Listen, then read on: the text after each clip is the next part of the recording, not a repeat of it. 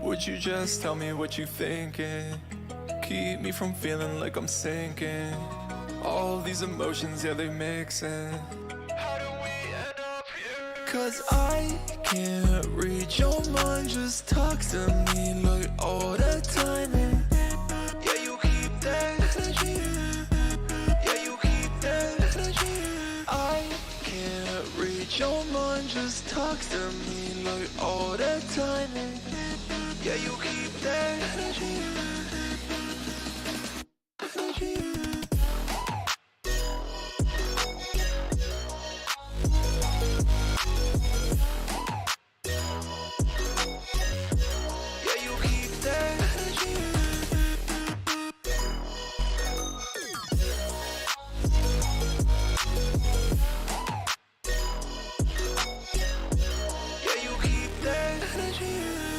I thought you had my back and you bailed.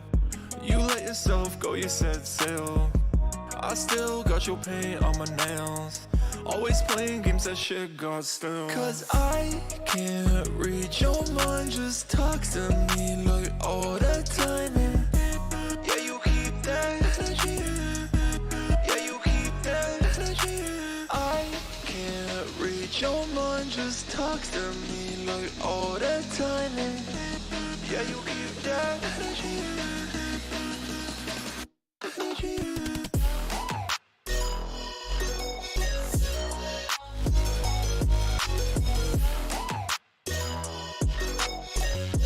Yeah, you keep that energy.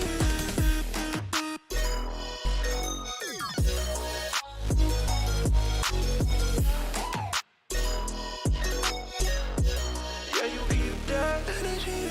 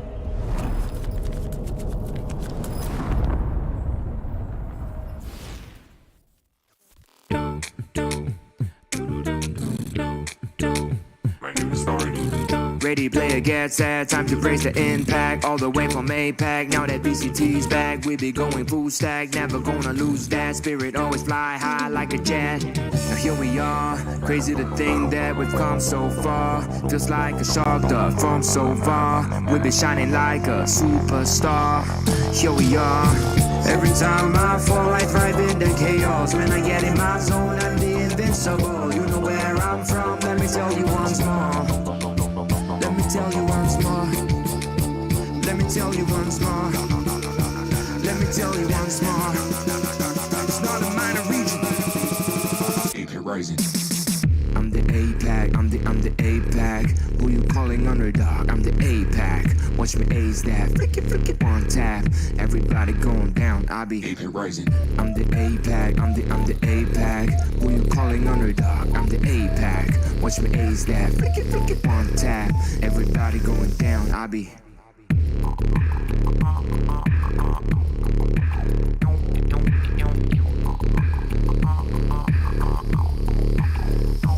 AP Rising.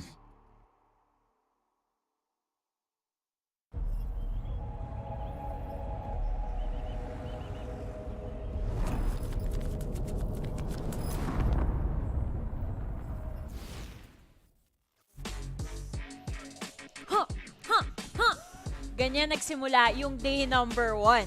Pero ngayon, iwe-welcome ko na kayong lahat dito sa day number 2 ng VCT Champions. Ako nga pala, si Likeable, ang inyong host. At ngayon, kasama ko ang aking mga classmates kasi napakatatalino ng mga katabi ko. Let's welcome to the desk, Dax and Black and Blue.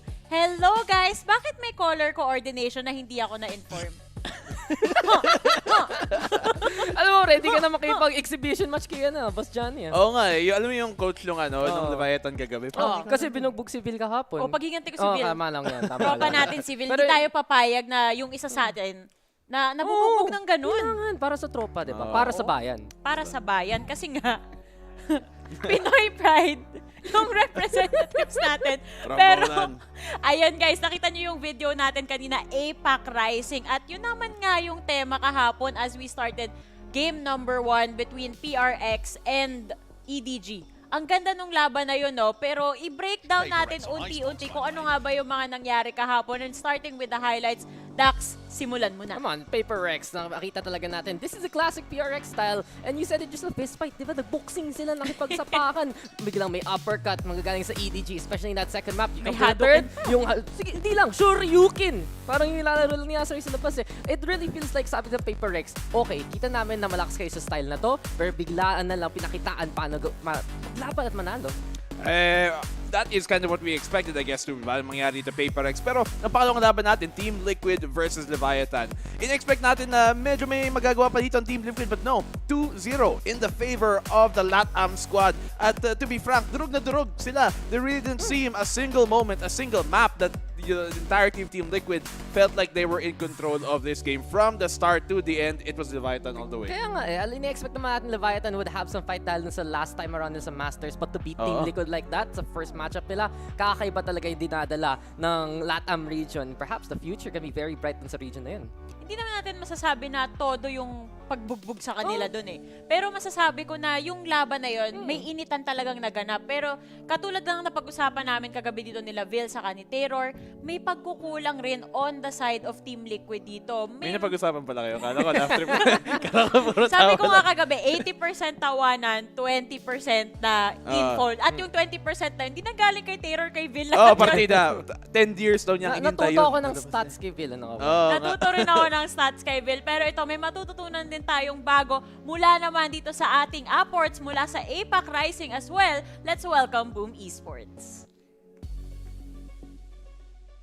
I'm joined here by Boom Esports. We've got Blazkin and Flipside as well. Thank you very much for joining me, guys. And you've been in Turkey a while, been practicing for a while. You're representing Indonesia here at Champions as well, which I'm sure means a hell of a lot as well. But I want to dive in and start talking about the history that you've got as well with some of the other teams, in particular with some of the players. Forsaken, I believe, as well. You guys have got some history with, and Mindfreak as well, I believe, as well. Yeah. Did they offer you guys any advice at all as you were coming into your first big global event tournament? For the advice, of course, they give us some advice, but not much. Yeah, not much. Leaving you to your devices. You've recently made a transaction. You've loaned somebody from a different APAC team, a guy called Famous, who's come in. A pretty unknown quantity, but I'm sure after he plays here at Champions, people are going to recognize him because he tore up the competition in the APAC LCQ. Can you speak to me a little bit about how that's made your team better, having that roster move going into LCQ? For me, because like he kind of the aggressive player that we needed last time, because we have like very defensive player, and then I feel and I think me, him, and my coach feel like we need more aggressive player and then more firepower. That's why we brought him into the team. Yeah, you can say he unknown in APAC, but he's very known in Indonesia scene. Like people always talk about him, but yeah. Does having an aggressive player make your job as an IGL easier? Yeah, I would say yeah, because they're not scared to take the fight and then they're not scared to do anything. So it's easier to do, to call. It feels like APAC has a lot of those players that are not scared. Yeah. Yeah, you guys were one of the first LCQ teams to actually qualify. Out of all the teams, you had a lot of time to prep. And one thing that I kind of want to talk about is Pearl as a map that's coming in, because it's being played for the first time at a global event here at Champions. And you've had some time, I guess, more time than the other LCQ teams to prep and practice on Pearl. Can you give us some hints as to what your feelings are like on the map? Have you guys been playing it a lot? What are you thinking around Pearl? For me personally, and the team as well, we feel kind of comfy that Comfy. map. Yeah, because we found it like the meta is pretty easy to play, and then what to say about Pearl? For me, the map is quite fun when you play it as a team. The first time it came out, I was like, "What the hell is this map?" and then after we playing in the team, I was like, "Oh, it's good, it's good, it's okay, it's okay." Like, Yeah. In a Quite competitive comfy, also, it's a bit Yeah. fun. Yeah. it's to be quite honest. fun. Yeah, quite the fun. map, it's like the split, but I think more. What you call it? Like, you have the long area, you have the split, kinda mid. Yeah, and mid. Yeah. A bit more varied. Yeah, Very. Yeah. You're coming into this as your first international event, and you're going up against some teams that have been at many of these events before. Your opening game is against Optic. They've been at so many of these events. They've won one in the past as well, but you've seen other APAC teams beat them. Xerxia has beat them in the past. PaperX has beaten them too.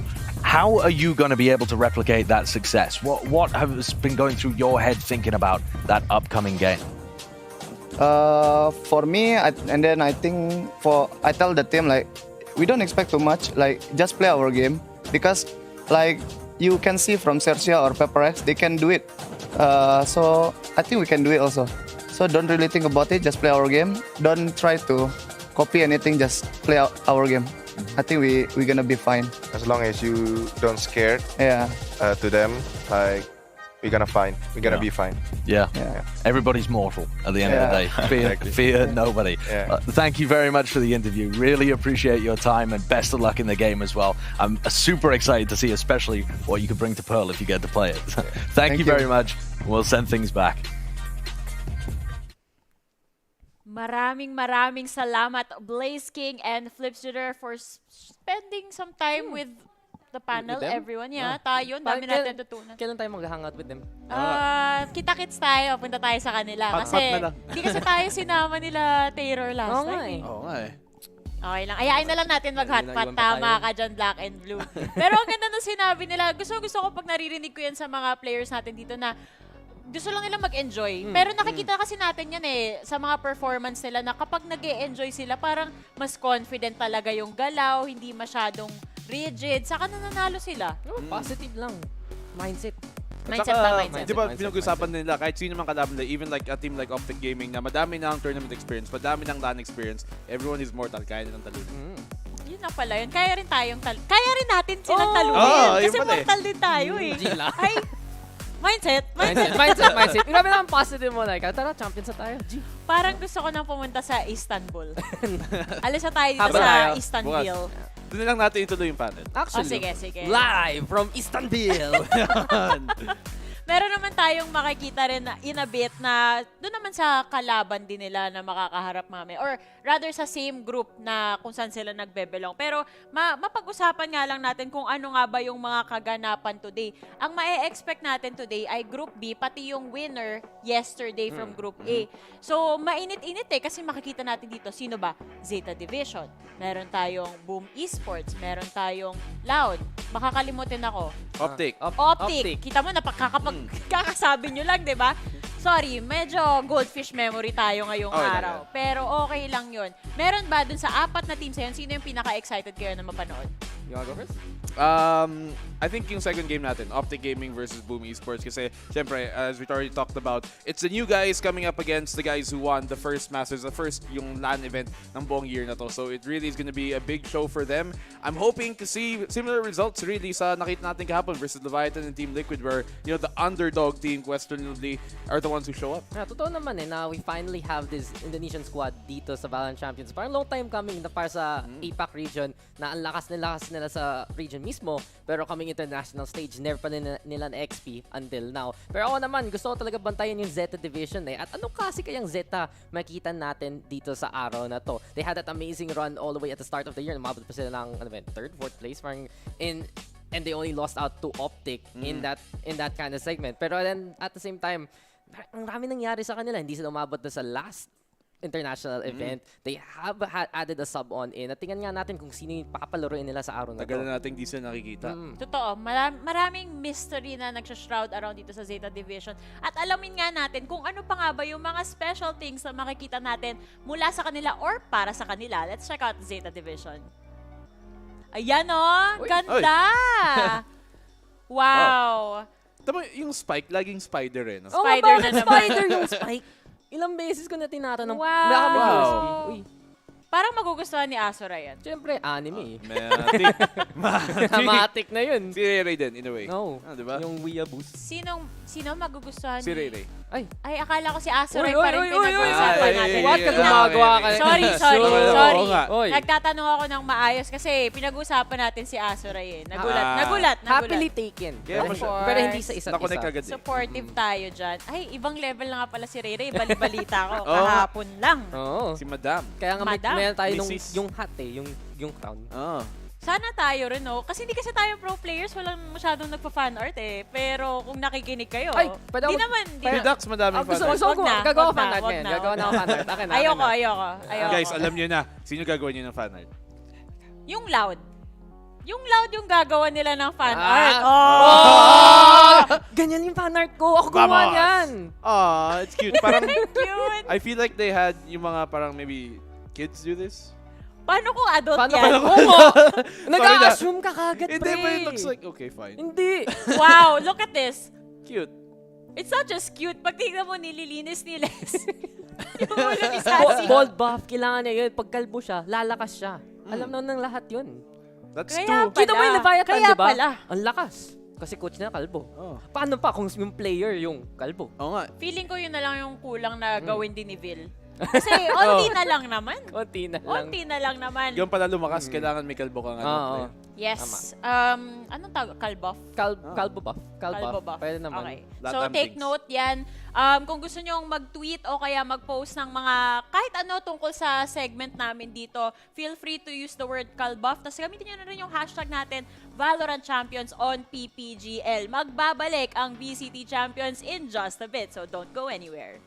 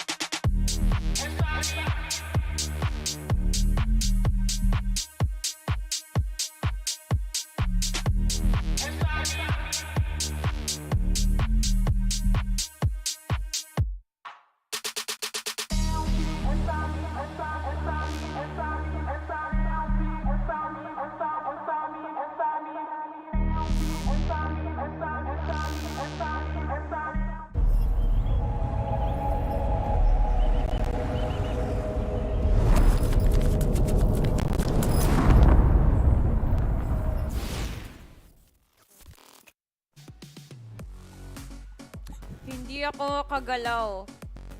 May nagda-drawing ng fan art ko. Pakita mo. Nagbabalik tayo dito sa panel at ire-reveal na natin ang artwork. Hindi kita. Kita nyo ba? Hindi kita. Ito, by Dax. Hindi kita. Sorry, medyo reflective siya, pero Zoom in, zoom in. Yan. Ano ako ni? Nag-artwork I na ako. see you looking at my PIC. Ako, lalapit. Yan, Yan, ayan. yan. Yan. Pinoy Pride. Likeable. Salamat. Likeable. Signed and Oh, sealed. syempre kailangan. This is by Dax, Do PH. not steal. Noted po. Muntik, buti na lang sinulat mo yan kasi muntik na atang may magnakaw sa mga So guys, viewers kung natin. gusto niyo po, mag-bidding po tayo mamaya sa Facebook Live. So, ko yan, ipapa-frame ko yan.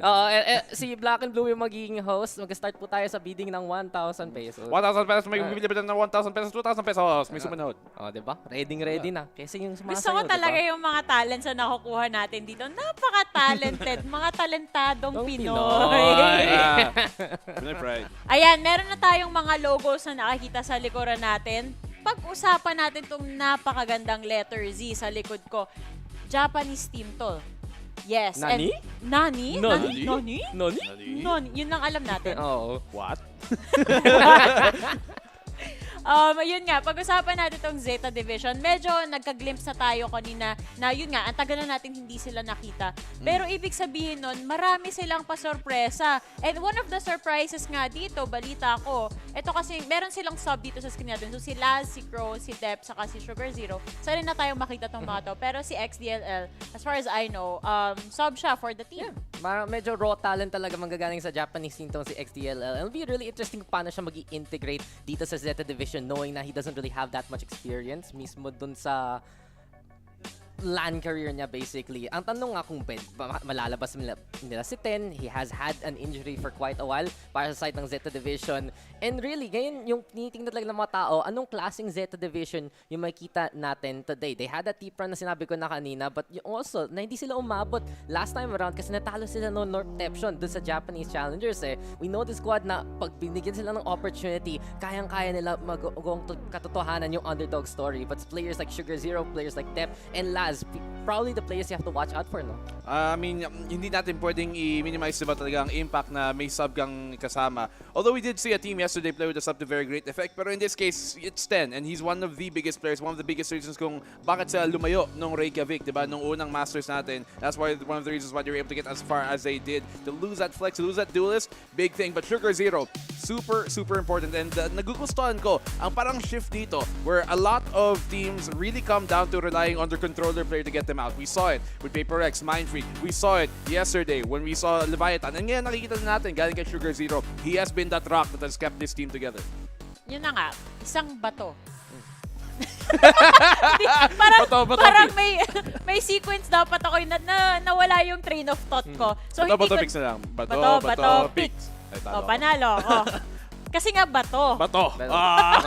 Sinabi na niyang ano gagawin mismo. Hindi mo pa ano eh. Meron kasi mga ganyan, hindi, sa totoo lang, may mga teams na ganyan din eh. Yung sobrang nag-overthink na yung obvious na play na andyan, na-overlook na nila eh. Kasi, siyempre, as a controller, nakikita mo to, di ba? Parang, guys, ang ginagawa nyo, chill lang tayo.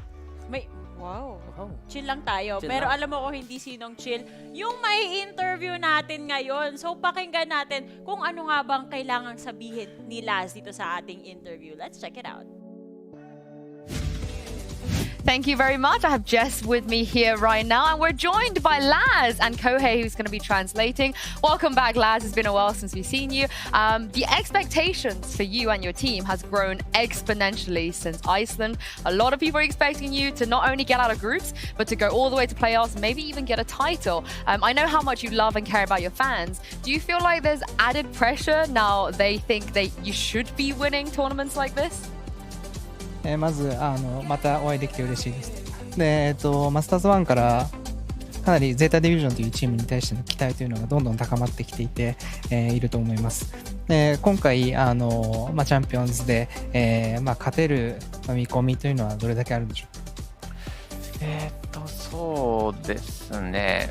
マスターズ1での結果がまあまあ良くてトップ3までいけたのは、すごい大きな自信にはなったんですけど、やっぱりどれだけなんだろうな、なんて言ったらいいかな、世界大会に出てくるチームがどれだけ強いかを身をもって体感したし、自分たちもちょっとどこまでいけるかっていうのは正直分かってないのがあるんですけど、やれることをやるだけで全力でいくしかないなと思ってます。So becoming third in the world for Masters 1, it has helped us build a lot of confidence. But as we know that in the international tournaments, there are a lot of great teams. So we're not too sure about how far we can go this time, but we are hoping that we can pull it together. Speaking of confidence, obviously pressure that Yinsu's already alluded to there, you had one of the biggest audiences in tactical FPS history, 13,000 people staring at you as you battled Northeption. You missed out on Copenhagen as a result. You spoke about getting that confidence from the Masters previous. Do you think maybe that pressure really hindered you in being able to make Copenhagen? And will that also be a factor here now that you're at Champions? 今、自信の話が出ましたが、ゼータディビジョンマスターズ1の後に、タクティカル FPS の中では最大とも言えるような1万3000人の観客の中でのプレイというのもありました。So could you repeat the Yeah, do you the think later that confidence that you had maybe is lessened from the pressure of having a crowd, especially one so big? Do you think that affected you when you were having the LAN in Tokyo, or do you think that that's something you've overcome now? You know that that won't be a pressure in Champions. そこの1万3000人という観客の前でプレイできた、ノーセプションに対してプレイできたっていうところは、このチャンピオンズで戦う上でのさらなる自信につながっているのか、いかがですか？そうですね、観客の前でプレイする、あれだけの観客の前でプレイするっていうのはもちろん初めてですごい緊張感とかはあったんですけど、そうだな、僕は個人としてはあんまり緊張はしなくて、なんか目が悪くてあんまり見えないっていうのはあるんですけどあと他のチームメンバーに聞いてもそんなに緊張してない感じがして、もともとプレッシャーに強い選手が集まったのかなとは思ってますね。で、そこでいいですかね。So, of course, having to play in that kind of environment in front of 13,000 people was my first time to play. And but surprisingly, I wasn't too nervous in front of the audience. It could be partly because my eyesight is not too good. But me too, I can relate. But when I talked to the other teammates, my teammates were also not too nervous in front of the audience as well. And lastly, it's kind of poetic that your return to international tournament, you have the two teams that finished above you at Reykjavik in your group. So what do you think about your group and those rematches? 今回レイキャビクで、ゼータディビジョンの上に順位をつけた、2チームが、同じグループになるというドラマチックな展開になっていますが、このグループについてどう思いますか？そうですね、マスターズ1のトップ3が集まってしまって、で抜けれるのは2チームだけで、その時の順位でいくと自分たちで3位だったので結構劣勢ではあるのかなとは思ってるんですけど、でもそうですね、やっぱりトップチームと戦うのがすごい好きでめちゃくちゃ楽しみっていうのは一番大きな気持ちです。So top 3 teams of Masters 1 is all in one group. Only 2 teams get through. And because we were third in that tournament, we're sort of on the weaker position. But as I really love to play strong teams, so I'm really looking forward to and very excited about this.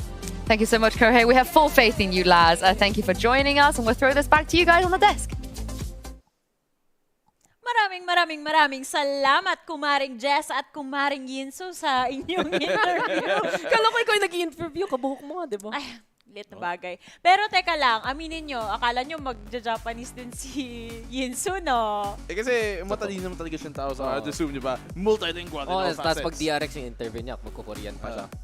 Kompleto na. Kompleto na, Perfect all around. Miss Worldwide. Miss Worldwide. Pero pag-usapan, ayan, nakarinig na tayo ng mga intel, mga insights mula kay Laz mismo from Zeta Division. Pakinggan naman natin, o kaya pag-usapan naman natin kung ano naman yung mga information na makukuha natin mula naman sa kalaban nila, which is Loud. Ayan na, ito si Aspas, Les, Pankada, Sadhak, saka si Sassy. Sana tama yung pagbasa ko, no? Pero kayo, syempre, mas alam nyo yan kaysa sa akin. Ganun ba? Siguro. Kaya ba kami panelist? Kaya pala nandito tayo. Di kayo sure? Hindi ko sure talaga. Pero, ayan na. Drip check. Drip check. Focus muna natin. White shoes. Mas marami kaysa... Maganda talaga yung mga van nila eh. Oo nga eh. Uber. White van, ice cream. Yep. Oh, okay. Bakit pag dito, medyo nakakatakot yung mga ganyan? Oo nga eh. Ibang usapan. Medyo ibang usapan na yan. Pero Loud, alam naman natin na sila talaga ang pinakamalakas na Brazilian team na nandito ngayon sa Valorant Champions. You can even say na kahit idamay pa yung LATAM, sila pa rin yung pinaka influential sa buong region nila and more. And it's really because na umabot sila ng grand finals noon, nakita talaga nila na ang lakas ng mechanical prowess nila. And it really goes to show na someone like si Sassy na umabot pa nga ng top 1 sa EMEA leaderboards ngayon na Radiant, ha? Na hindi niya yun yung region mismo. Ang grabe yung preparation dito ng Loud na they have really refined their gameplay. Lahat ng pagkakamali nila dati, gusto nila ayusin. And especially right now na nakita nila yung mga matchup nila dito sa group na to. It's their way to show that they are back. Ito yung magiging paraan nila pakita kung ano yung mga pinag-ayos nila dito para sa Champions. I mean, there's really lots of refinement pagdating sa mga LATAM and South American teams in general, right? We talk about LATAM and Brazil as one whole. And the fact that they even made to the grand finals nung Reykjavik is already a big sign of the capabilities of this team. You give them about a year, they could be at the top of the world. They could be making the championship at Valorant Champions. Malay natin, this could be the tournament that we're going to see a South American team do it. And I think Loud, they're one of the most appropriate. In all the years na experience ko na, covering mga FPS games, there's always a time na darating ang LATAM and South America year, and this could be it. Baka ito na nga. Actually, yan yung gusto ko ring i-point out. Kahapon, nakita natin kung paano yung nangyari dito sa Leviatan. And alam mo, feeling ko kasi laging ganun yung mindset ng mga tao. Hindi pa sila ganun ka-familiar kung paano yung playstyle ng region na to. Sanay na tayo na marinig na NA, EMEA. Ta syempre tayo, homegrown tayo dito sa APAC. So yun yung chine-cheer natin. Pero parang kulang pa, at least sa atin, yung recognition na ibigay dito sa LATAM. And ito, yan yung purpose ng mga teams katulad na lang ng Loud, ng Leviatan, na gusto nilang ipakita na andito na kami. At you know what, guys, kailangan bigyan nyo kami ng recognition. Kailangan tingnan nyo kami, bigyan nyo kami ng attention. Or kung hindi nyo ibibigay, kukunin namin. Ganon! Ibang klase din grind ng mga South American teams. As in, talagang I think improvement-wise from all the teams na nakaabot ng grand finals, from yung pinaka-base floor level nila to where the top of their seeding has been, I think they've had the biggest growth out of any region. And yung nga pansin natin, di ba? Na gusto nila maging mas strategic dito. They have had that mechanical prowess. They know yung mga pagkakamali nila, especially itong Loud versus Optic twice in international competition. So this is their chance. Napakita strategy now is key for them. Yes, strategy is key. And with that, guys, mukhang malapit nang magsimula yung labanan. So excited na ako. Alamin natin kung anong mangyayari dito sa Zeta Division versus Loud. Being a champion, it comes with the legacy, it comes with the status, it comes with preparation, hard work, determination. This is definitely the tournament to bring your all and show that you can be a champion. Being a champion for me, it means like that you have conquered not only your region, you conquered the world. That's what makes you a champion. E vamos dar nosso sangue para representar o Brasil da melhor forma possível. E é isso, faz velho. 世界中の方が日本のリージョンに興味を持ってくれたっていうのは非常にありがたいことですが。I just call what I believe. My teammate believe me, so we're really happy. We're really proud of ourselves. Finally, we can do it. 出てこれた日本のチームがうちだけということで、他で頑張ってるチームの分も含めて、自分たちがやらないとなっていう気持ちはあります。We demonstrated on Denmark that we were a strong team.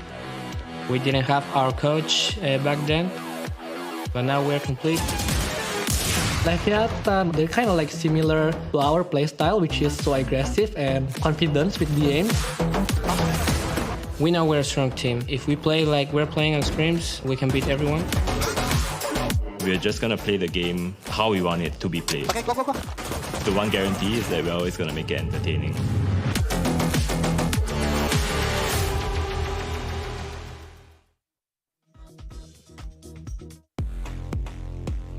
Grabe.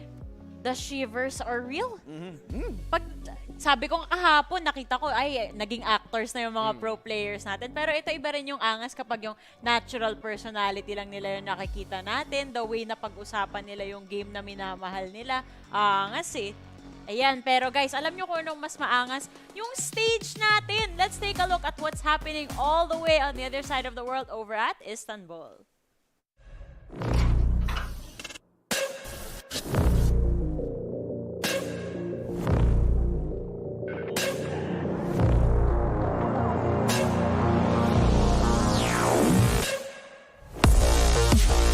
Zeta Division. Loud. Optic. Boom. PPGL. Leviatan.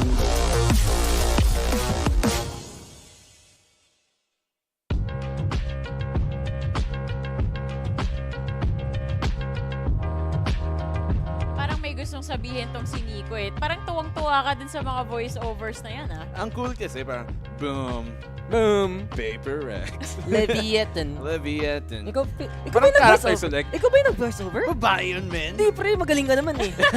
Ikaw na lang. Konting ipit pa ng boses. Ako na, ready na ako. Sige, ipitin mo. Parang yan yung Leviatan. Kagabi. Leviatan.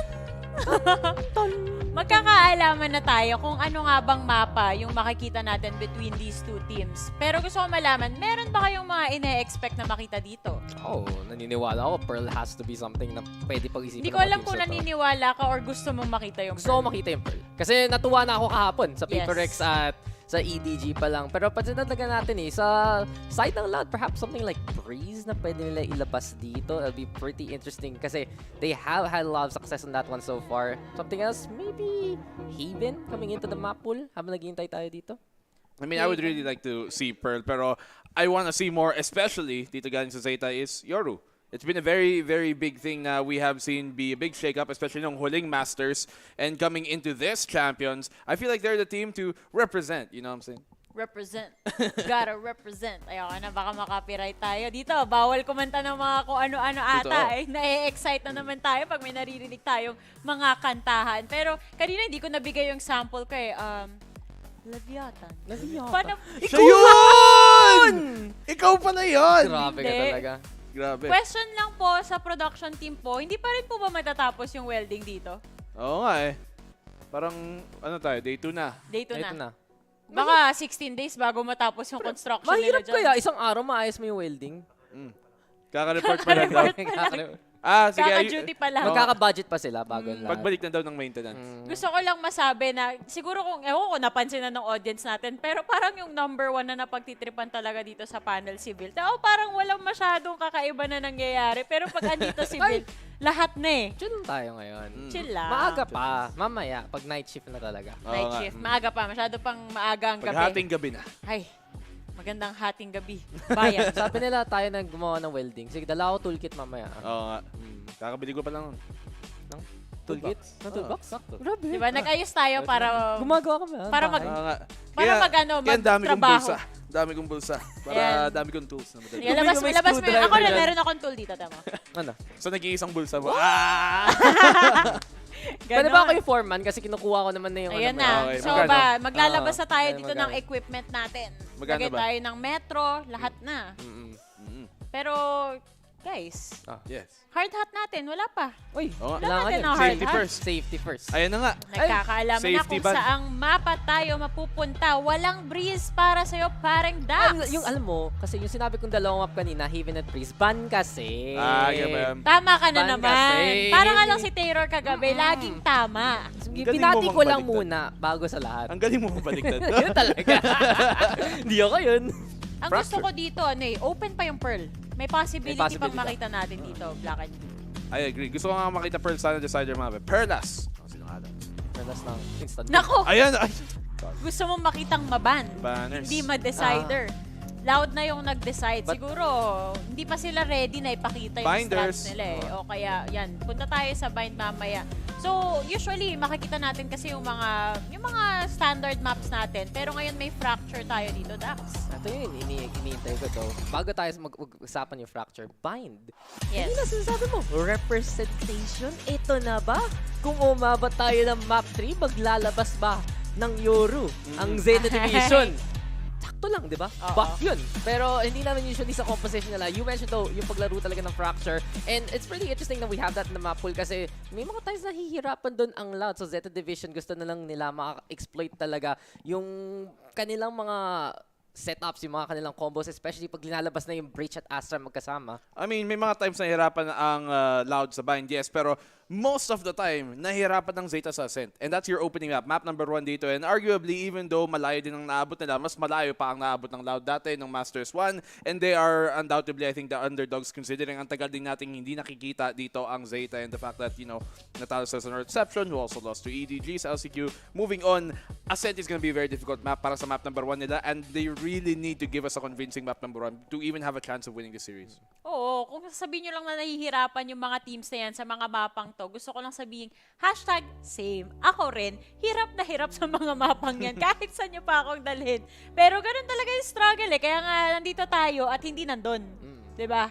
Ganun yung kaganapan natin. Pero for now guys, hintayin natin na magsimula na yung labanan dito. In the meantime, we are gonna be going off to a quick break. Huwag kayong aalis, magbabalik ang VCT Champions.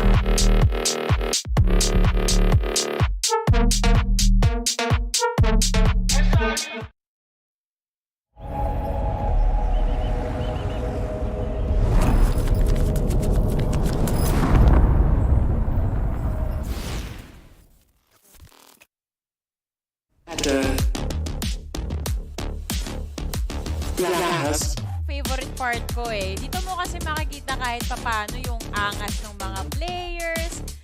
Kung kapareho ba nila tayo na lagi lang nakaupo, yung posture. Magre-reflect yan dito eh. Ganyan tayo eh. Si Ten! Oh. Si Ten! Si Ten!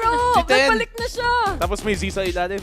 Pero yan talaga eh. Yan talaga yung naging question mark dito eh. Kung maglalaro ba si Ten. Kasi balita ko nga, nasa Istanbul na siya. So hinihintay na lang yung final answer na, is he gonna play? Is he not gonna play? Siyempre, like, hindi naman kompleto ang Istanbul. Wala si Istanbul.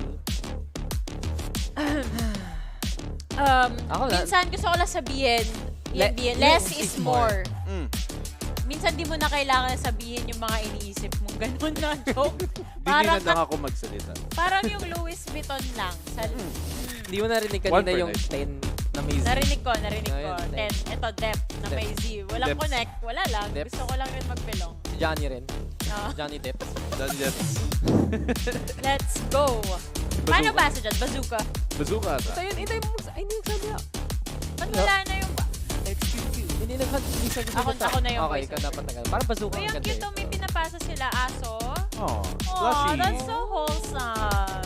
Diba? Maraming crane machines sa Japan. Buti pa to kahapon. Ayaw niyang tanggapin yung ice cream ni Benga eh. Debate kasi yun, diba? Have you ever had Turkish ice cream? Pinapaasa ka eh. Ay, ganun ba yan? Oo. Fist bump, fist bump. Yan. Fist bump. O, tayo rin. Fist bump. Fist bump. Fist Fist bump. bump. Yun Kaya yung di nakita ng mga viewers, pero nag-fist bump din kami dito in the spirit of camaraderie. Pero ito na, pumipwesto na yung mga players natin at tulad nga ng sabi natin kanina, ang unang mapa natin dito ay Ascent. So itong Ascent, alam na natin to bilang mapa na punong-puno ng mga fundamentals, ang tagal-tagal na ng mapang to. Kabisado na nila to kahit nakapikit sila, alam nila yung mga call-outs dyan.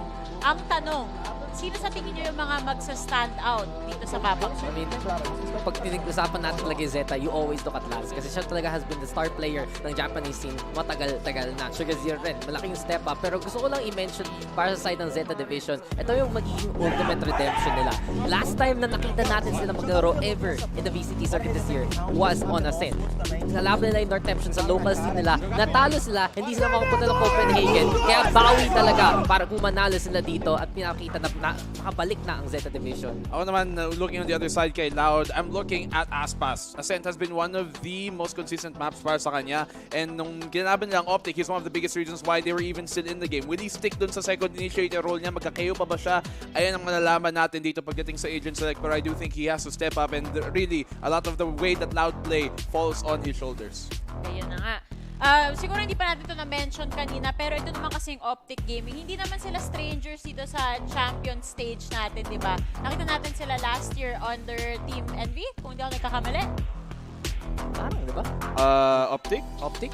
Baka nalilito na naman ako. Iniisip ko na to yung mga Para sponsors. Magkakaalaman in just a bit. Tamang check lang tayo dito sa panel. Pero, I mean, in fairness, yung Envy is Optic. Yeah. So, diba? Oh, yun. Parang nagka-merge na naganap doon kung di ako nagkakamali. Pero ayun nga. Oh, diba? Pinack-check ko na. Fact check. Alam nyo na yung nag-rebrand lang information kasi. natin dito. Kasi, syempre, inaral natin yan para lang tayo civil. Nag-aaral tayo dito sa desk. On the spot. On ang the aral. spot. Tipong, kaya meron tayong laptop dito. At kasi siyempre kaka-search natin, gusto ko lang rin i-mention ulit. Kasi nandito na si Ten. Laking tulong to para sa Zeta Division. Yun yung dinadala niyang aggressiveness, yung absolute precision niya, at yung last time nga nag-assist sila sa VCT circuit, siya pa ngayon nag-top frag, nahirapan mag-chamber sila. So, para sa Zeta, ibalik nila yung main roster, pakita nila yung best foot forward nila, at mukhang lalaban naman sila, at may konting pagkakaiba dito, Black and Blue. I mean, top frag nga Dax, pero talo pa din. At Talo the end pa of the din. day, talo sa North L pa din at the end of the day. Ang sakit mo naman magsalita.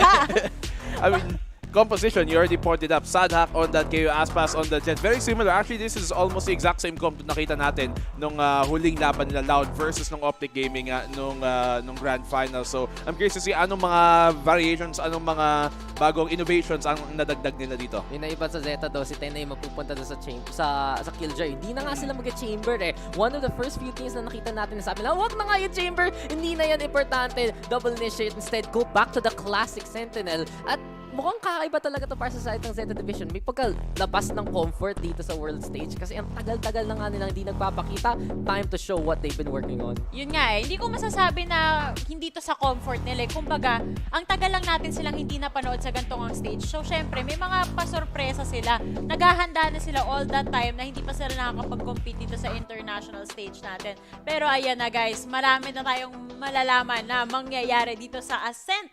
Mainit ang laban. Meron tayong mga Killjoy. Marami tayong initiators dyan. At gusto ko lang rin i-point out na oo, andyan si Ten. Maganda yun kasi may comfort. May sub tayo minsan na effective for a team.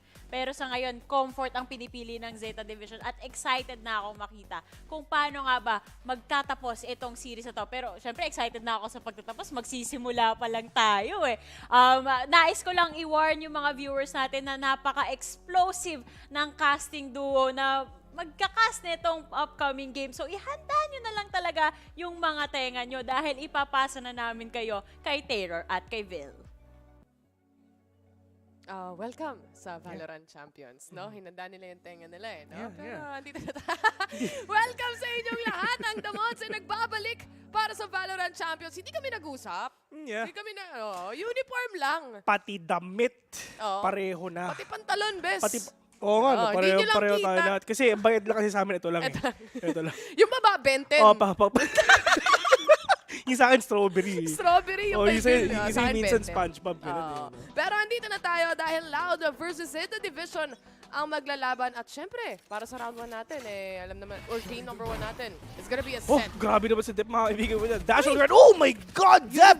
Popping off with a kill onto Pancada. That is a good opening already for the side of Zeta Division. Pero meron pa ata siya makikita dito. Aspas will get that kill onto one as well. Pero dalawa nagbabatay ngayon. Sa Dakdaka, isa pa pero meron tao dun sa may Genti. Si Dep nagbabatay lang dun sa may switch. Pero this is gonna be the pop flash coming in from that K. Although T versus 3 now. But that will gonna finish everyone right now. He is super low. Meron pa tao dito sa may Heaven. Stacey is the number.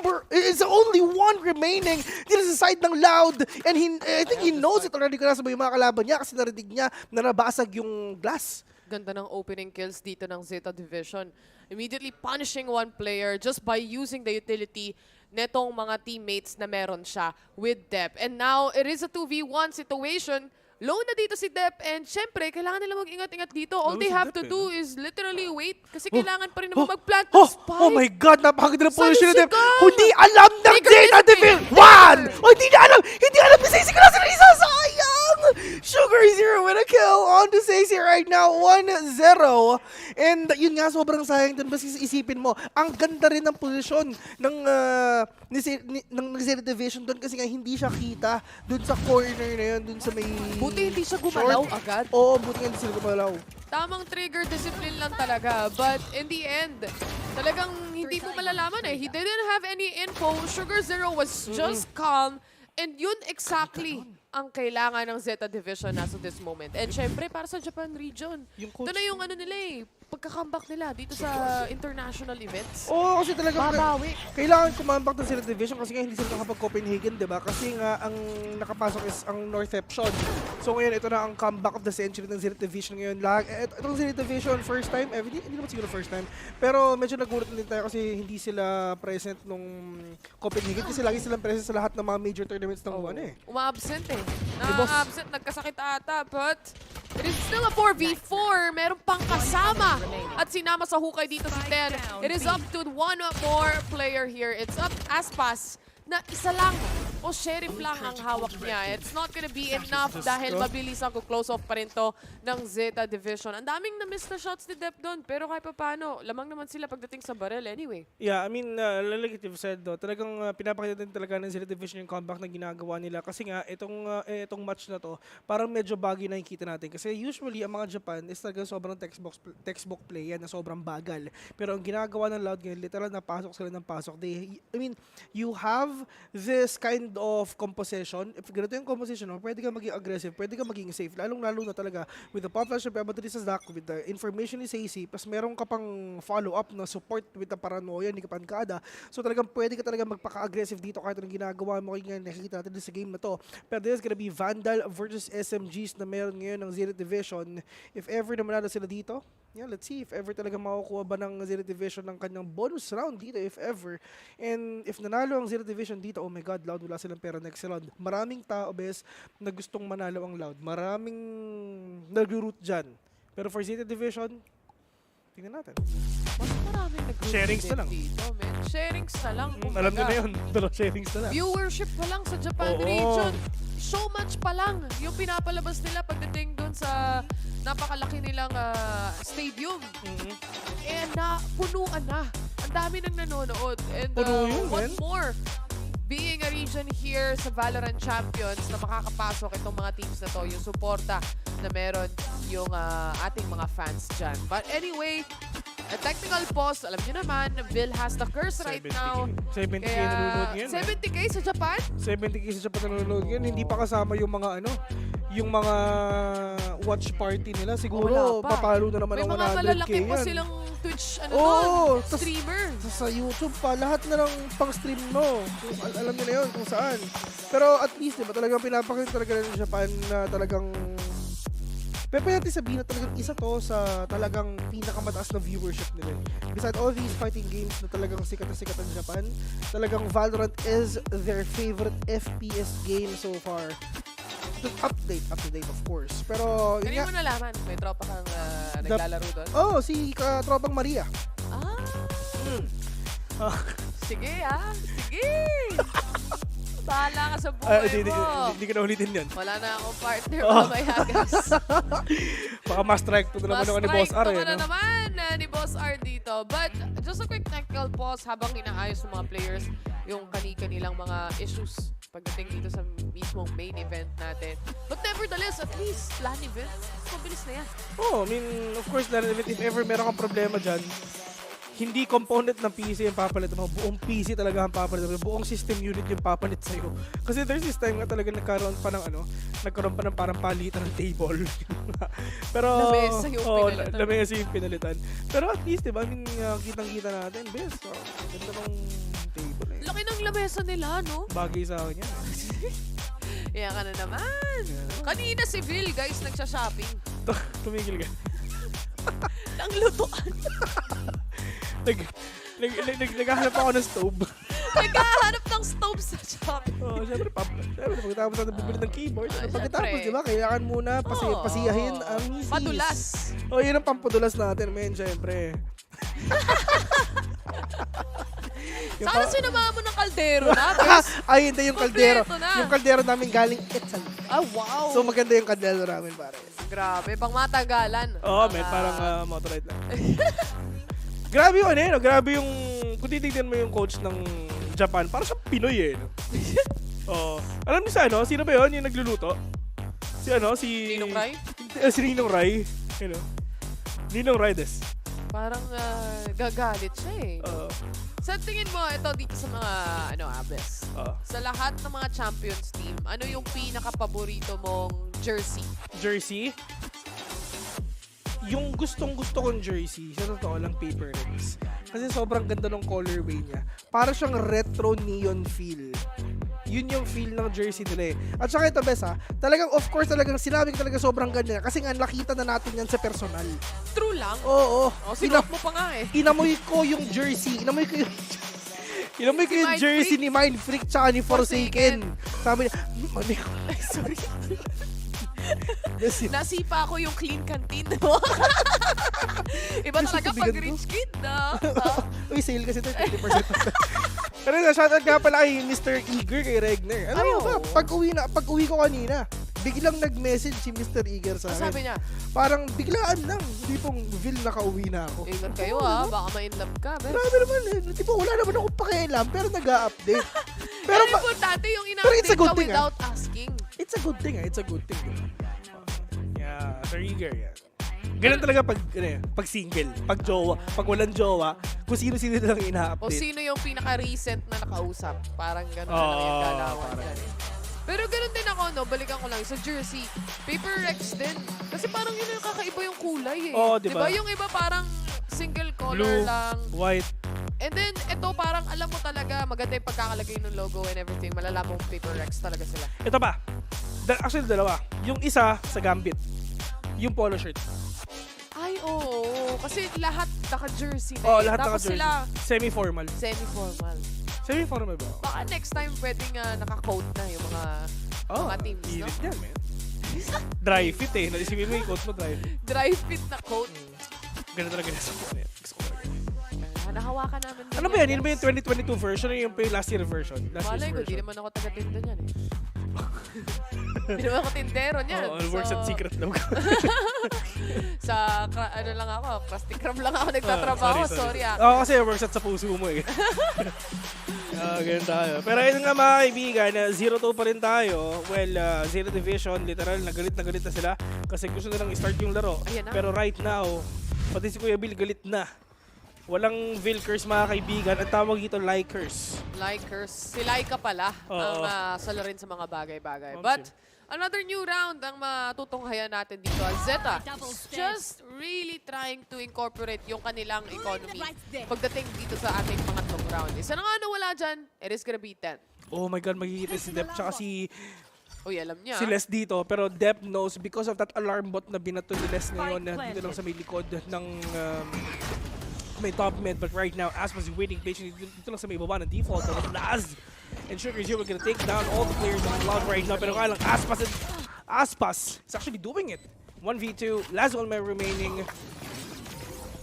we're gonna go down to the hands of Pancada. Well, I mean, if ever you're gonna check it, medyo nahirapan ng Loud in terms of course, engagement.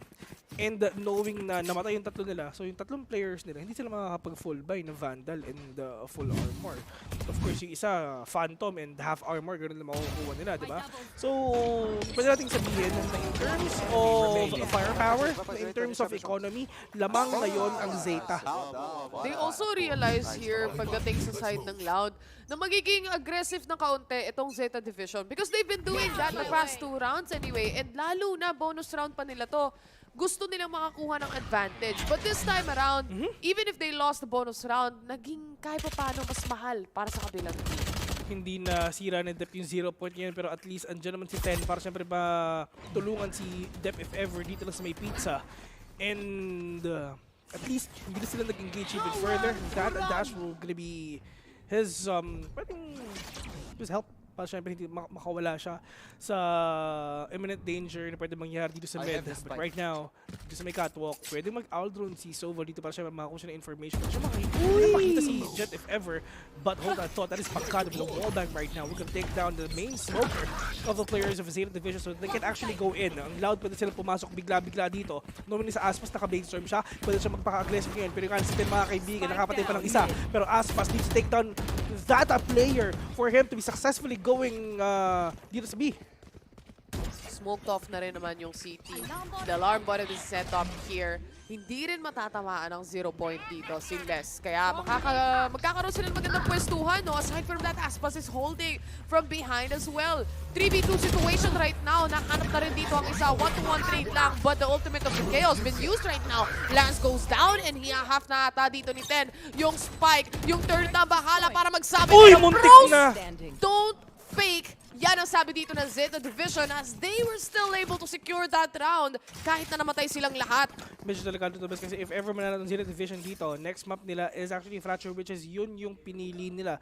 Well, pwede natin sabihin na this is actually the top 1 of Brazil dun sa Loud and this is the top 2 of Japan for Zeta Division. So, literal na best of the best talaga. Parang tinong na nila best of 3 ba? Best of 5? Best of the best. Yun ang tamang sagot doon.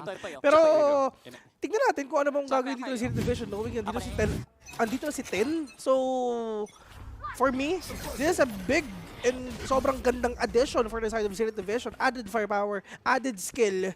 So, tingin mo ba nag-level up ang Zeta ng K10? Definitely. Pagdating naman dito sa lineup na ito, makikita mo yung impressive na retake na kaya nilang gawin. Nalinis nila yung round na yun kanina. And with that, syempre, the confidence is boosted for Zeta Division. Pero, as of the moment, Loud is already planting the spike and they are preparing for that 4-man retake as of the moment. Ang kaso, wala silang baril. Yeah. I mean, at the end of the day, ito yung pinili ng Loud. Pero pwede natin sabihin talaga ito isa sa pinakamalakas na mapa ng Zeta Division. And that is a really flawless lang for the side of Loud. And dalawa yung bawas nila doon. Si Aspa sobrang konti lang. Si Les, literal na less lang yung damage na nakuha niya. And sobrang gandang round yun for the side of Loud kasi hindi naman talaga sila Grabe naman yun. Nag-press W lang, sabay pre-fire. Itong yung mga players na to. And it just goes to show how hyper-aware the players of Loud are. And I think, moving forward, pagdating dito sa susunod na round natin, lalo na may Killjoy lockdown pa coming in from Les, this is a very much possible take for them. Yeah. That can happen, pero syempre kailangan mo na ng magandang entry dito. Kailangan na ng impormasyon na pwedeng iba to ngayon ni Sacy tsaka ni sa Duck. But right now, at least Sugar Zero getting that information off and medyo delikado to ha. If ever na dumire-diretso yung mga players dito ng Loud mga kaibigan, walang gagawin si Sugar Zero kung hindi mamatay o ubusin lahat ng tao dito. Pero napaka-cheeky na position niya, nakapatay. Let's see if ever makakapatay mo siya ng isa dito mga kaibigan. Pero dahil sa Aspas gonna try and close the door. Pero Sugar Zero is inside already. Nakakita pa isa pero yung siya mamapatay dito sa Duck. And Sacy gonna plant the spike already. 1 minute left clock right now. And Sacy mga kaibigan will gonna be denied. But right now, si Ted nakakuha pa rin isa 4v3. Meron pa rin lockdown si Les if ever. Kailan nila gagamitin yan? Pwede nilang gamitin, pwedeng hindi. But it's all up to them kung paano ba nila gagamitin to. And delikado kasi dalawang nasa hill no? May trade, pero pwede kayo maubos doon bigla. But the double swing settles in and Loud was able to still May secure lockdown this round. Gaya nga nasabi ko, no, may lockdown nga dito si Killjoy and still, kagaya ng sabi mo din, hindi nila ginamit yan for the specific round dahil hindi naman kailangan eh. Lamang sila when it comes to the manpower and aside from that, makapag-plant na rin or maganda yung opening na nakita nila here on A side. And a good Killjoy or a good lockdown from the Killjoy, especially in a post-plant situation, is also very essential for the team of Loud. Baka yun talaga ang plano nilang gawin when it comes to worst, kumbaga. Yeah. And ito nga, nakikita natin ngayon yung statistics ng Zeta Division dito sa mapa na to. 75% best, 40 wins, 13 losses. Yan ang meron ng Zeta Division dito sa mapa na to. Pero, nakuha nila to na puro Japanese ang kalaban nila. Ay, na puro Japanese ang kalaro nila. Hindi ibang region. So, talagang knowing na hindi pa sila pumunta ng Copenhagen. So, literal na ang lahat ng ka-scream nila sa sariling region lang nila. Pero, knowing na talaga pumapalag yung Japan dito na kahit sila yung naglalaro. Talagang kitang-kita mo yung pagka-step up ng Japan sa laro na to eh. Meron, but I really think meron pa ring laps pagdating sa region na ito kapag dumarating tayo sa punto na kailangan nila ng mabilisang micro adjustments against the bigger teams that we have o yung mga known teams talaga na nakakapag top 3, top 2 pagdating sa ating Masters, pagdating rin sa Champions from last year. And with that, I feel like Asia Pacific mas mataas. Or I really think na mas malakas ang Asia Pacific compared sa Japan region. I mean, no bias, of course. I mean, if ever compare it to Copenhagen. Mabilis kasi mag-adjust ang Asia Pacific. Lalo na ang team kagaya ng Paper Rex. Oo, yun nga yung think ko sa sobrang wild nila eh. And sobrang dali talaga mag-adjust. Like, look at Boom Esports. Ang bagal nila naglaro nun, di ba? Ang bagal nila maglaro nung kalaban nila. Pangmatagalan pa. Oo. Literal, kung game 3 ng lahat ng games, gagawin nila dito. But I think an entry is about to happen as Loud is already shutting down the doors here. And still, Sugar Zero with the one tap, or rather getting less right here. 5v4 situation pa rin na meron tayo. Low on HP na si Sugar Zero dito, but Zeta Division is just holding down the fort. Pwede sila makakuha ng thrifty round dito, mga kaibigan. And that is a good thrifty round. Isipin mo ba, wala man na nakapatay kahit isa. Easy upgrades, free upgrades sa lahat ng players ngayon. Parang pinagrab yung mga baril. Yun nga eh, no? Grabe, express lang. Diyos ko, kalaban mo, ganun kalakas yung hold na meron ng Zeta Division dito. And talagang pinapakita rin talaga sa atin na talagang oo, kami lang yung naglalaro, kami lang yung nagkakalaban dito sa Japan region. Pero pag tinapat mo naman kami sa mga iba't ibang players, sa mga iba't ibang region as well, dun kami babawi. Knowing the Zeta Division, isa to sa pinaka, parang lagi na lang dito sa Champions, sa Masters, kung saan man. Perfect attendance sila, except Copenhagen, kasi nga natalo sila ng Northception. Pati sila nagulat dun sa thrifty round na nakuha nila eh. Uy, sabi because of the help coming in from the Fade, nakikita pa rin nila. Pero may mukhang may engagement na nagagarap pagdating dito sa Garden. The pop flash settles in last. Hops out a little bit, pero kailangan niya bumalik dito. Namatay siya when it comes to the Nano Swarm. It's still a 5v4 and pasok na sila on site, pero napakadaming utility. Napakadaming utility sa general. Napasok nila na sobrang wild na ginagawa nila. Padkalo will take one down. Pero 10, trying to hold the fort dito sa may hell though. And tamang jiggle-tiggle dito talaga yung ginagawa nila para syempre talaga hindi sila mapatay. And for them to take on everyone na napakabilis. Pero Crow. Wow. Crisp. Yes. You have the info, you give it to Loud, and they can do anything with it. Yan ang pinaka-importanteng factor. Lalo na sa 5v5 setting na to, in full game ang meron tayo. And looking at the site itself, kahit na ang dami nilang sinalong utilities, pagpasok pa lang nila, the alarm bot goes off. There's a Nano Swarm na napatay na rin yung ibang kakampi nila. But in the end, they were still able to do entry, make the opening happen, and still settle for the win for this round. Itong ultimately Killjoy, kanina pa to. Di pa rin nagagamit. Grabe sponsor na Burger King. Para palagi sila may Whopper. Naol talaga. Pero dahil Recon Ball not gonna spot anyone, dito lang sa may malapit sa arches, and Dep needs to play close. Wallbanging is ginagawa ni Stacey ngayon, and if ever lang din talaga na machambahan ni isang mahatik one-tap si Dep dito if ever.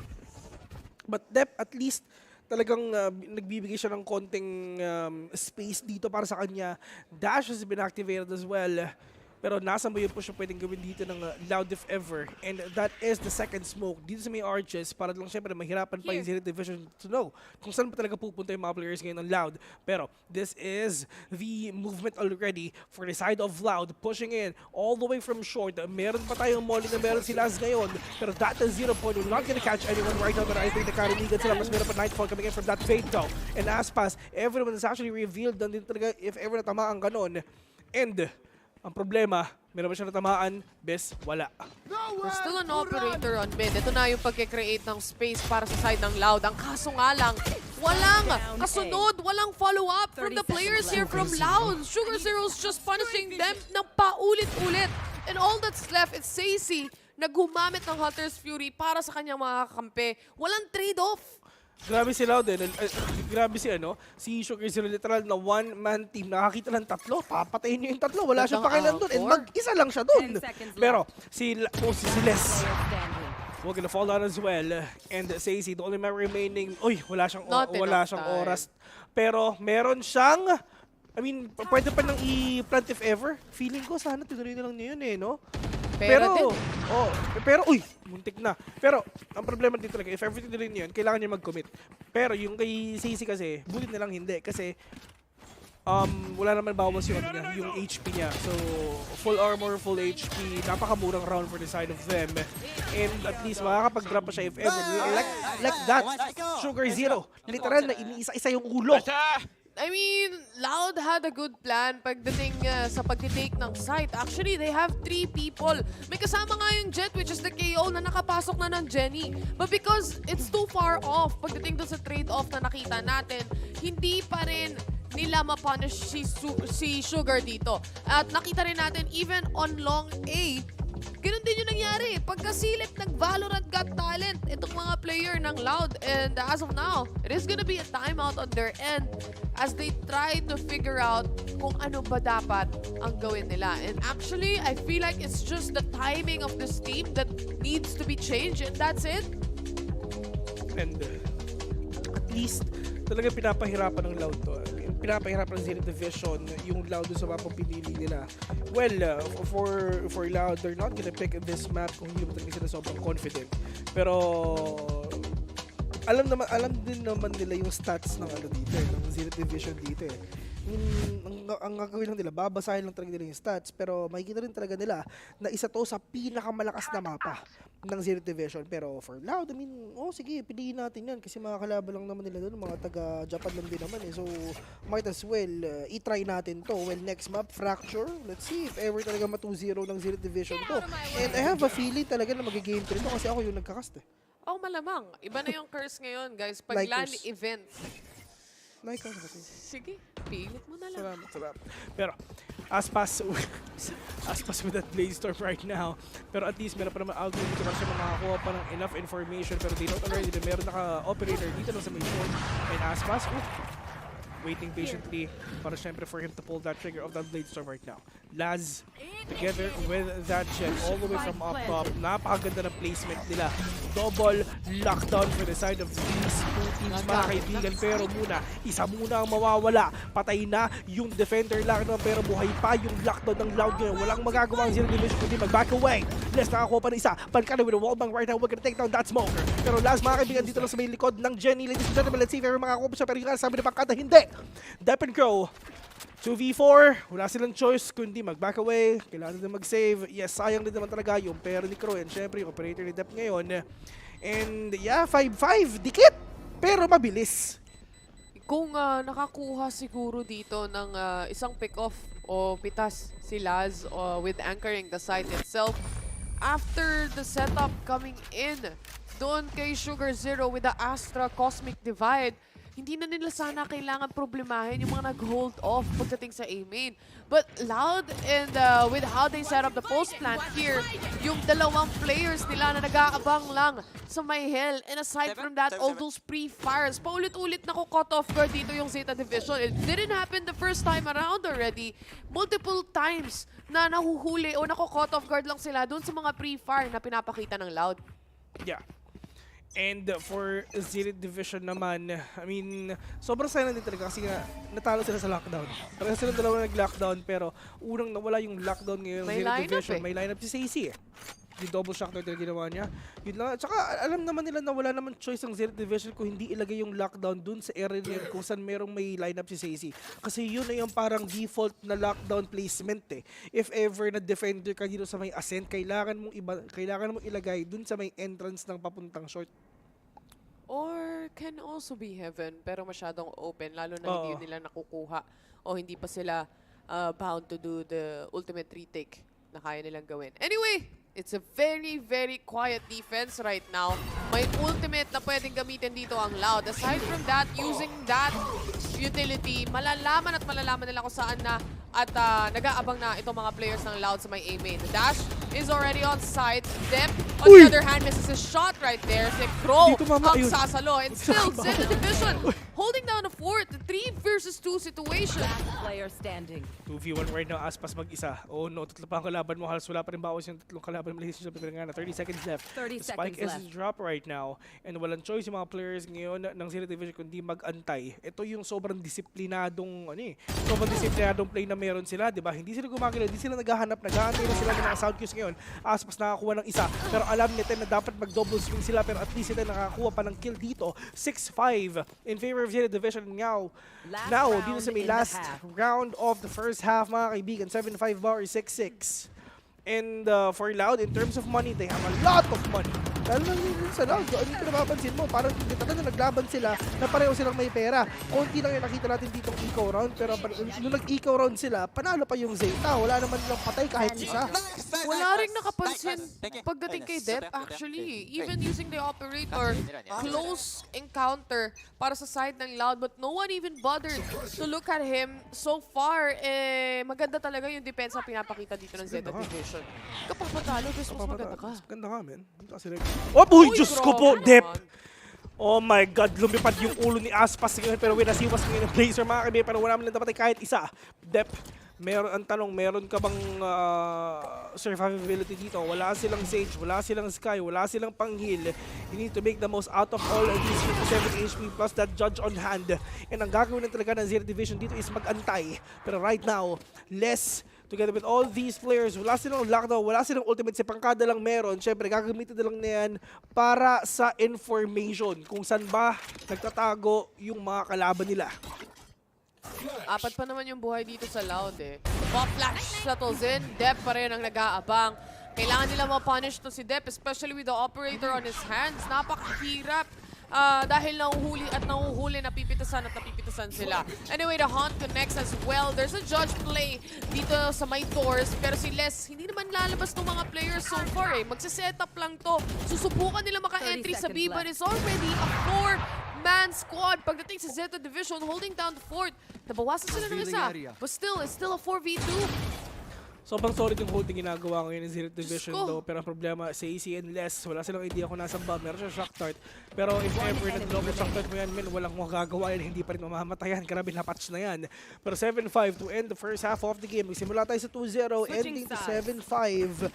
Still in favor of Zeta Division and Loud, for sure nararattle sila. Ano nangyayari? We are the top 1 team of Brazil.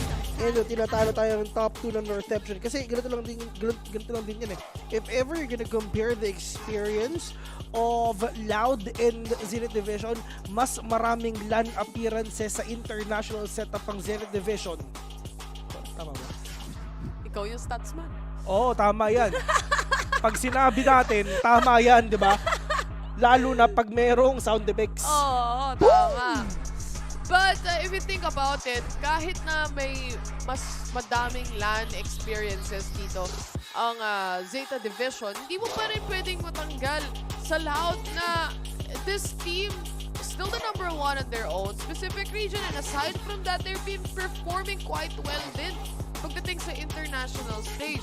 Even placing really good pagdating sa international stage. So, feel like kahit na napakadami yung experiences pagdating sa LAN, nawawala rin yung jitters na yan. And so far, with how Loud is playing and how Zeta Division is playing, it's not too far off. Pagdating sa score, 7-5, easily comebackable. Pag nakuha mo yung pistol. Yeah. Pero, if everything sikat ka laban, sure win.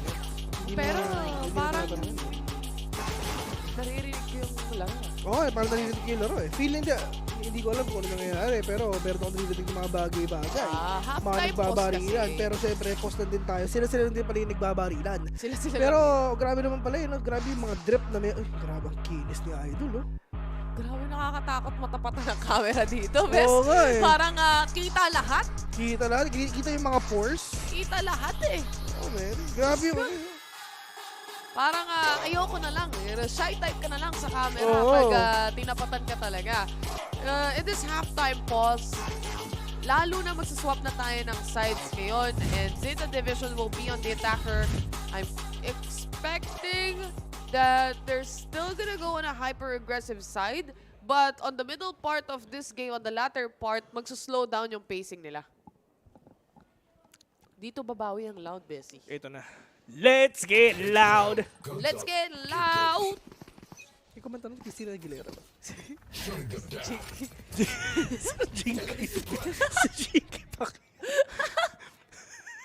Meron siyang cover. Click here. Subscribe. Ganun na lang. Pero itong Zeta Division, when it comes to pistol round, ang init nila kanina. Bes. Sobrang init nila talaga. Ay, may lumabas na, may sumilip lang. Yung loud, dire-diretso eh. No? Si kaibigang Diretso Aspas. sa kabatayan eh. Diyos ko, isipin mo, nag-dash lang, nag-press W Esports. Parang sila chick lang. Pero ito na yung mga smoke, ito na yung mga nightfall. Ito na yung mga hunt na meron sila. Pero we started off muna with a kill onto Stacy. With a double shock dart kill. Dito na ang K10 mga kaibigan. Pero Laz, we're gonna find the spike already. Si Dep, gusto sana niya mag-smoke. Or gusto sana niya mag-skill dito. Pero that's gonna be denied by the 0 point of the players of Loud. Pero yung kanila, parang nangyayari. Kung mag-isa, apat pa ang kalaban niya. And Sadak. You can end your life. Sadak. Pwede na lang, walang O sa dulo. Oo nga eh. Nakakatakot na yan kapag may O pa sa dulo. But the entry coming in from Zeta Division right here is just a very typical entry. Default entry na nakikita natin pagdating sa mapa like Ascent. The dash in coming in from the Jet, but this time not on the site itself but straight to Jenny. And nasalo nga dito, lahat ng utilities na nagaling din mula sa Sova moving forward. Kung hindi nabawasan... Vamos, caralho! Piso é nosso, velho! Vamos, porra! Mabilisan itong mga players ng... ewan ko. Hindi naman ako marunong mag-Brazil. Ang alam ko lang sa Brazil. Ayo. Mama-GG naman tayo niyan eh. Vamos! Oh, vamos. Sila Dora, tsaka sila Boots. Les? Spanish yun, di ba? Spanish ba? Sorry, mga sila Mexico. Pero ano rin sila? Pero sila mga kaibigan, pero nga, bangkada with the paranoia on hand.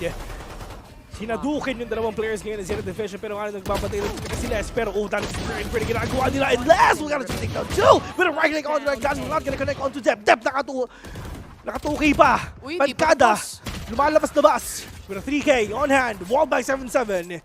And Zeta Division, it's their time. Mapapatay pero di matatalo. Yan ang sabi ng Loud. Sabi ko nga, di ba, napakadali lang bawiin ng 5-7 to make it to a 7-7 scoreline, lalo na kung makukuha mo yung pistol round. And with how Loud is playing right now, pagdating sa depensa na meron sila, alam nila kung saan nila ibabato yung utilities. Alam nila kung ano yung default take na ginagawa ng Zeta Division. And a team like Zeta Division, like we said, it is a very textbook play. Napakadaling basahin. Yan ang problema nila. Yung mga ginagawa dito ng Loud, if ever, kasi syempre, if ever narinig nila na nagbabato-bato na yung mga players ngayon ng Zeta Division, ng mga utilities, sinasabayan to ng Loud. Para syempre, mas mahirapan naman sila. Like nung ginagawa ni Sace with the double shock dart, so alam nila taga nila kung saan sila papasok, alam nila kung kailan ba sila magbabato ng mga utilities ngayon. Pero dahil parang tayo, we're gonna spot one, pero wala silang idea kung nasa ba talaga yung agent and exactly depth, getting all these pot shots on hand.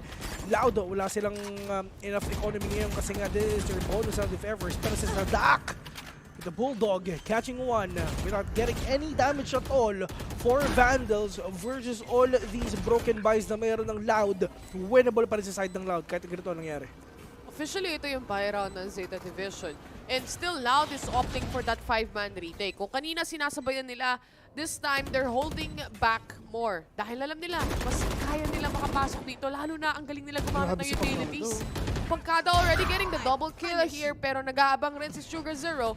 All the way to 3. Meron siya makikitang isa. And the kill settles in as Aspas goes down. Less to secure the trade-off here. 1 man remaining. That is gonna be Crow. Pero si Sacy, mukhang magtatap na. Magtutuloy-tuloy na ang ganda! ng defuse. Ang ganda ng position ni Les dun lang sa gilid, mga kaibigan. Literal na off-angle yung ginawa ni Killjoy dito, and that buy round will gonna be denied by Loud. At kahit meron kayong pera, sobrang naging worth it yung bulldog ni KO, ni Pangkada. You know, yun yung off-angle na meron si Les ngayon, no? Kasi syempre, if ever lang naman, matik na yun, di ba? If ever na merong nagdi-diffuse, syempre, yung crosshair mo, dapat dun sa may malapit sa spike. And yun yung kinapitalize ni Les. Pero sa tingin ko, saan nag-defuse siya muna talaga para makakuha ng konting damage. Pero, or kahit jump peak man lang. Pero syempre, sino ba naman ako? Di ba? Di naman ako naglalaro. Palitan mo na, Jesse. Pero ang hindi mo mapapansin dito na nangyayari actually is how Les is performing. Less is more, literally. On this specific round, meron na naman siyang Killjoy lockdown na pwedeng gamitin. Maaga niya laging nakukuha to. But the initiation coming in here, Crows goes down. Crow lang pala. Crows pag iba Cross, search na yun eh. Search na yun, best. Uy! Huli ka. Les na ako na isa. Sacy, we have another one right now. Sacy's mom. Laz, oh my god! Oh! Diyos ko po, kala ko makakisa pa si Laz, pero sobrang sayang. Les, take it down Laz. Laz Daily. 79 indeed. And Loud, at least this is the comeback that they need. Oo, talo sila dun sa first half, pero after that, hindi pa rin nila pinapapuntos ang Zeta Division dito sa second half kahit isa. And right now, this is their second buy round if ever sa side ng Zeta Division. If ever matalo na naman sila dito, oh my god, babawi ang Zeta Division pag 11-7 na. Okay. Grabe naman yun, na-foresee na ni Nostradamusville. Pero pakiramdam ko nasa Loud talaga tong map na to eh. Lalo na nasa depensa na sila ngayon. Ang asin nila eh. Ay, yun lang. The problem is still there. Aspas not hitting the shot despite having the information right on the face. Pinagtagpo pero di tinadhana. Sacy, nakakita na isa pero Diyos ko po, nakita yung barrel ng barrel. Parang konyo dun Pero legit naman. Nakita yung oh my god, the spray! Diyos ko, yung spray, ginawang baygon yung bandal, mga kaibigan. Spray and pray na lang ang sinabi niya dito, pero 1v1. tumatama pa rin. Les versus Sugar. Lockdown? Lockdown sa gitna, Messi. Nandun kasi yung spike. Kaya nga Bawal gumalaw, pero 50 napakadaming oras pa para sa side ng Zeta Division to make a play happen right here. Movements coming in from Sugar Zero, expecting na baka merong nasa likod. Nahanap niya na yung isa. Super low! Les, gonna take down one. Okay, sa tingin mo ba, sana hindi na siya nag-lockdown. Pero at least, lockdown is a lockdown. Nag-buy time pa rin siya kahit anong mangyari. Buy time, out of position, it's still worth it in the end. At saka, itong si Les, di mo kanina pa siya laging may lockdown eh. Nung first half natin, it took him quite a while bago niya nagamit yung lockdown. And this time around, maaga niya naman nakuha, mabilis na mariregenerate, lalo na siya naman yung top fragger ng team. Dami niyang lockdown, feeling ko Pinoy ito si Les. Level 4 eh, no? Alert level 4 yung lockdown niya eh. Alert level 4 yung lockdown na. Napakadami lockdown na nakikita. Pero yeah, as you can see, it's just pwede natin sabihin na pwede mag-7-11 to kasi maraming pera kayo na players ng Loud. Pero ang Zeta Division, literal na piso. Wala silang arep ngayon. And dito naman ngayon sa mga players ng Zeta Division, at least this is actually a really good na timeout that they did. Kasi nga, I mean, this is their last timeout anyway. So if ever na din talaga na makakapag-comeback sila, dapat ngayon na knowing na double-digit score na yung kalaban nila. No more room for error. Yan ang lagi natin sinasabi. Kapag nasa double-digit na, wala na. Wala nang tsansa magkamali, no? Dahil ganun na lang kabilis, kumbaga. Lalo na kung lugi ka pa pagdating sa ekonomiya on the side of Zeta Division right here. They had a pretty good start, especially winning the pistol round on the first half and anchoring sights on the defense. But Loud also has a good defense, and I feel like they're better in the defense than the offense since a while ago. Yeah.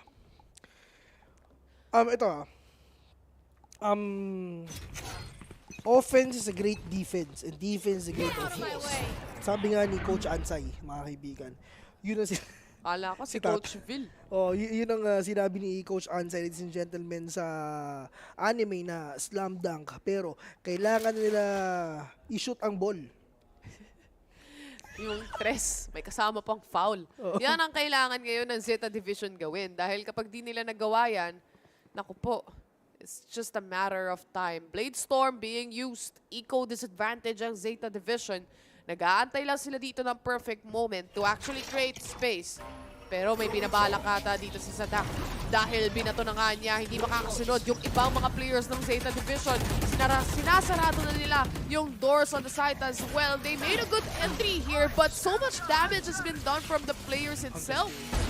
Oh my God, napakaganda ng Hunter's Fury dito kay Sace. Literal na covered lahat ng pwedeng pumasok dito lang sa may A. Pero Sadak will actually take down one, Sugar Zero. We're gonna fall down as well. And Sadak will gonna finish everyone right now with a 3K. 7-11 indeed. And shoutout nga pala kay Raf and Dax na nanonood ngayon closely sa mga TV monitors natin sa may viewing area. And alam mo ba si Mr. Asoray? Tulog na naman si Asoray? Oo, si Tito Asoray. Anong oras na ba? Borkum time. Borkum time. Bes, ganun talaga. Pag alas 9 na kasi, si Asoray, sleeping time niya na yan. Sleeping time na yan, men. Walang i-istorbo. Matanda na yan Wow, yung hiya.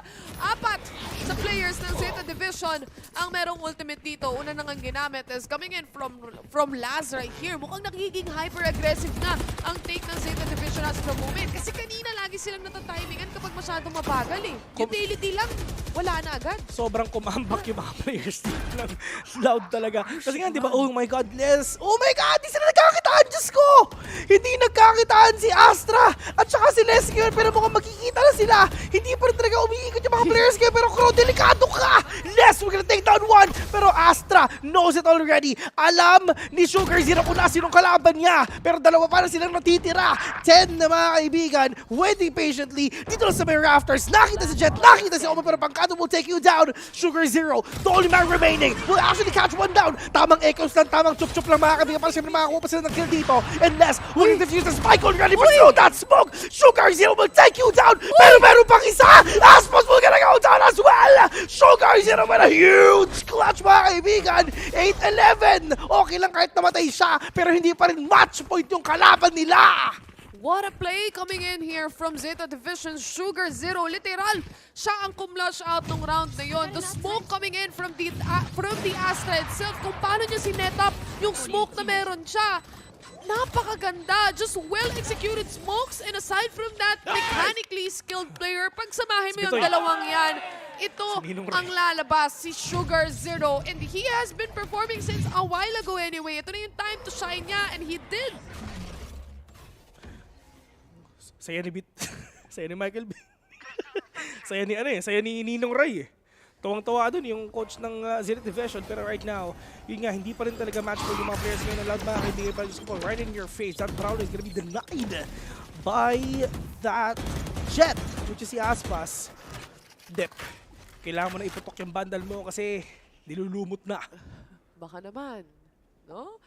But so far, this operator in the hands of Aspas, tignan natin kung makakapitalize niya. There's also a turret waiting patiently kung may sisilip sa B main or meron mang magro-rotate.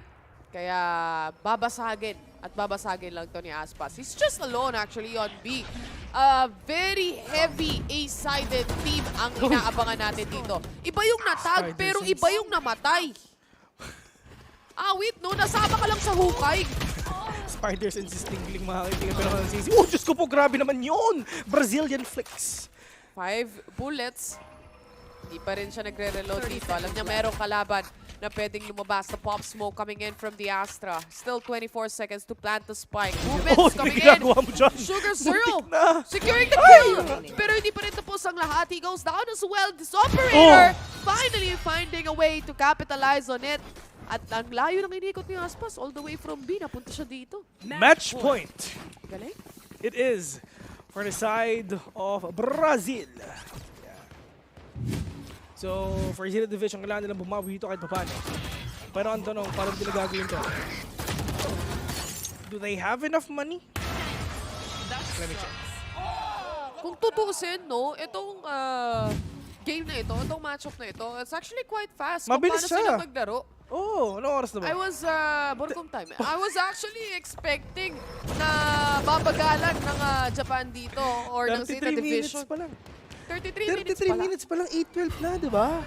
Diyos ko, iba talaga ang likers. Likers. Yun po yung mga tawag sa fans ni Laika po. Oh, likers. Likers. Binago mo na ikaw. Pero actually witty no? diba? Laika ha, kung nakikinig ka man. Oo. Tawagin mo ng likers. Oo, likers. Pero hindi like yung ERS. Like C-U-R-S-E. Likers. In-explain talaga yun. In-explain? Oy, si Tourette. Naghahanap na pwede mapatay dito. Bitilan ng bandal. Diten. Ang daming, madami nang namatay sa ganyang kaliit na turret, mga kaibigan. Kaya Gulat ka pag lumaki yan, man. Oo. But a Prowler being set here, Cosmic Divide din ang ginagawa. Pero ito na nga, Oh my God! Odin sa mukha. Diyos ko po, si mga kaibigan, hinampas yung mga takachapa ng Odin dito. Napatras talaga Napatras sila. wala sila nagawa sa Odin, Dito men. na lang tayo sa mid, men. Hay nako. Si ba't mo nilalabas yung Odin mo? Ito na, ang laging pwestuhan ni Sadak. The thing is, napakagaling tumiming ng player na ito. He really wouldn't pop out and unless the info is given, saka lang siya Ganda paranoia mag-initiate. to. But Hadouken! this paranoia definitely connects pagdating dito sa mga Aspas. players na to. On top of Jenny, wala silang idea na mayroon sa taas ng Jenny. Pero yun nga, nakakuha pa ng isa. Pero Diyos ko, Aspas! Huwag na end your life! Ang nag-pop off dun sa round number 1, siya rin ang tumapos! Gaya ng sabi ko, it is or it can be a game for Loud. The defense that they had right here from the very get-go, napakaganda, napakalinis. The timing is definitely on point sa kamay ng Loud. Lalo na pagdating dun sa KO, yung nades niya, pati na rin yung 0 point niya, is just very well executed na every time papasok ko, every time gusto ko entry ng Zeta Division dito, nahihirapan sila. Laging may naiiwan after ng dash in ng Jet. Pero at least, kahit anong mangyari, oo, talagang literal na pinaulangan ng Zeta Division ng kalungkutan gaming ang Loud. Pero at the end of the day, pagdating ng second half, hindi na talaga nila binigyan ng chance ang Zeta Division na bumawi. Isipin mo, we started second half na 7-5 yung score, pero anong score ng Zeta Division ngayon? 8? 9? Isa lang yung binalaw o dalawa. Oo, isa lang, di ba? Tapos literal na kumambak. And like what you've said, talagang ito yung time ng Loud na talagang makakabawi sila. And oo nga, nakabawi sila. You came from the future. Siyempre, the future is bright. Maganda yung timing na pinakita nila dito. But on the other hand, for Zeta Division, a very default play as well. And it's a big problem because if the timing on the other team is quite on point, pag-entry sila, gine-gauge lang nila, pinupush nila all the way doon sa jet na meron sila. And if hindi makaperform or hindi makakuha ng pitas or ng opening, it is gonna be difficult for Zeta Division. But a good defense on their hand anyway. Yeah, that's true. Pero at least talaga makakabawi na sila dito mga kaibigan. As you can see, talagang yung drip namin ni Taylor dito, talagang alam mo yun, parang ano eh. Parang Hindi namin pinag-usapan. mala FPJ talaga. Hindi ko yung Season gusto 75. Hindi gusto yung tapos ang dila mo bata, tapos na ang probinsyano. Pero ito na yung mga Manilenyo na talagang literal na maghahatid sa inyo ng mga mainit na mga laro dito sa VALORANT Champions. Pero feeling ko, Taylor, mag-break muna tayo eh. Oh, grabe naman yun. Napakasakit naman. Ay, sorry. But anyway, this is the VALORANT Champions. Hindi pa tapos ang lahat. We're still gonna have game number 2. Ang katanungan, magiging 2-0 ba? Magiging game number 3. Alam niyo naman, yung Curse Devil dito. Anyway, don't go away. VALORANT Champions will be right back.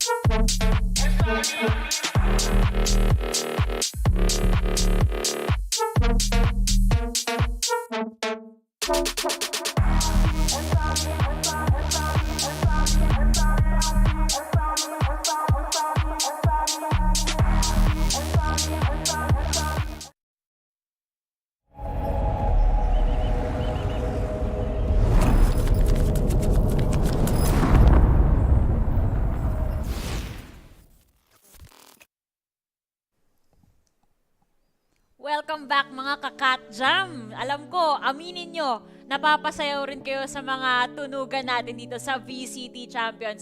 Pero pause muna tayo sa pagsayaw nyo dyan dahil nagbabalik tayo dito sa ating desk. Kasama nyo muli ako si Likeable, ang inyong host dito sa ating panel desk. At kasama ko pa rin si Dax at si Black and Blue. So sabi nga sa atin kanina, i-break it down natin tong hindi yung dance floor. Okay. Yung labanan na nangyari between Loud and Zeta Division. So, Ascent, sabi ko nga kanina, di ba, fundamentals. Masasabi ko dito, parang yung Loud talaga yung aral na aral dito sa mapang to. Fundamentally, ang solid nila all throughout that game. At pansin talaga natin, pagdating nila sa depensa ng Loud, wala naman magawa yung Zeta Division. Hindi sila makapasok, hindi sila maka-adjust. And parang yun yung pinaka-weakness dito ng Zeta Division so far. Maganda usually ang default nila, magandang initial setup. Pero pag napipilitan na sila mag-adjust, dun sila nahuhuli ng Loud eh. Yun na nga yung problema yun, no? Kasi really, the way that Zeta like to play, there is mas may parang set sila na parang gusto nilang, sige, medyo kumalat tayo, medyo magalaw, and pag hindi gumagana yung mga lurks nila, pag hindi gumagana yung mga more individual stuff na plays na ginagawa nila, doon nagkaka-breakdown. Now, initially, unang start, first round of the game, defensive side nila, ang ginang pinapakita, teamwork, they had the triple push dun sa A-main, smoke on the one-way, pasok sa isa, haunt, patay. But after that, parang nawala yung sistema nilang gano'n na yung set plays of the team, they kind of relied more on individuality, at doon sila natalo. Doon nga ako, medyo may question marks. Kaya may butas pa na nakikita dito sa Zeta Division. Lalong-lalo na nung nag-attacker side na sila. Kasi natapos yung first half ng 5-7, lamang tong Zeta Division. Nung nag-change sides na, dyan na natin nakita na, solid tong defense ng Loud. Hindi talaga sila nagiiwan ng space para makasingit tong Zeta Division at sirain yung pag-retake nila dun sa mga sides. Ang pinakamaganda explain, less is not just more, less is most. Ay, Got the tama. most kills in this game. Na, grabe talaga yung impact dito ni Les. Ilang beses na lang, ang ganda ng take niya ng angle, ang ganda ng situation na nilalagay niya sa sarili niya. At medyo nanibago talaga yung Zeta Division na makita yung killjoy ng kalaban din, even though they're employing their own killjoy here. Kaya dahil doon sa distinct na nangyayari sa Zeta Division, doon sila palagi na lang nahuhuli doon sa second half na yon. And parang nga, we go back to the scoreline ng second half, ng 7-5, 8-1 ang naging score nun, kaya nanalo pa ang Loud. I mean, kung gusto mo pag-usapan yung mga backline players, kung tignan naman natin Zeta Division, Sugar Zero, a player na pinag-usapan natin, coming into this match, na in-expect natin to do well, he was really the best performer here. The glue, the rock of Zeta in many ways, and while he kept them together in rounds na dapat hindi sila manalo, binigyan niya sila ng chance ang pwede pang mangyari. Yung isang panalo na lang. Yung dahil sa clutch kanya. na yun kanina. Kasi nga sabi nga natin, yung mga plays nila, individual plays, hindi masyado nag-workout. And actually, good example, yung specific round na yun. Swerte na lang talaga, na-clutch ni Sugar Zero. Kaya nakakuha sila ng puntos nung nag-a-attack sila doon. Pero kita naman natin na yun nga mas marami pa ring butas na nadudulot yung ganong klaseng playstyle. So, ang magiging next map natin is actually Fracture. So, opposite end agad siya ng Ascent eh. Kung Ascent, puro fundamentals, Fracture. Ano ba dapat hanapin natin dyan? I mean, if you look at Fracture, I think ito yung pinaka-unique na mapa sa buong Valorant. In terms of defensive side, you have to go initiative. You have to take the control. Kasi pag tingnan mo yung site, may dalawang 180 na pincer kada site. A, B site, back-to-back yan. So you have to take control somewhere else. You can't be a passive team. And yung nakita natin sa defensive side ng Zeta, I want to see even more of that applied tenfold pagdating sa Fracture. Paikot-ikot tayo sa Fracture, diba? At kasi Yan ang favorite analogy mo sa Fracture, diba? Paikot-ikot lang. At yun na naman kasi kung nagpaikot ka dun sa Fracture, ikaw pang mapipisat, ikaw yung malulugi, especially in the defending side. At alam naman natin ngayon, para sa Zeta Division, kaya nila palagan yung Loud sa defense na nakita natin on the set. Pero feel ko nga, paano kaya magiging attack nila? Paano sila mag-coordinate kung hindi gumana yung plano? And this has been the biggest weakness talaga of Zeta Division for so long na ito yung nagiging issue. Pag hindi nila makuha yung order na gusto nila gawin, doon sila nahihirapan at doon sila tumitingin sa mga players like si Ten, na si Laz, na i-bail out sana sila sa situation na to. Pero hindi naman maaasahan yung ganun klaseng laro on the international stage eh. Yun yung mahirap pag sobrang structured nung team nyo sa gusto nyo mangyari. Kasi hindi mo naman may expect na makikiray din yung kalaban nyo sa gusto nyong mangyari. Siyempre sila, inaaral din nila kayo. And I guess yun yung downfall kapag super structured kayo. Madaling para sa iba pang teams na aralin kayo and i-shift talaga yung gameplay into the opponent's favor. So yan yung magiging problema ng Zeta Division as we go over here on Fracture. Sa totoo lang, gusto ko sana makakita ng KO ulit kasi napaka-impactful talaga ni Sadhak din kanina eh. Well, interest ako tingnan ngayon yung loud composition. Sadhak gonna be on that Viper. Pero pansin natin, they're gonna be also whipping out the Omen. Double controller ang magiging laro dito ng loud. And that's a little bit different sa usually nakikita natin kasi doon sila naglalaro sila no breach prim playstyle. So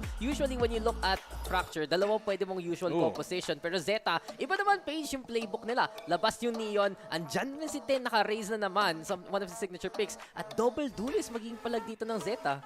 Pag tinignan mo yung composition ng dalawa dito, you look at Loud, and really a lot of what worked for them nung opening map nila was punishing. That's why Les had the most kills because he was punishing. Siya yung backline, siya yung taga-punish. But now with him on that chamber, big difference. Ito naman, initiating power. The breach with the Raze and this Neon. Kahit anong site na mag-anchor ka, ang hirap-hirap i-anchor ng site. And so, even more so, when you're going up against the attacking side dito ng Zeta for Loud, they have to take the initiative, they have to push forward and take early map control. Otherwise, kung nag-anchor lang sila, may ipit lang din. Pinaka-interesting lang dito lagay Lakdo. Yung usually nilalaro dati ng Zeta Division. Yun binaliktad nga. Binaliktad nila. Nag-swap sila ng comp basically. Sa yun na yung Breach Brim, sa amin na yung double controller. Ganong level yung pag-aaral nila eh, na naging opposite sa sila na, alam mo yung nagkasalisi sila doon sa mga inaral nila, nagkabaliktad na nga yung mundo. Pero alam nyo kung ano yung hindi nagkakabaliktad dito, yung casters na makikita natin in just a bit, yun pa rin yung suot nila, terno pa rin sila, at shared brain cell pa rin talaga sila. So let us welcome back onto the VCT Champions stage, Terror and Vil. Sabi nila, pareho daw kami ng damit. Nasa mali. Ay, nako. Lahat ng sinabi nila tungkol sa atin, mali. Sabi nila kanina, maingay daw tayo. Hindi naman. Sabi nila, pareho yung damit natin. Hindi naman. Diyos ko, kakulay ko yung stage. I am the stage. Tandaan niyo. I am the stage. Iba na yun eh, no? Dati I am the man lang. Ngayon, I am the stage. Kakulay ko yung set natin ngayon. Diyos ko, Lord. Oh, pero biggest shoutouts pala dun sa mga tao na nasa Discord ng PPGL. Ay, ayun, hello nga pala sa inyo, guys. Nakita natin sila kanina. Naaway nga ako ni Miraclo eh. Oh. Masarap yung candy. Sa snowbear. Parang mayroon kang nadukot ng snowbear dun sa labas kanina. But anyway, this is already the first round in 2v2 situation. Pero si Les and Sacy already very low in HP. Pero ito na. Oh no. Literal na kahit pitikin mo na lang yung typots. Sumubo ka na lang, Les. Isang ubo na lang si Sadie tsaka si Les. Kung ako dyan, kinakabahan na ako dyan eh. Si Les, ang bagal pa talaga gumalaw eh. Malay mo, meron pa rin naman kasing headhunter, Bessie. Hindi mo alam. Ang nakakatawa, kunyari nagkita si Sadie tsaka si Loud, tapos bigla nagbarilan. Tigil-tigilan niyo yung kape. Nauna yung kaba.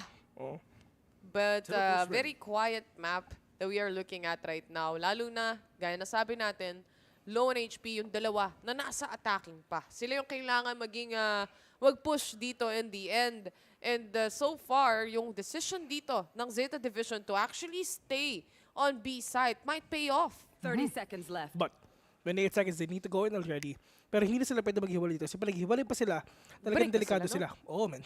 Kailangan sila magkasama. And dapat pareho yung titignan nila. Pero, nakita rin sa BAM! Patay! BAM! Pero yun nga, 1v1 with a great one. Les, isang ubo na lang. Pero Diyos ko, makikita pa ata! Nakita yung Zico! Kitang-kita yung Zico, mga kaibigan! Si Crow! We're gonna take you down. Parang yun nangyari lang kanina. Pero ito yung mapang pinili ng Zeta Division. So talagang kabahan ngayon ng Loud. At least di siya nagmadali na barilin kahit na nakikita niya na yung Zico dito. Alam niyang low on HP na yung chamber na natitira or si Les to be exact. And he capitalized on that. Alam naman niya na hindi pa mapaplant yung spike dito. And a very important round for the team. Dahil, alam naman natin, sabi nga ni Black and Blue, statistically, players or teams who win the pistol round has a bigger chance of winning the game. Except Team Secret. Except Team Secret. Except Team Secret. Kahit talo sa pistol round, you sure win. Oo, man. Natalo sila? Hindi Alam mo, kung sino mag-champion dito, meron pang isang VALORANT Champions champion. Champions champion. Doon kasi direct invite tayo. Dito kasi wala pang mahina lang to, guys. Qualifier lang. Qualifier lang to doon. Waiting na ang Team Secret sa VALORANT Champions champion. Pag may naniwala, talaga nakakasali lang. Ay, no? Kailan po yung laban ng Team Secret? Kailan po yung laban ng Team Secret? Abangan niyo lang. Sa February 30. Oo. Ito na. Up, depth. Through that smoke, through that wall, ladies and gentlemen. That is going to be a spray and pray. Pero nga, Aspak will take you down. Pero meron pa isa. Stacey's mom is gonna go on. 1v4. Oh! Catching one. Oh my God. Isa pa ata. Muntik na tumama sila si. Muntik mo na rin masabi yung gusto mo sabihin. Muntik na tumama. Nauubos yung pader eh. Nag-drawing siya eh. Nag-drawing siya. Smiley face na pader. So, sa lahat ng drawing, yun yung natuloy eh. Yung biglaan lang. Oo. Ewan mo ba, pag ano na, pag game number 2, nabubuhay na tayo eh, no? Yung game 1, easy ka lang, bes. Huwag ka muna mamatay. Ito yung literal na isang mubo na. Buti na lang. Okay lang yan. But, another round here, buy round na nga ng Loud. Laz already getting a kill on that headhunter towards the back. Pero mukhang aggressive push ang ginagawa ng Zeta Division dito kasi hindi naman sila lamang sa baril, kaya inuunahan na nila. Pati yung obs natin, nababaliw na, hindi alam kung saan titingin. Kasi meron sa A, meron sa B, lahat na, sabay-sabay. 4v3. Up, dire-diretso. Crow kill, catch one. Kukunin ba yung Phantom? Pwede rin kunin yung Phantom. Pero yung Prowler, hindi siya nakita. Pancalo will take you down, 2v2. Winnable for the side of Zeta Division. Kahit Sheriff lang gamit nila. Ganda ng ginawa niya dun ha. Alam niya na magpa-prowler. Alam niya in the end, ma-detect siya. So, why not get a kill before you die off? Malay mo, makuha mo pa yung dalawa. Oh. Eh, you still managed to get one. Lalo na, ano to, buy round to ng Loud in a very expensive one right now already. Oo, tapos import mga kaibigan mo. Talon ka kasi ng talon. Sa iba, gumagana yun eh. Dito hindi. Sa iba gumagana pero dito hindi. Pero yun nga, like what you've said, this is gonna be a really expensive round for the side of Loud.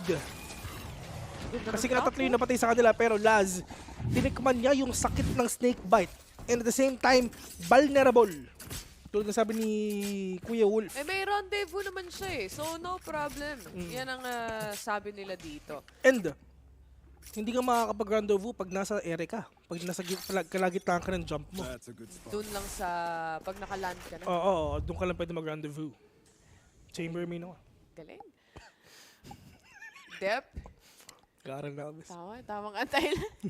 Tagal. Proud of you, best after 10 years. Sarap na feeling. Walang ano eh, no? Walang orb contest dito sa dalawang to. Kahit dun sa game number 1 natin, walang orb contest na nakikita. Sila pakialam sa orbs, man. Di nila nabaril yung trademark, ginamit yung satchel. Wala silang pakialam sa sago.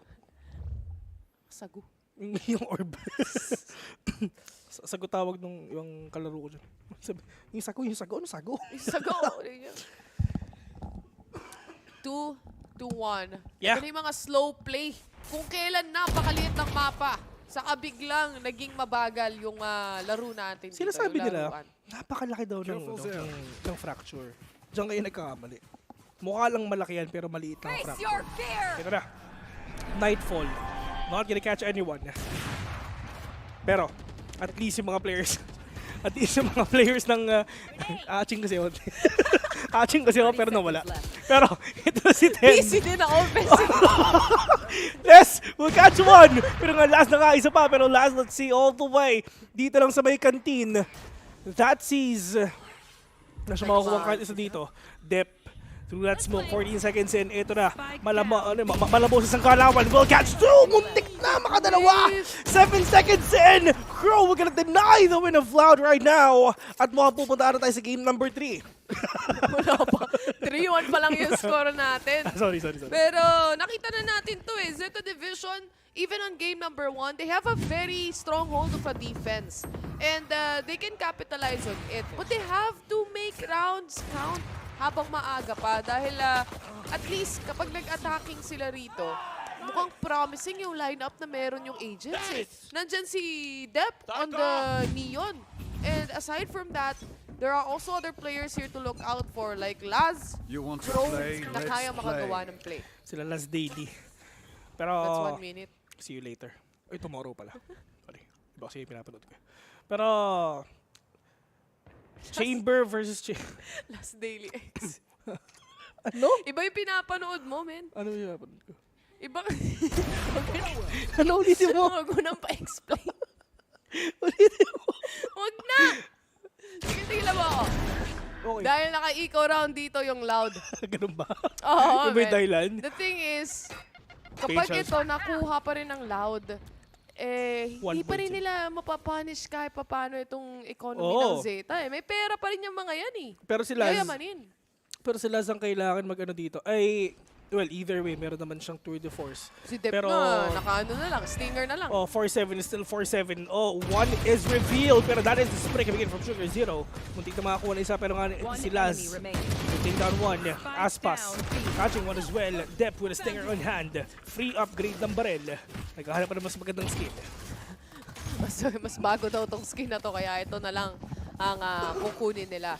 Zeta Division right now, a 3-point lead, and so far, it looks promising. Mapapa-timeout na rin talaga dito yung Loud. And I think, alam naman natin, kapag nag-timeout yung mga team natin, they have to realize kung ano ba yung mga dapat na changes nilang gawin to move forward and to actually go against a team like Zeta. Kasi kung tutuusin, kung game number 1, they also have a pretty good setup on the defense. Here at game number 2, it's also still the same. But with the agents that they have for the side of Loud, tsaka kung ano yung aim nila dito, pagdating dun sa mga aim duel na napapanalo nila, this is very doable. Kailangan lang nila na magandang reset. Oo. And itong timeout na to, ito yung reset na kailangan talaga nila. Ano yung intervalo? Yun yung timeout, siguro intervalo. Kung may interbarangay, may intervalo. Saan mo nabasa yun? Dun sa malaking LED wall. Intervalo nakalagay. Siguro yun yung post ng ng international community. Gawa-gawa na lang talaga yung part katabi ng game. Mema na lang, eh. Sorry. Anong oras na kasi? Borkum time. 9:30 na guys. Mga naman. Pero mukhang mag-game number 3. Ano tayo dito? Pero Yoru pick for the side of Zeta? What do you think? Yoru? Sa bind. Malay mo. Malay mo. Malay mo. Si Forsaken na. 3 beses nag-Yoru. In 2 months. Tapos, yung nangyari sa dulo, kaluputan eh. No? Kumalong. Napagod. Napagod si Kuya Moyoru. Naging uroy. Etong movements ng Loud, kaya rin medyo mabagal itong mga rounds na nakikita natin. Because obviously, they are on the offense. Sila yung gumagawa ng play. And Zeta Division is a very patient team. Pass. Showstopper, pero walang tinamaan. Dep instead to get the kill. At hinati na nga ang mundo dito pagdating sa may A-main. Ito back then, pag may nag-showstopper, matik may mapapatay. Pero ngayon, nagtatago. Oo. Pero ngayon, pag showstopper, wala silang pakialam, susugurin nila. Wala silang pakialam. Uunahan nilang patayin. Yun yung counter nila sa showstopper. So, hindi na ganun talaga. Matilok ka. Hindi na ganun nakakatakot si Raze talaga, di ba? Lumilipad-lipad ka, ha? Ito, para sa'yo. Yan Pero, ang ginagawa ng mga teams ngayon. Pero sa tao lang, yung showstopper, isa yan sa pinakamagandang ultimates para mag-zone eh. Kung papatalo, mas maganda ka. Totoo lang, tsaka sa pag-create ng space, isa sa mga magagandang ultimate yan. Viper Spit already being set upon here on B side. Nakapag-plant na rin sila ng spike, pero si Ten mukhang napatay kaata dito si Sadak. Mawawala yung Viper Spit, merong nagdadash. That's gonna be Death going down. The follow-up coming in from the players here of Zeta. Incomplete pa rin. It's a 2v2 situation and they have to make a retake happen. Ten mag-isa. Super low! Pangkada. Gonna take it down and Loud finally it's back to the game slowly and surely na kumukuha sila lahat ng points na kailangan nila and yun nga kahit nalalo ang Loud doon medyo mahihirapan pa rin talaga silang ubusin yung mga utilities ngayon ng Zeta Division kasi nga napakadami talaga nilang pera. Si Laz pwede siyang bumili ng operator if ever or why not, tipong i-drop na lang yung isa and him just using the tour de force na meron siya, so it's just all these operator plays. I mean, ito yung maganda dito sa dalawang teams na to. Ito yung maganda dito sa mapa na to. Na either way, na kahit attacker, defender ka, na chamber ka, it's fine na makapag-operate because of that tour de force. I mean, because of that na rendezvous that you have. But then, ending the life of Viper right now. Wala na silang main smoke. Pero ito rin si Dan! We're gonna take down 2 with a bazooka kill! Hindi pa tapos ang lahat. Meron pang dalawa na naiiwan para sa side ng Loud. But a very good showstopper indeed ang nakita natin dito from 10. Nakapitalize na matindi. Si Laz, nag-aabang with the tour de force. This can also be deadly against Loud. Lalo na, papajumpy ka dito. Hindi pa rin tumama. Hirap to, man. Sa natao lang sa side ng Loud. 2 sila, tapos 4 pa kalaban nila. In terms of armor, sobrang bawas-bawas na yun dito kay Pangkada. Si Stacey, wala na. Meron pa siyang Nightfall if ever. He can actually, ay, meron ba? Ay, wala. 1 more kill for that Nightfall. Kahit Nasa may kanyang spike. armor yan, Bessie, kung matamaan ka naman ng tour de force, mamamaalam ka talaga. Oh, man. Talagang goodbye, aray talaga ang mangyayari dito sa Loud. Naubos sila dun sa showstopper. Yun nga, eh. Siguro 2 agad din napatay. Pero 10, alam na. Alam ni Stacey na meron tayo sa may baba. Still waiting patiently mga players dito ng Zeta Division. Merong nasa taas, merong nasa baba. 21 seconds remaining to plant the spike. And honestly, at this point, feeling ko magsasave na lang tong dalawang players na to. Yeah. Wala silang choice kundi mag-hold dito sa may spawn nila. Kasi if ever na nag-push pa sila even further, delikado sila kasi alam nila na merong tour de force si Laz at 4 pa ang bullets nito, mas napakadami pa. And as you can see, Laz not engaging even further. Actually, pwede pa nga siyang dumiretso kasi 2-4 naman yung pera niya at the end of the day. And shorty lang naman yung mawawala sa kanya if ever. Literal na 150 lang. This is what I wanted to talk about. Yung mga utility na nilabas dito, especially the Concuss relay bolt coming in from the Neon as well, created that space for that race to actually use the showstopper. Kahit mag-showstopper siya doon kanina, kung walang mga stun and walang mga flashes na nagmumula kina Crow and kina Dep, it's not gonna happen. Hindi niya mahuhuli. Itong mga players na to, na-stuck talaga sila ng malala doon. Anyway, this is a brand new round for Laz. Tinitiis niya yung snake bite para lang makita niya kung merong pang tatawid and just to protect the dish side para sa kanilang team. Yeah. Here we go. Ito na yung inaantay natin dito. Here we go. Because... Ang kakantayin mo, Bes. Sa kapunta. To the moon. A road trip. Yun yung ginagawa nila. Zipline. Tama, zipline. Pa-zipline lang. Pa-zipline. Yun yung ginagawa nila dito. And the players of Loud is gonna go here in A instead. They have, one more kill for Stacey for that Nightfall though. Para yun ang pinakamagandang ending na gagawin nila. Pero ito na nga yung isang Nightfall for the side of Stacey. Nakakuha ng orb. Umpisa muna natin dito. On to Aspas with all this utilities na binabato ngayon ng Loud for them to get that site done, for them to capture the site already, for them to push that, and for them to plant the spike. Pero Sugar Zero, yes, meron pa sa mga smoke dito, pwede talaga mapigil to, pero tama mo is lang yung galaw, hindi isa nakapasok na, Sugar Zero nakaisa pa. Pero tayo mga kaibigan talaga try to take down everyone, pero that is a trade kill na ginawa ni Sadak. Pero Sadak, with that swing, hindi sila magkakakitaan. Meron pa rin talagang tao yung, meron pa rin talagang tao dun sa may drop, pero 2v3 right now, Sugar Zero waiting dun lang sa may ropes though. Pangkada, alam niya na meron tao dyan, pero Diyos ko po pwede siya malikuran, pero tamang flash out din talaga yun. Yun ang kasi sinasabi natin ngayon, Sugar Zero will take 1 kill. Stacey, the only remaining 1v3. Meron pa siyang utility. In just a few seconds, meron siyang utilities, pero yun nga lang napakagandang retake na ginawa ng Zeta. Isa silang nag-commit, isa lang nilang ginamitan ng utilities. It's all about the utility play na din talaga. Alam mo, hindi naman porket nasa loob niyo yung mga players ng Loud, kailangan nyo naman bilisan agad for you to retake. Hindi naman talaga ganun. Okay lang kung slow play.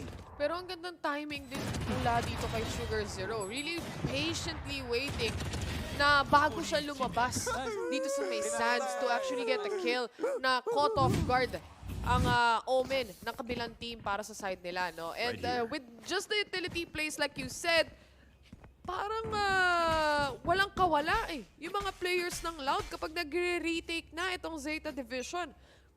Right now, we are seeing one player buying off for this round. It's Stacey. on just the Spectre. Tingnan natin kung kaya niya makapitalize. Yung iba may Sheriff naman. Yeah. I mean, at the end of the day, malay mo talagang makayarin pa rin talaga, diba? Kasi hanggat di pa naman 13 yung kalaban mo, puso lang. Pero Aspas will catch one. Pero Sugar Zero with that quick retaliation. We're gonna take down Aspas ulit.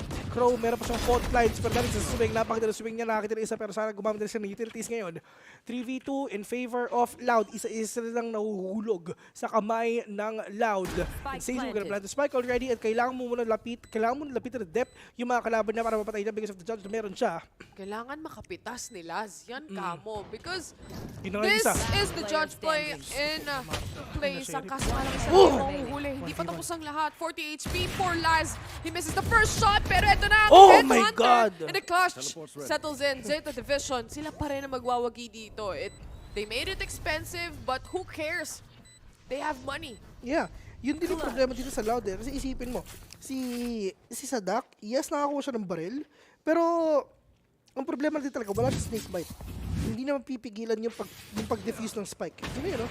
With a kill onto Laz, with a kill onto Les, ito na yung sinasabi natin sa'yo, may baril, si Sadak kahit papano. Meron siyang sheriff. So that is apparently a sheriff versus a headhunter. Pagalingan na lang tumutok. Pero if ever you're gonna ask me, syempre, talagang number 1 pa rin talaga ang headhunter. Kasi syempre, less recoil. Tsaka mas mabilis sa tumutok. Oo. Yung recovery time. Pero kung tutuusin, napakatagal nilang nag-duel doon, ha? Oo, ang tagal. So kung na-headshot siya ng sheriff, kahit pa paano, mapupunta pa rin sa Loud yun. Anyway, this is a brand new round as Bayakada was able to shut down 10 immediately. 4 laban sa 5 ang meron tayo dito. Si Laz, naka-operator. Yung kabilang chamber, naka-operator din. So really expect a very slow play coming in from this team. Pero siya yung pumupush no? It's just the players, yun talaga akong I mean, meron naman siyang rendezvous eh. So talagang makakapag-push siya ng maayos din talaga. Ang bilis mag-rotate nitong Zeta Division kung mapapansin nyo. Even a while ago, they stacked a lot on B side. Pero ito na ang orbital strike. Aspas getting a kill on them here. Aspas very low on HP. Sinusubukan niya kung meron pa siyang mahuhuli. Pero dito na si Crow para kunin yung retrade na yan. Last on choice, hindi i-save na lang yung Ion Operator mga kaibigan. Pero Laz with swing is gonna be dead to the hands of Pancada. Well, they have the money anyway for Zeta Division. Kahit manalo matalo sila dito, makakapag-buy pa rin talaga sila. Pero let's see, kasi yung iba parang 2K, 3K na rin ata yung pera. Well, pwede silang mag-force or pwede silang mag-save. Kasi at the end of the day, they have all the rounds to lose anyway. Ang tagal nag-antay ni Dep doon sa ilalim ng Nag-orbital strike pa nga, di ba? Talagang tinanggap na yung sakit ng orbital strike. Pero di niya napatay si Aspas. Yun lang. Kung napatay niya siguro yun, hindi makakakuha ng space ang Loud to actually make a take happen, a complete take happen. But so far, on how Zeta Division is playing, I think Loud should be a faster team sa mapa na to. Because if you actually take a look at the mini-map from time to time, kapag nakaramdam ang Zeta Division, ang bilis nila mag-rotate. Oh, Diyos ko, napakaganda pero hindi niya alam! Yun lang, nag-whiff. Oo, yun lang. Pero natamaan din siya ng fault line eh. Yun din yung... Na-stun din eh. Oh, yun din yung thing eh. Na-concuss din siya eh. Pero for V4, lamang ang Loud in terms of firepower. So kay Laz, yes, meron naman siyang headhunter. Pwede naman makapag one-tap yan sa ulo kahit anong mangyari. Pero this is the push already from Loud. They need to go with all these utilities on hand. Kung talaga lumabas na rin talaga dito yung boombot. Pero Laz, nakakuha pa rin sa with the headhunter. That is the spray and pray through that smoke. Pancada catching 1, 3v3. 10 needs to go in. Meron pa siyang pin shots. Pwede pa nag-ibit yung mga utility siya para syempre mas mahirapan pa yung mga players ngayon ng Loud para makapag-post plant if ever. 10. Oh no, tinamaan ba ata siya? Pero tinamaan pa rin nga lang. Ito yung magandang Nightfall. Half HP onto 10 ngayon. Wala silang choice kundi magpupo sila. Pero si Crow, siya ang mag-a-anchor mga kaibigan. Natamaan na nga yung isa. Sadak nakadalawa pa. Pero Sugar Zero, buhay na buhay pa. 2v1 mga kaibigan. Ito yung pagbaba. Say Mom. It's got going on. 7-4 already. Last round dito sa first half mga kaibigan. Yung Nightfall na binato ni Zazy, worth it. worth it yung Nightfall, yes. At the same time, nagamit din yung patience to actually cover up yung pagtatap ng spike. I feel like kung meron pa silang napitas na isa pagdating sa tower, it is very much doable for the side of Zeta Division to make that retake happen. Unfortunately, hindi ganun yung nangyari. Ang ganda na ng pagka-smoke off nila dun eh. And yung pagka-isolate nila sa mga players ng Loud. But still, not enough. 7-4, one more round para sa first half natin. Meron tayong kalampag ng papag. Mula kay Crow. Andyan din yung tour de force para kay Laz. Nakita niya. Magandang depensa ang kaya nilang gawin dito. Tamang shorty lang para masira yung Prowler and instead, alam pa nila kung nasan pa rin talaga. Kailangan mo tumakbo dyan. Pero Aspas! Oh my God! What? Si Laz pa rin talaga nakapatay noon with that judge on hand. Oh my God, pagkapatay din ng Judge Bam, Randolph walang nagawa yung showstopper dito ng mga players ngayon ng Loud mga kaibigan, but still 2v2, the clock is ticking. Saan ba sila pupunta? Pwedeng A. Papaatras dito yung players ng Loud. And like I said, no, the fast rotations coming in from Zeta Division, they're already waiting patiently for the spike to be planted. And the thing is, for Zeta Division, talagang nag-hold sila. Wala silang, hindi maghihiwalay. Itong dalawang players, especially in a setting like this, kung saan sila na lang ang naiiwan, sila na lang ang natitira. Ang ganda nga nung ano nila nung parang standoff nila dito oo. Yung parang kita na Sugar Zero yung backside, kita na yung likod, kita ni Raze kung sino pupunta sa harapan, pero yun nga, Sugar Zero, alam ni Sugar Zero mga kaibigan na mayroong tao doon, pero alam din nila si Fever, yun nga, nakapatay pa ng isa. It's all up to 10 mga kaibigan. Patience, magkoconnect pa sa kanila, pero before mangyari yun, 75 it is, Zeta Division, parang yung kanina lang. Wala nasilip eh. Sumilip yung Brimstone ang nangyari. But look at this shot from that showstopper from Aspas. It didn't connect because he rendezvoused out. Napakabilis ng daliri ng players dito. Ang kaso nga lang, they were still punished in the end. Kala mo, Zeta Division na yung makakalamang ng sobra-sobra dito, pero nahabol pa rin talaga sila ng Loud. And nakakatakot to for the team of Zeta Division, knowing how capable Loud is, especially on a defensive position. Yeah. Ito na. Yung pwedeng gawin ngayon, parang yung kanina lang, men. I mean, oo, talaga literal na nagalit ngayon yung mga players ng Zeta Division. Pero mahirap naman kung tawagin yung intro boy, di ba? Sa intro ko lang malakas, pero pagdating sa second half, wala ka na nangyayari. And for the players of Loud, ang sabi na nila, best, napanood na natin to. Nanggaling na tayo dito. Nakita ko na yan. Kung nangyari, oo, tama ko. Kung nagawa natin to kanina, why not gawin ulit natin ngayon? Basic. Yan ang sabi dito ng mga players. But I honestly think this is just a repeat on what happened on game number 1. Unless Zeta Division has something in plan here na kayang biglain, kayang ma-overwhelm itong Loud, then there's that huge possibility that they can get it. But if they're gonna play like a while ago on game number 1, if they're bound to play a default setup from time to time, or maybe always, it's not gonna work out. Loud is a team na alam nila gamitin yung utilities just to punish the players na nagde-default play. Pero medyo slow muna natin tignan tong mga players ngayon ng Zeta Division, mga kaibigan. This is the pride of the Japan region. Pero the coaches right now, they need to talk about probably a new strategy if ever. And ito rin yung maganda dito, Besiwap. Parang literal na alam nila yung pwede mangyari kasi nga, before pa magsimula itong match na to, matagal na nilang alam kung sino yung mga kalaban nila. So, syempre, kung ang ginawa nila dito, they did this talagang literal na solid na research. O, saan ba sila malakas? Saan ba sila mahina? Yun yung talagang literal na pupuntaryahin natin. And, of course, right after this day, talagang ang manalo dito is ang makakalaban nila is yung panalo ng next game. Optic. Boom. Siguro, di ba? Oh. Same, kung ano naman yung group nila eh. Oh, yun. Doon naman sila mapupunta. Winner versus winner. And obviously, these two teams that we have right now, dikit ang laban na meron tayo. Kung kanina, mabilisan, mas malaki yung mapa. This time around, mas maliit yung mapa natin. pero hindi ganun kabilis. But I'm expecting the other way around kapag Zeta Division na ang pupush. They have the Neon. It has to be an aggressive one, right? Yeah. I mean, of course, kung talaga maging aggressive sila, ganun pa rin nila gawin. Pero kitang-kita mo naman, best of, Diyos ko po, literal na isa lang yung nagbabantay dito sa may B. At si Chamber lang yun.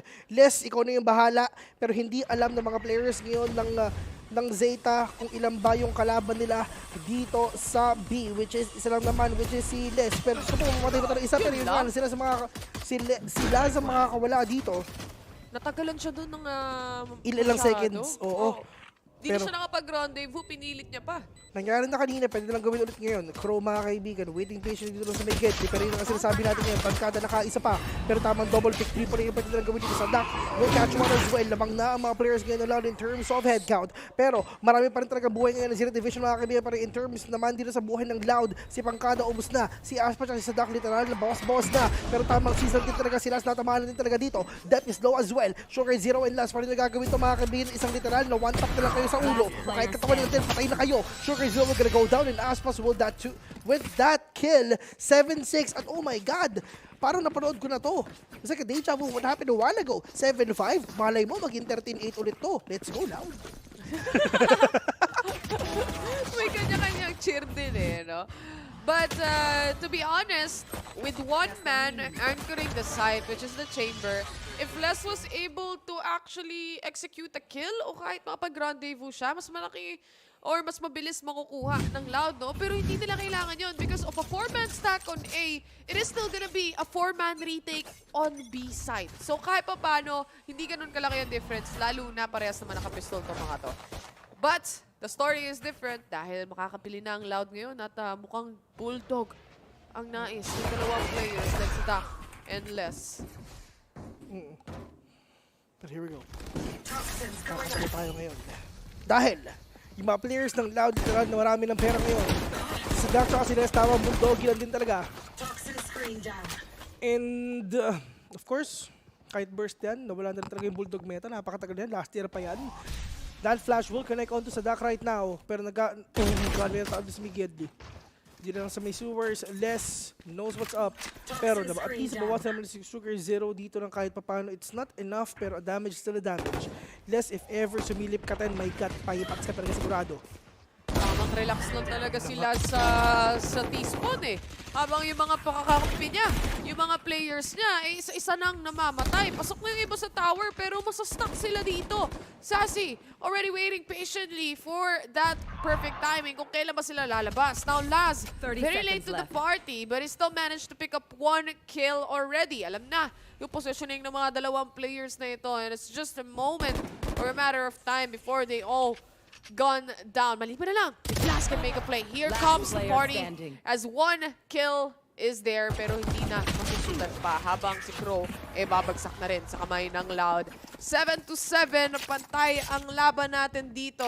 Parang deja vu lang ng game number 1. Parang napanood ko na ito Ito lang din yung kanina Pero 7-7 it is. Pero ang problema din talaga, this is the bonus round of Loud. And for Zeta, if ever natalo sila dito, magiging 9-7 to best. Yun talaga ang pwede mangyari. For Zeta, kinakabahan na sila. Ito yung nangyayari sa region ng Japan. Lagi silang... They have a good start. Nagsisimula sila ng okay. And then, along the way, they drop the ball. And nada-down sila masyado. Na hindi na sila nakakabangon ulit. Hindi nila natatapos yung laro. Hindi nila na-finish. Nasisimulan na ng maganda. Pero at the end of the day, talo pa rin sila. And ito lagi rin to talaga sa region ng Japan talaga na sa day 1, sa first game nila, literal lahat sila may first game jitters. I mean, stats yan Uy, may Diyos ko, pumuntik na. Tinatalunan lang. Si Def walang pakailam sa nararamdaman ng mga players dito. He is already on the site itself. Yung mga kasunod niya, mga kasama niya, 10. Grabe naman yung pre-fire na yun. Umabot pa kay Les. Gulat nga tayo. Low HP na rin naman siya Gulat tayo lahat pero nga, oh my God, napakagad ng paranoid ginawa ni Pangkada. Diyos ko, tinamaan pati kakampi niya. 7-7. Siguro mo kasi parang mga kaibigan, meron tayo dito sa may Sands. Last very patient dito pa kalaban nila. Pero yun nga lang, it's just all these specters and Bulldog na tingin sa kanila. Aspas, come up top, dito lang sa may drop. Depth, knows what's up. Alam niya, literal na isang bala na kailangan niya para mamatay si Aspas ngayon. Still, the time is ticking. Zeta Division, this is a round for them. Ito yung official buy round nila. Anyway, sila yung lamang pagdating sa baril. And of course, Loud didn't make it expensive. They're still gonna have all of this utilities, all of these guns coming in to the next following round na meron tayo. Ito yung pinagkaiba nung game number 1 eh. Kung pagdating dito sa ating pangalawang match or pagdating dito sa pangalawang game na meron tayo, pangalawang mapa, Zeta Division has that depth from depth, literally. Because of the play or kayang gawin na pangungulit ng isang Neon, doon nagkakatalo. Kasi kanina wala talagang difference sa default play na meron sila eh. But because adding depth to that kind of play, kind of setting, anything can happen. Parang ganun yung nangyayari. Oh, yun na nga yun, Laz. We'll catch one already. Simulan muna dito ni Dep with all the reason on hand. Pero sa Dak, pero dinaya everyone na talaga papasok dito sa may A site. Walang kasunod. Nice hold, walang follow-up. Yun yung problema nila. Na-introhan nila maganda pero walang follow-up. Kumbaga, sobrang ganda ng first quarter mo, pero sa second, third, fourth mo, bigla kang lumagapak. Napagod, nakulang sa timeout, tsaka sa tubig. Kasi yung water boy, hindi binibigyan eh. Nadamay pa yung water boy. It's still a 4v4 situation. They wanna take A, it seems like it. Kailangan muna nilang gandahan ang setup dito. They have smokes coming in from the brim. Oh, sadak. But mukhang nadamay, nahuli ata dito si Laz. Oo nga eh, pero off-cam kill, yes. Pero Sacy, kailangan talagang mag-antay yung mga kaibigan pa rin ito talaga lumalabas sila. Alam nila meron pa mga kaibigan ka Showcase will get one kill. Meron pa rin yung Viper Spit dito if ever, pero nagkakabawasan na sila. Aspas, oh no, catching one. One more kill for that Pain Shells. Pero sisimulan natin with an orbital strike dito for the side of Zeta Division. Mag-isa na lang siya. Sadak, buhay na buhay pa. Aspas, low on HP, pero maalay mo, kaya pa. Pero in order for them to win this team fight, kailangan nilang sabay magpakita. Para syempre, wala nang trade-off na mangyayari. Pero, ano yung position? Kami inisyo kay Zero, Diyos ko, buntik na! 8-8. Muntikan pa nga. Now the defuse settling in, Loud secures a tie yet again. Feeling ko along the way, ganito yung magiging o makikita nating movements pagdating sa scoreboard na meron tayo. Just a quick replay, no? Paano na shutdown agad-agad dito si Dep? Like you said, walang follow-up from the rest of the teammates. They're really gauging upon Dep here to actually make a pick-off and give info kung sakasakali man. Unfortunately, nabasa rin siya dito ng Viper. Na-realize din nila na, of course, tataas mo yung wall, saan ka ba dadaan? Yun lang yun, man. I mean, syempre, sa gitna. Malamang. Wala naman choice eh. Kaya nga nabuo yung talagang aggressive sa ganun. If ever you're gonna use that skill, I mean, you have no choice. Talagang dumaan na din talaga doon. Siyempre, yung kalaban mo, wala siyang choice kundi sumilip na lang din doon. So, parang ano lang din yan, 50-50 lang din yan. May sisilip ba o wala. Pero siyempre, depende yan sa impormasyon na mayroon kayo. Minute 20. Laz and friends, hindi nila alam kung saan sila pupunta. If ever matalo sila dito, wala silang pera. Pero in terms of Cloud, if ever matalo din sila dito, pareho lang din, wala silang pera. So, ito ang pinaka-importanting round dito sa dalawang teams na ito, Besiwap. Ang gaganda rin ng setup na pinapakita dito ni Pancada. The paranoia, even the smoke, how he sets it up, the one-way smoke on A main, it really works against Zeta Division. It stops them on their toes. May tumatalon, hindi ka pa mahuli. Kinabahan si Duck Force. Kinabahan to, promise. Kinabahan, muntik na siya eh. No? Natamaan yung dulo ng Hawkbow eh. Pero, Viper Spit para mapigilan pa yung pag-push dito ng mga players. Pero zero dito sa may A. Pero umpisa mo natin with the entry coming in. From Zadnio right now sa Duck. Diyos ko po. Ipipindutin ba yun ang ay sinasabi natin ngayon? Buhay na buhay pa rin talaga sila. 4v4. The clock is ticking already. Sa Dak, mga kaibigan, is low as well. Natamaan na sila dito ng Nightfall. Pero Crow, hindi na alam kinasamba. Wala na silang Prowler ngayon. Sacy, nakaisa pa. Dep all the way from the backsides of the game. Wala na silang Viper Stick ngayon. It's all up to 110. We're gonna fall down as well. 9-8. Oh my God! Walang arep ang Zeta. Nice. Sineta pa ng Loud dito eh. Even if meron na tayong Viper Spit. Kahit na nakapasok na sila on site, nakapag-plant pa sila ng spike. In the end, like I said, yung mga setup ng utilities dito coming in from Loud, it definitely works in their favor. Lalo na yung mga gusto pang pumush ng B-main. May nahuli siyang isa, but the retake or rather, the trade-off na kayang gawin ng Loud always has been there since game number 1. I think this is what lacks to the side of Zeta Division. Those trade-offs na nakikita natin. And on the other hand, they really are a stronger team pagdating sa defense. Ganun din ang Loud. Oo naman. Siyempre, I mean, dito talaga sa Fracture, if ever na talagang defending ka, knowing na may chamber kayo, grabe yung mobility nyo talaga. And siyempre, everyone is actually trying to be versatile as well, na you need to adapt na sobrang bilis. The adaptability is actually really important dito sa mapa na to. And syempre, sa ganitong klaseng tournament ngayon, pero ito rin talaga meron lumilipad-lipad ngayon with the satchel play. Pero ito yung tamang business dito talaga. Pero kalit si Dep nakakuha na isa. Pero meron pang tao dito sa gaming, mga kaibigan. Dep, madili ko na pa ata isa. Less. Goal gonna catch 2 already. Pero he knows it na meron tao dyan. Oh my God! Dep and then, isang bala, patay dalawa! Nalito lapid yung kuya mo. 5 HP na lang si Dep doon, pero mukhang nadamay pa.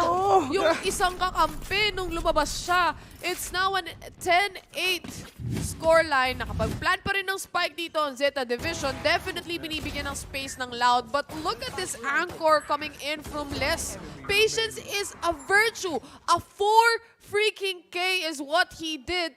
Handled a main completely, lalo na that one-way smoke helped him up. Like I said, Pancada's setup right here is really taking a toll against Zeta Division.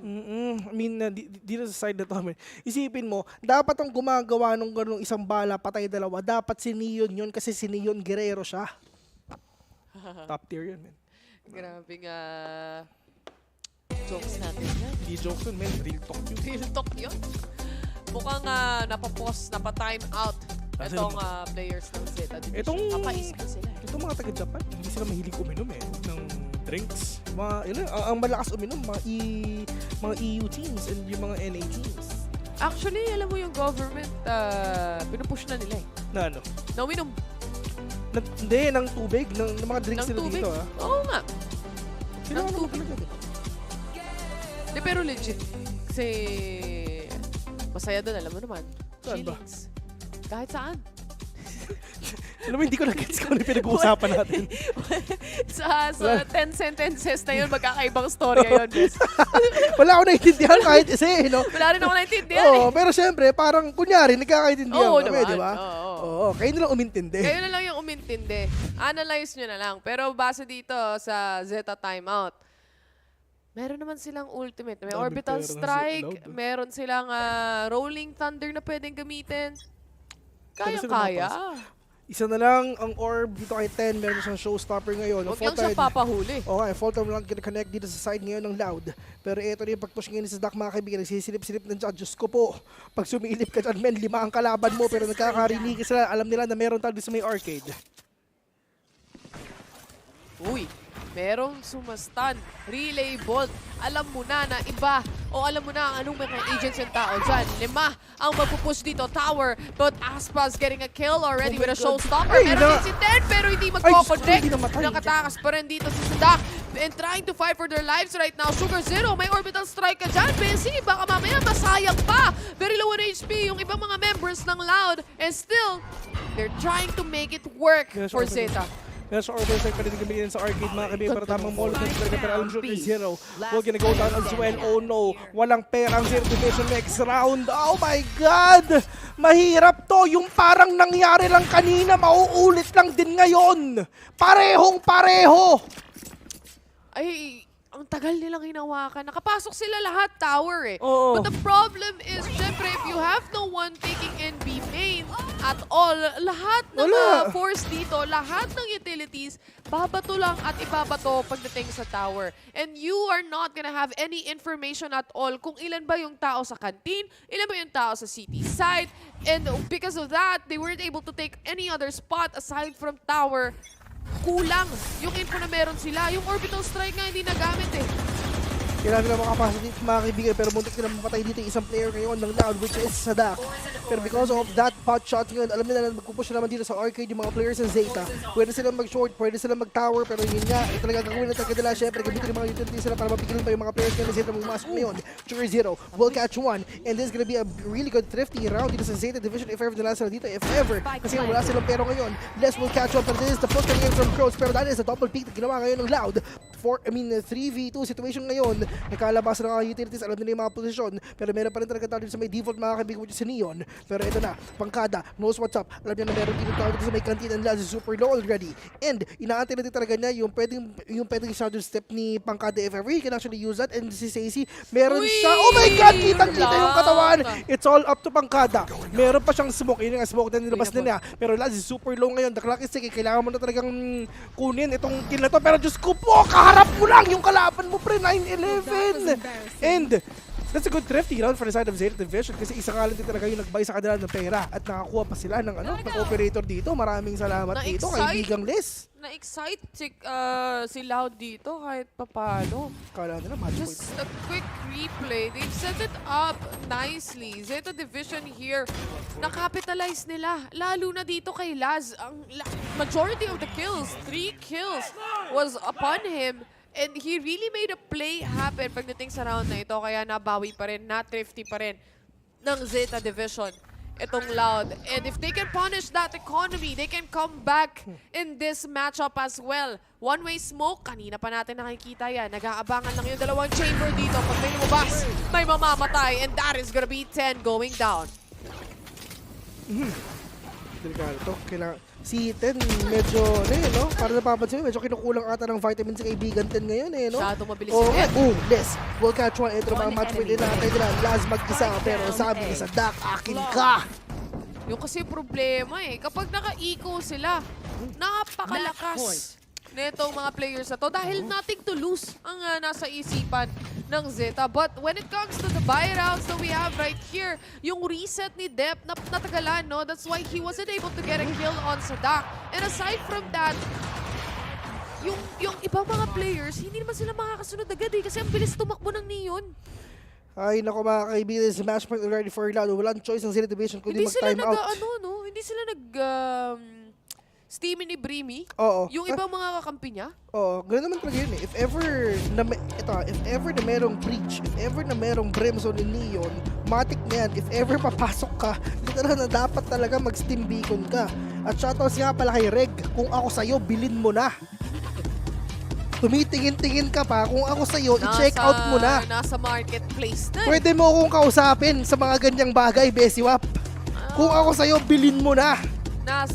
Nang lalasod, yung nalasod. Oo, mas masarap magtrabaho pag ganyan, promise, sinasabi ko sa'yo. Masarap yung tunog Gusto mo bang matry yung binili ko? Alin ba yung 70k? Hindi 70k yun, Bes. Uy, si Ninong Rai, nakita natin. Napatay mo yung Zeta Alam naman natin, this is already a match point for Loud. Mas malakas talaga sila pagdating sa depensa. Ganun din naman ang Zeta Division. Nagkakatalo nga dahil sa pagsaswap ng sides, in the end, Loud yung laging napupunta sa defense. But, as of this moment, kung mapapansin mo, Bessie, si Sugar Zero, itong orbital strike, forever na atang nandito to, kanina pa. Baka it's time na dahil medyo patapos na yung rounds kung sakasakali man na Loud pa rin manalo dito. Aside from that, this is actually a forced buy for the rest of the teammates. Shoutout nga pala kay Miss Patty Gonzalez. Basta post ni Idol, like ko yan.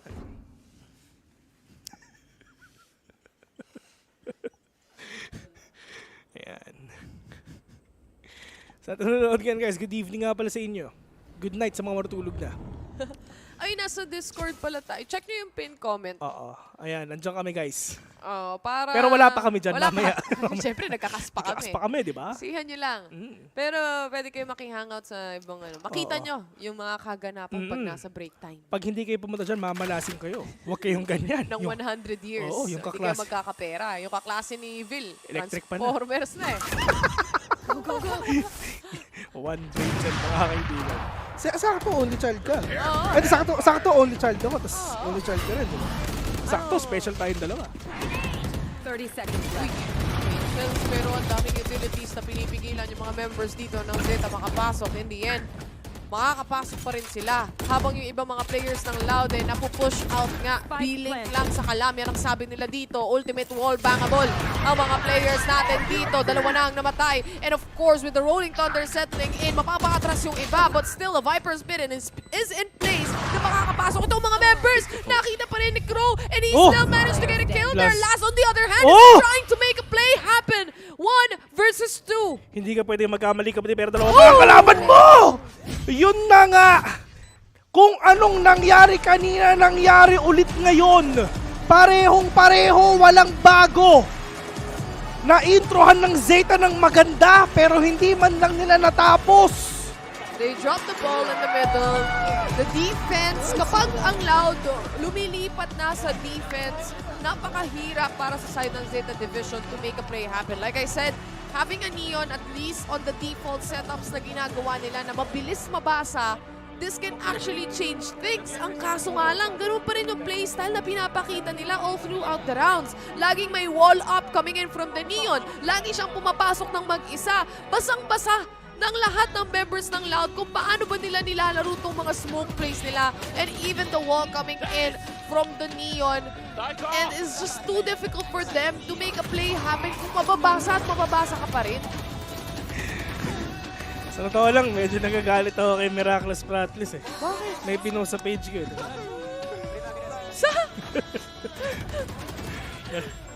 Miraculous, tatanggalan kita ng trabaho. Pag yan, pinutulan ka. Sinong lugi? Ako rin eh. Ikaw din ang malulugi. But anyway, Zeta Division, kahit na natalo sila for this game, first game pa lang naman nila to sa group nila. First game pa lang to. First game jitters. Pero yun nga, isipin mo kung ano nangyari kanina, nangyari din ngayon. Bes, parehong-pareho, 7-5. Tapos hindi na nakascore yung mga players dito ng Zeta, dalawa lang. Isipin mo, may one-way smoke. Pinilit na pinilit pasukin. Hindi ka pa naman mamatay. Masi! Magwawall yung Neon, papasok lang din. Nang mag-isa. Mag-isa, di ba? Oo. Paano ka mabubuhay niyan? Literal na itabi nyo. Ako na! Yan lang sinabi ni Neon doon eh. Kaya, pag na-shutdown ng ganon, walang follow-up, napitas na yung isa, kulang na yung manpower ng Zeta Division. Grabe, no? Second half, dun ang pagbangon ng api. Parang pwede natin sabihin na nagpapakiramdaman gaming lang sila sa first half. Dahil pag dito ng second half, ayun na. Rock na ito. Rock na ito. Yan na yung sabi dito ng mga players. So, tamang picture taking lang muna with the coach para ma-post na sa Twitter page ng tingnan yung isa nasa likuran nag-picture. Tsaka sa ano yan, sa VALORANT BR sa Facebook. VALORANT BR. Pero grabe, sponsor nila yung Burger King. Yun nga eh, no? Lagi silang may Whopper. Lagi silang araw-araw. Araw-araw, di ba? Oo. Pero masarap ang plant-based burger nila dyan, Bes. Oo. Na-try mo na ba? Yung plant-based. Chilling sa. Sarap. Chilling. Kaya bang gawin ang chair nyo yan? But can you do this? Pero eto, nakita na nga natin, for the players right now, for the team of Zeta Division, unfortunately, hindi sila nakakuha ng kahit isang mapa against Loud. And napakagandang depensa, pinapakita ng Loud dito. Napakagandang depensa. Ganun na ginawa ng Loud. Siyempre, pagdating nga ng second half, pagdating ng first half, medyo kinukulang din ata talaga ng vitamins ang Loud. And Zeta Division nauunguna doon. 7-5 sa first game, 7-5 yung second game. Pagdating ng second half, mga kaibigan, doon bumabawi ang Loud. At literal na hindi na talaga nila binibigyan ng tsansa na makapuntos pa ang Zeta Division. Pero 2-0 already. Terror, ano yung pinagsasabi mong Vilkers? Sabi ko nga sa'yo, gusto ko yung nakikipag-usap ka dito pero katabi mo lang ako. Terror! Kung nanonood ka man, tandaan mo ano sinasabi mong terror curse. Sorry. Katabi nga. Akala ko nasa online pa rin tayo eh. Aray ko. Sorry.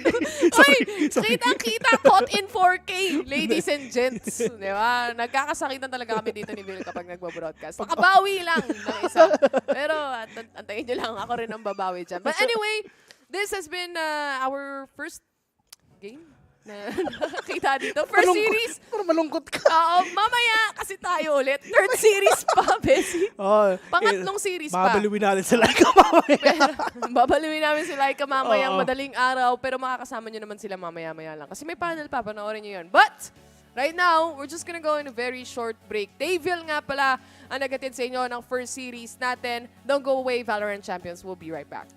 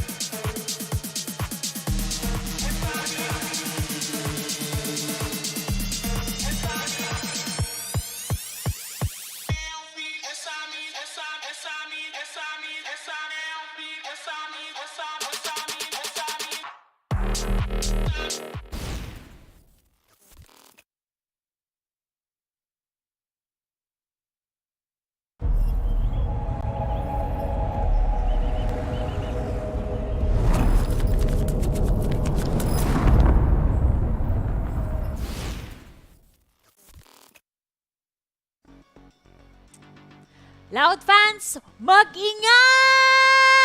Dahil loud na loud dapat ang pag-cheer nyo sa team na to. Nagbabalik tayo dito sa desk. Ako nga pala si Likeable, ang inyong host, at kasama ko pa rin si Dax at si Black and Blue. At alam mo, Black and Blue, mukhang tama nga yung sinasabi mo. Mukhang this is the time for Latam.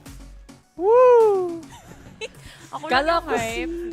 Kala ko si Bill yung maingay. Ikaw pala eh! Ikaw pala eh! Kanina Kasi nga, dito sa atin, Valorant Champions on PPGL, expect the unexpected. Kanina pa ako kinukontra ng dalawa. So, sinabi mo, kukunin mo na yung trabaho ni Bill, basically. Okay lang. Sabihin mo na yung catchphrase. Ano yun? Alam mo na. Alam mo na. Hindi mo alam yung catchphrase? Ano oras na ba? Oo nga. It's Borcom time. Some way, somehow, madadamay sila dito. Ay, nako. Pero yun nga, Latam time. Oo nga, finally, Latam time. You know, I mean, it's what we expected here for this matchup. Alam naman natin na Zeta, as we said, sila yung underdogs in this matchup. I wasn't expecting this to go 2-0, maybe necessarily, but after that first map, nakita nga natin, 7-5 first opening halves, but at the end of the first half ng parehong mapa, na nakita mong nagkakaroon na ng momentum dito ang Loud, and especially dun sa itong sa fracture na to, right?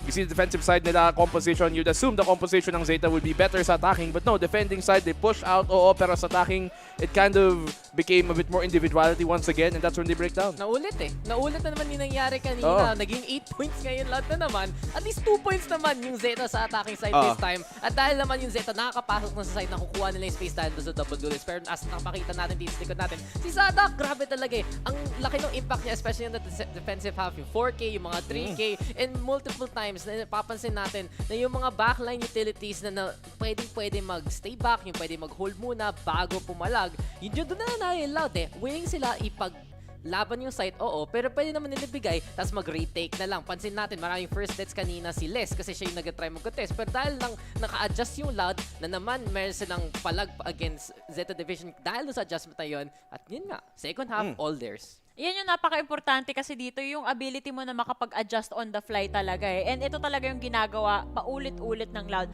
Yun nga, maganda naman to sa Zeta eh. Sanay tayo structured sila, meron silang strat na nakaplano. Kaso nga lang, kapag hindi nag-succeed yung plano, parang ano na yung next step nila? Medyo dun sila nag-aalangan. Pero yun nga eh, no, pag napatay ka ni Sadak, masasabi mo na lang, Sadak.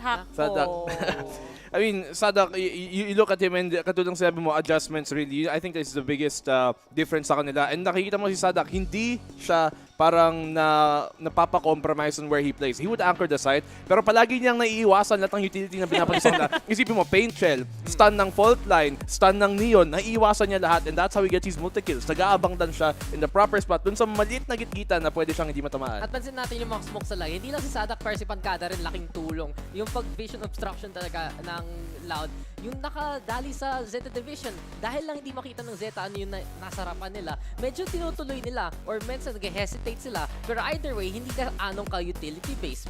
It's more of those dry picks na nagiging problema na sana na lang mas sinetapan nila kasi okay na sa simula. Mukha tuloy nagiging medyo nagkaka-improvise moments yung mga Zeta Division dito. And it's unfortunate kasi alam naman natin na they are just the standouts of the Japanese scene. At gusto ko nga i-mention si Laz eh. Ang ganda na rin ng performance niya. Multiple first kills para sa team niya. Absolutely fragging on out. Pero kulang pa rin yun as a squad when we saw the whole team nung first half. Pero naging nawala eh. No second eh. Yun na nga yung nasa isip ko rin eh, na ang ganda na nung first half nila. In fact, dahil sa composition nila, yun talaga yung dapat nilang gawin eh, na mag-push out sila dun sa site, mas maging aggressive sila, get those first picks in. Kasi yun talaga yung lineup eh, yun talaga yung intention ng lineup. Kaya katakataka na pag-switch natin ng sides, nahirapan na sila dito sa attacker side natin. Sayang yung masasabi ko lang talaga. Pero mapo-point out ko lang si Ten, saka si Laz, gusto ko sila sa roles nila dito. Mas naramdaman ko yung impact and yung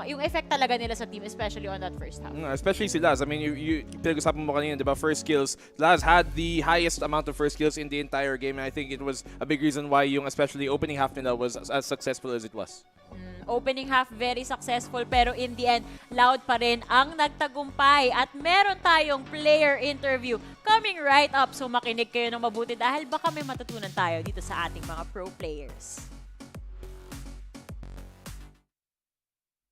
Thank you so much, GB. I'm out of breath. I sprinted all the way down here, but we made it, and we made it on time. Sasi, first off, congratulations thank you. On the dub. I want to get really into the weeds in this first question here. Fracture in particular. Okay. The last 3 rounds of the first half when Zeta looked good, they were up 7-2, I believe, 7-3. It really seemed like you guys got a read on what they were doing, and there was just no stopping the Loud train after that. What was it? Was there something that Sadak saw? Was there something you saw that changed momentum as hard as it did? Yeah, actually, me and Sadak were talking at free time, and I realized that Chamber was like alone on side, so where they were hitting with Raising Neon, they would leave and leave Chamber there. Otherwise, they would just leave Chamber and play retake. So we would just play a slow round and then find Chamber and then just go in there. So yeah. we got 3 rounds. That was what we needed. Yeah, well, it got to a 7-5 half, and again, much like Ascent, they won 1 round, maybe 2 rounds in the second half. Did it feel as effortless to you as it looked on camera? I mean, honestly, our Ascent in defense is really strong. Sure. So yeah, we like to play aggressive sometimes, but when we read their game, like Zeta likes to play aggressive as well, but when we started to play aggressively, they started to play slowly. So we kind of adapt on it. So then we started to play slowly and then couldn't adapt on us. So yeah, I think we did great. So you mentioned how strong your Ascent is. I want to talk about Les in particular. Yeah. Young player. Look, he thrives under the pressure in Reykjavik. Less so in Copenhagen, and he was a monster on Ascent. What is it about that kid that makes him so special? Honestly, I think Laz, not only Laz, I think Laz and Aspas, they're both like demons playing, you know? Like Laz 16 when we got him, and Aspas was 18. So yeah, I just teach them everything that I know, you know? So they got it, and they are playing really good in international tournaments. Like people were doubting them, you know, about it. So, maybe they don't play well in international tournament, but hey, we got to the finals in Iceland, right? So now they're playing great again. So I'm really proud of Les, and I think he'll become one of the best players in the world with Aspas as well. I mean, if they continue to perform at that level, there's no reason why not. Last question that I have for you. It's been talked about pretty heavily. Your performance in Copenhagen was not good. Yeah. Right? You guys struggle, you get grouped, I think you guys won 2 maps total. Yeah. What is the biggest difference? You and I were joking, you said the team has improved. Yeah. What has been the biggest difference from Copenhagen to Istanbul for Loud? I mean, the biggest difference, honestly, is everything. So, yeah, kind of. I mean, we got a boot camp, right? So we came here earlier, so we practiced. So I think that we feel more prepared in every way. So yeah, I think that when you got to the stage, we were like so hyped and so confident. So yeah, it's way different than Copenhagen, you know? So I think that our team is ready for this tournament. It showed, at least in that first series, it showed. Best of luck to you, in the rest of the tournament. We're all excited to see how deep this Loud tournament run can go. I have good news for you folks. If you did not get enough of that, you're going to get to look at it one more time via the Prime Gaming post-match highlights right after this. Kami yung highlight. Yun nga eh. Tayo yung highlight. In our prime. Gulat ako. Highlight pala tayo. Highlight, pag sa babae, highlight makeup on fleek. Ganon. Stunning. Yes. Pero yun yung trabaho ni dito ni Crow kanina Tsaka ni Dep. Sila may mga stun dyan. Oh, funny mo talaga. Natutuwa talaga ako. Magkasama tayo. Thanks. I know, right? Anong That's what makes me very likable. Pero ang ganda nung sagot niya kanina na everything's changed. Ibig sabihin, yung mentality rin nila going into Champions, nagbago. Pati yung pacing nila kanina dun sa game ngayon, yung sinabi ni Sassy kanina na yung pacing nila nag-change din. So, ganda ng mga adjustments na ginawa nila, nakakatuwa. Pero dito naman sa ating desk, magkakaroon rin tayo ng adjustments kasi maya-maya lamang itataboy ko na tong dalawang. Bye-bye. Okay lang. Sige. Mapapalitan na. Lipat muna tayo. Ayan. Mauna na ako. Diyan na nagtatapos yung first series of the day natin. Magkakaroon tayo ng quite a break. Meron tayong ilang minutes ito na break. So ito na yung chance nyo na magpahinga, makapag-CR, kumain. Grab nyo na yung snacks nyo para sa susunod na series natin. Kasi susunod na mapapanood natin dito ay Optic Gaming versus Boom Esports. So abangan nyo yan. Magbabalik ulit kami dito sa PCT Champions.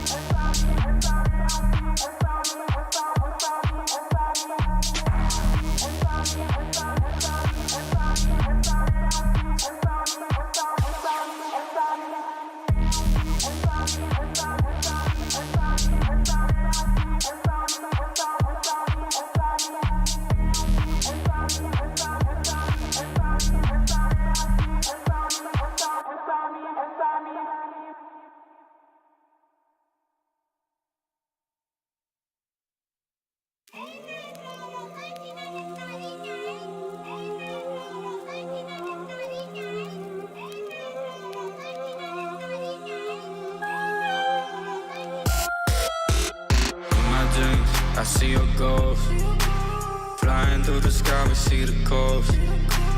Build a campfire out of stone. Make it through the night. We getting cold. I just flip the switch. We gotta go. Running through the hallway of the door. Get the duffel bag. We going home. Get the duffel bag. We going all the way home.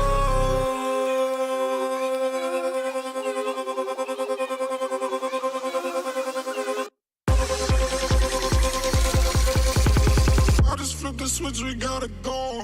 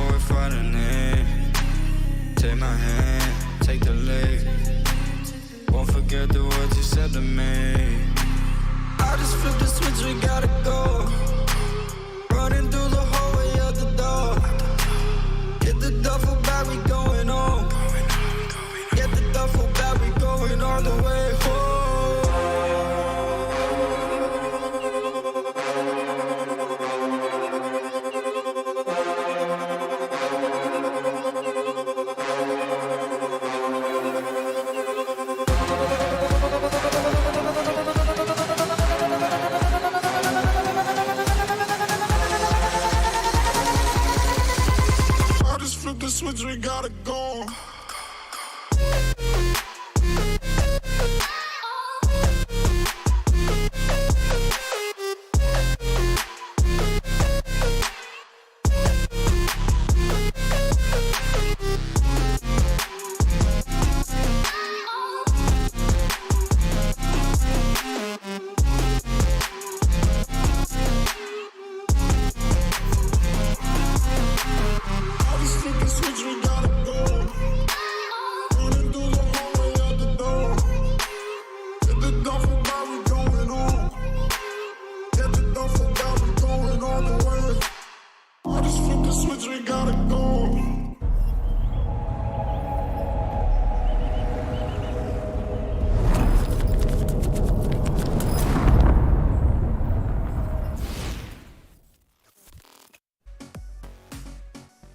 Loud takes the first series of the day over here at day number 2 of VCT Champions.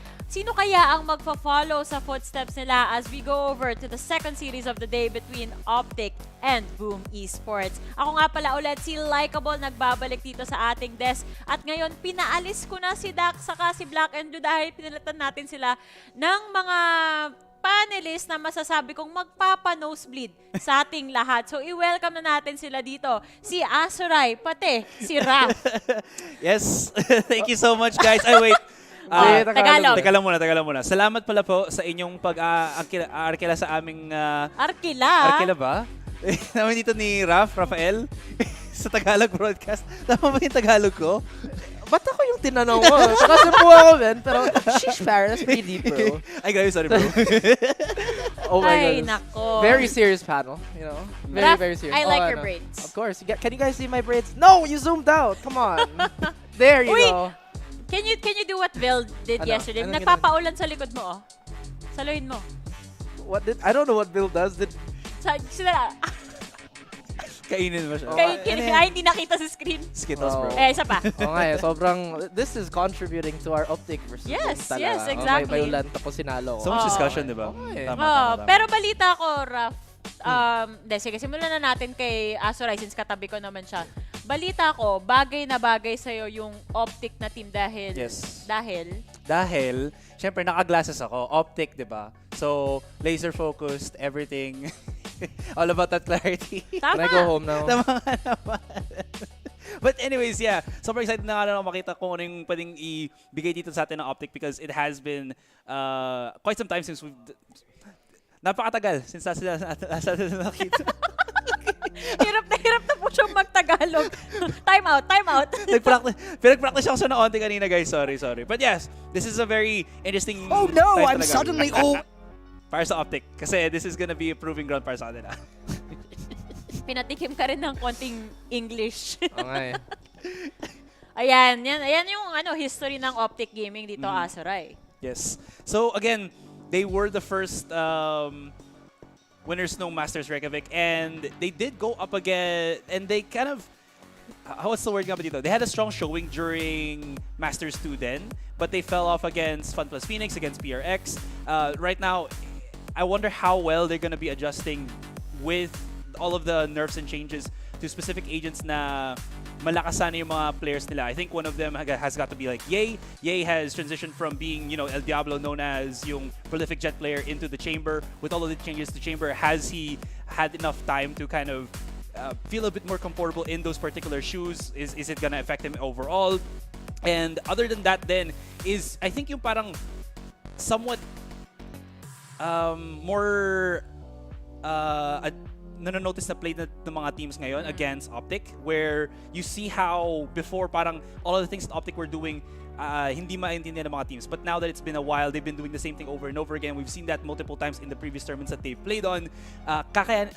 Is it going to be enough, or did they have something else in the chamber to try to showcase to us? Oo. Dahil na nga nasabi mo nga rin yung Chamber, si Ye hindi lang basta nag-transition sa Chamber, kinareer. Full-time career niya na yung pagiging Chamber. Wala na siyang ginamit na iba. Simula nung nagustuhan niya at nakapa niya kung paano gamitin tong Chamber. Pero yun nga, Reykjavik, Champs, Copenhagen third placer. Yes. Super prepared kasi talaga na itong team na to. Doon sila lumalamang. Pero mapunta naman tayo, pag-usapan natin yung kalaban nila. Hindi ko alam kung bakit natatawa si Rafael. Alam niyo, nag-struggle ako eh. Hindi yun. Kasi may yung height difference namin nila kasi sobrang obvious sa camera. Pero, sama mo? Oo, syempre. Actually, na-miss ko na si Ray at HJ. Parang daming English ni Azuray, so ako pa yung sumalo sa Tagalog. Ba't ganyan, men? Kasi po ako. Don't do this to me. But yes, Boom Esports, they've been absolutely fantastic. I'm glad you guys touched upon El Diablo, Jaster, and actually Victor taking the role of the main duelist. He's been really, really a good fit because, well, El Diablo, as you've said, sobrang linis ng aim niya at yung fundamentals niya talaga as an aimer. Again, it's just one of those player profiles that we have to look at. Now, we look at our drip check on our representatives of our LCQ winner, by the way. Rising, by the way. Yes, Boom Esports. Oh. Kalma lang, sir. Okay lang yan. Basta hindi yung kamay yun nasaktan. APAC Rising. Ano yun? Foreshadowing yun. May pakaba. Pero hindi siya nahulog, hindi siya natumba. Hi, Tanya! Anyway. Pero yun nga, so we look at Boom as a unit. Parang sila yung black sheep sa APAC. Kasi if we look at APAC, there really is that flavor of chaos that I guess against the grain, especially with teams like Paper Rex, who's incredibly talented sa mga aim duels, sa mga raw fights. But with Boom being that super traditional, super structured team, I feel like this could be a matchup that Optic can be very familiar with. But with Famous being brought in from LCQ, this is potentially their own X factor. Yung chaos ng APAC, I think Famous could definitely embody it. Of course, we look at our boy, Butcher, my goodness, so ready. Well, again, Boom Esports. The strat book, I feel like could be a little thicker compared to Optic. Tingin ko yung problema lang talaga sa Boom, yung rhythm ng Optic. Again, we know that the RNA teams can potentially be, or can potentially resort to the Wild Wild West. They have their strats, yes, they have their structure, pero they're not afraid, they're not shy to go for those aim duels, to go for those raw fights. So, like I said, could be potentially problematic for Boom, but, you know, in Boom, we trust. They were my pick'ems all the way through. Still Diba? Umabot dito. Oh, may ang loyalty galing ako naman talaga ng Boom Esports eh. Pero ang kinakabahan ako dito, syempre, malaking fan din tayo dito ng APAC. Hindi ko... Upo ko maayos ha. Grabe itong mga katabi ko zoom in sa height ko. Pasensya Sorry, na. wait lang. Pengi po. It's not me. Direct penging apple box sa chair ko. Thank you. So, ayun nga. If you raise your hand up, you're almost as tall as me. Ay, nako. Hindi ko tuloy matapos yung point ko. Diyan ka muna, mag-welding ka muna dyan sa gilid. Pero ito kasing Boom Esports, kulang pa sa experience eh. First time nila dito sa international waters na ganito. So, nakita na natin to sa ibang mga series na nakita natin na malaking part talaga yung yung experience. So, pag pinag-usapan natin tong Optic, sila halos hindi pa nag-a-absent sa mga gantong bagay. So, paano kaya yung magiging effect nun? Kinahin mo na? Yeah, sige. Siyempre, kakahiyaan pa to. Kabayan to. Okay. Kaya pa si Aso eh. Specifically para sa Boom, I feel like it's not gonna matter as much. Kasi I think I put it in my notes din na specifically, at least for me, for Indonesia, sila yung sa mga regions that have adjusted and adapted the quickest and the most, particularly sa APAC region. So even if parang ito nga yung first time nila coming into more international waters, that all of that good stuff nga naman, I feel like it's not gonna matter as much up against Optic nga na sabihin natin is palaging present nga sa mga ganito kasing bagay and all of that. They're very much just kitang-kita na ng Boom dito with the VODs and everything. So I think handa na sila for that. Handang-handa na. Ngayon i-adjust nyo boys yung inyong mga salamin dahil titingnan natin ng mabuti kung ano nang nangyayari dito sa stage natin sa Istanbul.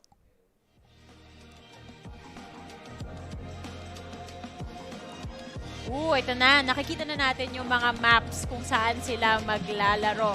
Right off the bat, wala na tayong Ascent and Icebox. So sa tingin nyo ba, may makikita tayong Pearl this time around? Well, Pearl and Yeaster, I feel like they go hand in hand. Again, we talked about Boom and Optics. How do I call this? This matchup mechanic na, of course, Yeaster, the El Diablo of that chamber. Sabi mo, karir na ni Yeaster na mag-char. na yung paging chamber. Wala nang jet. And I feel like Pearl is a map that can really anchor on solid gunplay just like that. But again, you guys talked about how Boom and Optic could interact. Tingin ko sanay naman din yung Boom sa one of the factors, at least one of the facets of Optic na that somewhat rely on Victor and Optic at times. Rather, Yeaster and Victor at times. So, with that being said, because we have quite a few teams like that on APAC naman, Full Sense with John Olsen is a bit of that naman. Yeah, John Olsen has to get hot para fully online yung Full Sense. But again, Optic Gaming is more than that. They have layers upon layers that Boom have to peel away. Yeah, and again, I gotta add then, for Optic specifically, I feel like it's not just Victor and Ye na kailangan mong tignan specifically. I feel like it's also Marv that has done such a... Marv or Harashi's. There you go, yes. Crashes has done such a fantastic job at clutching so many rounds in Paris Optic, and him being a fantastic solo player in that, I think with the map selection that we have, is going to be very interesting to see how he deals with yung pwedeng gawin dito ng Boom Esports. And if we do get that Pearl, if ever man, or just anything that needs a really good initiator player, Crashies fills that role so swimmingly dito para sa Optic. Well, naka-homework naman yung Boom, so na-ban yung Pearl. And I get it. We've talked about the matchup again with Chamber players really popping off. Kahit na nerf, tingin ko hindi yung sa nerf. It's just his kit. Having a free pick as a Sentinel, because you don't have to pick. Pwede ka mag-anchor, pwede ka mag-aggressive play. Kahit Sentinel ka. And again, Boom, I feel like their biggest problem against Optic is speed. It's rhythm. Like I said, Optic, they can go back to the Wild West playstyle where they can rely on dueling, raw fight. Pero Boom, they like to hang back, they like to milk that clock. Kahit sobrang deep ng strat book nila, they still only have one speed that they've shown. So ang makikita natin ngayon ay ang Breeze, Bind, at Fracture. Asoray, sa tingin mo ba, based lang sa map selection natin dito, alam naman natin dito nagsisimula talaga yung laban. sino yung underdog at ano yung win condition para manalo sila? Okay. From what I recall the most, specifically para sa Optic dito, I feel like Optic wants to have yung freedom of movement ng isang map. So a map like Breeze, I think benefits them the most. Bind and Fracture specifically, I think they might not enjoy as much. Sabi niya, Ye really likes to go and play that chamber every single map that he can if it's possible para sa kanya. But if that is going to be the case, I feel like yung utility dito ng Boom might be troubling for the map 2 and map 3. So they really need to get this Breeze map in their pockets kasi that's also a high percentage win rate map dito para sa Optic. But again, moving to Boom, they are just a team that has a lot of strats and playbooks even on any map that they play on. Sure did. No, I'm kidding. Again, we go back to seryosong panel. Sa mga naninibago po, kasi syempre, galing kayo sa English cast, diba? Diyan tayo sanay. Ganyan talaga silang dalawa. May ihihirit na dad joke si Asoray at isa-shutdown lang ni Raf. Normal dynamic na nila yan. Sabi ko na-miss ko na si HD at si Ray. Pero it's okay, Asoray. You know that... Siya ka ba, hindi mo kayo pinag-iisip? Every day. Not a moment pass without thinking about yung partner ko si Asoy. But again, we talk about Indonesia, we talk about Boom. I feel like watching them evolve in LCQ, it was really a sight to behold. Like I said, Famous has been yung parang X-Factor, parang mini Yaster sa Boom when it comes to the aim. But they play such a different role. For him to impact Boom so positively in such a short amount of time and potentially more evolution sa international stage. Pero tingin ko I think Boom might still be the underdog because like I did mention, Optic has been the honor student of all the big events we've seen in the circuit.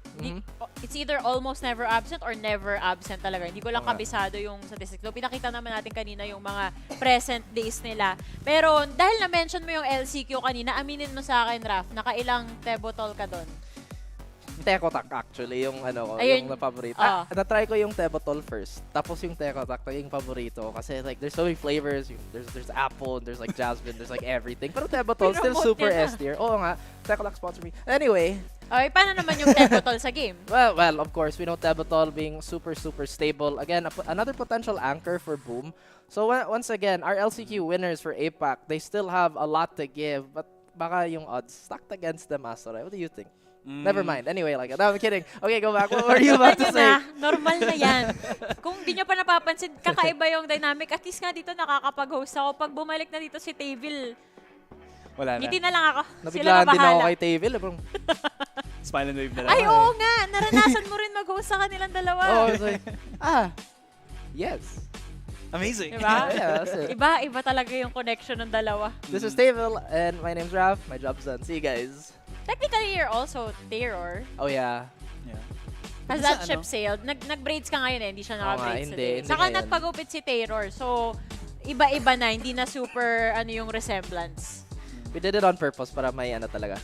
Separation. May Na-realize separation. ko hindi na talaga nakapagsalita si Asoray. Okay lang.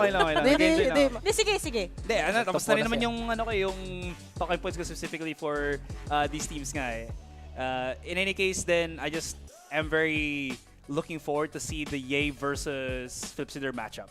Yun talaga. Nako, magsisimula yan. Pero magsisimula muna yung paglalakad nila. Tingnan natin kung paano nga ba maglakad tong mga players natin from Optic and Boom. Famous. Yay.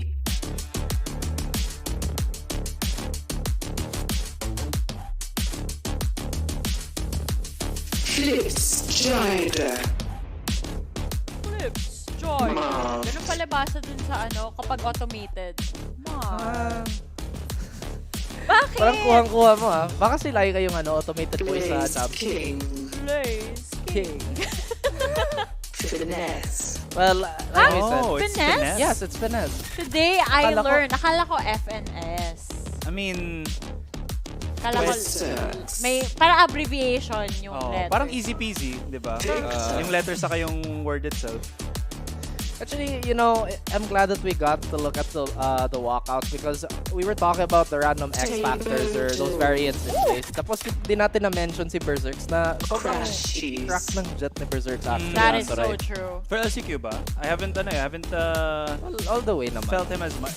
I will say though, nung nakita natin siya back during APAC, not APAC LCQ, I felt like Berserks was kind of falling off a little bit dito from Boom. I think it was Flip Shooter that felt the most consistent. And there was actually a point where Tebotol, diba? On the, I think it was Viper ata, was doing such a big job with just controlling aside by himself against multiple oppressors in the team. I think specifically it was Bind, yung map na nakita natin siya. So, if Berserks is online right now, Boom is looking to be one of the more scarier teams possibly coming in dito ngayon sa ating tournament, because if he's online, then I feel like there's no weak spot para sa Boom. For me, I'm still yung ice ko lock kay Flip Shooter dito. Hindi natin makakalimutan back then, Jet talaga yung main niya, Jet one trick. Pero sobrang grabe na yung pag-evolve niya at this point na ang flexible na nung agent selection niya, kahit anong role na kailangan ng team, kayang-kaya niyang i-fill eh. So, siguro yun yung something na Woo! Tayo rin. Okay, on 3. 1, 2, 3. Tagalog. Wala eh, walang wala tayo on dyan. 3, anong on 3? 1, 2, 3, 3. Tinay rin namin guys, kaso hindi kami coordinated ng mga to.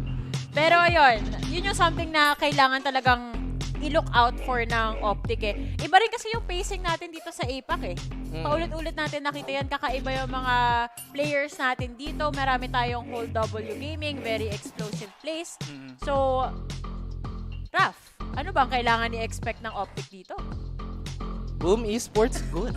But again, on a more serious note, well, kahit anong mangyari, this is good XP for both teams because like we said, right, Boom coming out of LCQ, I feel like maraming nag-expect na siguro Onyx yung lumabas on top because Onyx was the more consistent team. I would say that Boom has had highs of highs and lowers of lows obviously. Pero yun nga, ever since we saw them in LCQ with Famous on the lineup, mas consistent talaga sila, mas confident actually when they move around the map. Di naman yung parang Boom of old na sobrang default lang ng default up to 30 seconds. Pero walang nangyari. Yung ginawa sa Boom, while they still milk the clock, they still do move around and get as much map control as they can. And that could potentially be something na nahirapan yung Optic. Kasi sabi mo kanina, yung Optic, they want to get that freedom. They want to have space for Yaster, Victor, literally everyone to explode. Yeah.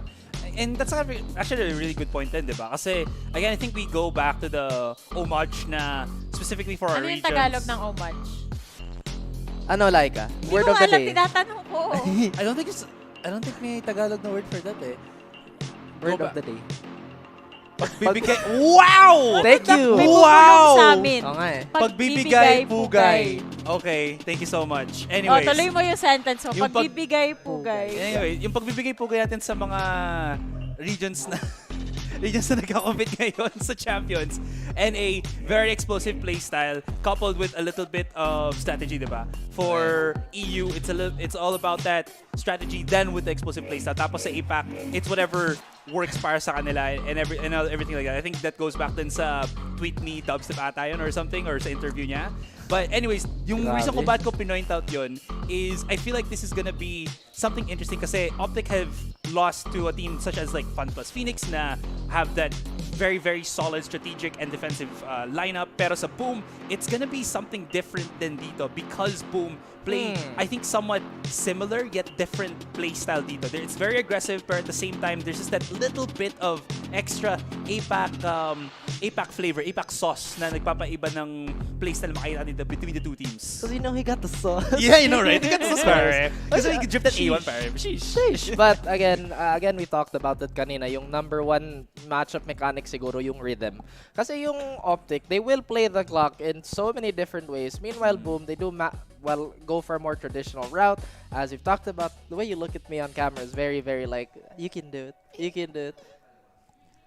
Kung ako sa inyo, maghanap kayo ng tao na tinitingnan kayo the way na tinitingnan ni Azuray si Ram. Okay. Patingin niya, sample. Paki-edit naman po. Kimi Natori ko. Talaga, basta si Astro yung kasama ko, promise. Ay, nako. Alam mo, tama na yung pambobola natin dito. Simulan na natin yung laban. Dahil dyan, guys, ipapasa ko na kayo dun sa mga kasama ko kanina. Kasi nga sabi ko sa inyo, tinaboy ko na sila. Doon na sila sa casting desk natin. So, Dax and Black and Blue, take it away. Bahala ka dyan, Laika. At least di ako nino-nosebleed dito. At ito na guys, nandito na tayo sa second series natin. Boom Esports versus Optic Gaming. APAC represents versus NA. Dax yung Black and Blue. At tingnan mo, nahanap ko tuloy kasi kaka-nosebleed dun sa English panel dito sa kabila. Nakahanap ako ng inhaler para Indonesia pa to. Oo nga. Taylor to. Oo nga. Diba? Imported, di ba? Nanggaling pa doon, may hangin pa ng So Indonesia meaning yan. na to. Ito na. 3, 2, 1. Amoy Boom Esports! Amoy Boom Esports! Let's go! Teka, sino mananalo? Boom Esports! Boom Esports!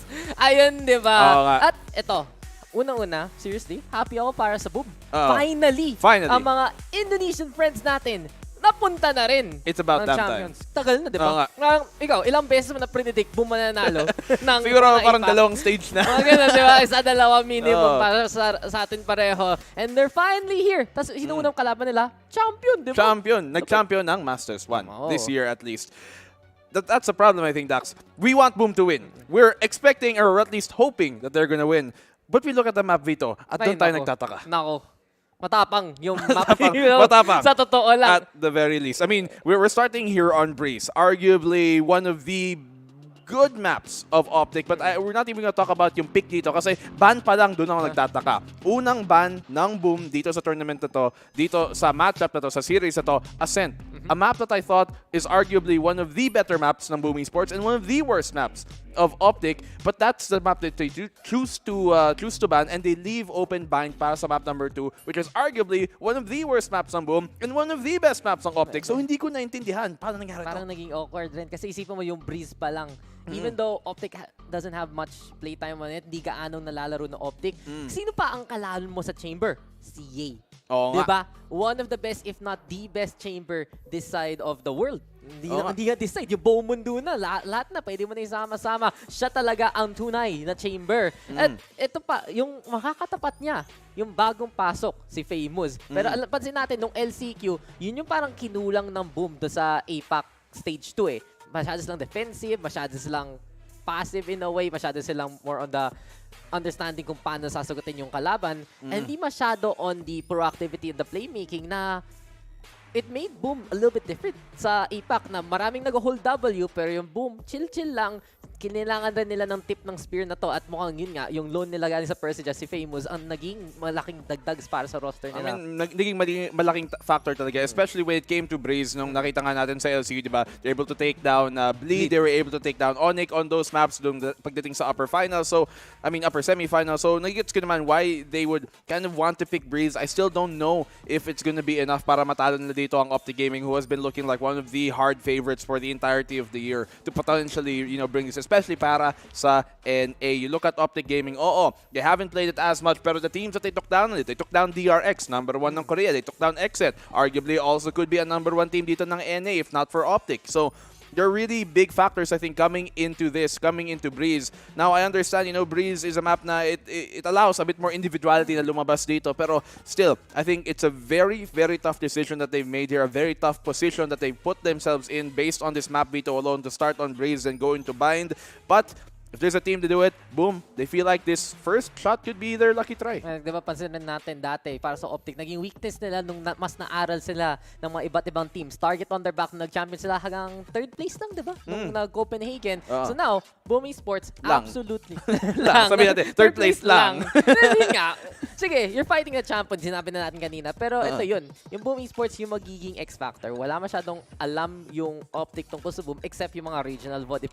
Iba pa rin yung international playstyles, iba pa rin yung contrast nila. At ito mga, makikita natin, similar compositions, pareho lang nilalaro nila. So, NA versus APAC style na medyo kakaiba on the Boom Esports side. Baka nga, ini-expect dito ng Optic, mala PaperX, mala Cercia. Hindi, iba yun talaga yung Boom Esports compared to them. At ito na talaga magiging perfect chance ng mga Indonesian friends natin na pumalag, especially against NA of all places. I love that you pointed out, Dax, kasi, di ba, syempre, yung mga fans natin worldwide, mga friends natin worldwide, experience nila sila. They've already seen, representatives from Philippines, from MYSG, from Thailand. But now, ayan now, finally, Indonesia, one of the best regions in SEA, have the representative dito sa VALORANT Champs, and they're looking to try and defend this A-site. Optic, nakuha pa nga nila ang plan, pero Tebotol, matitrade na agad. Masarap talaga at makulit nung si Tebotol, pero Optic pa rin mananalo dun sa trades at the end of the day. Mapaplant pa nga dyan, 4v2 situation. At hello! Welcome dito sa international stage. Sabi ng Optic to boom. Kailangan na lang si Famous at si Berserks ng dalawa.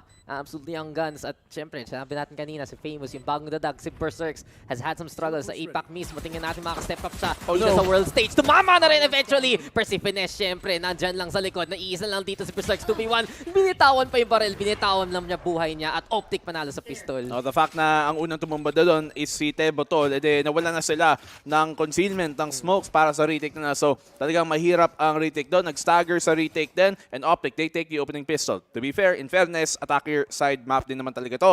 At mahirap mag-defend sa pistol round, mas lalo't lalo na. Optic, great opening start from them. That's yung parang basically show out that they want here. Welcome, katulad ng sabi, welcome dito sa international stage, Boom Esports. Tignan natin paano sumagot. We know, eco rounds, napakahirap minsan i-convert on a map like Breeze. At sa totoo lang, yung recent history dito ng Boom, mostly on the attacking side sila nakakakuha ng success rather than defensive. So tingnan talaga natin paano sila mag-a-adjust on the fly. Thing is though, iba pa rin yung experience nila sa APAC dito sa international scene. At ito naman, Optic Gaming, willing na willing mag-execute lang hanggang hindi na gumana. Victor Crash is already on the board. Simple lang to with the gun differential. Famous, nice shot at least. K-Finesse, consolation prize, naka-participate sabi ni Teacher. Pero Optic na naman, naglilinis at si Marv nakatatlo pa nga. 2-0 na. Hindi ka pa nga tumamba doon si Marv. Pero sige, 2 quick rounds dito para simulan ang mapa na to. First map of the series. Katulad ng sinabi mo nga, I mean, aside from the fact na attacker-sided map nga talaga, Boom, they do perform better on that attacker side, at least here on Breeze. I'm still curious to see if this is the right decision for them to go with this map, Vito. Breeze, Bind, and Fracture. Fracture actually, I think, magiging isang 50-50 map natin kung kung umabot tayo man doon. Kasi I'm expecting another mirror matchup based on the comps. Ito na nga, mirror matchup na nga eh. So, if we ever go to Fracture, I'm looking for more of the same. I think the biggest difference we're gonna see between these two teams, composition-wise, is Bind. Kung pag umabot natin. So, parang 2 out of 3 of our maps medyo baka pwede na mag-mirror composition. Tapos ito nga, mirror matchup na nga. So, ano to? Si Optic yung Disneyland na OG. Tapos yung Boom, yung may Indonesian Disneyland na bagong gawa. Enchanted Kingdom. Enchanted Kingdom. Okay, yun na. Tara, rapids tayo dyan. And rapid fire guy, nagpa-famous. Na-shutdown na yun, yung Nalkamad. Mapapatay pa nga niya ang dalawa. Si Berserks nandiyan rin makatulong. Kinakawawa naman si Poor Marv. Uy, KS yun. Oo nga. Alam, di ba? Pag Inagaw.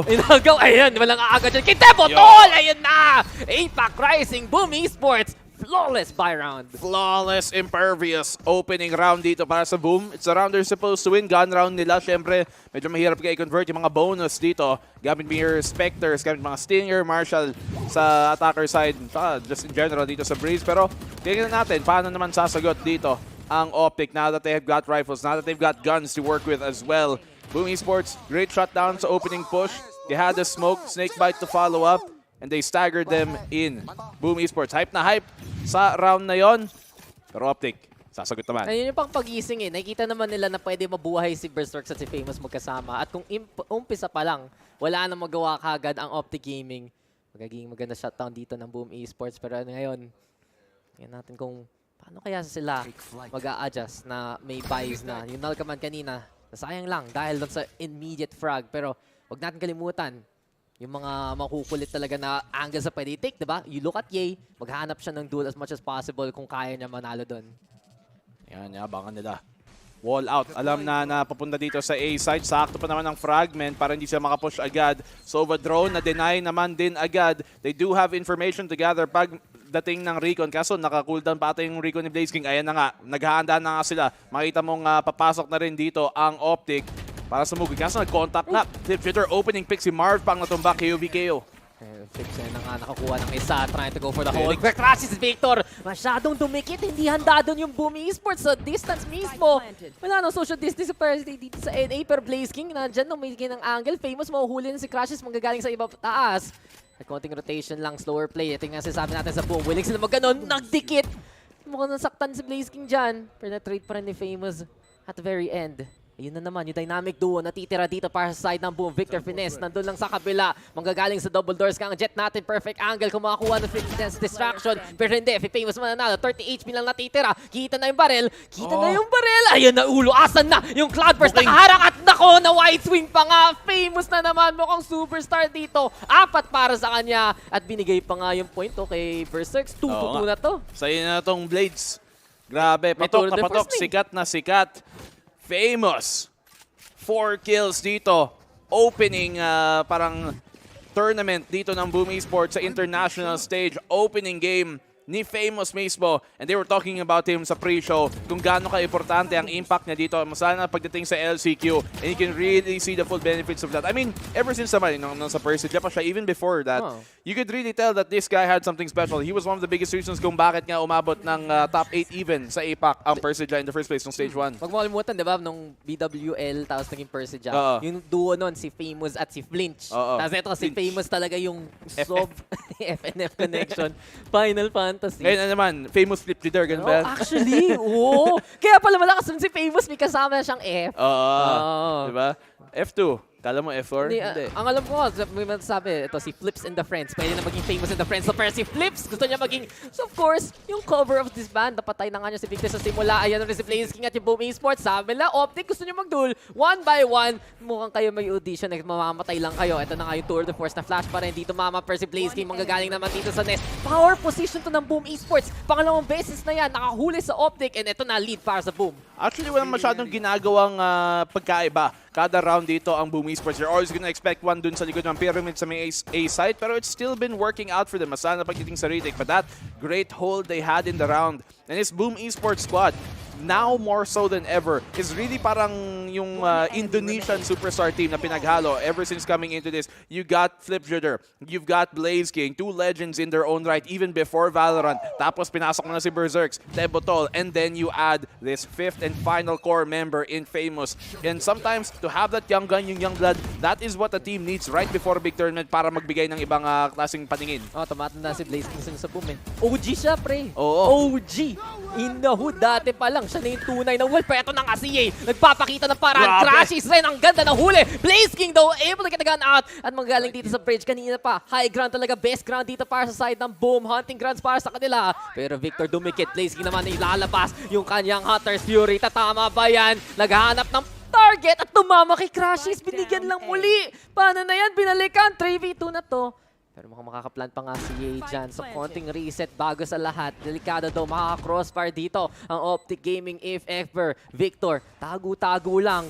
Kailangan siya i-pick ni Blaze King, pero ayun na yung tulong. Buti na lang, may taga-tulong si Venice. Napatayan pa nga ni Ye yung high ground mismo. Victor though, timing is everything. Ayaw pa pakita position. At ayun na, gulat ka na lang nandyan si Victor ng tanggol at 3-3 na to. Parang wakamol, bigla na lang lumabas sa butas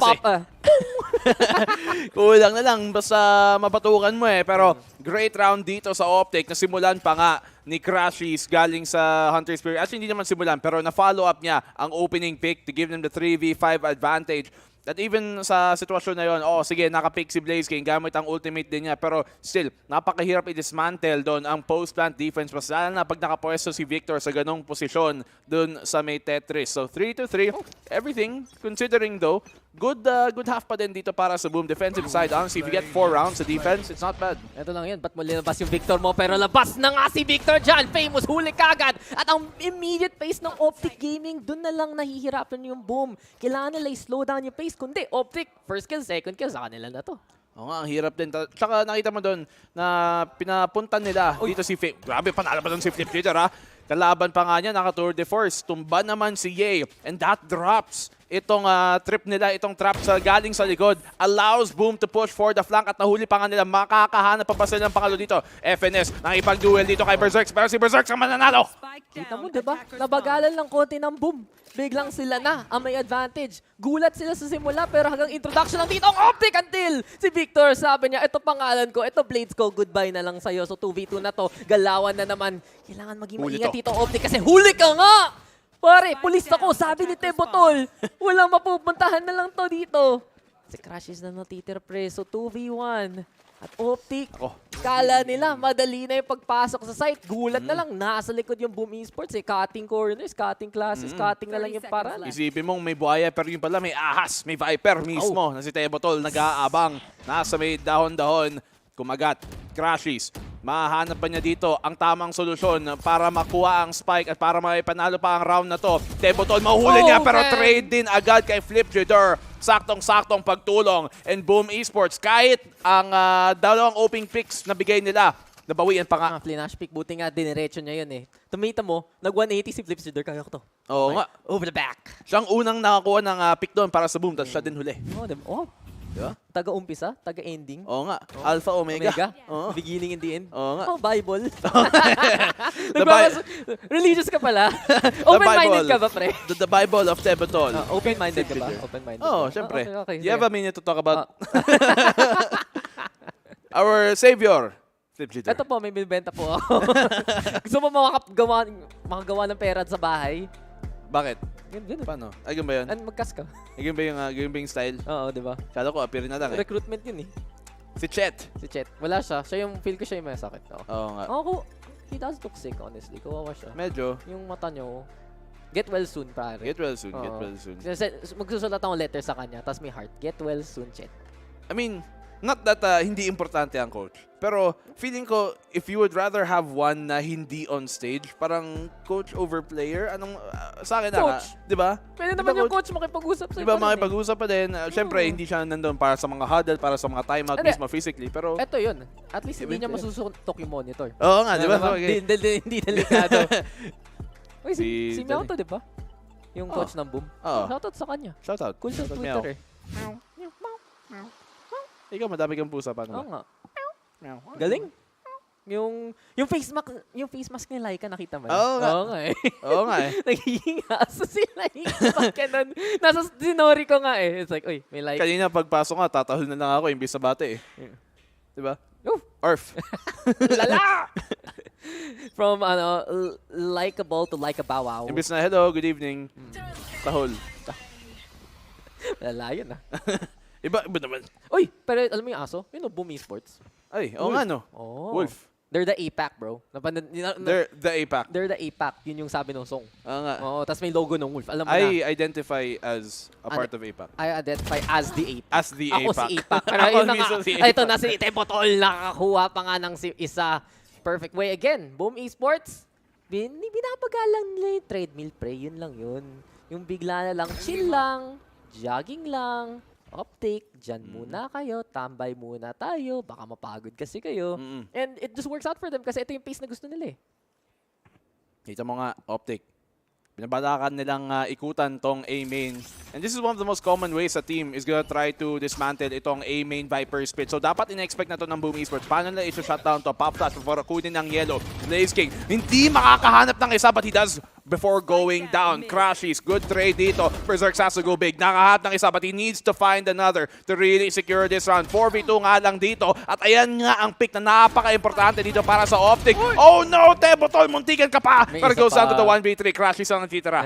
Natitira lang ng team sa gitna at mahirap na to. 1v3 situation si FlipJitter though. Ang ganda na naman ng angle. At Boom Esports, kahit dun sa panalo, alam nila may pwede pa silang i-improve dun eh. May konting alanganin dun sa middle nila.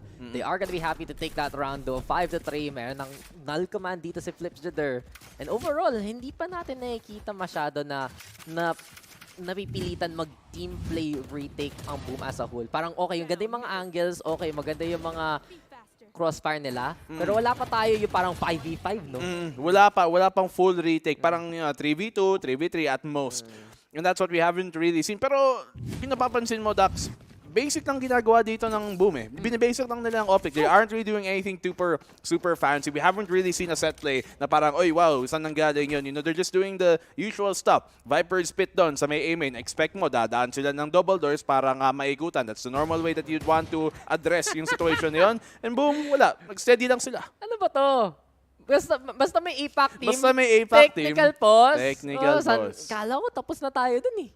Oo nga. Wala ko yun. Hindi natin ito pag-uusapan Hindi, eh. kasi Dax, nasa Istanbul tayo. Tapos? Which is in Turkey. Which is still part of Asia. Asia. Oh my God. This is some geopolitical stuff right here. Ito na naman. Constantinople is never dead, my friend. May makagets nun eh. We are all as one. We win as one? We win as one. Di paano yun? Yung sa Olympics natin or something? Blaze King. Blaze King. Wag dito Blaze King. Wag dyan. Kasi hand warmers, kaya nga Blaze. Oo nga. Yun yung pang pero ba't ganun yung action?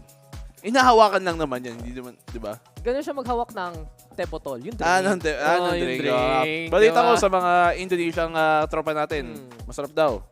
Sabi nga ni Raph, ayaw niya yung tebotol eh. He likes something else. Yung tebotok, parang ewan. Baka ibang flavor lang. Exactly the same. Pareho lang. It's similar. Sounds similar at the very least. Wala, Baka pareho lang yung gumawa. Hindi tayo nakasama eh. Oo, hindi naman. Bakit kaya? Oo eh. Bakit At least may poison tayo. Asan yung poison? Asan nasa poison? Yung maaboy. Is that what's called? Poison. Brand Mark 2. Relief of nasal congestion. I used this before. Binigay sa akin ni ang minamahal kong si Ishan. Uy, shoutout kay Ishan! Let's go! Shoutout kay Dion. Pero shoutout kay Ishan kasi syempre, yung ano? Brenners. Yan. Anyway. Tagpos. Ay, favorite ka to. Oo nga. Papagalitan ba tayo ngayon? Depende ko ang pag-usapan namin. Ano ba? Ano ba nangyayari recently? Yeah. Oy, masaya dito to. Masaya na nasa studio tayo. Oo nga, na-enjoy ko. Ako. Ang tagal na natin hindi nagsi-studio, Dax. Oo. Para sa... Saan ba kayo nanonood? FB? Lahat Twitch, may diba? Facebook, Lahat ng may PPGL. Twitch, may YouTube. Ay, nga pala guys, by the way, kung sumali kayo sa Discord, naka-pinned comments ata. Oo. May plug? May plug. Sa Discord ng PPGL, may halos, hindi naman 24/7, pero may stream doon na lagi lang naka-on doon sa isang channel na makikita nyo yung parang tambayan lounge lang namin. Yung mga, doon ata sina Taylor, sina Raph, yung mga panel, yung mga ibang caster na walang ginagawa. Ito lang yun, lahat ng hindi nagka-cast ngayon, which is basically everyone that isn't us. That isn't us. Oo. Sila nandun. Sila nandun. Except si Ray at si H3 kasi corny sila yung hindi sila, hindi sila assigned. Hindi sila assigned today. Pero pwede nang tumambay. Pero yung mga highlights, syempre, yung tulog ni Azuray, yung sapakan ni Taylor at Neville. Yung binuhat si Dax. Ako yung ginagawang cargo ng mga tao. Syempre, magkaka-likeable something. No, ang tawag doon yung eating stream? Mukbang. Mukbang. Likeable mukbang stream. Andun rin. Lahat yun, makikita nyo. Nagutom ko daw. Alam ko, basta alam mo kung may araw na hindi tayo assigned, pwede na akong pop-buy. Alam mo na. Alam mo, nakakaingit. Ang dami kasing mga jersey dito na may sponsor ng pagkain. Kanina, di ba, BK. Tapos may Nissin Cup Noodles, di ba? Kung may jersey ako, alam mo sinong sponsor ko? Si Parang Jose. Si Parang Jose? Huwag natin tuloy. Si Jose C? Si Jose C. Ay, nako. Gusto ko may malaki logo ng Denny's. Denny's BGC. Let's go. Okay, guys. Ito yun. Yung rankings ng Denny's sa Pilipinas. Number 1, Denny's BGC. Kasi, mo ba lahat? Hindi dahil sa pagkain. Kasi, pagpunta mo, parang club pa rin. Tugtugan doon. Totoo. Lalabas ka ng Versus, lalabas ka ng Palace, yung gano'n. Tapos gano'n pa rin yung Denny's. Maganda yun sa Eastwood. Chill doon. Chill sa Eastwood. Siyempre, sa East Side. Yung parang, bakit ako nasa Eastwood doon ako pumupunta? Parang, why am I lost in Eastwood? Ayun ba yung pinupuntahan mo doon talaga? Promise, hindi ko alam bakit. Pero ilang beses na lang ako napapadpad ng Eastwood na walang context, na parang pa-uwi from somewhere, tapos biglang maiiwan ako sa Eastwood. Ayun naman lagi mga lakad sa Eastwood, either parang nadamay ka lang napunta doon or may work ka talaga may rason. Parang nung pumunta ako MOA area the other day, tapos nasa Eastwood pa rin ako din. Ang layo na from west side to east side coast. Literal. Bakit ako talagang nandito? tinawid mo yung buong Maynila. Ganun talaga. Ba't ako napadpad dito? Pre, literal west coast to east coast yun. Ay, ganun talaga. Alam niyo guys kung nagsama tayo ever sa anything, alam niyo na paano yung mga araw natin. Buti nga na nasa work setup tayo kaysa sa usual natin pag magkakasama. Pero sige, ito na nga. Sama-tama tayo sa game moves mo. Optic, walang barrel, may stinger. Medyo mahirap mag-stinger sa Breeds. Yun ang sabi ko na lang. At Oppo. Optic famous. Di mo natatama. So, Optic, gusto nila 8. Okay, ito yun. Optic wants to punish Boom. Pero Boom, medyo may pagdidisiplina. At yun disiplina talaga! Tebot all berserks, nagpakita, patayang lahat. Talagang sinipsip Tebot all, battling it all up. 1 to 1 to 1. Blaze King finds another kill. Tebot all, pangatlo. clean, flawless round. Katulad ng sabi natin kanina, Dax, yung mga eco rounds ito, napakahirap i-convert. Napakahirap ipanalo on the, actually, kahit anong side, attacking or defend, but especially attacking side dito, when you're in a map like Breeze, napakalayo ng range of engagement. Itong kay Tebotolo, 1, 2, nagkatabi pa sila. They get everything going their way. So really good half dito para sa Boom. Tinanong natin, Dax, kung good map pa talaga to ng Boom. The fact that they picked this for map number 1. At nung una, nagdududa pa tayo. But they'll seem to prove us wrong for the meantime. Nagsama-sama na nga dito ang Boom Esports at kita talaga natin na sobrang pinaghandaan nila itong matchup na to so far. Aldron muna dyan, aggression now from Boom. Pop flash at gulat na lang si Crashes na dumikit na lang si Flipsider sa kanya. Tinutukan ng barrel free. Ang sa ating galawan eh. At Flipsider hindi pa tapos. Dalawa na dito. Si Boss Flips. Kinahanap pa nga niya ang iba. Marv nandito naman sa left pyramid pero wala kang laban kay Berserks at Apex talaga. Rising na rising. Victor to. Hindi matamaan. Hindi si Tebotol. Yay na lang natitira. The Yaster himself. The Chamber God. Kaya ba niya? 1v3. Tingnan nga natin kung pwede ba gawin ng NA's finest to. Pero problema, maraming nakatingin na nga magpunta dun sa cave. Hindi lang yon, andun rin si Blaze King nasa likod lang. Walang nag-pick. Alam nila, operator to. Tambay muna dito sa Gedli. Ito na, lumapit rin natin gun! Flips Jeder, pinaggagawa mo dito! Tinakbo. Alam naman niya kasi ding medyo low HP na rin doon si Ye at naka-operator. So, tama naman yun. Keep on the move, keep mobile. Wag yung simple nga slow pick. At itong Breeze na mapa nila. Ano yan? Wala ako nakikita na patay pa niya. Bulag nga. Pre, kaya siya pro player at hindi tayo pro player. Totoo. I mean, alam naman niya yung angulo na kung saan may taong sisilip. Tumama pa yun. Flip Jader. Binabasic nga nila. Alam naman nilang parang yung mapa na to. It isn't one of the more dynamic maps that we have in the game. And that is what I guess helps them kasi alam nila individuality. Pagdating sa tutok, they can take them down that way instead of sophisticated plays. Lakas ng balot boss dito Pero boom. Ito na, 7-3. At alam nga natin, sa attacking side, mas pa sila. Nag-prove, pero na-backtap na dyan si Blaze King. Hindi nakatingin. Di na-expect yung 2-prong attack dito ng Optic. Quick execution pa. Galing sa side ng Optic Gaming. Ito yung gumagana para sa kanila kanina pa. At mukhang naging 4v2 na to. At mapaparotate pa nga ang Boom. Para sa Optic though, safety is security. Viper Spit magiging galawan. At hirap na ang Boom Esports ngayon. Kinailangan ba talaga yung Viper Spit sa sitwasyon na yun? Nakakatulong siya para makasecure ng round. But who knows? Could have saved it for the final round ng half na to. Berserks. Nakakahanap ng pitas dito. Kailangan niya makuha si Victor. But that shuts it down. This round is done. Tebotol. Unless maka 1v4 clutch siya na hindi talaga... Uy! Okay. Sinilipan ko. Ay, naku, nahiya ka pa, Tebotol. Ay, yun. Siya pa ang nakatakas. Siya pa ang nakapatay sa'yo. Hindi mo na lang kinuha kanina Pero ako okay lang ako doon sa Viper Spit na yan. Kasi minsan nga lang makakapasok ng site ang ganun kabilis Malay natin sa round na to. Yeah. Masyado ko nag-isa ng what if pare. Siyempre, Nostra ako. Nostra ka. Sige Okay. Sige. Promise, may darating na punto sa round na to. Ito yung round na to. Kung maghahanap tayo ng timing, maghahanap tayo ng point na kinailangan dapat nila yung Viper Spit. Ito ngayon mismo. Simula pa lang. Boom! Sabi mo pero you need to secure rounds. Ikaw yung lugi 2v4 naman. Basic na. Pre, kailangan practice safe. Point A. Gusto ko din, huwag nila siguraduhin. Ano ka? Bumawi yung Boom. Ikaw ba yung tipong okay lang yan? Walang problema yan. Don't worry. Trust me. Sabi ni Black and Blue. Pero tiwala na lang kay Ye dyan. Makakapatay pa nga ng isa. Blade Tito Victor. Mahuli na lang Famous sa kabila. At si Marv nagbabatay na lang lamang. Booming Sports though. Giving up the A side. Kinamit nila yung Viper Spit para makakuha ng cave control instead. At gusto nila makakuha ng pinch. Marv though planting in behind. Ayaw nila ma-backstop. No Viper if ever. Nawala na kagad. Yung pit iniwan na lang. Galing pa nga sa holes ang isa per finesse. Nahuli na nga si Famous dyan. Titan lang natin. Nasa sulok lang dito si Ye. Tingin-tingin muna dyan. At mukhang si Berserks ang hindi tumingin kung paano tumawid. 3v2 na to. Tebotol naghahanap kung sino man dito pa. Ye na naman. Nasa high ground. Tebotol Fletcher on the board. 1v1 na lang to si Flips versus si Ye. Big time players. Look to big time plays. Eto na ang tour de force. Tingin. Baril. Makakapatay. Winolbang pa nga si Ye. Pinakitaan ng KO. Paano pa to? At 8-4 para sa Boom. Flip Jitter! Huge round here for Boom Esports! Nakalusot pa siya doon galing sa ilalim ng tulay. Dumaan, nag-underpass, nakadaan sa may yellow. And with those kills, alam nilang nasa halls dito si Ye. Flip Jidder and Tebotol. Huge round Pixel. Kala mo yung may high ground yung lamang. Pero hindi. Sabi ni Flip Jidder, amin to. That's like the second time. Diba kanina nangyari yun sa B-site? Natalo niya yung op gamit ng rifle. Pixel angle din yun. Yun lang yun.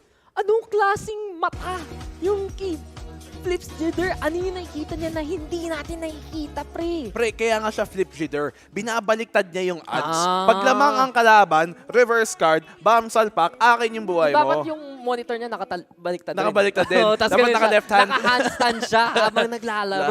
Lahat. Pati dapat keyboard niya, nasa kanan banda yung WASD. Alam mo, kaya niya mag-balance eh. Sigurado. Ganun yung ganun eh. Pero ang lakas talaga. Flip Jidder, star player ng matagal na sa Indonesian scene. One of the biggest pickups nga nung yung unang boom incarnation na naglipat-lipat sila. At kita talaga natin na mga nagagawa niya, hindi nagagawa ng iba. Perfect debut so far for Boom Esports. First half na yun na natatalo talaga nila yung Optic Gaming, a team na alam na willing makipag-duel. Gusto nila manalo that way with the aggression, with the fast takes, na napipigilan yung pace at nananalo sila sa 1v1 duels. Laking bagay to para sa Boom Esports. Laking bagay nga talaga. I mean, Boom Esports, the fact na they're winning those duels, the fact na nanalo sila sa mga rounds na akalain mo parang, teka, delikado to. Those are rounds that can really make or break the spirit ng isang team. At Optic, you can see, they're kind of shaken here. Medyo kabado sa nangyayari. Alam nila, now they're on the defensive side.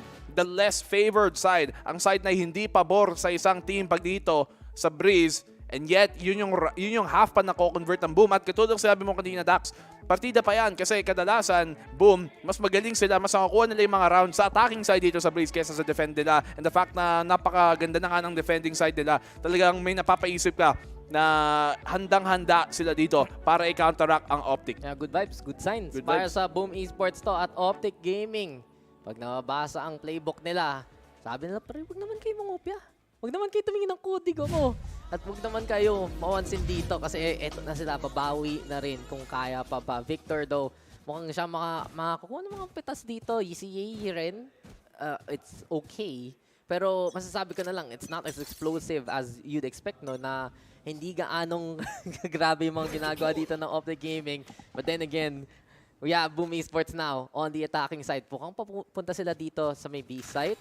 They will look to play it slow at talaga contrast between the speeds na pinapakita ng Boom at Optic. They're biding their time. Alam nilang kung parati lang silang mabilis, they're gonna play into the hand ng Optic Gaming. Maabangan lang din nila yun. Optic know the APAC style and they know how to dismantle it. But now, they're seeing a very different look. And Indonesia has been one of the most consistently producing nations pagdating sa top-level teams. But Optic, they find the opening pick dito. Victor sa kanya. Flip Jidder quick on the trade. Pero si Optic, Victor will find two. Tebotol will take him down. 3v3 retake na ngayon, Dax. Para sa Boom Esports, meron silang control dito sa may backside. Nakahold nila yung wall as much as possible. Pero problema lang, hindi pa nila natatanim yung spike mismo. So Crashy, spam lang ng spam. Muna ng shock dart, nag-bounce. Sayang na lang, hindi tumama dyan kay Blaze King.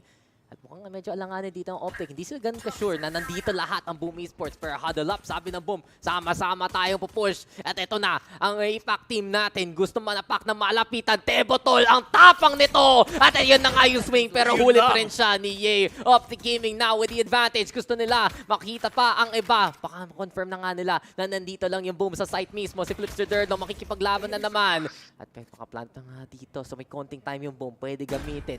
Rotate muna ang sagot ng Optic. Yedo, manggagaling dun sa main mismo. Blaze King needs to win a duel as soon as possible. Sa McDonald's, mukhang siya ang hindi makakuha ng pagkain dito. Si Crashies na naman makakuha ng isa. 3v1, Flip Jidder natitira. Kaya pa ba niya i-clutch na muli para sa side ng Boom? Wala na, si El Diablo na ang mananalo ngayon. 8-5, mukhang Optic mananalo rin ng pistol. Great round dito para sa Optic. And the fact na pigilan pa ni Victor doon ang mabigat na push ng Boom Esports sa site. Nung naglalaro siya sa may bandang Zoms, baka palitan na natin ang pangalan. Hindi na lang Zoms, Victor na lang.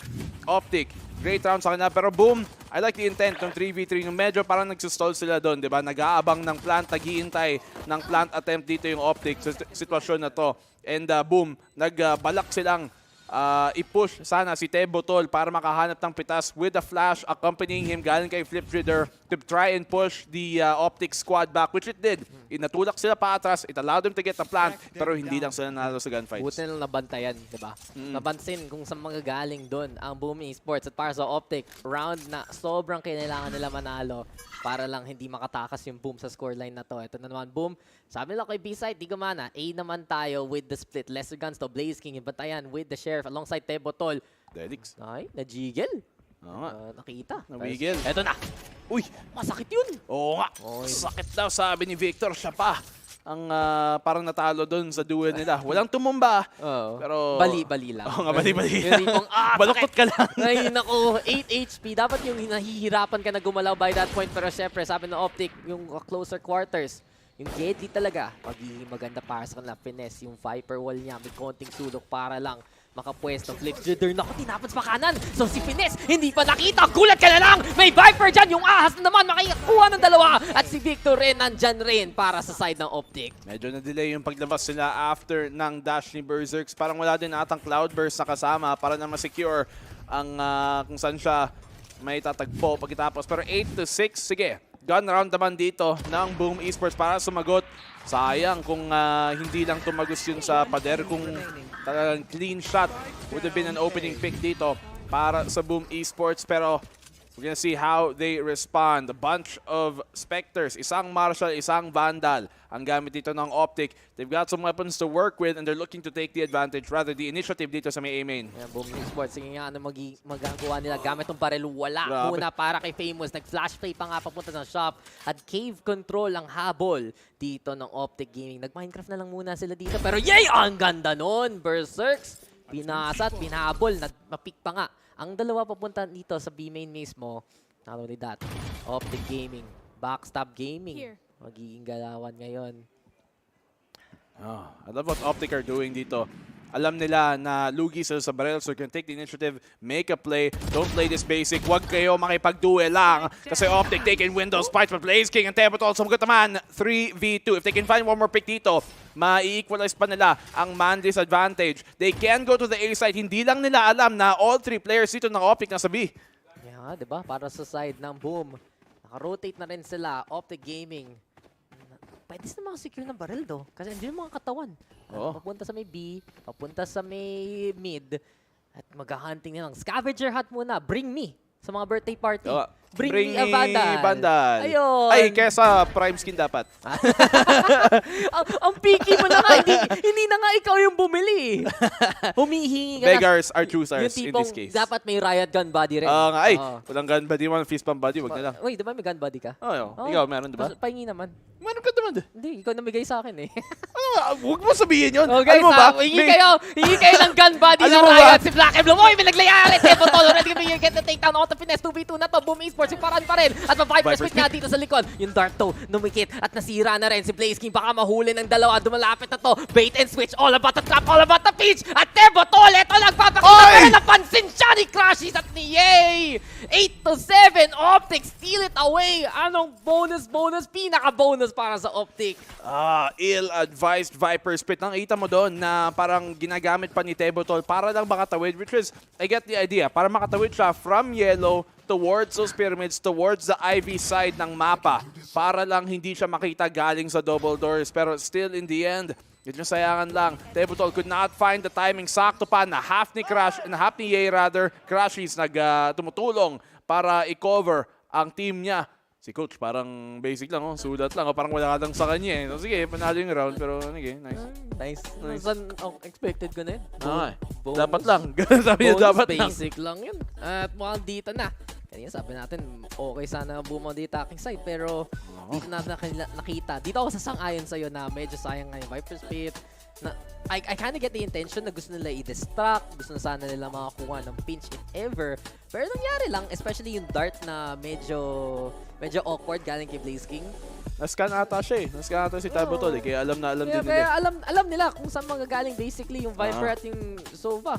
At pag Optic, makuha lang ni Intel na yun. Alam nila paano manalo. Ito mo yun, may printout din si Meow. Tapos parang may mapa. Literal parang mapa ng bridge. Meow? Si Meow? Oo. No. Ano siya? Alam mo, gusto ko sana kung mag-coach ako ever ganun. Oy, Coach Dax. Oh, may printout ako ng mapa, mga 25 to 30 times. Tapos every round. Salata mo na lang. Drawingan. Yung mag-whiteboard ka na lang, mag-iPad ka, di ba? Tablet. Paano ako mag-whiteboard sa stage? Sige nga. Hindi, yung whiteboard na maliit lang. Hindi, ba't ko Tapos delete mo i-erase? lang. Ba't ko i-erase? Gusto ko may Hindi, alam mo yung, pre, alam mo yung sa mga bata, yung parang may mga iron feeding sa loob. Yung parang sketchy pad. Tapos yung etch-a-sketch. Etch-a-sketch. Yung may pen na kasama. Yung sa Toy Story yun Yung sa Toy Story. yun. Okay, ganun pala mag-coach si Coach Black and Blue. Kaya sa FIL Esports nun eh. Kaya umabot sila ng APAC. Kaya galing talaga. Ang ganda lang kami. Pero okay na. Partida pa yan. Okay na yun. Wala namang umabot na Pinoy eh. Diba? Kaya, meron pala. Pinoy Rex. Pinoy Rex. Pinoy Pride. May Pinoy Rex. Ikaw round nga pala. Ay, yung Boom Esports, tropa yan ng mga Pinoy. So, oo nga. Pinoy team yan. Oo nga.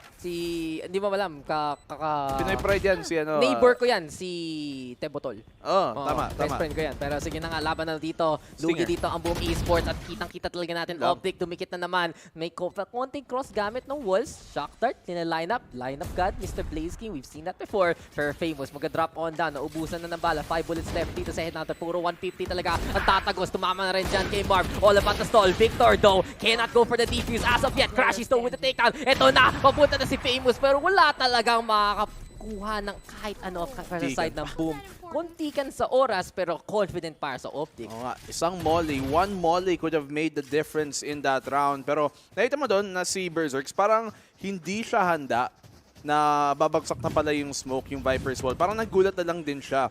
May miscommunications ba doon? Or sinabi ba ni Tebotol tapos pinili lang talaga niyang dikitan talaga yung wall yun? Kasi nung napansin niyang pababa na yung wall, doon pa lang siya umatras. So maybe because of these rounds na nababawian na ng Optic, parang nagkaka-breakdown na rin in miscoms kasi that seemed exactly like it. Parang hindi sila nagkakatugma, nagkaka-align kung anong mangyayari. Dito na talaga na-test yung fortitude. Big word. Fortitude. Yung letter P. Fortitude. Tapos may Y sa gitna. Nako. Ayun, wala lang fortitude dyan. Si Flips Shader. Crashes na ako. Sagot. Sinagot naman ni Famous. Pero ito talaga yan. Kanina, mas confident yung mga approach ng Boom Esports. Kailangan talaga nila pakita na dito sa international stage, hindi sila maapekto ng win streak ngayon ng Optic Gaming. Pero Finesse, nasa likod lang nung container. Snake fight muna dyan. Cloudburst daw, mawawala na rin. Makaplant muna dito si Tebotol. But Boom Esports losing another one. Blaze King, nahuli na rin. Finesse, naghahanap kung sino man manggagaling. Perhaps sa may bridge. Victor though, up trap for the scout. 1v1 with the great one. Naka si Famous with the operator. Little bit of the duel. Pero pinakita, pag hindi ka tumama, wala kang mapapala. Good sir. Victor on the board. Here comes more. Nagka-trade. Natira na lang si Tebotol. Pero mukhang maubusan na kaya siya ng juice dito. At Diyos ko, si Victor na naman ang nagtanggol at nanalo para sa Optic. Diyos ko Lord. Boom Esports. Napitas kung simula at hindi na nakabawi. Oh, sige, literally, nakabawi si Famous. But after that, Optic just had everything going their way. Snakebite papunta dun sa halls para i-deny si Berserk sa paglabas niya. At just in case na umout nga siya nung timing ngayon, nakabantay si Marv. So, the team play dito talagang really working on Optic's side. And the amount of different looks na binibigay nila sa Boom Esports, it's been really shaking up Boom time and time again. They wouldn't expect something like this. They give him a very different pace every single round at hindi na pabasa ng Boom. Nakakasakal. Karang sa Boom Esports kanina, kahit may map control sila, medyo may space ka pa pwede gamitin eh. Mas slower yung pag-suffocate ng defense, mas slower yung mga rotations. Dito sa Optic talaga, choke. We'll leave it at that. Hindi ko natutuloy yun. Hindi ko natutuloy.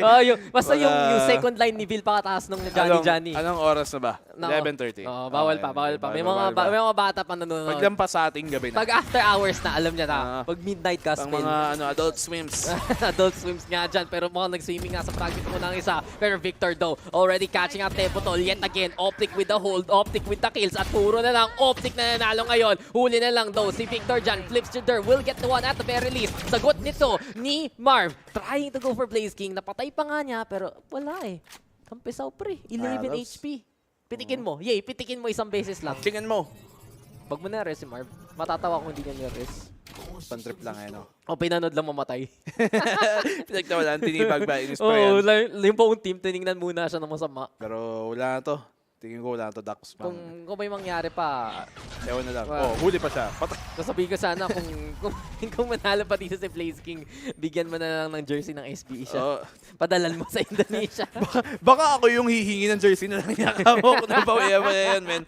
Isipin mo na double dink pa niya yung dalawa doon kung sakali. Bulldog pa nga yun, di ba? Bulldog pa, dadag. Pero wala, imposible. Optic firmly taking the lead right now, extended up to 2 rounds. This is a very important round. They've won every single round na dito sa defensive side nila at napaka-importante round dito para sa Boom Esports. Hindi pa sila nakakanalo ng isang attacking round. Binati kasi natin.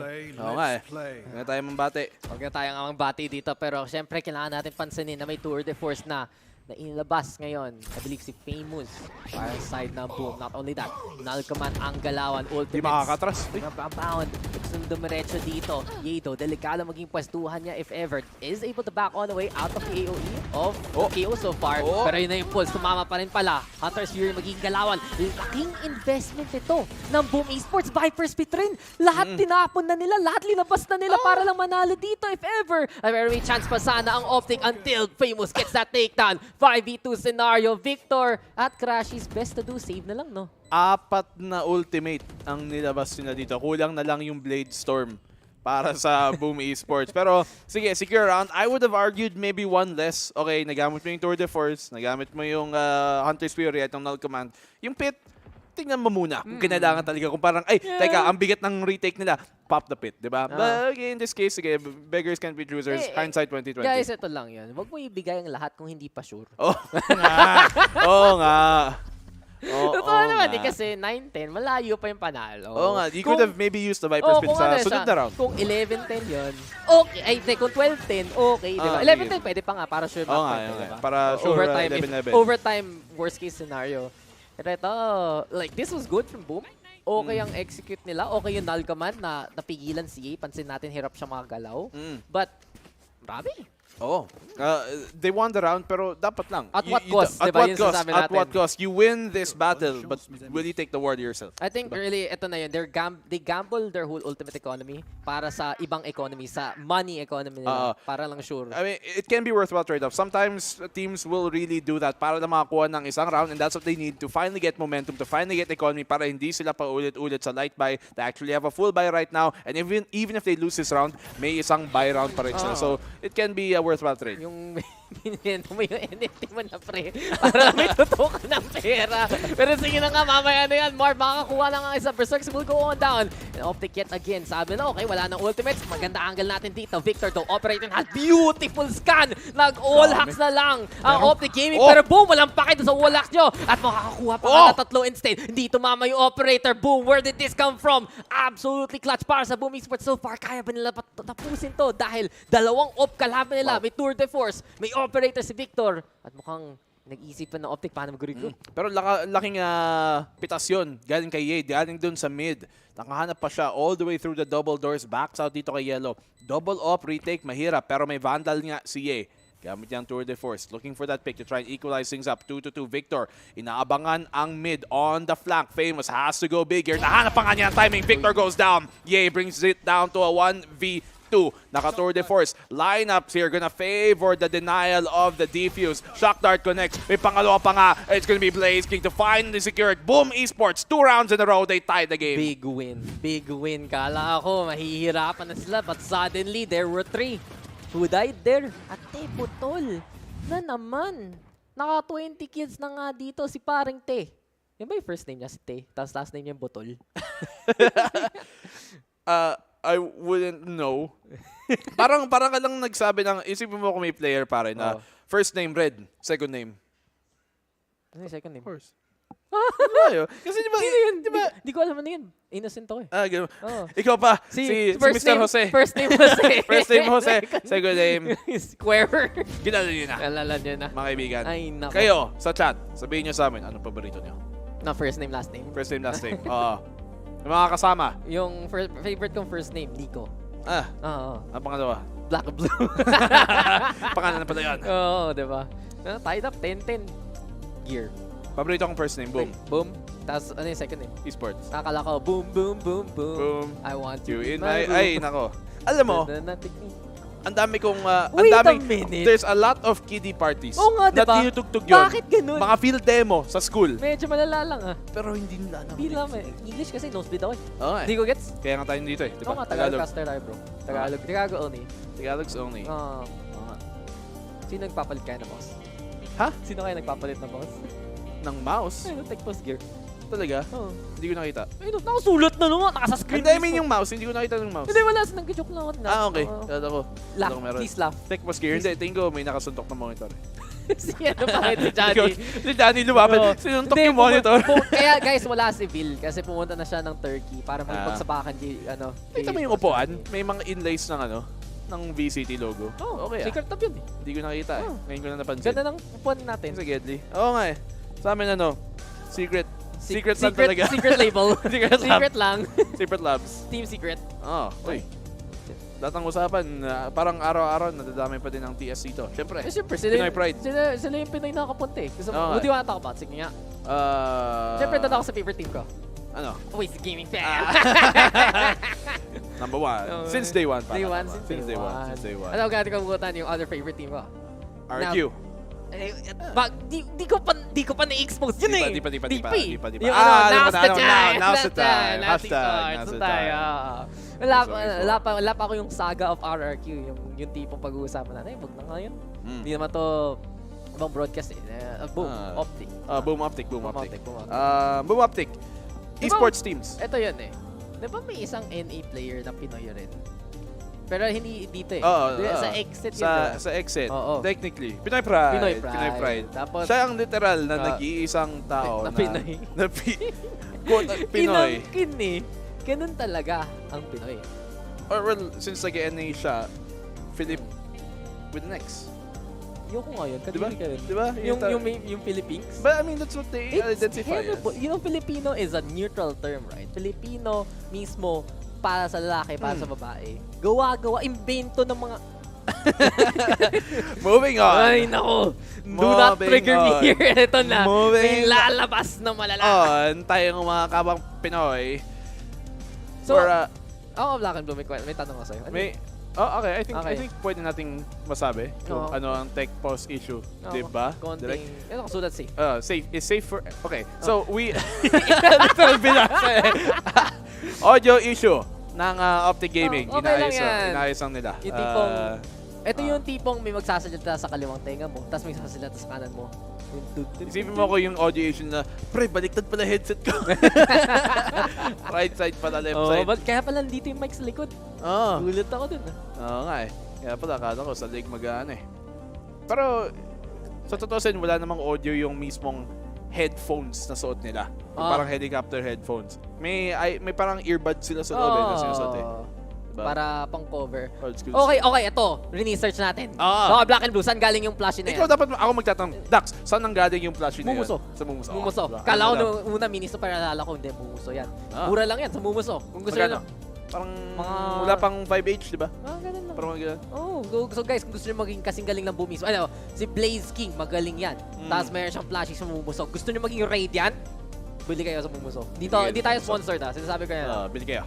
Yung mga cute eh. Oo nga. Tapos so sila, bakit hamster yun sa kanila? I would expect wolf, di ba? Cute eh. Bakit nga? Ba't sa Team Secret? Penguin? Bakit? Black and white. Sige nga, ano ba yung logo ng Team Secret? Mata. Lahat ng animals may mata, tapos sa mga black and white, di ba? Sabagay, black and white. Yun ang talagang pinakarason. Labo. Ano yung hamster? Ano yung relate ng hamster doon sa sekreto ba? Ang penguin? Ewan. Hindi mo sa Paper Rex, si Benkay naging dinosaur. Kasi Paper Rex. Kasi Paper Rex. Boom. Yun nga, natanong ko. Bakit hamster kay Bloom? Pag tingnan mo yung logo ng Boom. Diba? Wolf.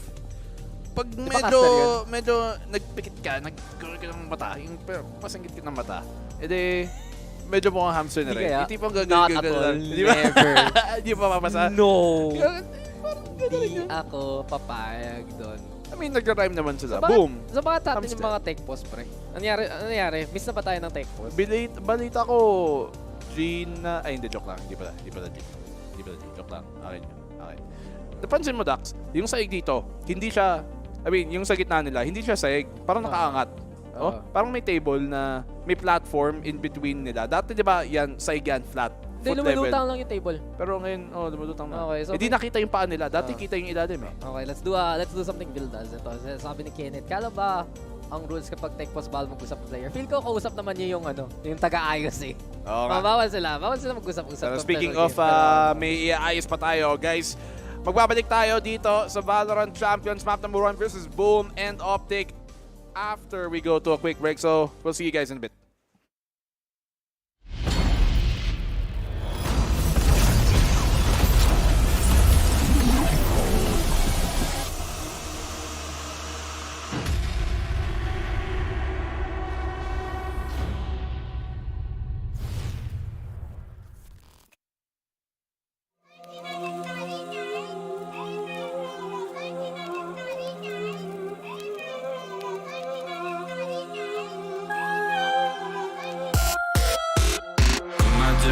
I see your ghost flying through the sky. We see the coast. Build a campfire out of stone. Make it through the night. We getting cold. I just flip the switch. We gotta go. Running through the hallway of the door. Get the duffel bag. We going home. Get the duffel bag. We going all the way home.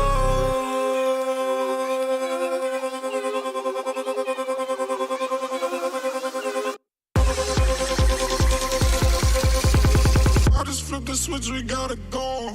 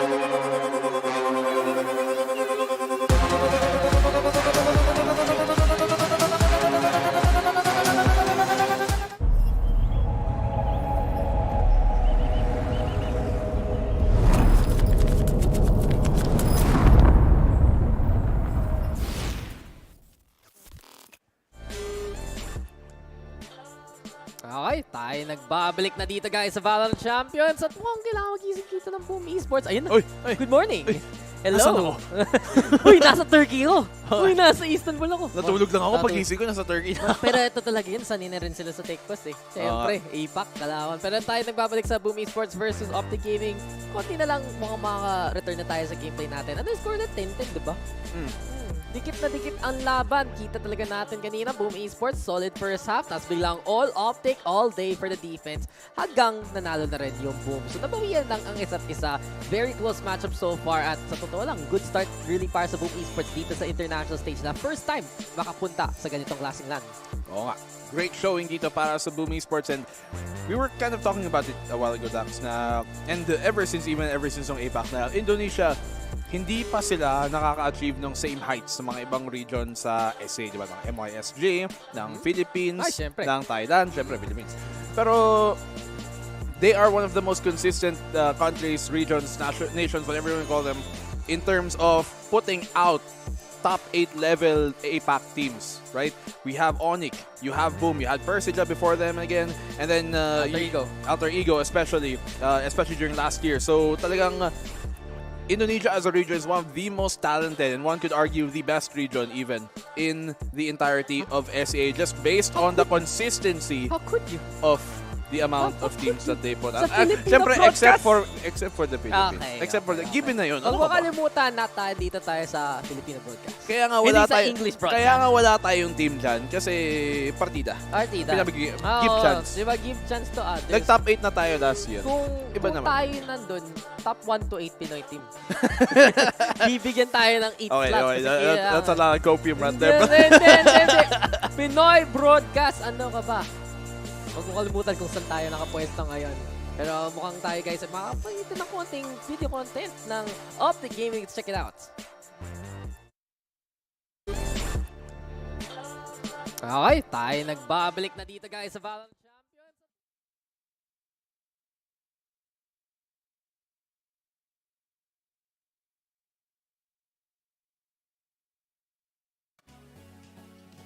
Parang dinab ko na lang si Crashes yun di ba? Okay talaga. Uy. Disappearing up. Pero guys, okay. Tayo. Dax, napuputol ka. Oh no, where am I going? Yung tipong, I disappear. Oo nga. Let me set this down too. Hello mga kaibigan. Gulat na lang tayo. Mata, Mix. Pick lang. Pick. Pick lang sa labo. I was like, okay. Nagugulo. Pick. Paper. Nice. I win. Ba't natin ginawa yun? Wala lang. Kasi icebreaker. I'm a drink coffee. Mga kaibigan. Ito yung mga tipong kinay-call for break pero nag-break na tayo sa'yo. Wag na nga talaga. Pero okay. Real quick. Where is the game at right now? 10-10. Nasa yung game mismo, nasa Turkey, Istanbul. Okay. VALORANT Kala ko Champions. nandun lang sa sa may... may trinoma. May trinoma. May trinoma. Sa Mega Mall. Sa may Moa Arena. Ganun. Who knows? Malay natin, eventually, Manila Major again. VALORANT naman. Diba? Sure. Diba? Malay mo. Yun ang tunay na copium, pre. Hindi naman natin nila. No? Malay natin. Siyempre, nagka-Filipino agent nga tayo. Diba? Binisita tayo. Nang? Kayday. Ni Kayday. Ni Kayday. Ayun na ba yan?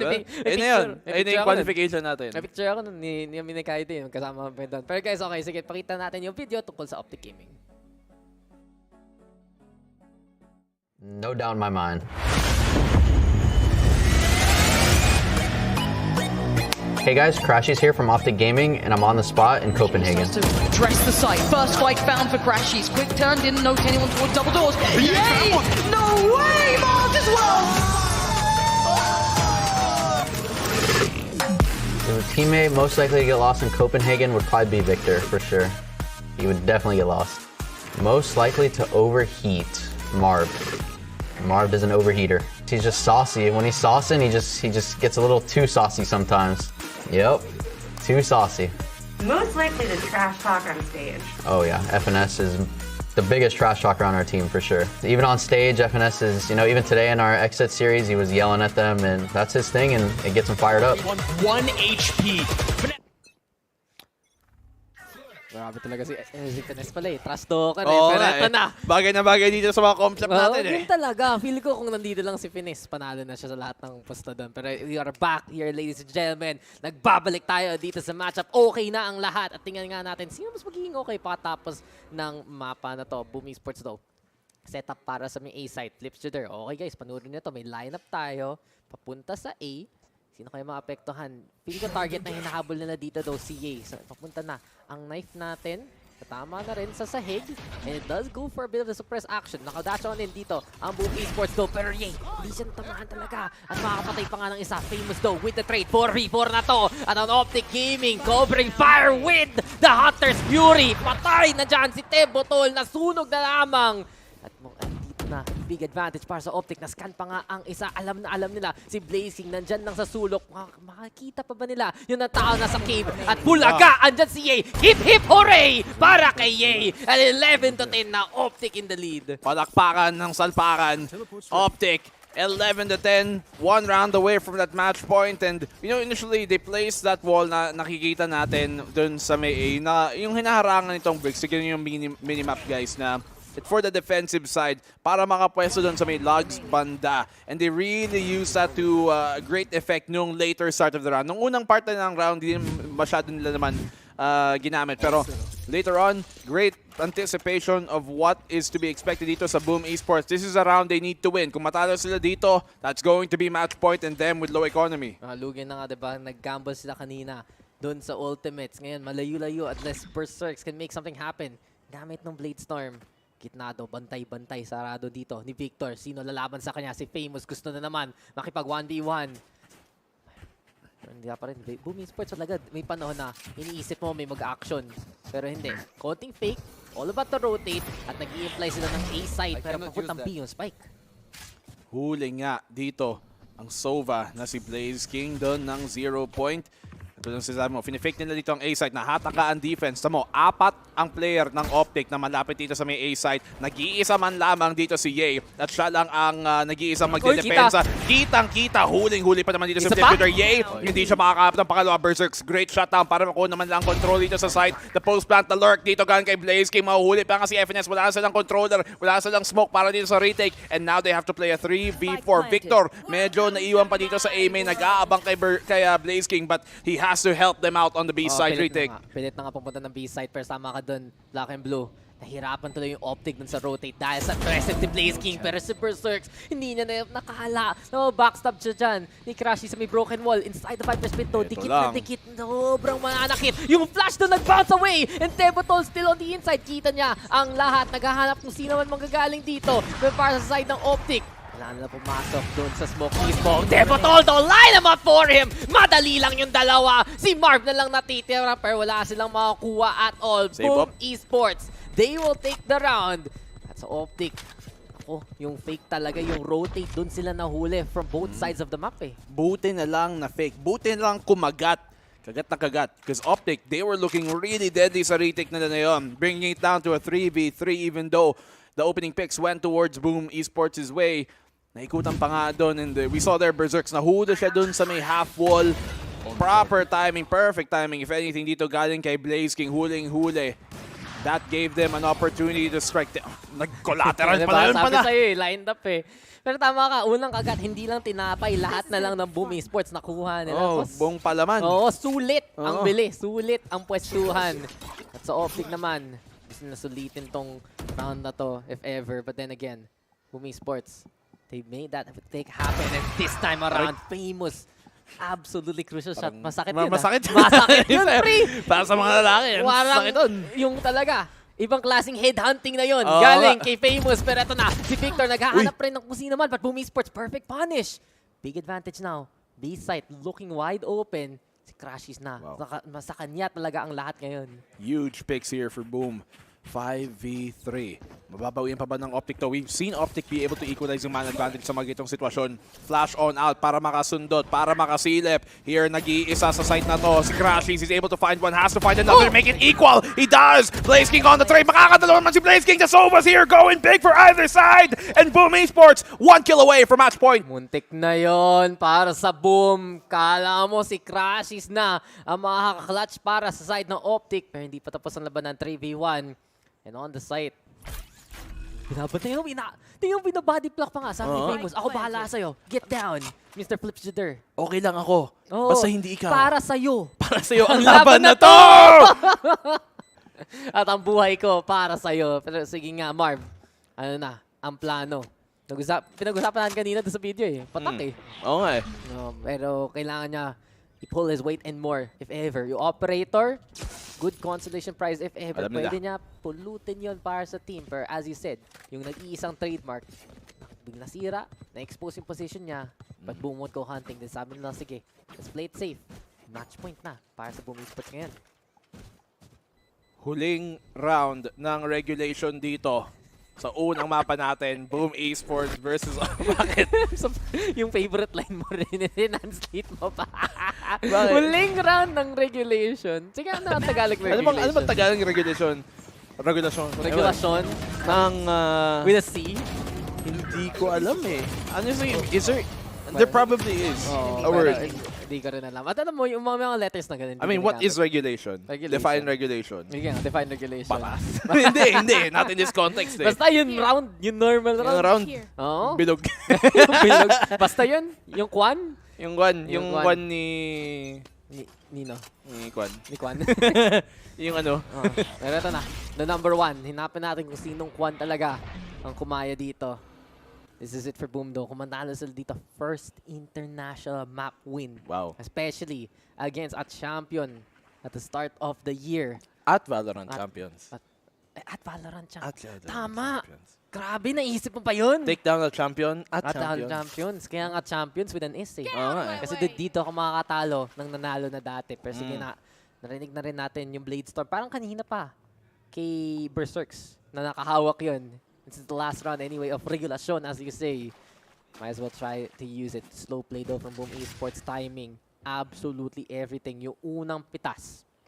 Laking bagay talaga para sa matchup na to. So Dax, ano? ang dami nakaabang dito sa A-site ng Optic. Parang basang-basa nila. Oo, tayo nakabang rin. Pero yun na nga, nabasa bulag though. And there goes Aldron gonna get broken on down. Hindi siya nakatingin. Papunta kay Marv though. And now the scan is there to catch him out. Boom Esports, pilit ngayon. Maka-rotate. Nauubusin sila ng oras. Or as you said, here over the beaches, maingay-ingay. Yung San talaga. And flips to there right now, looking to lead the charge. It's up to Ye and Crashies to hold things down. Magiging delikado na naman dito para sa side ng Boom. Crashies, nag-step up siya kanina. Kaya ba niya gawin muli? Darto comes on in. And here comes the trademark. Here comes Ye! But isa lang makakuha niya. But Crashies yet again. Kanina pa siya dito sa B-side. Tagatulong, tagapatay! At Blaze King! Kaya inimbento ang baril kasi wala ang magagawa. Yung buhay na araw mo. Crashies talaga! Car crash in action here from the side of Boom Esports. Call 911. Pero Famous, tinatry niya talaga makipaglaban sa iba. 1v3, Hunter Fury is there. Hindi lang yun, may flash pinunang sarili.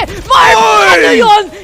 Partida, hindi ka makakita. Napatay ko pa. Diyos ko, Optic Gaming, bring it to overtime. At yan ang pinaka-delikadong parte sa pag-late round push. You have one chance, one opportunity. Pag na-stall ka, you don't have a chance to go for a rehit. Nakita mo doon, flip shooter, napilitang i-stick yung spike, yung plant. Hindi niya matulungan ang kakampi niya. Tapos nahuli pa dito si Blazing. Anong ginagawa mo, boy? Tumatawid. Siguro gusto niyang pigilan ang pag-push dito ni Crashy sa may pillar.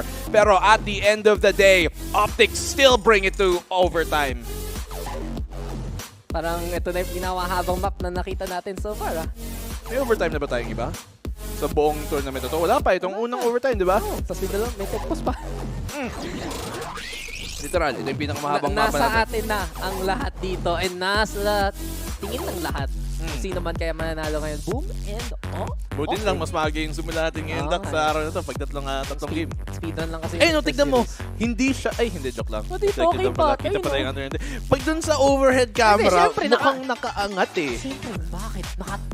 Hindi, alam ko yun. Sige nga, if you look at the table from above, makikita mo ba yung legs? Sige nga, eto. Alam ko naman yun, pero tayo ka sa chair mo, baka gusto makita maayos. Kasi sa, yung pagkakintab nung sahig, kala mo nakaangat yung sahig. Sabi ko, ewan, bala na lang. Parang, okay guys. Mas gusto ko idea ko. Mamaya, ay bukas pala, dadalhin ko si Black and Blue sa IKEA para matuto siya paano gumana mga table frame. No worry. May Google naman. I will teach you. No. Baka kailangan mo ng hands-on approach eh. Tara, IKEA date. IKEA date, oo. You and me. Oo, tapos siyempre, pakatapos pumunta natin kasal ni Asa ni Raf. Oh, pwede pa. Nandi na lang. Dito. Yung kay Rere na lang din, balita ko. Uy, bawal pa natin hindi pa, alam ng lahat, alam na meron. Pero ang tanong, sino? Abangan. Ayan, abangan. Diba? Yung introduction. Pang MMK yun. yung introduction. Para alam mo yung pagpatapos ng season, dun linalabas at mga good info, diba? Yung second to the last episode, uy, may boyfriend. Yung last episode, dun ito mismo, yung boyfriend. boyfriend. Next is abangan sa next VCT. Nadala-dala na. Oo nga. Ito na nga.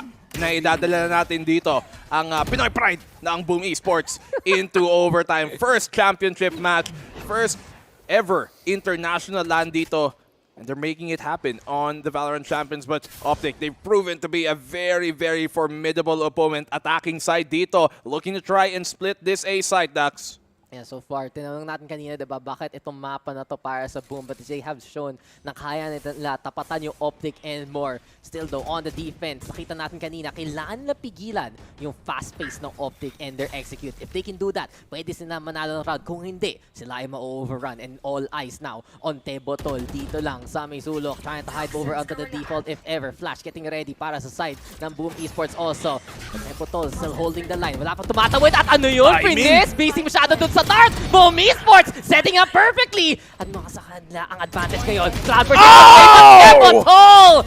Well, Tebotol got you there. At boom Esports na naman para manalo dito. Tebotol! Huge round. He had a very important position doon, Dax. I mean, almost every round, you're gonna expect him to be doon sa may backside papunta sa Ivy. But in that case, he had to stay alive, and that he did. What was the decision-making dito ng Optic para i-push yung lugs, para mag-plant para sa lug side, at hindi kunin ang Ivy when they know for a fact that there's always someone there playing on towards Ivy. Every single defensive round, may isang nakapwesto doon sa boom, at hindi man lamang nila clear. Hindi nila clear, pinabayaan lang, at yan ang problema pag pinabayaan mo lang yung masakit. Diba sabi mo, okay lang yan. Next time na. Kaka-next time mo, yun tuloy. Huli pa dun. Nandyan na lahat ng warning, nandyan na lahat ng red flag, pero pinili na lang to bat a blind eye. Oo, pinili mo pa rin, tas yun tuloy, ikaw pa ang nasaktan. Boom Esports, huge win.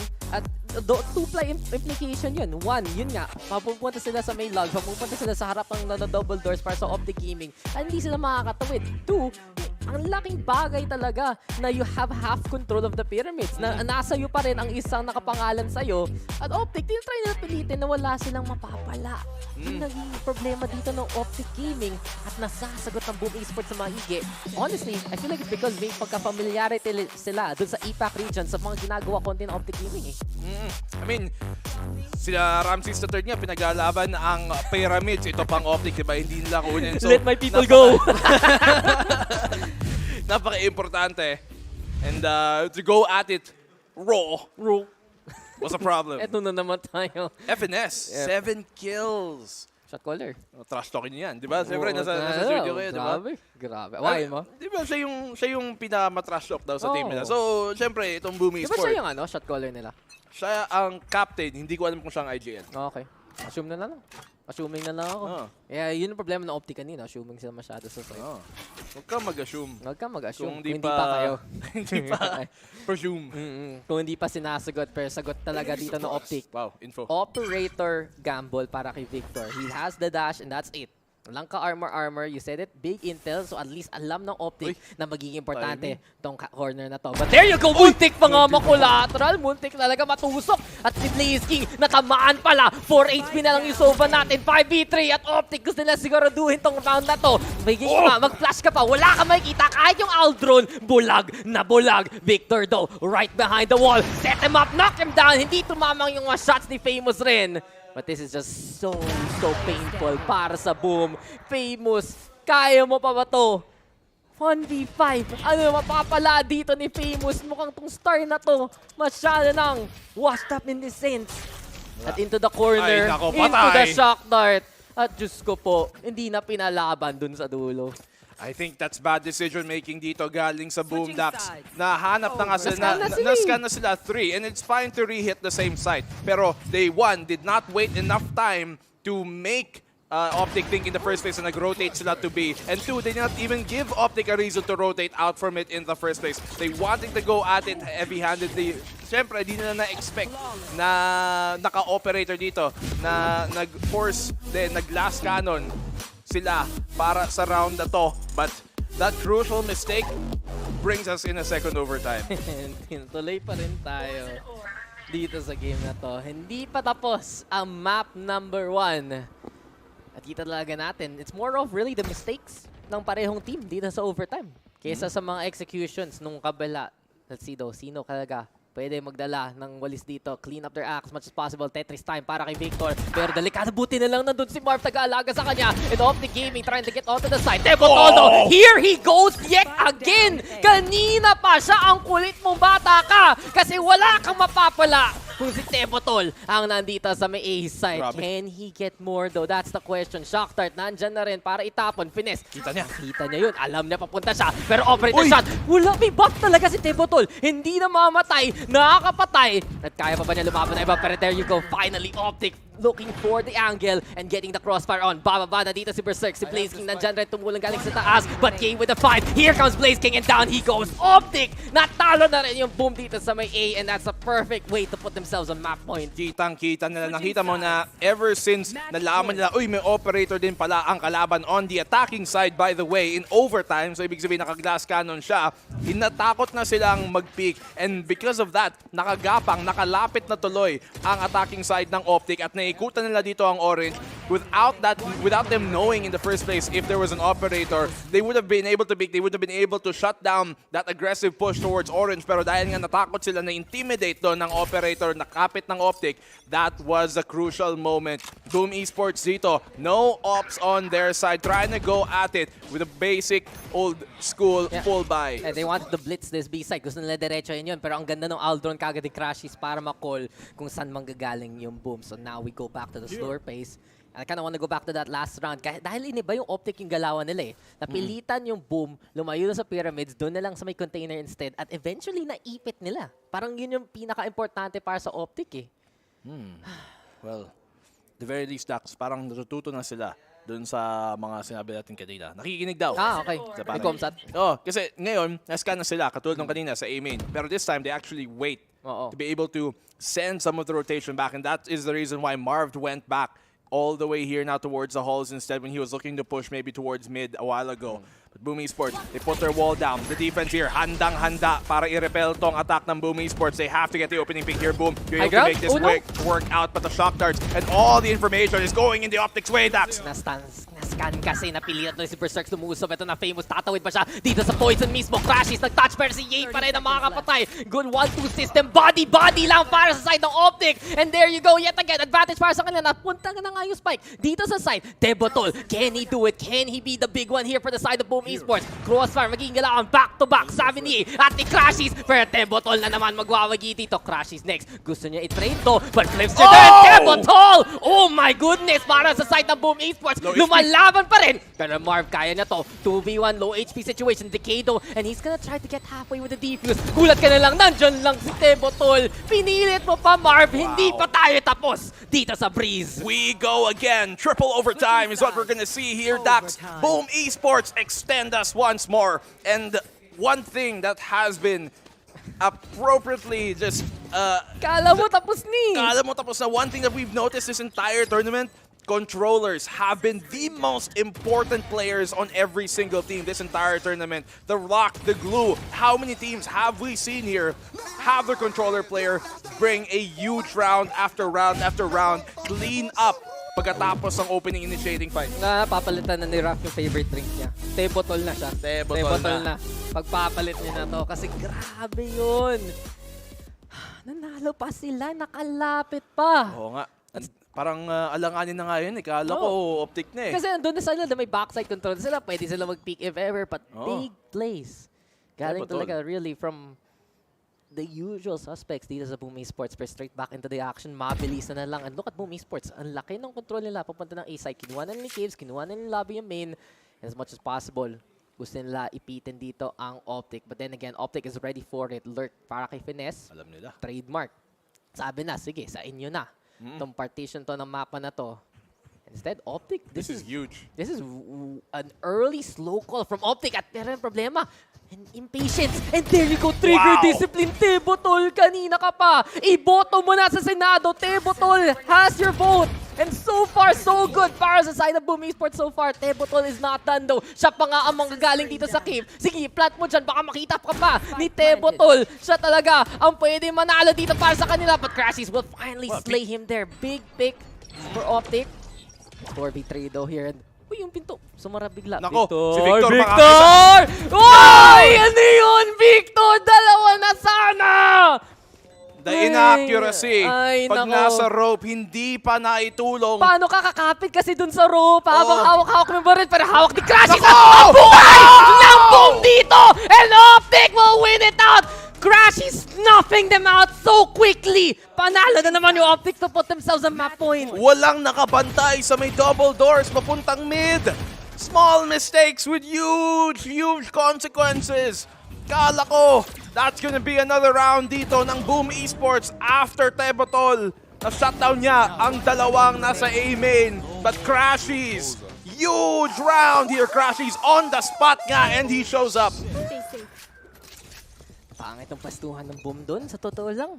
Na-flank sila rin ni Victor. Oo. Kahit sige, isa lang nakuha niya. But Crashies, bigyan mo pangalawang beses doon. Pangalawang beses na yan. Sabi ng Optic, sige, kami natatapos nung round na to. And here we go yet again. This is gonna be a big one here. Yedo with the takedown. Pero dahil suppress siya, walang takas-takas. Scripture there from the grave. Absolutely essential. Suppressed there. Berserks now. Dashing on it. Sa taas na ng container. Mulat na lang kagad si Marver. Quick trade galing kay Finesse. 1-for-1 lang ang galawan. But finally Famous will find Finesse there. And allow Boom Esports to play on the A side. Pero nasa likod. Famous tagabantay pa rin. Goodbye na lang kay Victor. Crashies kanina na-clutch siya para sa side ng Optic. Magagawa ba niya yung 3K dito? Hindi na sila naka-line up. At yun tuloy, huli ka pa. Isa pa. Hindi pa tayo tapos. 15-15. Puro na lang OT. Overtime once more.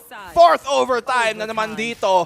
Boom Esports versus Optic Gaming. An all-time classic in the making here. And we're merely in the group stage, Dax. Ang pinakaunang match ng parehong team na to sa VALORANT Champions 2022. Boom Esports, first time showing up here on the international stage, the biggest stage in the VALORANT scene.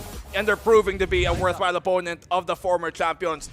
Boom Esports, let's see how they respond now going into the fourth overtime. Can they string a second? Isipin mo, sinabi mo, sige, last map, papanurin ka na ito bago matulog. Tapos ganito kahaba yung game. Puro pulse, puro OT. Pero sakto lang naman. Ito yung pinapanood nyo ngayon, ladies and gentlemen. Kasi si Blaze King, nahuli kagad si Victor sa simula. Big pickoffs yet again. Early fix. So essential in a matchup like this dahil sa map control talaga na ginagawa ng depensa as much as possible. But then again, Famous, pwede niya yung backstab nga. Ang isa, dalawa dito at isa na nga si Finesse. Over onto the corner bar, waiting for him. 4v3 now as the spike is planted. Ingatan lang may magaling doon sa spawn. Pero dikit na naman dito sa gitnaan na si Flipshooter. Mahuli na rin si Marvjan. Ye will also fall on down. Boom Esports, isa't isa, nakakapitas. Crashies though versus the world at mukha siya yung naipit dyan. Boom Esports this time will get the map point here. Knife out. Look at Berserk's scoreline. 15 and 24. Lamang ang deaths niya, but yet he's getting so much value out of his mere positioning, being that human recon na papasok sa site, na kukuha ng space para mag-follow up sina Tebotol, sina Flipshooter. That is a huge thing to have on your team, Berserks. Kahit na negative na ang KD niya, pasok pa din ang pasok para makakuha ng space sa team niya. Pasok nga na pasok dito si Berserk. Siya yung siya yung sinushoot ni Blaze King dito sa ganitong klaseng matchup. Then again though, tayo ay nagbabantay na lang kung ano pa kaya pwede mangyari dito, Black and Blue. Lahat na lang ng pwede mangyari. Lahat nangyari dito sa matchup na to. Yun na lang masasabi ko. Mga null command ang pinaka-importanting ultimate na Sino pwede natin nagdala ng KO dito? Pero ayun na. Okay na talaga tayo. Tapos na yung KO ult, pre. Tapos na. Baka ako lang yung nagugulan. Kasi promise, man, yung sahig kanina talagang mukhang umaangat. The floor is being floating. raised. Okay. Ay. Take pause pa ulit. Siyempre, nakapagod itong mga players na to. Expected naman. Take pause player. Ano kaya ang rason? Uy, Flips. Paring Flips! Oy, Flips. tawa na dyan. Naiya pa siya. Ang lupit mo ngayon, paring Flips. One Punch Man. One Punch Man? Bakit kaya? Hindi, pero actually accepted niya eh. Parang pinagkakatuwaan nila sa, alam ko, Indonesian Okay, so stream. guys, huwag niyo kalimutan. Huwag niyo kalimutan, guys. Ingat kayo pag may tubig malapit sa computer, ha? Oo nga. Ingat So, tayo dyan. kaya tayo may tech pause. Kasi si parang yay. Kaka-flick. Masyadong, so dahil masyado siyang masaya. Sabi niya, yay! Hey. Na, ba't natalo sila do? tamaan Ba't siya niya mag-yay? Ay, hindi. Baka, hindi. Siguro nag-galit siya. Sabi niya, ay, namatay ako. Bag. Yun yung table. So, ginawa niya yung ginagawa ni Boss Johnny kapon. Basta, may natapon ng tubig. Natapon ng tubig. Hindi ko lang alam saan natapon. Anong klaseng tubig? Baka Evian. Baka Evian. Evian. From the springs, springs of the Himalayas. Himalayas ba yun? Hindi Di ba ko alam Alps? Alps, Di ba rather. ganun? Parang, Swedish Alps. Parang Swedish Ay, Alps, yeah. Swedish. Right, di ba? Ayun ko, basta EU. EU. Okay lang, yung top water, okay na ako dun eh. Okay. Kaya ako na Sa amin dito, Evia. Galing sa tubig ng Tagaytay. Wow, Tagaytay ka pa! Grabe talaga. Black and Blue. Ako, galing Tondo lang pag yung tubig eh. Ay, ganun. Bundok ba yan? Bundok ng Tondo? Yun yung bundok, boss. Grabe. So QC pre, ganun yan. Masarap-sarap yung tapot. Lala. Lala. Ayoko. May parang filter thing kami sa bahay. Talaga? No, so, May Brita? Pwede ko iinumin yung tap water. May Brita kayo? May Brita. Yun ba yun? Tawag doon. Ewan ko. Hindi, tatak siya ng mga sikat. Brita. Pero gusto kong tatak makita dito, Boom Esports win eh. Ako din Kung matapos Isang natin. round na lang, Dax eh. Pero tingin ko, dahil binati natin, baka mapang 5 OT pa tayo. Yung with the APAC natin, kailangan natin ituloy. Yung tutugan. Okay. Nice initiative dito na flash out. Huwag mag-dry peek, you know. Optic, they're gonna want to take these risks na i-push yung elbow so they take it themselves. Control mid have now better options kung saan sila pupunta. Hindi tumama daw, sayang yun. Fire side ng Optic, okay na sana yung next position, but then Boom Esports doubling back. Ayaw na tuloy yung B side tuloy dahil na sa rendezvous. Instead, ina-expect nila mas konti dito sa may A side. But then again, double door, hawak na kagad. Ni finesse sa kamay niya, but huli siya ni Debotol. Basang-basa dito sa taas. Victor though, shining light in the darkness. Makakapatay pa nga ni sa lighthouse. But then again, he has to back on the way. Pero bantay sarado. Marv! And finally, the cleanup comes on in. Victor and Marv get one apiece bago mahuli na si Marv dyan. At saktong damage lang nagawa dito ng Optic kanina. Nag-whiff, tumama rin. Shock dart, muntikan na yun. Ayan na yung kamatayan mo, boss! Hindi pa siya namatay! Nag-send na lang! Napatay ni Crashies dahil sa tulong ni Victor. At wala ang ka-sideline si Blaze King. Hindi pa tapos. Kala mo, pagkakamali na ng Optic pero nagawan ng paraan para maayos mid-round. Almost, but not enough. Muntikan pa. 2 shock dart yun na binato sa kanila. Parang dodgeball lang pero naiwasan pa. Kamatayan papunta sa kanya. Sabi niya, di ako takot, di ako susuko. Di ako. Balik na naman dun sa kantang yan. Dax. 0-5. Overtime. 5 overtime? 5. 5 overtime. 5 overtime. 3 tech boss. 5 overtime. And 32 rounds. Big numbers. Grabe yan Isipin mo, overtime ka, tapos naka 32 rounds ka. Sulit ngayon yung PPGL sa atin sa bayad. Oo nga. And sa'yo, ako hindi ako nababayaran eh. Wala ka bang overtime? Wala ano lang ako, handshake. 32 shots lang. Handshake, kape. Ganun lang sa akin yun. Pero ito na nga, isa pang round, isa pang patay. Para kay Flips Jitter. Parang constant na lang yan para sa side ng Boom Esports. Scan no? Diba? Basta nahuli. Nahuli? Patay. Pwede mo i-report sa TV Patrol mamaya. Okay. Famous. Nag-aabang dito. Kilala siya. Si Famous. Kilala. Sa Indonesia. Kilala ko. Siyempre, impact tayo pero yan. Kilala ko. Si Berserk. Na-trade pa nga niya si Marv doon sa dulo. Then again, duel. Malayo sa may keep. Pero Flip Shooter pa rin ang panalo. At wala ka magagawa. Yay, alam ni Blaze King paano lorein itong mapang to. Crashies na lang natitira. Kanina talaga ang sarap ng clutch ni Crashies. Pero ngayon, paano na ang palag? Shock darts para manakot. Yung spike nasa kamay niya. Nasuppress pa nga. Nahuli pa. At wala na rin unless Crashies. Big time play ang habol natin dito. But he is just known. He is just found. At huli, kulong, patay. Boom Esports on map point again. That was a perfect read. Alam nilang okay, hindi mag-repeat dito si Crashies pupunta ang B main. So humingi ng flash si Debotol galing doon sa B. Paano siya humingi, pre? Pre, penge flash naman. Pre, pa-flash to. Tinanong ko siya sabi niya ganoon daw Ping. Dito. Tinagalog niya. Pero itong insistence ng Boom Esports para i-push lagi ang open lane, nakita na, teka, tahimik dito sa A main. Try nga nating i-push, maghanap ng pitas at makakuha ng information na hindi sila pupuntang A. We haven't seen Optic abuse that yet and punish them for that. Well, Optic, kailangan na naman nila mag-survive dito sa game na to. Puro na lang nga exploit ng pagkakamali ng kalaban.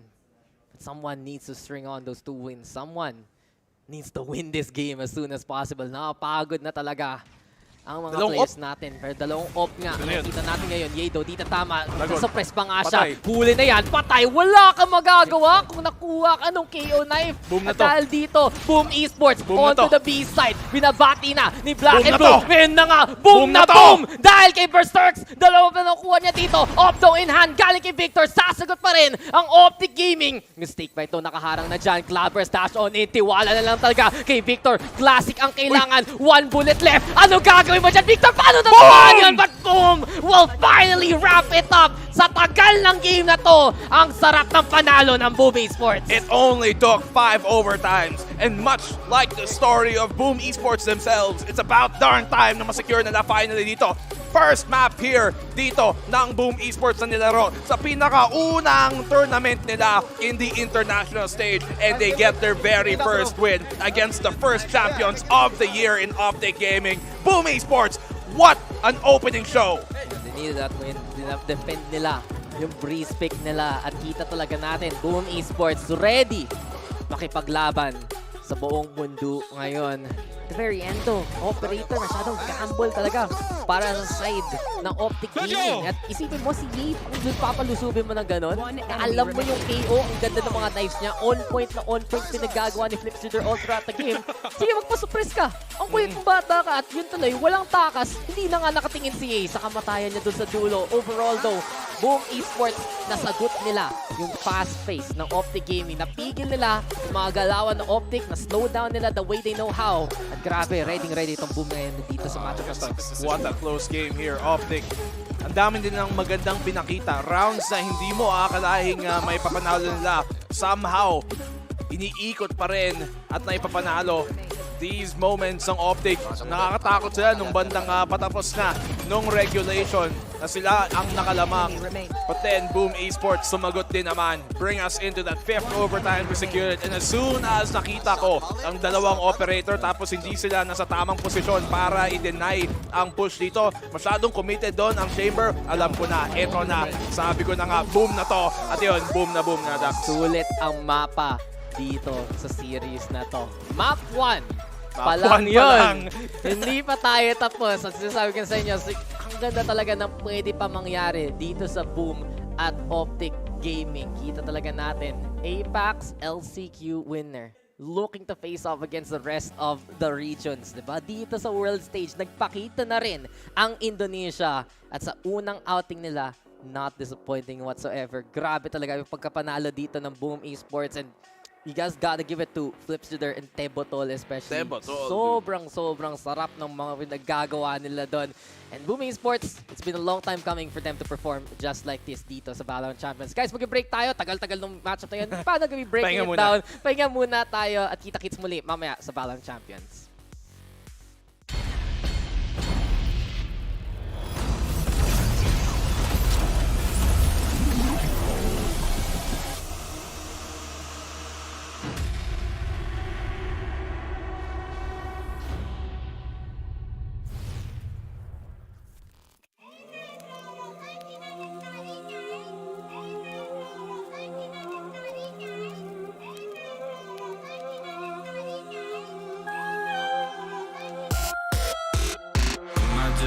I see your ghost flying through the sky. We see the coast. Build a campfire out of stone. Make it through the night. We getting cold. I just flip the switch. We gotta go. Running through the hallway of the door. Get the duffel bag. We going home. Get the duffel bag. We going all the way home.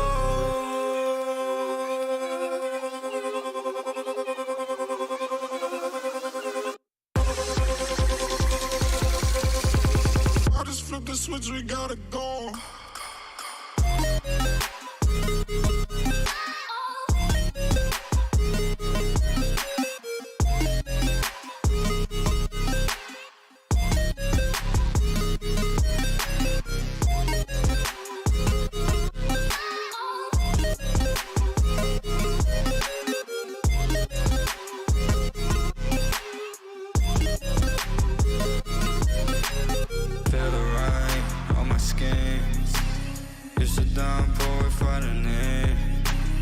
Take my hand, take the leg. Won't forget the words you said to me. I just flip the switch, we gotta go. Running through the hallway of the door. Get the duffel bag, we going home. Get the duffel bag, we going all the way home.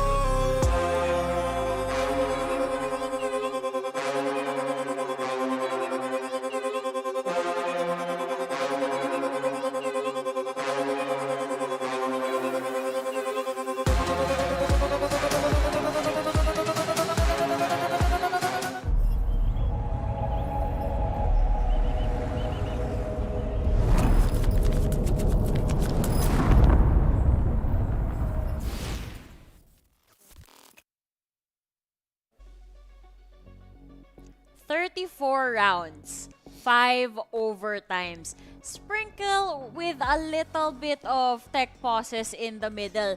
Yan yung kinailangan para umabot tayo dito sa game na to.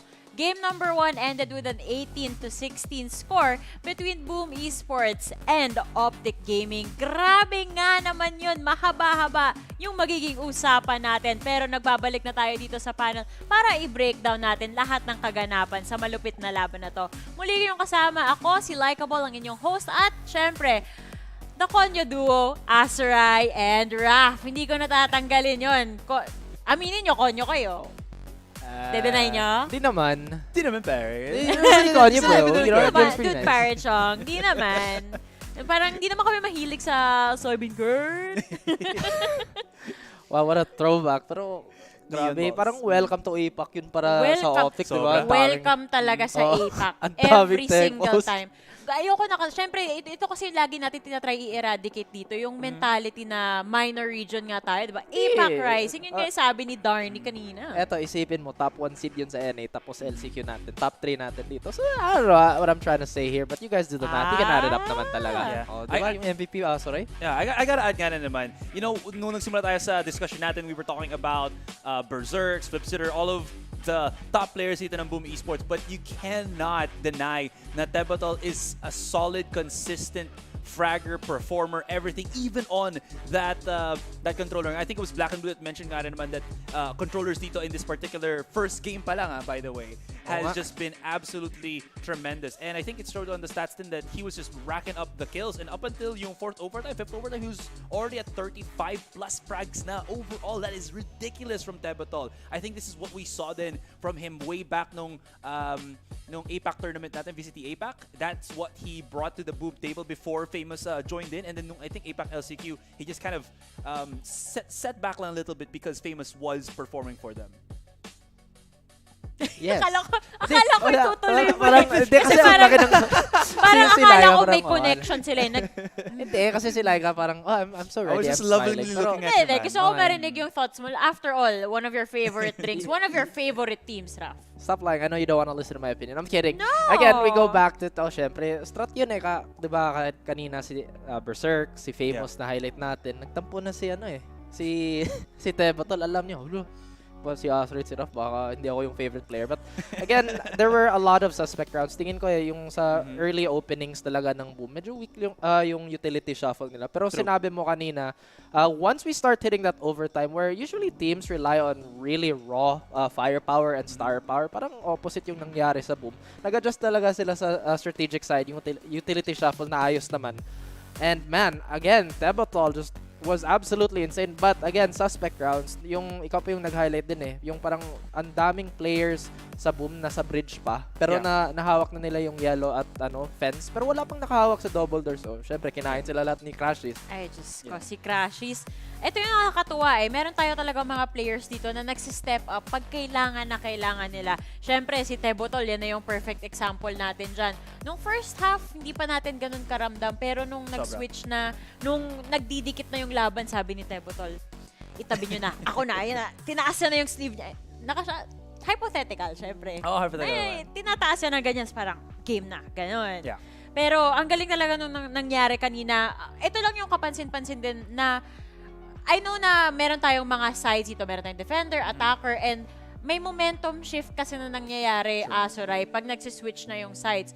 Although, hindi ko kasi masasabi na laging, hindi kasi defender-sided map to, ganyan-ganyan. Lalong-lalo na nag-overtime, nag-iiba na yung win condition kada round Yeah, I feel like meron lang sigurong disconnect yung time na yon for Boom. And dun natin nakita yung, I think yung insane fragging prowess ng Optic din. So, yung little bits of miscommunication, how do you say this, yung pag-execute ng Boom was just enough for players such as Crashies to kind of capitalize on that. And you really see that happen. I think there was one that Crash got like a 3 kill when they started pushing on B side again by Boom. So that was some really good early game adjustment talaga from Optic once they hit that defending side. I mean, as we mentioned naman, sobrang lakas ng fragging power talaga ng Optic. Pero yung weakness, para sa akin lang, at least yung napansin din natin, yung impatience, ang daming pwedeng ibang gawin. Kasi we also highlighted Boom early on, they want to get that map control. Actually, sobrang damot nila kanina. Yung lower mid, well, parang bahay lang sa boom. But I don't know why Astra is holding it a laugh here as we are zooming in to that map Vito again. Pinapakita yung mga maps natin eh. Yeah, okay. Kakaiba kasi, Bind syempre yung kasunod na makikita natin. Pero bago pa tayo mapunta sa Bind, gusto ko lang sabihin na, na-point out nyo na naman, si Azuray, sinabi to kanina, magaling talaga tong parehong team eh. Yeah. Pero ang naging condition in the end is kung sino yung mas magaling mag-punish sa mistakes ng opponent nila. Kasi doon na lang nalalamangan na kapag may mga mistakes, tulad nga nung kayo, hindi pag-check sa mid doors o hindi na-punish silang lahat. So yun yung strength na itong dalawang team. Pag may nakita sila na butas, talagang hindi ko na itutuloy sasabihin ko. Gets yun na yun. Talagang susugurin talaga nila yung tama! Yan. Ang galing mo mag-Tagalog, Azuray. Ang galing! Salamat sa iyong pagpupugay sa akin. May Word of the day. natutunan na bago. So, eto naman, going into Bind. Ayoko pang pag-usapan masyado yung technical na ma-expect natin. Oh, hindi talaga. Hindi talaga. Don't. Hindi, pero Bind ng kasunod. Prediction lang. Aabot pa ba tayo sa third map natin? Go. Very, pinagpapawisan si Azuray, guys. Third map! But if I say no, Ang hirap parang ng mag-type tanong. pa ako. Oo. Okay. Yes or no lang. Okay. Sabi ko nga, walang technical. Ito Alright, naman, okay, fine. in-overthink. Okay, sorry. I don't think there's gonna be a third map. Yun na lang. Yes or no? No. Hindi. Ikaw ba, Raf? Ang hirap. Ang gulo nyo hirap kausap.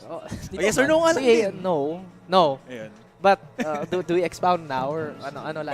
Expound. Siyempre yung una, Sabi yes mo. or no. Ang dami mong reklamo. Ikaw na lang kaya mag-host. Okay, eto kasi, yung boom. I would say they've been practicing Bind quite a bit, and I feel like they might have a new look here. Generally speaking, they don't really run a traditional Sentinel on Bind, pero yung performance ni Famous at baka, I don't know, bagong developments para sa kanila. Maybe they'll use that, maybe they'll use him as a forward anchor para sa B-long, kahit sa main for teleporter control. But it does look like we are gonna go with a similar team. Double controller pa din. Si Famous nagdo-duelist na at si Blaze King on that fade. Stebotol still relegated to that main controller. Maybe particularly a main anchor. So again, could still be an interesting matchup all the way through. This is double controller, double initiator. Yes. So there's no Sentinel. Makes sense naman kasi you don't really need a Sentinel on Bind, I feel. Kasi you find all of the angles din naman. As long as you have like one person just anchoring the site. If you have that double controller, I think you mentioned this din kanina with the double controllers nung Fracture match when Vil and Eliza were casting, na it does force opponents to get checked or have to commit to that. And it being a Viper plus Astra na sabihin natin meron silang reload mechanic in a way with their utilities, it does make it so that Optic have to respect a lot of that. Well, let's just call it overseer na ginagawa ng controllers ng boom dito. Yung kanina nga, yung comment nyo, di ba, utility shuffle, medyo late nag-come into life dito sa side ng Boom Esports. So, moving on to Bind, hoping tayo na maaga pa lang ma-figure out na nila kung anong klaseng dynamic yung kailangan nilang i-pull. Lalong-lalo nakaharap tong Optic Gaming kasi pinahirapan naman talaga sila lalo na nung second half. Pero matanong lang kita, Raf, magkakakitaan pa ba tong mga to? Kasi puro controllers na yung mapa eh. Okay, para tingin ko mas problema yun para sa Optic kasi again, we highlight their impatience on some of those maps. And with Famous not going for super contact heavy agent, si Chamber, diba? Yun yung nakita niya kanina. But now, we might just have to leave this up to, you know, the beautiful voices on my immediate left question mark. Agree ako dyan sa'yo, Raf. Nako, hindi na tayo magpapaligoy-ligoy. Alam ko, yung blood nating lahat nagpapump na dahil dun sa nangyari sa game number 1 natin. So with that, guys, we are gonna be going to game number 2 and the map is Bind. So kita-kita doon kasama si Dax at si Black and Blue. Uy, thank you, Laika and the Konyo Boys! At mukhang nagbabalik na tayo dito, guys, sa series natin. Boom Esports, ilang overtime they took that win. Pero then again, uy, tinulak mo pa. We are gonna go into our second map, which is Bind. Kita natin sa mga compositions natin though. Raze is gonna get to play. At laban kaagad dito. Blaze King and Ye. Simula pa lang. Makakapatay na. Ye though taking advantage of the snake bite. And then si Finesse makakapatay pa rin. And Optic Gaming on defense. Hyper aggressive and hyper effective. 3v2 na to. Ye makita dyan si Famous. Huli pa nga ang isa. Natitin lang dito si Berserks. Nasa back of that side. Pero Ye, gusto mo pa ng isang kill. Ang tanong, makakuha mo ba to? Galing pa nga sa lamps dyan si Berserks with swing, but Ye finds him anyway. 1-0 pistol panalo para sa Optic. Sinubukan niyang ma-right click sana eh. Nag-edit, medyo chamba moves. Pero sige, Optic, they take the opening defensive round dito. Round they're supposed to win. Now, this is a map na we've seen historically be very difficult for Boom na panalo na sa APAC. Pero nung LCQ, it's been one of their, I guess, better maps. So as of late, the tide has been turning. Very similar dun sa Breeze naman. Although Breeze has generally been a much better map for them statistically this past year. But still, Optic, this is a good map for them. And initially, nung nakita natin Vito, this is one of the reasons why nasabi natin parang medyo lamang ang Optic sa Vito na to. Yeah, I think for Boom, sobrang shaky yung performance na dito. The only real notable win they've had lately has been against Onyx sa Grand Finals. Big losses here and there. Pero Ye lang makakatalo talaga sa dito kay Ye.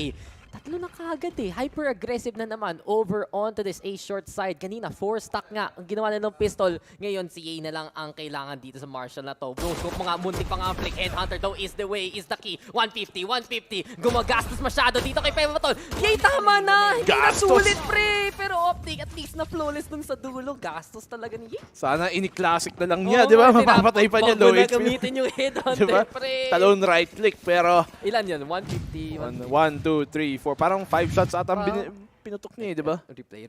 Sige, napakita niyo yung misses. Kasi yung martial shots ang papakita. Gusto ko yung whiff. Yung whiff gusto kong makita eh. One enemy remaining.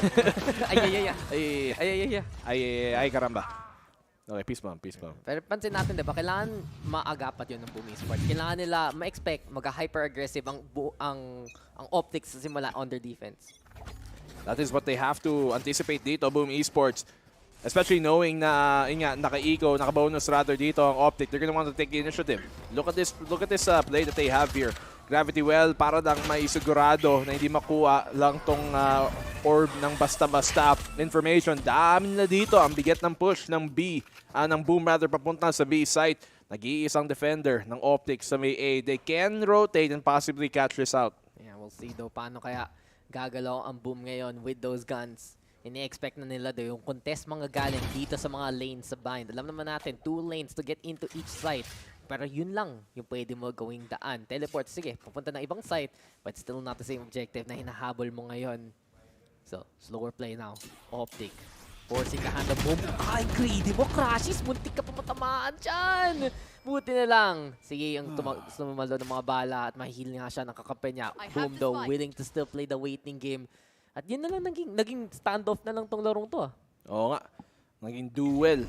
Talagang nag-aabangan, walang may nagkakagusto pang sumugod. This is one of the first 5v5 takes we're gonna kind of see. Although yung dalawang defender nandun pa rin sa A side. Ito na nga, TP, FNS, huge play dito gamit ang Spectre. Makakapangatso pa nga! Will he get the fourth? No, he won't. Flipjitter shuts him down, but the damage has been done. Flipjitter, 1v2, and Victor will secure the third round. The bonus here para sa Optic. Walang takas doon yung Boom Esports. Si Flipjitter huling nga nag-set up ng snake bite or any kind of those smokes.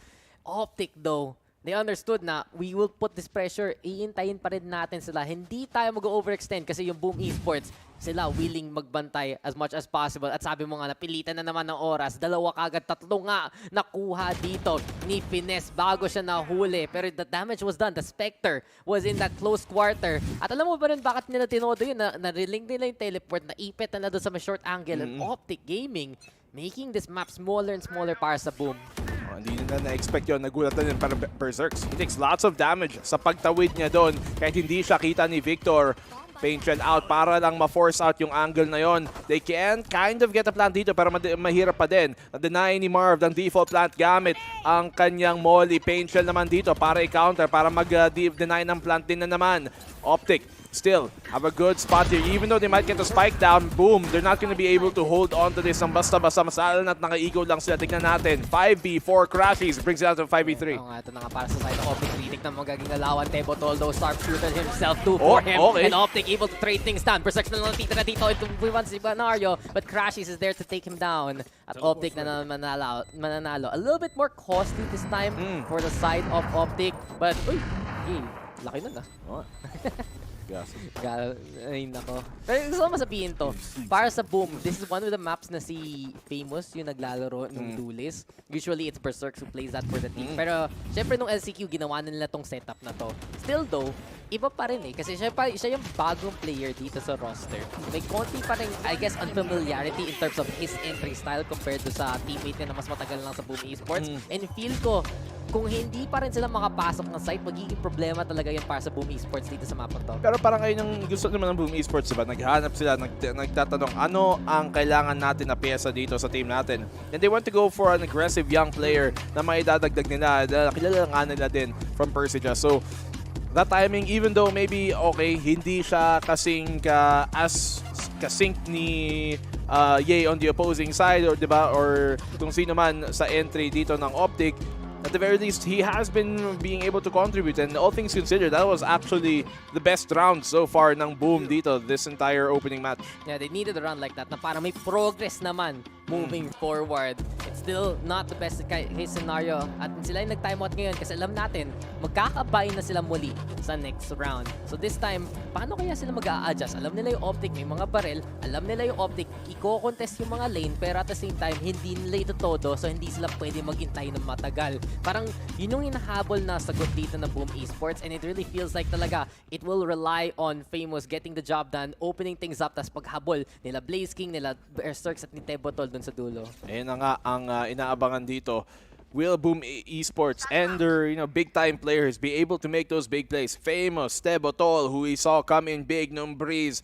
The rest of them, Flipjitter, Blaze King, Berserks. We know this star-studded lineup, parang all-star team ng Indonesia, has proven themselves worthy of the title nung map number 1. Gravity Well dito, pulling Ye into effect.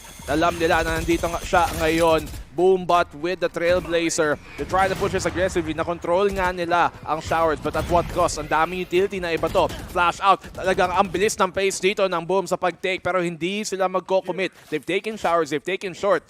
But now they're at a standstill. Yeah, malaking gastos din ng Boom Esports, but at least napabaan pa nila si Victor dun sa try-box na yan. But Operator still tracking him down. Blaze King nakita na matay. Ye na naman ang mananalo dito. Dalawa na kagad para sa kanya. Immense first few rounds para sa Ye. And there are no signs of stopping him whatsoever. Berserk still sasagot yan kay Marv. 4v2 scenario na to. Pero ipit na ipit. Galing sa showers dito sa side ng Boom Esports. At tukang bulagaan dyan na si Tebotol na naman. Guiding light though. Trying to find that intel sa likod lang ng Cosmic Divide. Bigla na lang mawawala ang lahat. Crashies though is there to go for the takedowns. And Optic, puro na lang. Panalo para sa kanila. Ganda ng defense dito ng Optic. Nakikita mo dito na pag nag-operator si Ye, hindi siya mag-isa. 11 kills on him, pero hindi siya mag-isang nakaabang sa pwesto. May taga-tulong palagi siya na babaril sa utility at tutulong para hindi siya matradean ng basta-basta. Shoots out the Trailblazer, shoots out the Boombot, and Marv has been a great supportive player para dito sa mga mas aggressive and mas entry-focused and mas pitas-focused players and agents ng Optic. So, now, potentially, a 6th round could be secured here considering naka-eco lang din ang Boom. And to take the 6th opening round is a very big feat. Trailblazer daw maging galawan, and there you go, intel here for the side of Boom. It's still the same kind of case. Parang naulit na naman ang magiging problema dito ng Boom Esports on the attacking side. Di makalapit, hindi makapasok. And Ye is just nigh unstoppable. Wag mo na palagan yung chamber na ganito kainit. Best in the world, sabi talaga ni Ye. And so far, he's proving it. He is definitely worthy of the title potentially. Especially kung makalayo sila sa tournament na to sa VALORANT Champions 2022. And Ye, 12 kills, I believe, for him so far. That's 2 kills every round so far, Dax. Quick We're match? only in 6 quick match. Kaya, Galing! Grabe. Pwede ka na mag-accounting, pre. Shoutout sa alma mater. CSB represent. Madami akong natutunan math doon. Marami nga. Siyempre, alam mo na. measurement, syempre. Favorite mo yun. Pero sige na nga, favorite kaya natin dito ang Boom Esports. Makapasok, pupunta ng A-side. There we have it though, guiding light. At gulat ka na lang, dikit na dikit ang Stinger na takip. Showstopper though, into play. Walang takas dyan, Victor. Huli ka ni Famous. Hindi lang yun, may seekers pa nga para doon sa tatlong natitira. Alam na alam nila sa magaling dito ang side ng Optic Gaming. But then again, they still have the firepower advantage. At si Pines pa nga nangunguna dito. Crashes though, Trailblazer. Alam na may tao nandito sa lamps. Baka masilaw pa nga. Blast back though to slow him down. Guiding light gets nothing of value. And the Prowler gonna be a bother yet again. Sino papasok dito? Finesse. Ito na nga, mauna ka na. Mapapatay inside. Di ma-transfer to sa pangalawa. Famous will make the trade happen. It's Boom Esports looking for that first round win. Magagawa pa na dito. A little bit of the chup-chup dito. Mamado crashes instead with a 2K. And it's Blaze King versus the world. This has to be a stellar shot. But Yay is even better. And Optic Gaming madidefuse pa to. At mananalo na naman sila. Less than a second dito. At na-secure pa din ang Optic. 6 rounds pero good eco na naman sa Boom. It seems like yung mga eco rounds pa nila ang mga mas napapagandang round dito. Mas may pag-asa pa. Because of the fact na alam nila na parang hindi sila lamang, hindi sila pwede mag-duel ng gunfight ng basta-basta. They're playing a lot more disciplined and really playing these off positions sa nakakahuli sila ng mga pitas sa Optic. But man, oh man, what a defensive half already so far for Optic. I want to talk about the composition dito sa Glet ng Boom Esports. You see the double controller, but it's an Astra and a Viper, which is something we haven't seen for quite a while, honestly, in the highest level of the scene. Typically, pag double controller, it's going to be a Brim with the Viper, or Omen with the Viper. But for an Astra and Viper, we haven't seen that ever since the Astra nerfs. Oo nga, hindi nila clear yung mga sightlines na kailangan nila compared to what we've seen before. Marv though over onto the corner for Berserk, big win. Oh my! Collateral! Tuhog na tuhog! Ay, hindi pa siya tapos! Yay na naman makakapatay kanina pa itong bata na ito. Walang titigil talaga sa kanya. At bumalik na nga siya sa likod ng site. Yay is just nigh unstoppable. Wag nyo na siya isali sa match na to kasi siya ang pumapatay talaga ng lahat. Crashes though has been clutch but Flipster will get the takedown. Finesse ang Knicks. If ever that can happen. Grabe talaga si Yay so far. Teleport though para makatapas. Takas and Optic Gaming. What are we seeing from them? Finesse! Hinabol! Ipit siya dito but he does have the wall to let him move. And Blaze King is right behind this wall. Naku, alanganin naman. Para sa side ng Boom Esports, Finesse nasa loob lang at Blaze King kailangan mo talaga tumingin. Left and right. Make sure you're disciplined. Naku, kita! Patay! Huling-huli bago pa makabaril. At Bokya pa rin dito ang Boom. Optic is just doing everything perfectly. Kami na sa pangalan naman niya, Finesse. Grabe, swag, pogi points dito kay FNS on that move. Proper timing. Alam na alam niya kailan iikot doon si Flip Leader sa kanto. 7 rounds. In 7 rounds ang na-secure dito ng Optic. Boom, call a timeout. And yay! Siya ang tunay na last hope of NA. Tama doon ito, nag-pause pa nga. Nag-line up sila. 2 birds, isang bato. Hindi mo ba kinumpleto yung pag-translate? Oo nga eh. Dalawang ibon. Dalawang bato. sisiw. Dalawang sisiw. Dalawang manok. Dalawang manok.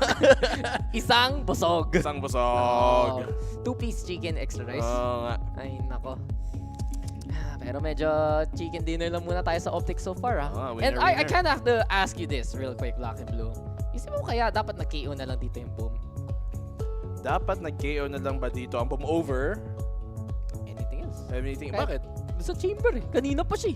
Para hindi siya maka-rendezvous ng basta-basta. Kasi gumagana naman Posible. yun eh. I mean, parang dito mismo yung parang iniisip natin medyo MOBA counter pick nung gameplay. And it's a little different na kailangan mo pilitin ng something na hindi mo na-practice. But right now, kita talaga natin yung impact pag nakakagalaw at nakakahanap ng sightlines si Ying. I mean, we have seen teams na sa APAC na nagbalak maglabas ng KO sa bind. Pero it hasn't been the most successful thing from what we've seen so far. Most teams don't even run KO on bind. But then again, Flip Leader is one of the most premier KO players you're gonna see in the world in the first place. So who knows? Maybe it could be that difference maker. They have Flip Leader now sa kanilang sa smoker nila, which is a position that he can play but he's not known to play, and that could cause, I guess, a bit of a kind of uncomfortability factor dito. Hindi lang siya gumagana itong Astra Viper here so far. Usually before nakikita natin naglalaro sila Brimstone nung nandito pa dito sa Frostmite. But then again, Boom Esports, the struggles are absolutely apparent here so far. Still though, kapasok pa rin sila sa side. Orbital Strike though is the answer at walang magagawa yung Virus Kit whatsoever. 3 kills sa para sa side ng Optic. Naghahanap naman sino pa biktima. Marv though on the board with 3 for himself. Tebotol na naman natitira. Pero kanina, grabe yung impact niya. Bukang naubuusan na rin ng lasa dito. But not only that, the guiding light gonna be gold. Na-dodge pa rin niya, at least. He dodged that. Dodge the gold. Dodge this, dodge that, and dodge cannot. As Crashies will take him down. Speedrun ng Optic 8-0 na to. This is looking like a blowout, Dax. Alam mo, itong bind, ito ang pinaka parang bipolar na map na, napansin ko sa buong Valorant. Parang there's no attacker side, there's no defender side. It's just literally whichever side ang komportable na team. I won't even say this map is either-sided favored kasi we've seen so many blowouts on this map. I think sa lahat ng mga mapa na nakita natin sa mga APAC VCT, Bind has been the one na napakaraming talagang one-way stomps all throughout. Yeah, it has happened before na hindi ka lang makapasok, hindi ka lang makapwesto. Hirap ka na kagad dito sa larong to. Yet again, Optic Gaming preventing Boom Esports from getting anything done. Bawal pumasok dito sa shower, ginawang zona dahil doon sa molly. At hindi pa tayo tapos, so short control. Todo market, ingat! Natulungan pa sila doon sa... Oo nga, inalagaan pa eh. Walang katakas-takas dito sa Optic. Si Vines, nakita na niya papunta galing sa showers. And Blaze King can be able to get the takedown out the Victor. Big kills now from side of Boom. Perfect prowler red. Pero Marv, tinay niya lumapit kahit may near sight. Pero mukhang ito na ang biggest chance ng Boom so far. Kung maka 8-4 sila dito, kayang-kaya pa tong mabawian. But it starts with one round. Focus on this round muna, round number 9. Should be a round na secure na nga nila. And Tebotol, he makes sure of that. Yay, 1v4. It's going to be very difficult for him to win. He's been caught out, goes to save the op instead. And I like the idea doon ng Optic. Alam nila, teka, parang ang dami sa showers. At least 3, potentially 4. So saang, ano pwede natin gawin?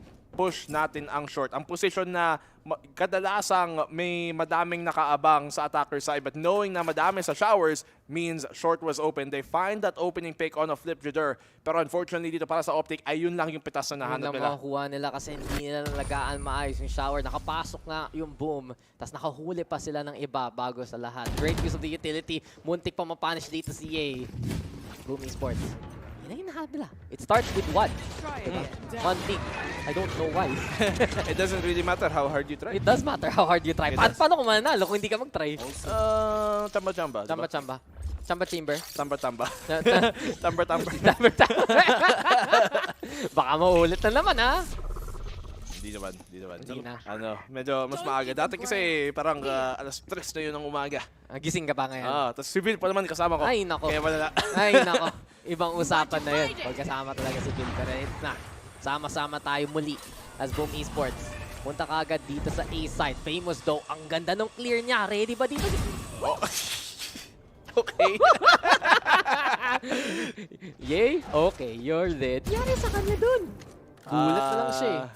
Siguro, hindi niya kasi napansin din naman kasi may Cosmic Divide, so hindi niya talaga maririnig ang blast pack. Pero, Hindi kaya. Galing sa circuit. Galing sa circuit, diba? Pero ito na kasi Blaze King. Makapatay na nga ng isa. Blaze King already allowing Boom Esports to go for that B-site. At Famous nga mag-teleport na rin para makatungo. Ready though for the teleportation. Alam niya kung saan siya susulpot bigla. At isa pa, Vanishing Act na para sa Optic as Boom Esports commanding this round to get a second basically. Ba't hindi Spidering Spike kanina? Kasi tinatanim mo mismo eh. Yung mga paa niya, yun yung talagang tumatanim sa... Yun yung pumapasok dun sa sahig. Doon pala yun. Ganun yun. Diba? Ganda ng invento. Nice. Cool. Okay, well, discuss nga natin nangyari kanina. Diba? Galing sa short yun. Yung blast pop. Hindi, pero he was behind the Cosmic Divide. No, he wasn't. The Cosmic Divide was on ano? Cosmic Divide was in front of Ye. Diba ganun sa galing sa shower tapos hindi tatama dun sa APC? It was yung parang diagonal. Oo nga. Oh, diagonal siya. Oo nga, pero hindi siya papasok doon sa lamps. Nilusutan ni Famous yung Cosmic Divide, di ba? Hindi ba? Hindi ba? Sabihin ko hindi. Ba? Yung Viper wall yung dinaanan niya. Mali ba yung inisip ko? Yun nga eh. Check the board na nga tayo. Pwede bang... Magsalita ko muna, check mo yung board. May replay. Pero, ayun yung... Napacheck the board eh. Ayun, Cosmic Divide. Ayun, oo nga. Ang layo nyo. It was on his side. Tumama ba doon sa APC? Nakahati pala ng vertical. Kala ko horizontal yung Tumama ba sa APC? tumama sa APC. Pero rinig naman Hindi, yung he blast went pack. over the APC. Oo nga, rinig yung blast pack eh. Rinig yung blast pack, rinig yung pagka-landing niya. Siguro, akala niya parang pa-triple yung blast pack or pa-shower side galing sa short. Pero that's one of the more common blast packs we've seen from Razes this entire tournament long. So dapat pag ganun, anticipate mo na. Pero then again, if it's Pinagawayan pa natin eh. Okay. I mean, wala naman ginagawa doon sa round. Sige, pwede naman. At the end of the day, patay siya. Oo nga, okay lang naman. Okay lang pag-usapan. Kala mo naman na ayaw natin boom. Gusto ko lang manalo ng bronze naman. Ay, wala lang. Food for thought. Dapat lang, diba? Dapat lang Ewan. nag-uusapan yung mga ganun. I mean, in fairness, dapat may taga-bantay naman talaga siya dun, di ba? Yun May yung city point, player, yun di yung ba? point ng Cosmic Divide para mawala yung bantay ni sabagay. hindi siya maririnig ng ibang tao. Yun for sure. Si Kasi usually makakita nun yung nasa bandang triple, bandang ano. Si Ye lang yung makakarinig nun, if ever. Pero yun. Okay. Okay. At least nakatura. Nerd. Oo nga. K-Nerd. K-Nerd. Marami mong sinasabi. Shoutout at Azurai Gaming. Gaming? Oo. Azurai Muscles? Muscles. Dapat yun yung second account. Dapat may IG siya eh. May second account naman si Azurai. Azurai Photos. Seryoso. Talaga? At Azurai Photos. Azurai fans. I-follow nyo sa Instagram. Azurai fans. Azurai fans. Fan ako ni Azurai. Shoutout kay Vil na nandyan lang. Nakikipagkulit sa prod. Naging prod na bigla. Si Kinukulit Mr. yung Vil. prod. Ito, si Mr. Ye. Ano next para sa kanya? Peek. Ay, nako! Patay! Patay ka diha! Kinain nung aso, pre. Kawawa, kinagat. At mukhang ito na nga nangangagat rin si Flip Sitter. Boom Esports, nakakuha na rin ng konting lakas, ng konting spirito. At gusto pa nila ituloy ito ng todo-todo. Rotate to. Nakita na natin to. Victor, pagka nakaapak dyan. Sige, Flip Sitter mapapatay. Pero nandun rin si Famous para sa trade. And at the very end, A-site na ang magiging take dito ng Boom. Was that worth it though? Would it had been more worth if umatras na lang si Victor at hinawakan yung lamps? Marv, ipit na ipit dito. Nakakuha pa nga ng isa, nakakuha pa ng dalawa! Marv going big at low HP pa naman dito. Si Famous, nagkasaan pa nga niya! Pero nag-tradean lang din sila ng showstopper! Alam na niya, low HP siya. Pinatay na lang niya yung kakamper. Pero ayan na nga, si Crashies pa. Ang makahuli kay Blaze King. At Optic pananalo dahil lang sa nakita natin doon kay Marv. Hindi niya na-expect pa naman nandun sa heaven. Marv going big, playing a supporting role nung buong mapa na to. Pero ngayon, bumawi din naman. Tamo, sinigasaan lang din, 1-for-1. Nagkasabugan. Walang katakot-takot. Nakita mo may fireworks sa pagmumukha mo, tapos binaril mo pa. Pero hindi lang magagawa niya sa sitwasyon na yun eh. Yeah, Kala ko, boom na eh. Kala ko, Christmas in September, naging Happy New Year in September. Okay, September 1 pa lang naman. Ay, hindi, September 2 na pala. Pero yun naman talaga nakita natin sa Optic is someone has to go big. At dahil hindi si Ye sa round na yon, si Marv nakita natin yung nag-step up ng malupit. Huge win. Para lang mawalan ng momentum yung Boom Esports bago pa magsimula ng malala. Trailblazer na gonna be to play. Ye, naka-shorty na ngayon. Ang kulit mo! Magpakita ka pa! Patay ka dyan! Dahil sa orbital strike, walang katakas-takas. Sino next na may beat na beat dito? Ni Ye, muntik pa nga. Naka-blast back away pero si Crashies nandyan rin. Kinuha pa yung pwesto ni Ye in the first place. Ye though, ready into the backline. And here we go yet again. Nag-shuffle lang sila ng pwesto. Parang paper cups na gumagalaw-galaw. Pero yung Optic Gaming, mga magician dyan na 10-2 pa nga 2-10 dito sa dulo ng ang hack na to. ganda ng bait and switch at stagger doon ng Optic sa defensive side na. Yay! Unang si Silip. Susunod naman si Crashy. Susunod naman si Victor. At patulong-tulong lang sila. Pag nakatira yung isa, susunod naman yung pangalawa. Huwag mong ibaliktad ang sinasabi ko, Dax. I'm not gonna say anything. I'm not gonna say anything. I'm gonna stop. And there. Hinga.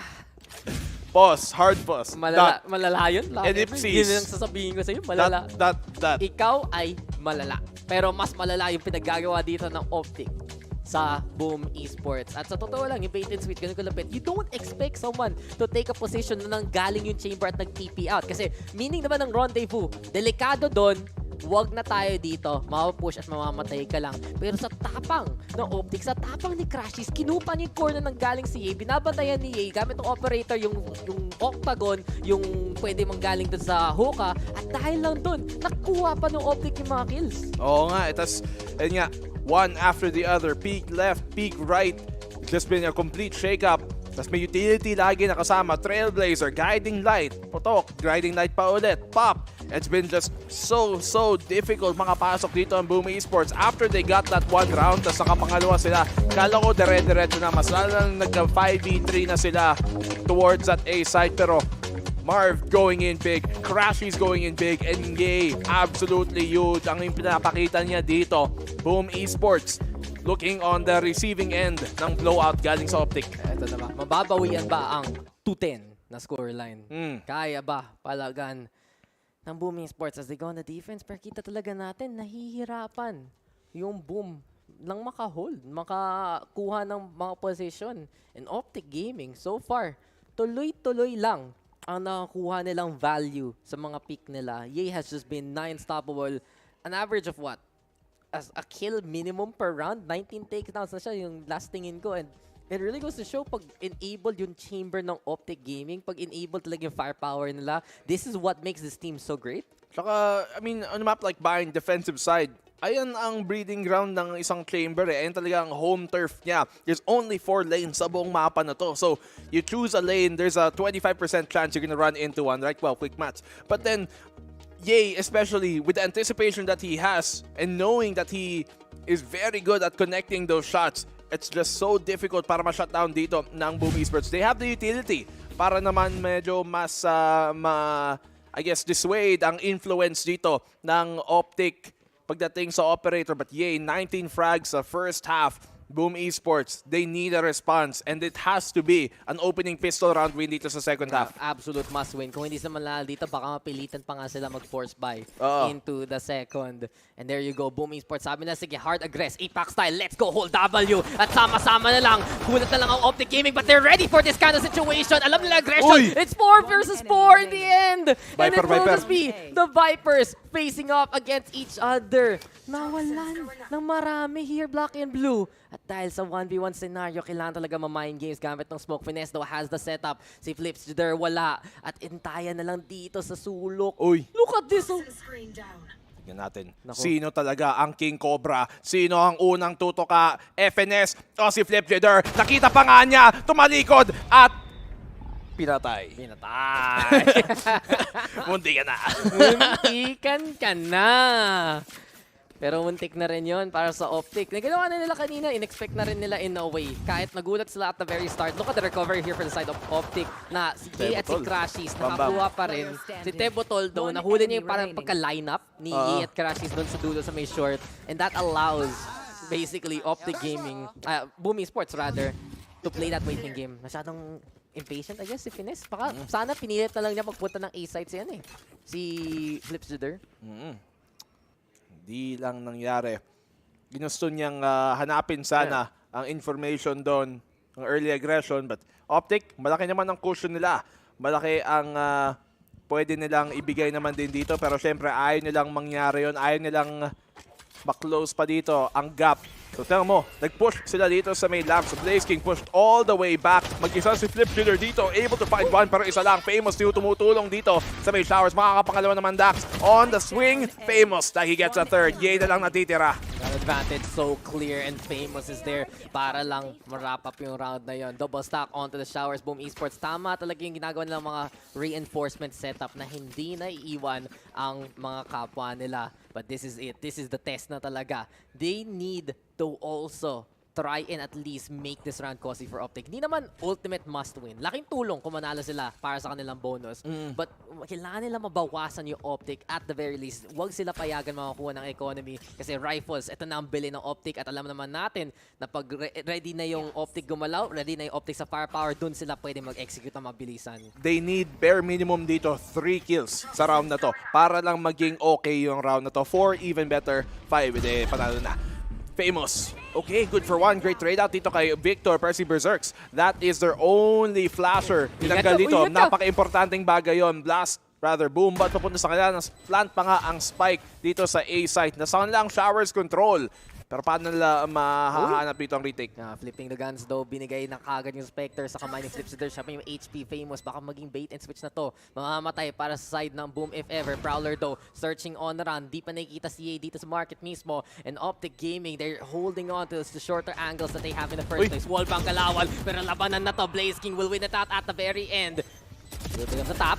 Crashies though, into the corner. Kaya pa rin makapatay pa nga ng isa. Nitay na lang si Blazing magpakita dito. Wala nang utility at all yung fade natin. But Famous gets on the board. Here comes Optic with a cleanup crew. At 11-4 na to para sa Optic. Okay, 3 pitas. Ayun ang sinabi nating Manostra mo nga. bare minimum na kailangan nila para lang maging okay yung round na to. So, match point, hindi pa ibinibigay. But if they give it up here, they're gonna be in a bad eco. At Ito most na yung likely, must win. Ito yung must win. Ito yung must win round talaga. Kaya sabi nga natin, di ba, na yung nakuha yung 3, nakuha yung mga pitas, mahihirapan yung Optic kung matalo sila dito in terms of the economy at meron silang saving grace. May pagdadasal lang sila, showstopper na pwede ilabas. May basuka. Inawa ko pang gano'n. Yes, Macho. basuka. Ano yung game na yun? Yung mga Noob-tube. worms? Mga gano'n.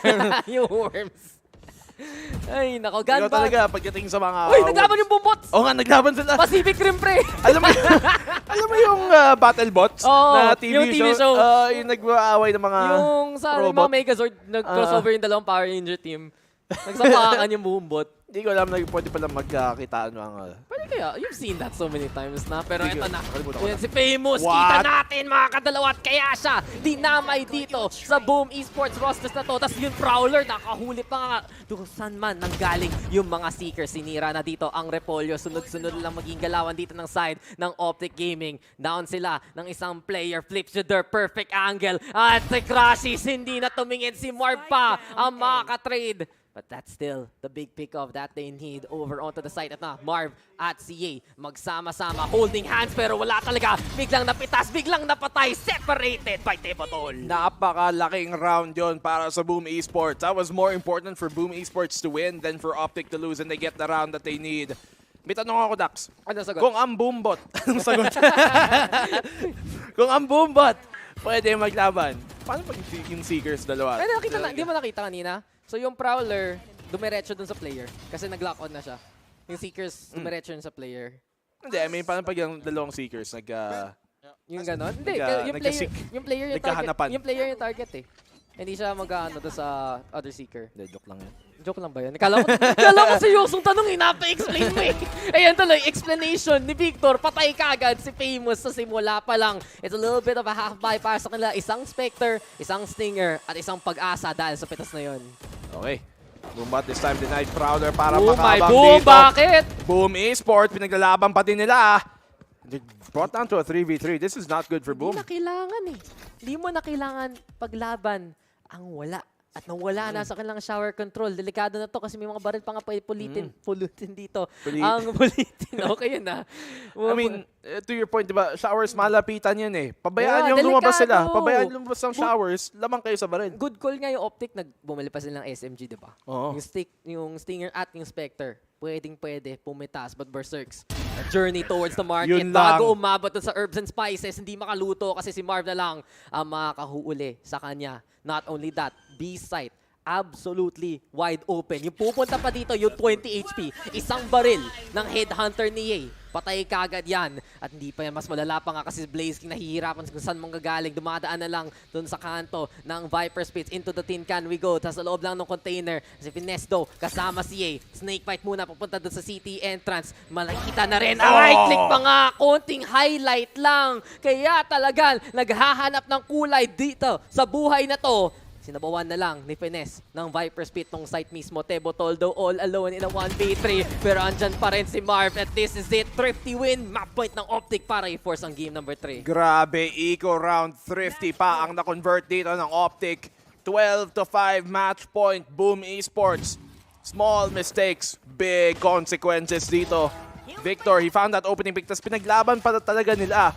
And going for the flank dito, Berserks. Nahanap pa nga ni Marv. Timing them, Blaze King choosing to try and push forward habang hindi pa handa si Tebotol para tumulong. Isipin mo kung wala ng snake bite dun sa may city entrance, dun sa may defender side spawn entrance at nakapatay nga dun si FNS. Hindi matitrilan pa sana agad ni Tebotol pero hindi nabigyan ng pagkakataon. Eto na daw, pwede na napigyan yung Optic Gaming ng Ultimate Flurry. 4 ang hawak-hawak kayo ng Boom Esports. Do or die time. It might just be the time to use them here. Tingnan natin daw, ang ganda ng pick down ni Berserks. The swing is real and Ye goes down. Big pick up, mawawala na yung chamber na sobrang precise so far. At huwag natin kalimutan, Oo. meron ditong judge, classic APAC, ready to go, yung race showstopper to!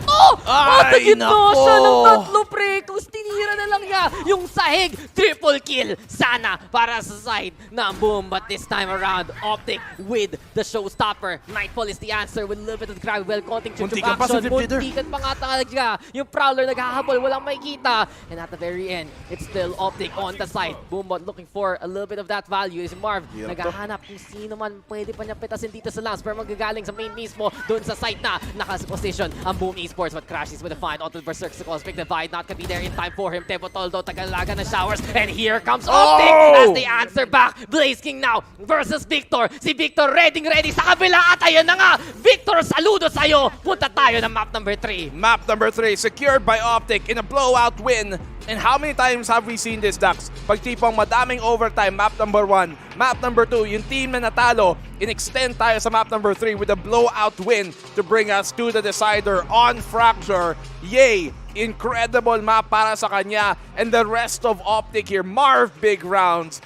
Crashies big rounds, the rest of Optic all as a team, napakalaking bagay ang nagagawa nila. Victor as well, so many entries here supporting his team. And boom, sila pa nga ang na-boom. Kaya natalo yung mga boombot nila doon sa dulo eh. Pero then again, yun lang talaga eh. This is Optic and their signature playstyle. Utter dominance at pinagod lang yung Boom sa unang mapa eh. We see it here though, walang kasagot-sagot ang Boom Esports kasi yung Optic nagagawa nila ang gusto nila gawin. And of course, they have that tenacity, they have that precision. And yay, first half especially, walang nakakatalo sa kanya. And the off chance that happens, andun nga si Marv, andun nga si Crashies, as you mentioned, Victor there at the very end, clutching it out for the squad. Pero dun sa gulo na usually ine-expect mo yung APAC team, yung pwedeng-pwede manalo. It's the NA squad, it's Optic Gaming who thrives in that chaos. At yung round na yun, yung huling clip na nakita natin towards that B-site, nakakatatlo si Ye, tapos si Crashies tumutulong na parang paisa-isa sila nagpipeak from different angles. That really cemented how on point Optic were here. Trade for trade if in case it did come to it, pero they didn't even get traded out in the end. What a round for Optic. What a game really for Optic and Ye. That has got to feel good, especially when he was losing a lot of his opening duels nung sa Breeze. Dito man bumawi siya. Dito na bumawi. Dito pinakita na talaga. Ito yung chamber ng NA. Ito yung chamber na kailangan nyo kalabanin in a world stage. And we go to a decider. Map number 3 in just a bit. Paano break it down? Kita muna tayo dito sa VALORANT Champions. We'll be right back in just a bit.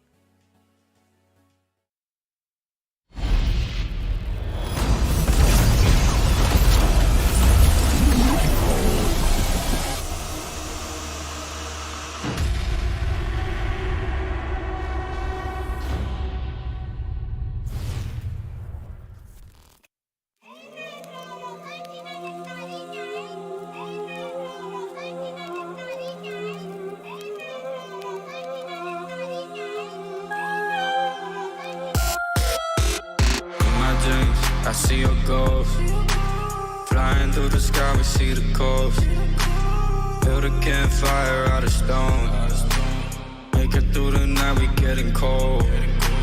I just flip the switch. We gotta go. Running through the hallway of the door. Get the duffel bag. We going home. Get the duffel bag. We going all the way home.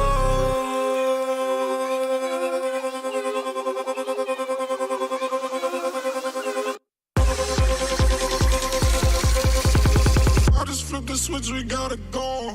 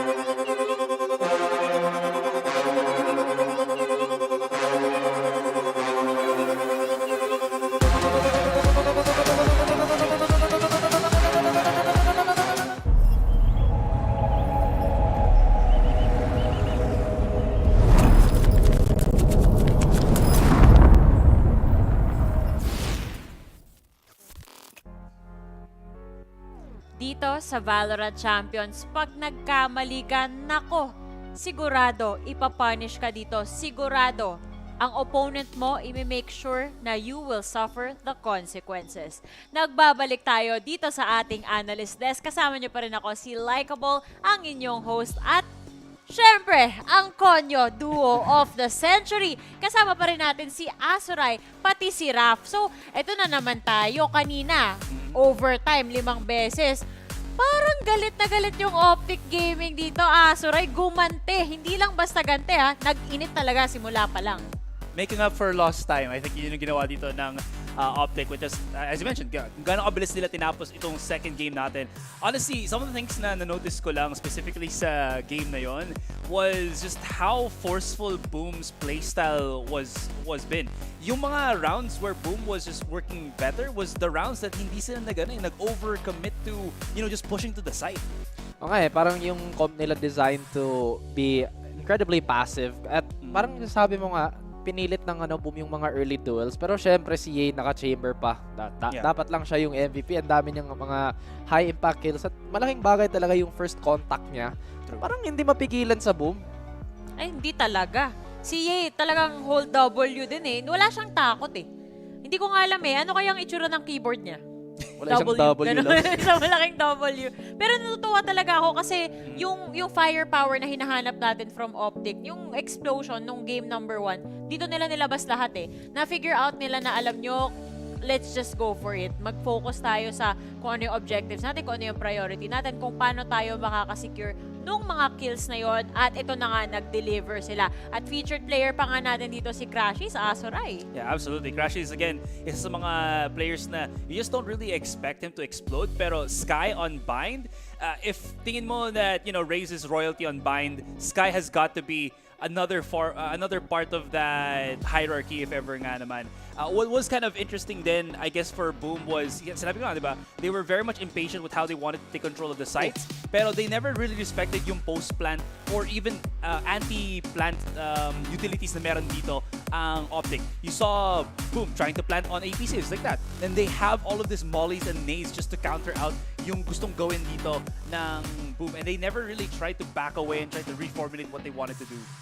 Well, again, the mechanics of the matchup, sabi naman kanina din na yung Optic gusto nilang a lot of space. And why did Boom win Breeze? Siyempre, sobrang damot nila sa map control. Yung bottom mid kanina, parang bahay lang sa Boom. Now we are on Bind that's a little more compact and the points of interest may not be as interesting. Parang nakita natin talaga na baka na-force lang yung Boom maghanap ng space. And Optic, again, just with the initial contact power of Ye, and of course, the salvage power of Crashies, is just everything fell into place for Optic. Oo, talaga. Fell into place. At gusto ko lang i-point out na kung si Terror laging tama, ididiin ko kay Raf na mali siya dito. Sabi mo wala ng map number 3. Para makapahinga si Dax at Black and Blue. Parang hindi sila makakapahinga. May map 3 pa tayo eh. Para kami na.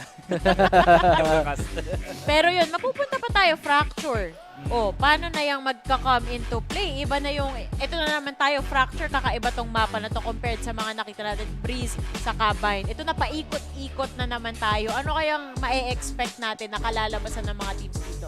What is gonna be something, I guess, na pwede natin i-watch out for din dito is the possibility of the Neon pickups from either side. I do believe sa Boom, Flipsitter, and Famous actually plays. I think when Famous was still in Persija, he actually played on Neon? On the Neon, yeah. It's Berserks for Boom now. Berserks for, okay. So yun, possibility then that for, in any case din naman, it is going to be somewhat interesting kasi both of these teams, I think, have gotten the adjustment on that kind of shotgun style play. So sino na yung mas magaling makapag-delay or maybe recuperate the situation? Are we gonna see the double sentinel or double initiator dito? There's a lot of options that, again, both teams can actually rely on or try to opt for if ever man. But more so than that, yeah, ito na.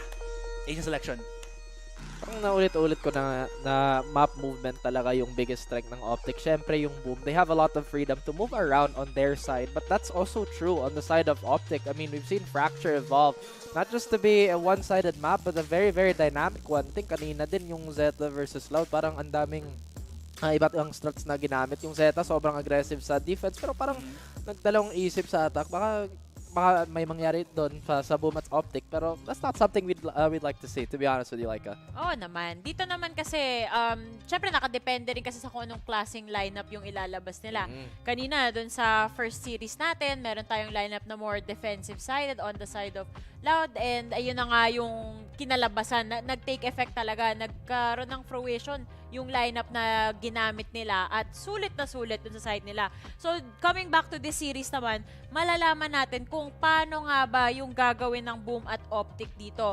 Asuray, ano nga ba yung ma-expect natin na agent selection na lalabas? I'm checking it right now, and it feels like there is a lot of options then. Pero the primary, I think that no other map actually exudes talaga is the Neon pick per se. So, if that is going to be the case, diba, both of these teams will pick up that particular agent, where will the fine line be drawn? Kung sino ba yung mas magaling mag-Neon dito? I think it's going to be as to how well the follow-up is going to be para makapag-set up dun sa Neon player nila. And as well as, I think yung initiate with the not the relay bots per se, pero yung paano nila gagamitin yung pag-peek out dun sa fast lane ng Neon. Kasi I think that's where good Neon players make or break talaga, is how well you can utilize yung wall na yon and then push out effectively na hindi kayo para maiisa-isa dito ng defenders and just, you know, break the sequence na gustong gawin ng Neon push.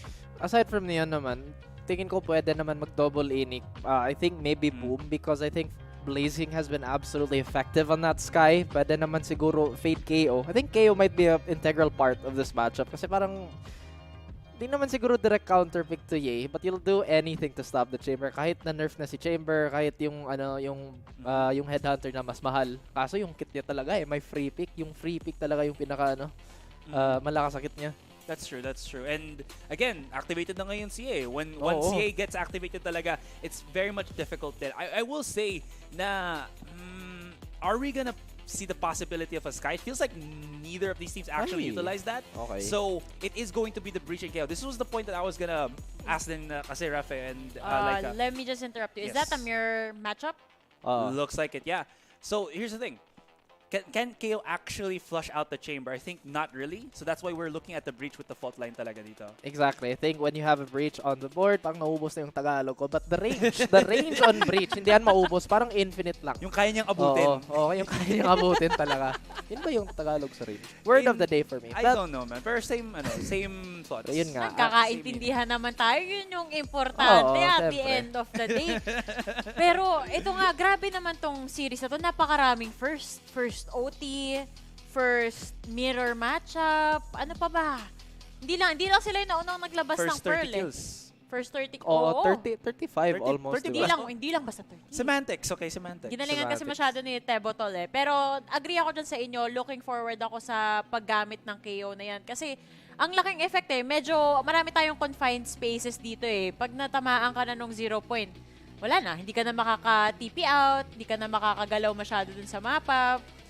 Pero yun nga, sabi nyo rin kanina, yung fault line, ang daming pwedeng mangyari. Pero sa tingin nyo, since pareho yung composition, ano yung magdi-differ lalong-lalo na sa playstyle na itong dalawang teams?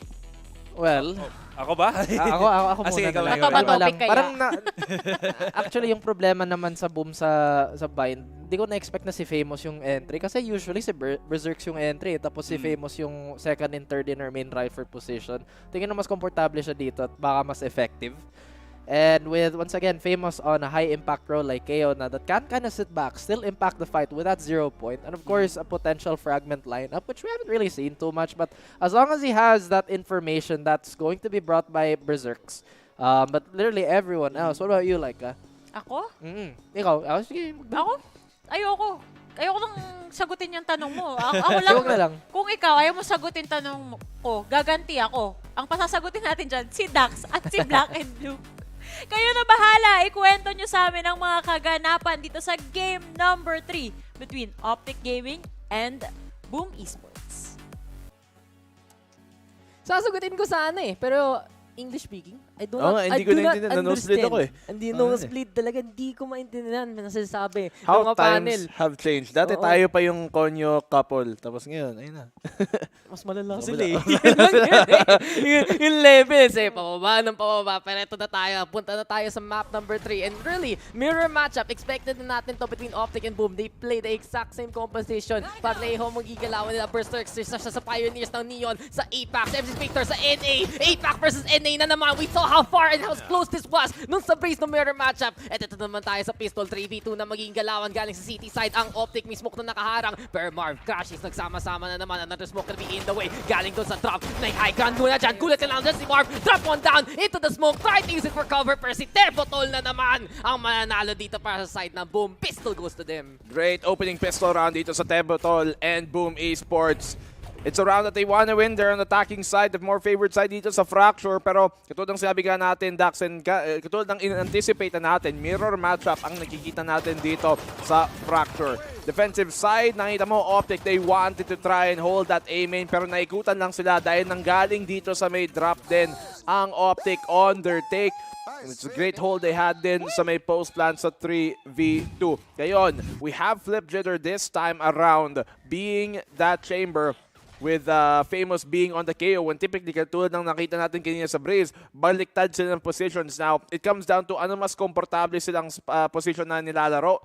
But one would argue, you'd want to keep them the same general agents kasi para hindi ma-transfer over yung mga similarities ng playstyle. Nakita natin to dati sa APAC to. Boom Esports palipat-lipat. Minsan kung sinong lalaro ng Chamber per Berserk, siya palaga ang duelist ng Boom Esports. Siya talaga ang naglalaro ng Neon.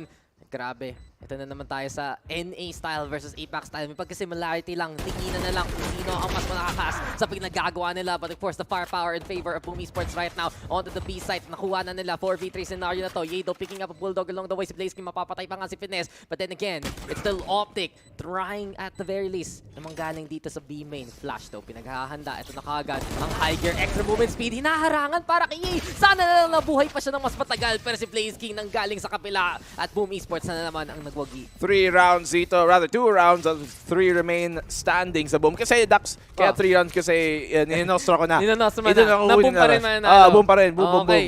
Okay. So, kita naman natin, di ba? Doon sa Breeze, mati ka, tapos okay yung lahat. Pero, ito rin tayo. Sa side ng Boom Esports. Mayroon pa silang konting half-buy. Mayroon pa silang a few SMGs and that Bulldog along the way. But then again, kita talaga natin. Pag yung Optic, may baril, pwedeng-pwede lumaban. Will it be enough in this case? Optic, defensive side, you want to see them go for early control and that's what they did dito sa may A main. Kaso papuntang B naman ang Boom Esports. Berserks na try na subukan. Taken tong tower pero hindi man niya makuha versus Crashies. Kahit nakastun na si Crashies. Crashies! Hawak na hawak. Sakop dito ang tower eh. But Blaze King, only good for the 2 they get taken down. Ayan, mapapablooms ka na ba pakatapos nun? Tunay na tower defense ang sagot ni Crashies. May nakatira na raw, sabi ng Optic Gaming. At ilang beses na natin nakita gaano ka-importante i-hold yung tower. Maraming players, maraming teams na naglalagay ng KO dito sa tower for good reason. Pwede tumagos papunta sa site yung 0 point. Has a very effective kit para lang ma-hold things down. And siyempre, a player like Crashies na has been clutch dito sa series na to, tuloy pa rin niya. But one would argue there's a good reason din para ilagay naman ang chamber doon para kung masyado mabigat, pwede siyang umatras. Pero yes, by standard, the KO typically, dyan siya nakapwesto. Fault line dito para kunin ang arcade. We saw this yesterday din sa mga earlier matches on Fracture.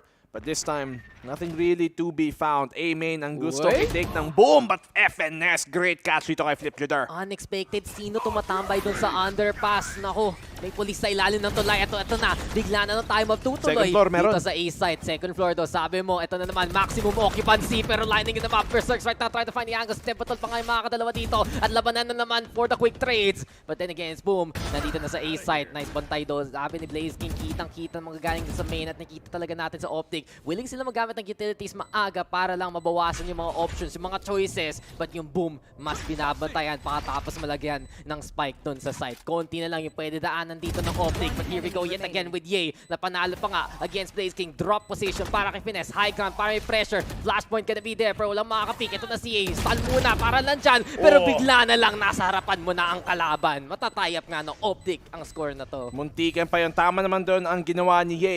Kaso, hindi lang nahanap ang timing para makabawi dito. 2-2. It's Optic na nakabawi naman. On the defensive side, starting to pick up the pace. I think may rolling thunder na rin ata sila. That's big kasi kanina nahihirapan si Finesse makapatay nung Breeze ngayon. Him popping off, him getting a rolling thunder dito sa round number 5. Very effective ultimate para sa map like Fracture. And we've seen it before. Optic, gagamitin nila yung fault line, di ba? Para na ma-confirm isa doon sa 4 pwedeng gamitin na angles at mabawasan yung yung possibilities ng Boom Esports. Now, they have extra options. Now, mas magandang retake nila kasi may null command at ready na Optic na naman maglaban. Tingnan natin, Optic. They're up against an ego round dito pero si Blaze King may rifle nga, may Vandal. It has to hit a pick, but Flip Cutter, great opening pick dito. He's able to find on Marv now that drops any smoke potential dito galing sa defensive side ng Optic. Rolling Thunder para na makabawi, but Crash is able to hold on to the tower. Crashies na naman, kanina pa siya. Walang pwede pumasok sa kondo ni Crashies. Naglilinis pa siya. Do not disturb. Sabi ng KO natin, but that Rolling Thunder, pang segue para ma-separate. Famous though. Getting the taps also. Mga headhunters lagi mga Boom Esports roster plays. With the fight. Blaze King has taken it away from Optic. At gulat ka na lang. Kaya nga, stay indoors. I know of a place. Beautiful charms. A magical place. May tatlo kang tropa doon. Si Chip. Si Penny at si Eustace. Best friends. Eustace. Napkin kasi ata. Yung basta best friend ni Asura yun. Siya yung nagsasabi palagi. Pero ito, headshot. yung ulo pa nga, pinugot pre. At si Ye, kalaban na ngayon. Si Tebotol, fault line daw gonna be perfect pero hindi tumama. Sana na lang kung na-stun, sure win na yon. Flash daw into play. Ye getting ready yet again. Kita na yung pa! At kitang-kita ng Optic ang panalo nila. Pangit din ang pwesto doon. Could have maybe dropped down to be in a safer spot. But yay, 2v1 retake. Problema doon is Boom Esports. Masyado nilang pinakita yung sarili nila too early on. Blaze King, bakit siya nakatutok doon sa arcade ng gawang kalapit nung walang trade potential? Sayang naman ang eco round dito na sanang naipanalo ng Boom Esports. Yeah, well, silver lining, eco round nga. Sabi eco mo, round, konting positive na nakuha nila yung 4 ng players ng Optic ng ganun. And not only that, napaggamit nila yung Rolling Thunder at yung Null Command. So at least nabawasan dito ng ultimates. Maaga pa naman sa laro. And speaking of ultimates, meron na nga Rolling Thunder si Tebotol. May Blaze King Orbital Strike pa. Basically a win condition. Pagpasok dito sa mga sites, Boom though, ready to play it a bit slower. Gusto nila i-coordinate talaga yung push nila eh. Hindi naman talaga dapat Dax eh. Especially when they have the utility that they've got right now. Tamo, tigi isang ultimate orb na lang. Lahat ng mga miyembro dito ng Boom Esports na natitirang wala pang ultimate. Uy, nakapasok! Victor, try niyang subukang i-challenge to si Berserks. Naipit na siya dito sa aiming. Alam nila kung nasan siya, but he goes and finds one before going down. Berserks makakakalap ng patas dito kay FNS. They have the site. Pre, ang ganda ng galawan daw ni Berserks. Naka-slide pa siya. Slide ninja slide. Sliding into your site. Akin na to. Walang takas-takas. Pero yay na naman. Huli Berserks. Marv also checking out the second floor. At may orbital strike pa para lang manalo sana ang Boom Esports. Pero kailangan talaga intayin yung timer. There you go. The touch is there. But then again, we also get the Rolling Thunder. Linabas na ng Boom Esports ang lahat na natitira. Can they actually make it happen? Rare whiff galing kay Ye. Pero eto na. Lumapit. Pinatay. Tinutukan ng masama. Blaze King though. Making this a 1v1 scenario. Marv over onto the staircase. The one-way smoke getting in the way. Gets the top.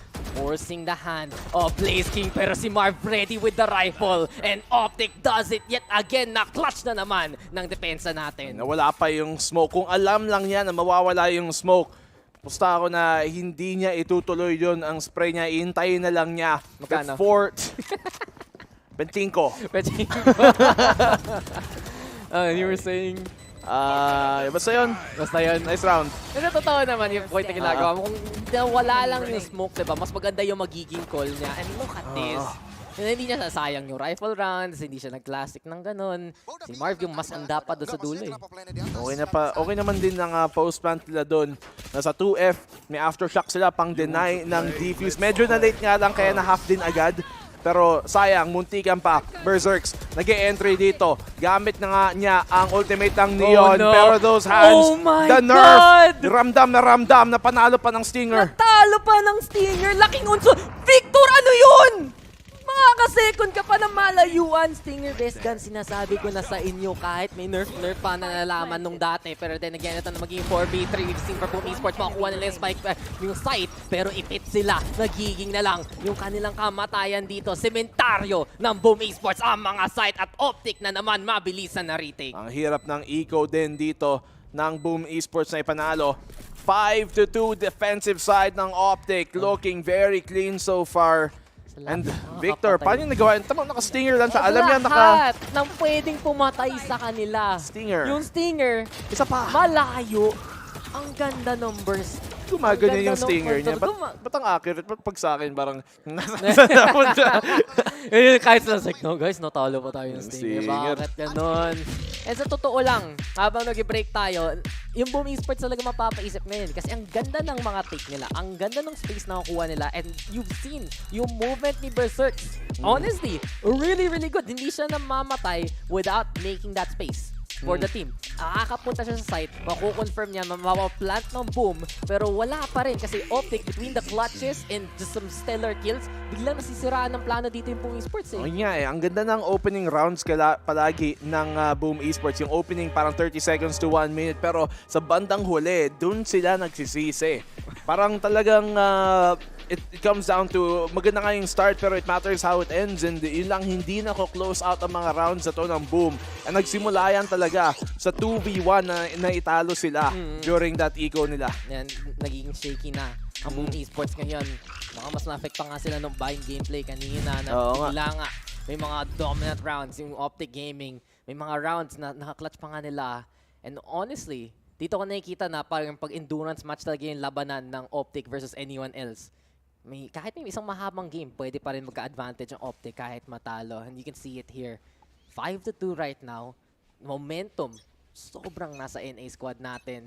And not only that, ultimates pa nga pwede nila gamitin ngayon if ever. Lineup! Okay. Daming info, parehong initiator na hanap nila.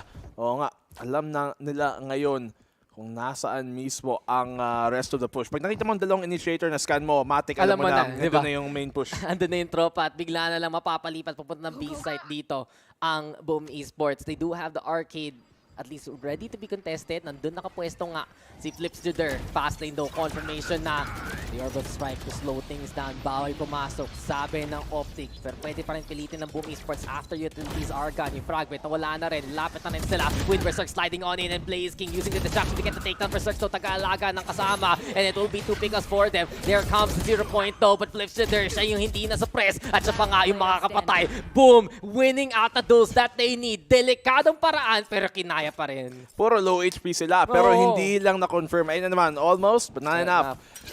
Optic. Well, they're gonna have to save the update. Wala namang choice si Ye. Nag-aabang lang dito sa may arcade in case may maghanap sa kanya. But finally, Boom Esports, after multiple shaky rounds, nakahanap na rin ng isa. They needed this one and pinapakita talaga na may laban pa rin yung Boom. Overall, that on paper, that could have been such a perfect round para sa Optic. Yung stall, yung suppress with the intel, yung suppress dun sa site. Pero wala pa rin. Just some true grit nanggagaling sa Boom. Pag gusto, may paraan. Di ba? Pag ayaw, may kasalanan. May kasalanan. Kasalanan na. Pero Boom Esports, ibinuhos nila ang lahat sa round na yon in terms of utility. Talagang oppressive dito sa site. Blaze King, he has been ang pinaka-importanting player dito para sa Boom nung mapa na to specifically. And for him to be on that Brimstone is actually a good thing kasi there was a time, maybe last year, I would have even said Blaze King is the best player on this team, and now that he's on the Brim, after he smokes, he's free to do what he wants. 14 kills, oh. 14 kills. We talked about controllers being big-time players dito sa ating tournament, and looking through ever more so. Natatalo pa nga si Ye dyan, but here we go yet again. Ye though with the tour de force, hindi na tamaan na naman. At si Tebotol pa ang mauuna mawala. Hirap. Victor also, this time yung double operator gamble na gusto gawin ng Optic. Much more effective on a map like Fracture. Pwede nila isolo yung mga angles, solo yung mga lanes, at kitang-kita yung effectivity niya. Halatang halata. Napapansin na nga natin. Optic, one of the teams that like to run the double operator. Even on an agent na hindi mo masyado ma-expect. Like a Neon who Gastos you nila. try to be up close. Pero oo nga, ang gastos, ng round na to. Ito yun. Maganda sponsor nila eh. Ganun. Sponsored. May ano. Daming sponsor yan. May ad reel pag nakita mo yung operator. This op brought to you mag-line up by to. Optic Gaming. And naku, muntik pa nga makulat. But famous. Taking the bullet for the team. Next victim, Oy. di mangyayari. Pero yung classic, Kala ko. muntik pa yun. Berserks. So na lang, the 20 HP. 20 Patay. na lang ang buhay niya. Orbital Strike gonna be into play. Si Marv nandiyan lang sa may tower na naman. May tagapatay dito sa side ng Optic. And really, there's no way to be uncontested para sa boom. Tong B-side na to, delikado. But Blaze King lumalaban pa rin. Add more to the kills. Kaya pa rin makipaglaban ang controller natin. Binabantayan muna yung bintana. But it's more of a regroup from Optic. Safer play. Mas responsible talaga maging galawan nila. At dahil ipit na si Blaze King dito, hindi pa nga siya makagalaw eh. Nagabang na nga lang eh. Wala na 1v3, tour de force pa nga si Ye. So pagtawid niya dito, napakahirap mga kilos ni Blaze King. Might have to opt to save the weapon. May pera pa naman sila para makabili ng isa pang round. Pero syempre, ayaw nilang basta-basta ibigay at saka masala na yung ultimate orb. So, mag-abang na lang si Blaze King. Save the round, concede it para sa Optic. And Optic, another great shutdown dito. Magastos nga lang yung round at isang operator lang ang inisave pa nila. I mean, no, the other op was the tour de force. Didn't they buy 2 ops? They bought 2 ops. Did they buy 2 ops? Diba? Double. They bought 2 ops. No, they only had 1. They only had 1? They only had double op na kasama yung tour de force. Akala ko I thought I saw the icon be another op. Si Victor yung may op. Tapos si Ye yung may tour de force. Akala ko nakita ko off din ng... Pre, alam ko gumagabi na. Pero baka gusto mong pa-check yung mata mo. Oo nga, dalawa na nga sa lamin ko. Di pa din eh. Kulang pa rin. Pero ito, untik na yun! Uy, naku, natakot na jumpscare si Berserks. Caught on cam eh. Pero at least nakatakas muna siya hanggang mapatay siya ni Finesse. Perfect flash though. But Flip Jitter will get the takedown. Walang kwenta ang bulag. Di ba nakita? Di ba sa bridge pa lang? Nadadodge yung bullets, nakakapatay. At kahit may ilaw sa kakasilaw, nakakapitas pa rin. But there you go. 2 for 2 right now. Natitira ngayon. And interesting enough, may city control ang Boom Esports. Nakalusot si Tebotol. May hindi nakakita doon sa plant. Yung Sugar Crisis, walang ganon. Pero ito na, Crisis dahil kay Ye. Matakot ka. Nakapwesto na naman. Jump pick, nahuli na rin kung saan man nakapwesto si Blaze King. And there's just no escape. Kung hindi ka mag-A side, kakalabanin mo si Crashies patungo ng B. Tingnan natin sino makipag 1v1 dito kay Blaze King. Si Blaze King na naman, natitira dito. Pick your poison, pre. Para maka-clutch. Oo, mukhang si Crashies. Great escape? Kaya ba niya makatakas kung mag-repel siya? Mababaril siya, though. Hindi, makikita siya kung tumawid siya dito. Uy! Nakita nga niya si Crashies. Alam na niya. Oo, 30 seconds left. He's got time to work with. Itong fragment para lang hindi siya makahabol agad. Alam niyang napupuntang underpass. Tama si Crashies, pinaglalaroan lang niya. Alam niya kung nasaan napunta to at iikutan niya. Aabangan niya muna at hihintayin ang kanyang teammate na si Ye. Dampot ng Vandal para dito sa 2v1. Nag-group up na naman dito ang Optic at, well, tapos na. Tapos na. Pinaglaroan lang ni Crashies. Tama si Crashies sa camera, parang, ano yun? Calculated, pre. Siyempre, robot siya eh. Yung sa anime, yung palaging naka-mysterious. Oo, tanong natin sa Asura yung mga characters na ganun. Siyempre, lahat matik alam niya. Alam natin yun. Nasave pa nga ang operator. Shoutout kay Vil, nandito. Nag-ready na para sa Paper X. Oo nga. Vil, baka may gusto ka sabihin. Bate. Guys, ating kalimutan, may third series pa dito nga sa gabing to. Pakatapos ito, Paper X versus Leviatan para makita sinong unang makakalabas ng Group A. So, pahaba-haba pa ang gabi natin. Talagang tumatagal. Katulad ng laban na to. Map number 3. Naabot pa tayo sa OT na naman. Boom Esports are gonna have to prove it themselves. They're gonna be able to afford medyo parang force half buy dito if anything. Spectres, Stingers, isang Vandal lang kay Blaze King. Siya talaga ang naging standout performer dito. Pero we have to see the rest of Boom Esports sumagot. Well, there you go. The ball's gonna be into play at mukhang Optic. Nakuha na nila ang initial intel na hinahanap nila. May presence nang gagaling doon sa A, but Uy! 1, 2. Uy, naku! Bakit ito ginawa? Pumila para mamatay na ace pa nga! Ay, naku! Mamatay dinala kay Crashes. Walang ka-mercy-mercy ang Panginoon ng rappel na to. Oh my God! Oh my God! I think that's the first time I've ever seen that. Basang-basa ng Optic. An ace on the ropes. Oh! Pila lang sila. One by one lang. Hindi ka rin makakabawi sa ganun eh. Wala, no escape. Let me off, Mr. Crashes' wild ride. Hindi pa naman niya ginalaw yung mouse bend, puro left click lang. Tawang-tawa pa sila. Awit! Awit sa'yo. Masakit. Hindi ko na lang paano ka babawi pa sa ganun. Na nga eh. Optic. Nakakadismaya. Optic, eto na. Mga mapa-9 trip pa nga to. After that one, boom. Reset malala, pre. Oo. Oo. Manay mo, kung na 9-3 to, edi may sumpa pa. Yung tipong maglalabas ka muna ng bote really quick eh. Chill lang. Oo nga eh. Ay. Padpad muna. Pagpag. Yung tipong pag-isipan yung buhay na nangyari sa kanila. Bakit ganito? Man. Sino ba makaka-expect na gano'n ang pangyayari dito? Pero tingnan natin, kung makakabawi naman ng Boom Esports, makaka-bounce back pa sila, makakagante. Gay and Crashies, dalawa, pangatlo dito sa Optic. Walang nasasabi ang Boom Esports. At na-flawless lang din sila. Ay, hindi.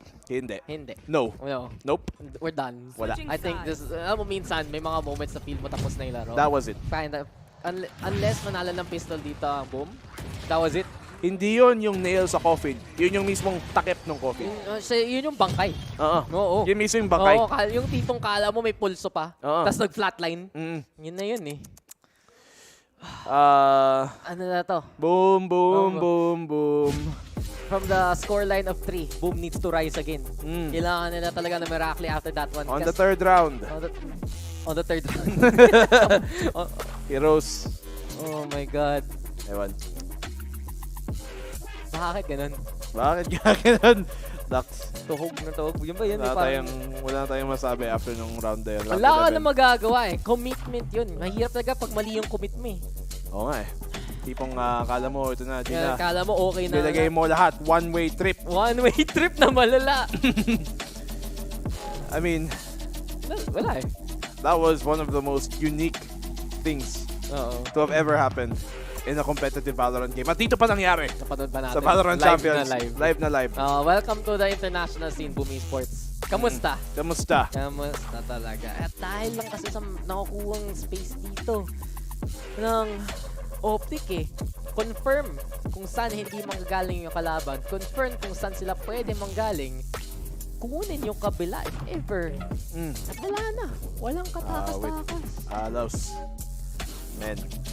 Okay lang Hindi ko alam sino makakabawi sa ganyan. Sino makakabounce back. Ito yan, Boom. Okay lang, may lower bracket pa. May lower bracket Pero pa. kung manalo pa sila after that one, sila na talaga ang tunay na they the APAC, bro. They the APAC. They the APAC. Tignan nga natin. Grupo ng Boom Esports. Loud at Zeta Division. So, yung Zeta yung kalaban nila, if ever. Zeta. If ever matalo. Kung manalo, Loud. Okay lang. Winnable. Winnable. In fairness. To be fair, ang dalawang nasa upper bracket, if ever manalo dito ang Optic, ang dalawang grand finalists. Wait a minute. Ito na naman tayo. Wala na, Optic na to. Kailangan matuloy yung script eh. Ano? Diba? Nung Grand Masters 1, Optic Loud. Nalo, Optic. Tapos nung Masters 2, sa group stage, Optic Loud elimination. Optic nanalo. Optic nanalo. Wala na. Nakikita ko na nakasulat na Optic. sa Bilbia. Optic qualified. Optic for to win the series. Unless nga, mapalitan ng Boom Esports yung Destiny. Sila naman talaga ang favorites dito. So, it's not gonna be super unexpected na manalo ang Optic. Siyempre, may konting hopium tayo as APAC fans. Pero, nawala nung dahil dun sa rope eh. Dito naman. Napaiyak ako dun eh. Yung tipong alam mo na. Pero wala kang magagawa. Powerless to stop it. Parang ever since from now on, baka hindi na tayo makakita ng full 5 rotate na rope. Hindi na hahawakan ng Boom yung rope ever. Trauma doon sa pangyayari. Ako yung na-trauma pa rin. Oo nga eh. Eto na, sige na nga, back to the game. Tama na, iyakan session. Kasi ayun, nakagad ang Optic. Makaka-try na play na entry. Type of all the place. Can get on the board and it's Boom Esports. na naka-hold pa rin dito sa site ng kaunti. There's the contest pero nahuli na ni Finesse bago pa niya i-plant yung spike. Optic Gaming, nakuha rin yung advantage, nakuha rin yung space na kinakailangan nila at nakikita natin yun sa Optic nakakabawi sila sa dulo ng pistol action sa simula ng mga rounds na to. And it's Flip Shooter versus the world. Isa na lang natitira dito si Headhunter. Kailangan talaga, he makes his bullet count 150 na pinakasulit. Frenzy daw malapitan si Yedo with a crossfire at Optic na naman ang panalo ngayon. Great crossfire dito ng Optic. Neither side overpicking FNS. Nagja-jump peek man lamang para mahanap ang informasyon kung nasaan talaga doon nakapwesto si Flip Shooter. And the rest of Boom Esports, barring really si Blaze King, nahihirapan makahanap ng pwesto, nahihirapan makahanap ng pitas man lamang o ng mapatay. It's been so difficult here for Boom Esports as Optic have been hammering them over and over on either ends of the match. Optic Gaming, 2 rounds away from match point. Yeah, kita natin dito na siya shutdown na yung Boom Esports at yung mga signature player nila. Yedo already with the takedown. Here comes Victor and down goes Berserks and Tebotor. Wala kang laban-laban. Sinasagasaan na lang dito ang Boom Esports. Kawawa yung mga Wolves na nag-cross lang ng street na to. Kasi wala. High impact galing sa Optic. And sa totoo lang, kita natin na ang effective ngayon ng movement ng Optic. Naka-shorty pa si Famous. Shorty. Yung not-tick ba? Yung ba yung may ano? Iba yung fish? May fish? Yung natin yung fish Ang ganda yung fish. Kaso wala makita. Maganda yung Vandal. Oo nga, maganda nga. Oh, inspect ka na lang, Famous. Hirap nga si Famous dito sa game na to. 2 kills lang siya. 2 kills. Oh, no, nakita natin sa LCQ. High impact, high aggression. But this time around, well, high on hopium because he's down on life. I really feel like that's, even though pinaka-importante is player comfortability, there really is a good case to be made for keeping certain players on certain roles and hard luck. Kasi nadadala mo ang ibang tendencies na hindi dapat from one agent to another. If you play initiator and you play a smoker the next game, iba talaga ang playstyle nun, iba ang position mo, iba ang count mo kung sinong unang papasok. And those tendencies can have big problems like what we're seeing here. Nagkakaparang almost, I guess, an alter ego, if anything. Wow! Sinasabi mo na, sinasabi mo pa yung kalaban, di ba? Pero totoo lang, yun nga yun lipat-lipat yung pagbumuka dito ng Boom Esports. And sa totoo lang, we've seen that be a problem. Kahit nun sa APAC pa lang, napalipat-lipat kung sino man naglalaro nito. It has been a situation though, para lang sa mga Indonesian teams rin. Onyx does it. Ito nga, Boom Esports, they do it from time to time. Pero ngayon, wala silang mapala against Optic so far. Berserks to at least may range. The 2-for-1 nga dun. Nahuli na si Finesse. Here comes a shot though, pero Berserks pa rin mananalo versus kay Ye. Si Marv na nga ang kukuha ng Marshall ngayon. But Victor, malapitan na naman. Makakapatay pa nga rin sa overdrive. Now into play. Ito na, finger blasting time. Look ang Victor, naghahanap kung sino pa pwede mapapatay. But botol!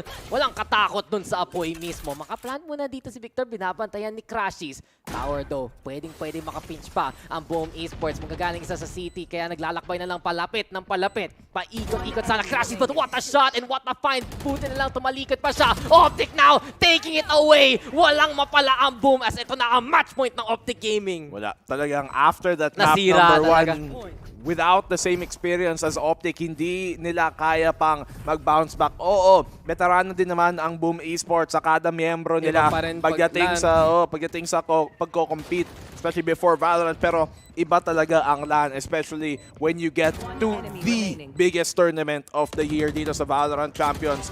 Optic Gaming just completely outclassing Boom Esports dito. Diba? Kaya nga VALORANT Champions Champion ang Optic Gaming roster. Alam nila paano mag-bounce back. Pero pagkatapos nila mag-Congo line lang para mamatay, alam mo na nasiraan na ng loob dito ang Boom Esports. Isang huling pag-asa. May baril pa naman. May judge dito si Flipster. Wala silang gaanong ka-ultimate sa pwede lapitan at all. There you go. 1-for-1 and it's Optic yet again. Nakuha na naman nila yung advantage. Meron pa silang covering fire if ever. Manggagaling kay A-main. Binabatan lang si Finesse. Ito na, make or break moment. The flash is perfect! And Optic Gaming naghahanap na lang ng isa pang pitas. Blazing to. Hindi magpapatalo. Si Crashies na lang yung nagiging scout dito para sa team niya. Pero Blaze King, ano na pwede mo gawin? Pinatay muna ni Blaze King si Crashies. Turn off the PC. Sabi niya. Optic now. ready naman kahit anong entrance. May kalaban ka dito. Oras. Vayne o Door. Wala kang top cast, Blaze King. Here comes trouble. Si Yepa ang kakatapat mo sa kabila. At Optic, kitang-kita natin, palagi na lang high placing sa mga international stage. At dito sa groups, gusto pa nila ituloy ito sa Valorant Champions. Optic will take it 13-3. Dominance sa huling mapa natin. Dominance sa map 2. Dominating even more so sa map 3. And Optic Gaming looking like the champions that they are. Ang champions ng Masters 1 Reykjavik ng taon na to. Ipinakita. Welcome to the Valorant Champions. Welcome to the international stage para dito sa Boom Esports. They go down to the lower bracket para ikalaban ang Zeta. Never nila makakalimutan yun nangyari dun sa Fracture. Oo. Pagtulog nila, pag-iisipin na nila. Parang pati ako nadama Wala na, hindi Parang ko pag-inipan ko pa mamaya. makakalimutan yun. Kala ko doon nire-replay dun sa... Dun na lang, yung moment na yun pa ulit-ulit. Pero minsan nga, But that was it. yun na yun eh. There are just those moments that tell you, tapos na ang larong to. And that was it. Diba? Pakatapos nung nangyari doon sa rope, Wala. hindi na nanalo ang Boom Esports. And Not a here we single go. round. Oh, sakit. Ang sakit. Please, tama na. Please. Oh my God. Ba't ka ganito? Ang sakit pa rin tignan. I feel like even kung NA fan ka, Tatawa na lang sila eh. Tatawa lang parang- eh. I mean, syempre, parang pinapabayaan na lang, sige, tawanan lang natin. Pero deep inside, masakit yun. Bakit ganito? Bakit ngayon ka lang? Oh. Dumating sa kabilang rope. Ang sakit. Pero, para sa Boom Esports, learning experience, kita na nila na iba talaga ang competition sa world stage. And that win on Breeze, showing na kaya nila makipaglaban, kaya nila makipag-contend.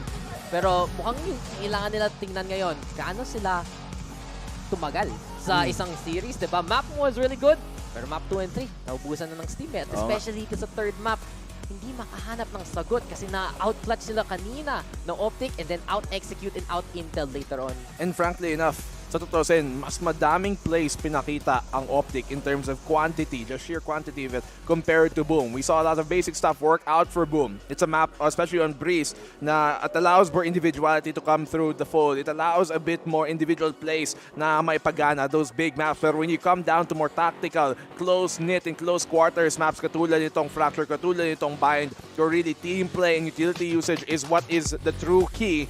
That is where Optic have the edge. They have so much more set plays, so much more things that they can throw at Boom to keep the pace being shuffled over and over at hindi mabasa ng Boom dahil doon. Yun talaga ang game tunay na sagot. And here we go yet again. Optic versus Loud na naman. Hindi talaga sila Part three. makatakas sa isa't isa dito sa taong to. At grabe, yung Group B, ganito rin kainit. Ano pa ba kaya makikita natin from all the other groups sa mga iba't ibang araw dito sa first week natin sa Valorant Champions. Pero huwag natin kalimutan, up next, Group A. Balik tayo dun. First seed who will come from that group papunta na playoffs, Paper Rex versus Leviatan. And that, of course, can be absolutely exciting. Pero break muna tayo, tara zipline out tayo towards the panel. And we'll see you guys for more sa Valorant Champions.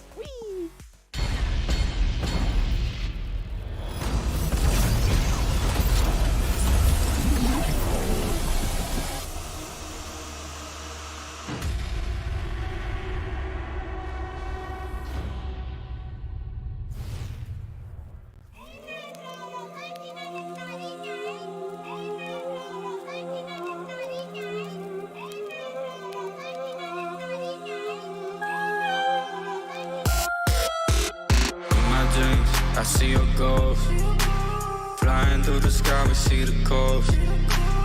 Build a campfire out of stone. Make it through the night. We getting cold. I just flipped the switch. We gotta go. Running through the hallway out the door. Get the duffel bag. We going home. Get the duffel bag. We going all the way home.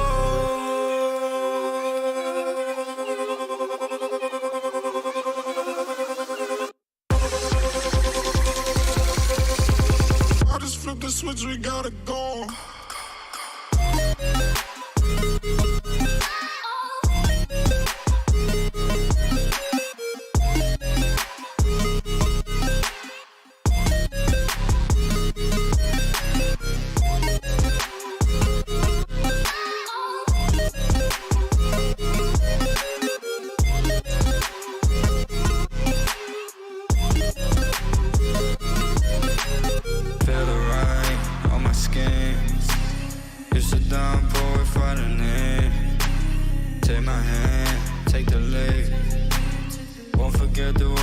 to me. I just flipped the switch, we gotta go. Running through the hallway of the door. Get the duffel bag, we going home. Get the duffel bag, we going all the way home.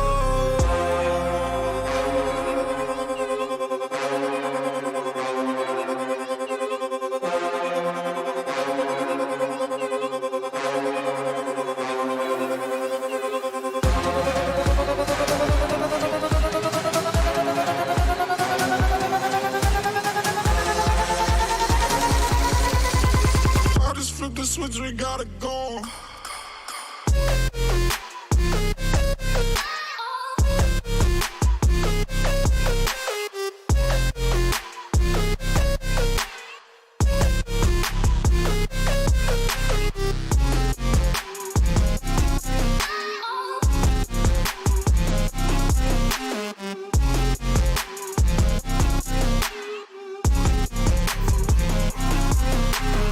I just flipped the switch, we gotta go. Running through the hallway of the door. Get the duffel bag, we going home. Get the duffel bag, we going all the way. I just flipped the switch, we gotta go. Running through the hallway of the door. Get the duffel bag, we going home. Get the duffel bag, we going all the way.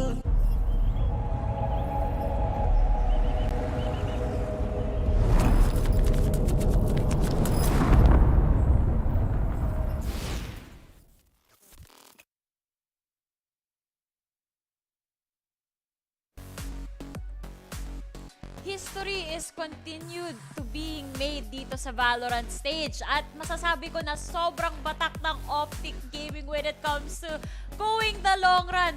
Parang si Asuray lang. Asuray, baka naman. Tumawad. Ayun, okay na. Hindi kasi kita pag na naka-jacket na kayo. Sa limit ba?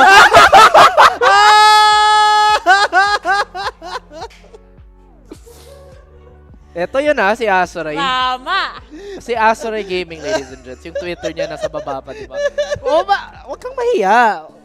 Yung jacket mo. Teka lang, Asuray. Yes. Ba't ka na araw-araw diba? kang nagpo-post ng ganyan, O, tapos tapos ngayon mahiya mo siya ngayon. nahihiya ka? Ano yan? Wala, shy type yun eh. Huwag ako. Di ba natin pag-uusapan yung game, guys? Pag-uusapan. Hindi. Pero, Ano yan yun yung analogy natin dito, di ba? Kasi kitang-kita natin, napaka-long ng series na to. Yes. So, kailangan may endurance, may stamina, kailangan nag-workout. Di ba, Asuray? Oo, tama. Tama nga naman. May cardio. Parang si Asuray lang. Ayan, oo. Di ba? Sige, mag-ano ka na. Sige, Mag-flex ka na. Yun, gusto ko lang sabihin na Friday na. Baka may Flex Friday tayo dyan. Flex Friday. Ayaw. Mag-ayos. Shy type? Pasimple. Sus. Naya siya kanina.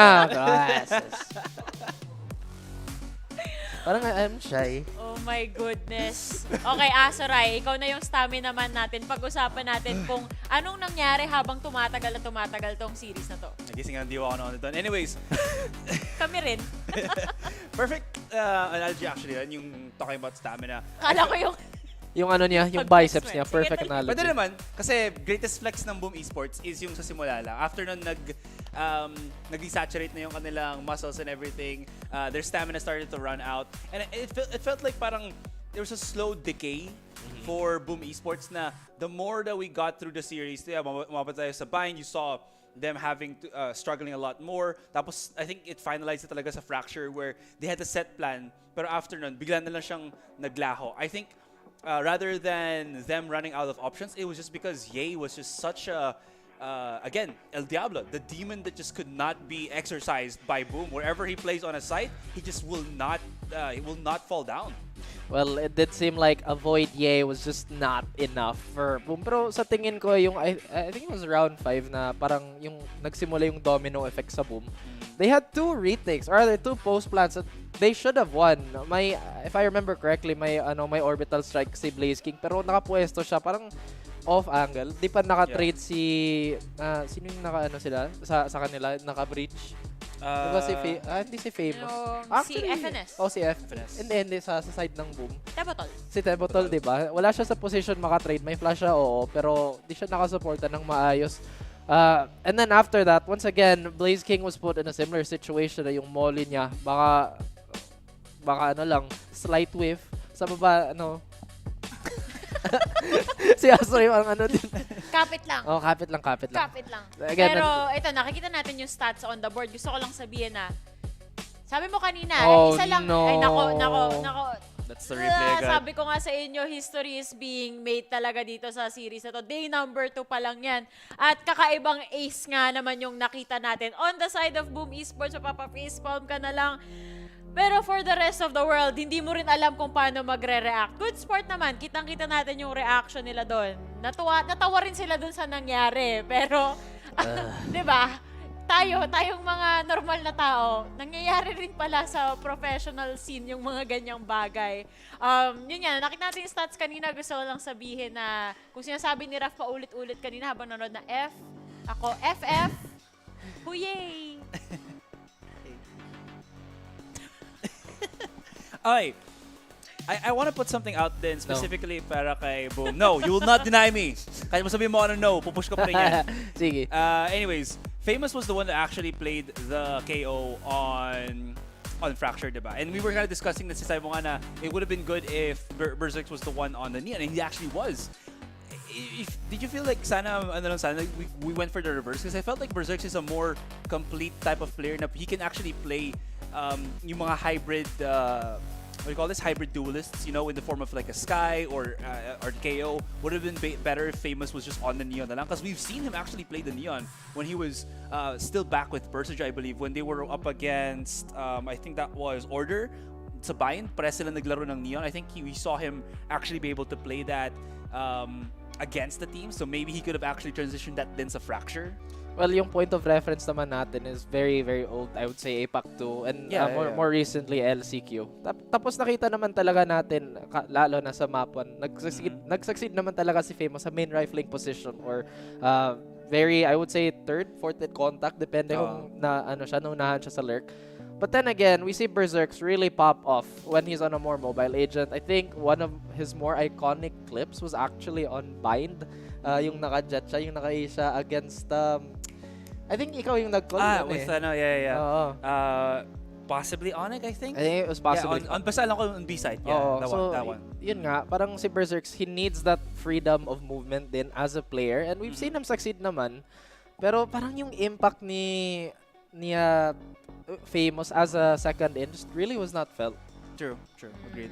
Siyempre yung mga impact na yan, tayo outside looking in lang yung perspective na pwede nating i-share. Alamin natin kung ano nga ba yung masasabi ng mga players natin dito. Makinig tayo dito sa interview na mapapanood natin. Golden Boy, that's right. I'm joined now by Finesse, the in-game leader of Optic. Hi, FNS. Welcome back to the international stage. I just wanted to ask you, because I know you guys don't usually get to take many breaks, but you did manage to catch a couple of weeks off just before this tournament. Talk me through how that went and how does it feel to be back competing?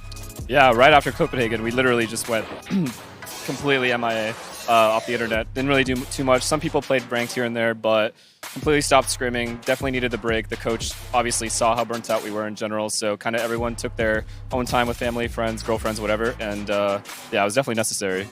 This is probably, I think, the first time I've managed to interview you at a group stage for your opening game, because you guys have a bit of a curse. I think people like to call it that opening match curse. Did you see it that way? And were you a little bit nervous maybe after map 1 about it?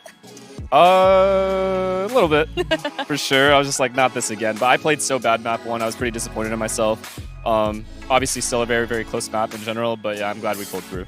Do you feel like there are any concerns after what happened on the Breeze, or do you feel like Boom, they kind of deserve that map win? I think when we just get on that stage, it's not even jitters. I just think we take time to adjust to teams we haven't played before, and Boom is not a team we've played before. They came out very, very confident versus us, even though we ended up winning Pistol. They won some key rounds, and we just weren't really expecting it, maybe. And like I said, it was a close game. It could have gone either way. But yeah, I think if I was shooting my gun a little bit, we would have won Breeze. Also, we saw earlier, and I showed you as well, the Crashies rope round, which I feel like we're never going to see that again. Like, that was crazy. Talk me through, what was happening and what was your reaction to that ace? We were about to execute sands. And all of a sudden, from the side of my eye, I see people on rope on the radar, and I'm like, and Austin starts shooting, and he doesn't say a word. Not a word is said, so I'm like, oh god. And then it's just all 5 of them, so I was like, wait, it might be all 5. And so I just saw kill after kill on the kill feed. I'm like, I'm pretty sure I know what's happening here. And then, yeah, it was pretty funny. We all laughed. Yeah, and what was your reaction to actually seeing it from his pole? I was blown away. Just now when I saw it, that's pretty insane. That happens like that. I've never seen anything like that. I honestly don't think we're going to see that something like that ever again, especially on the international stage. But I do want to look ahead to your next game. You have Loud. This seems to be like the pillar of VCT International Tournament at this point. It's another rematch. What are your thoughts on them right now and also facing up against them again?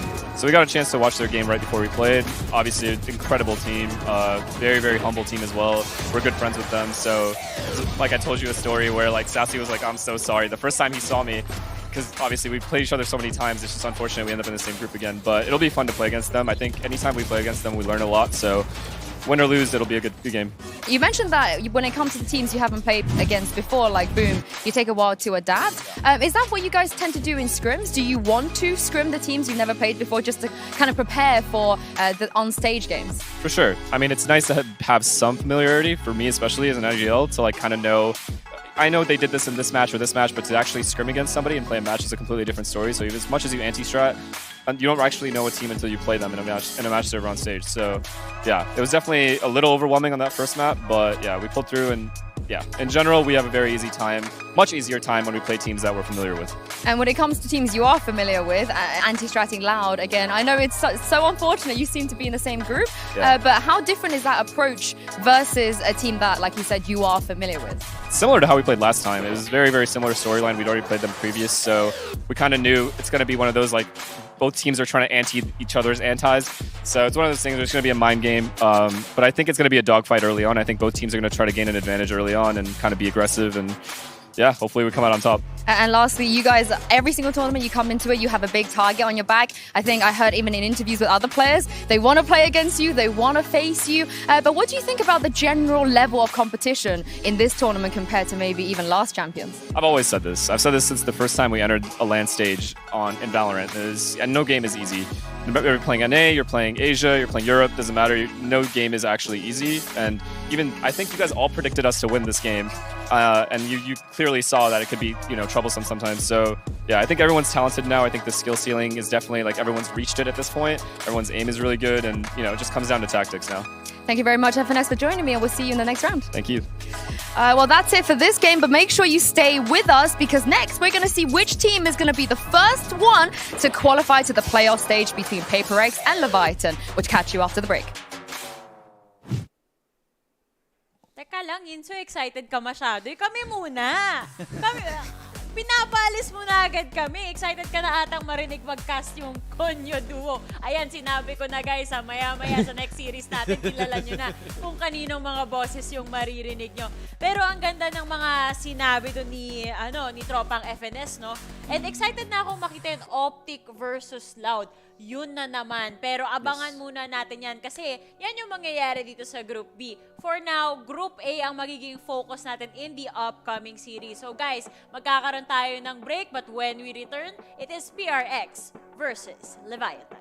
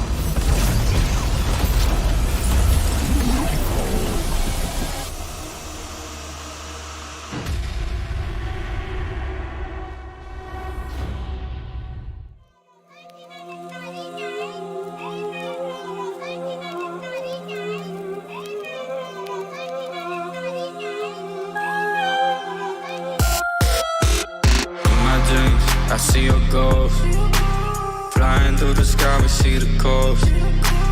Build a campfire out of stone. Make it through the night, we getting cold. I just flip the switch, we gotta go. Running through the hallway out the door. Get the duffel bag, we going home. Get the duffel bag, we going all the way home.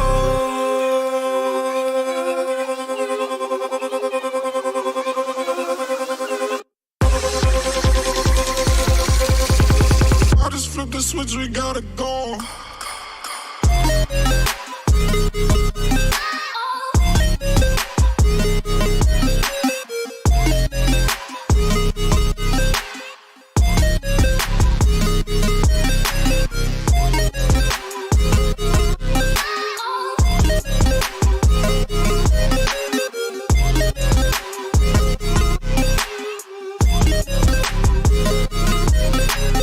Feel the rain on my skin.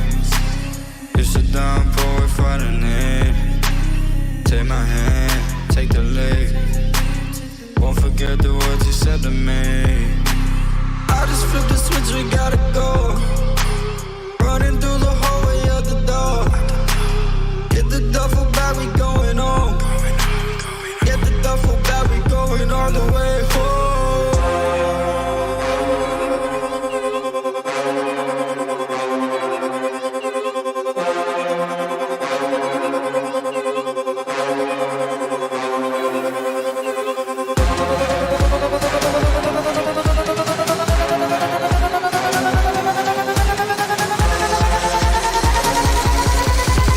I just flipped the switch, we gotta go.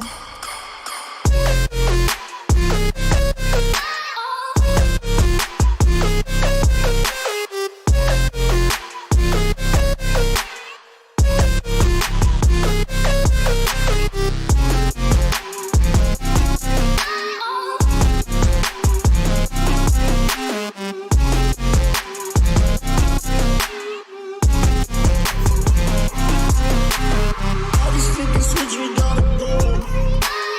Running through the hallway out the door. Get the duffel bag, we going home. Get the duffel bag, we going all the way. I just flipped the switch, we gotta go. Running through the hallway out the door. Get the duffel bag, we going home. Get the duffel bag, we going all the way.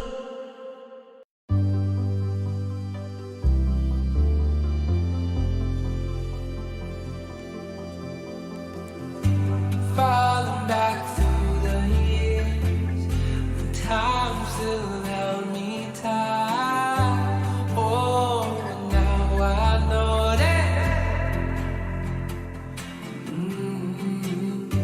mistakes are on my mind.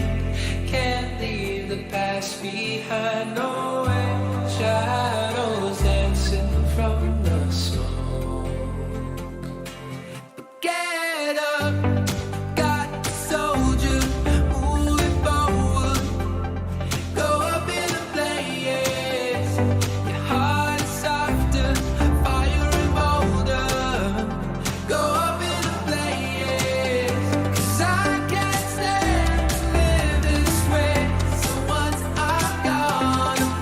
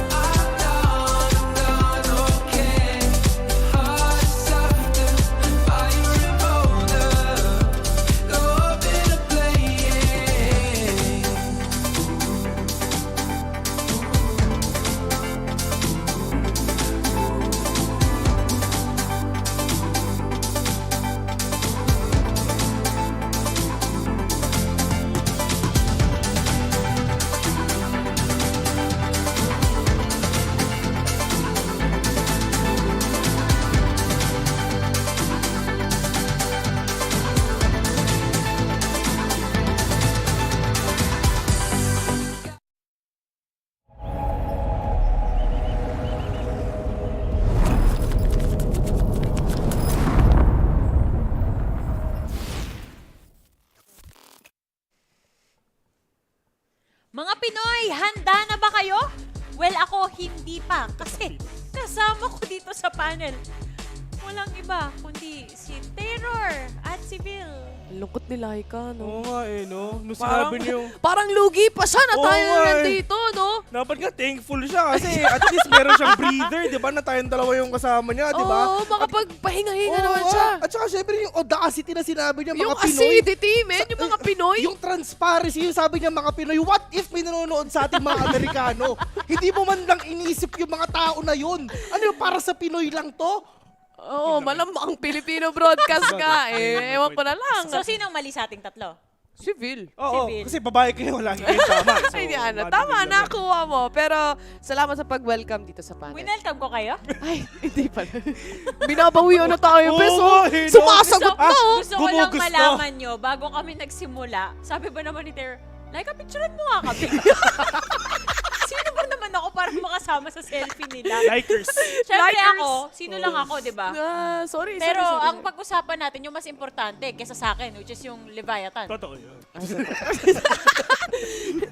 Wow, etong Leviatan, no, napanood natin sila kahapon actually. And of course, yung makakalaban din naman nila. But Adverso performing really well from yesterday. And aside from that, Taco, na pinag-usapan na rin naman natin from the match yesterday. May time na hindi siya nagpe-perform, but during the time na ilagay mo siya sa defender on that chamber, he can do anything. Yes, that's true. And knowing na itong mga players talaga, of course, they are actually the top one of Latin America versus the top one of Asia Pacific. This is gonna be a really tough fight for all of these Daming players. tough nun, syempre. Bes, ah. Syempre May top talagang- one, top tight. Nakawil yung Si Johnny! Si Johnny! Yes, Papa. Binugbog ako nito kahapon eh! Oo nga eh. Binugbog ako nito kahapon. Binawian naman kita eh. Andito ang Paper Rex para bawian si tropang Johnny, mga kaibigan. Johnny? Yes, Papa. Daddy kasi. Oh, pag sa akin, pag sa'yo, iba yung script, Bes. Hindi, alam ko na kung bakit ganito yung kinalabasan ng lahat. Kasi Bakit? syempre, si Vil, nung nag-Indonesia, naging tropa na tong Paper Rex. So, pag... Ako lang ba yung kasama siya doon? Ikaw yung binugbog Nagpa-picture, Ikaw yung isipin mo, binugbog. Bessie. Ikaw yung paghihiganti. Siya nga nagpa-picture lang din kay Mindfreak. Ikaw Pinicturean inutusan mo? O, inutusan namin si Mindfreak. Si Mindfreak, pro player dito. Taga-picture lang namin yan. So, bakit ka pa nagtataka na humingi ka, nagpapa-picture kami sa'yo? Oh. Diba? Ibig sabihin, Sa bagay. nagpapapicture kami sa mga sikat. Oo. Kita mo. Ayun, kita mo naman, di ba? Parang backhanded compliment Ice yun. man, Hindi ice ko alam, man. Tapunan mo nga ng bimpo, baka. hindi ko alam anong mararamdaman ko. What if umiyak na lang ako? Pwede naman. Sige, pwede naman. Mas inaaway tayo eh. Sol-sol eh, no? Inaaway tayo eh. Baka naman. gusto mo Ay, nako. makatikim. Kung anong kaliligaya mo, Laika, supportahan. Ikakaligaya ko Oh. kung ako rin pwedeng magpa-picture kay Mindfreak. Madali lang yan. Pupunta Madali lang kang yan. Tapos Indonesia. Pero wala pa sila doon. Wala sila dun eh. Antayin mo pa uwi. Pupunta kang Istanbul. Ayan, oo. Pero seeing now, Shiv, of course, from Mahiyain? Leviatan. Ano ba? Leviatan?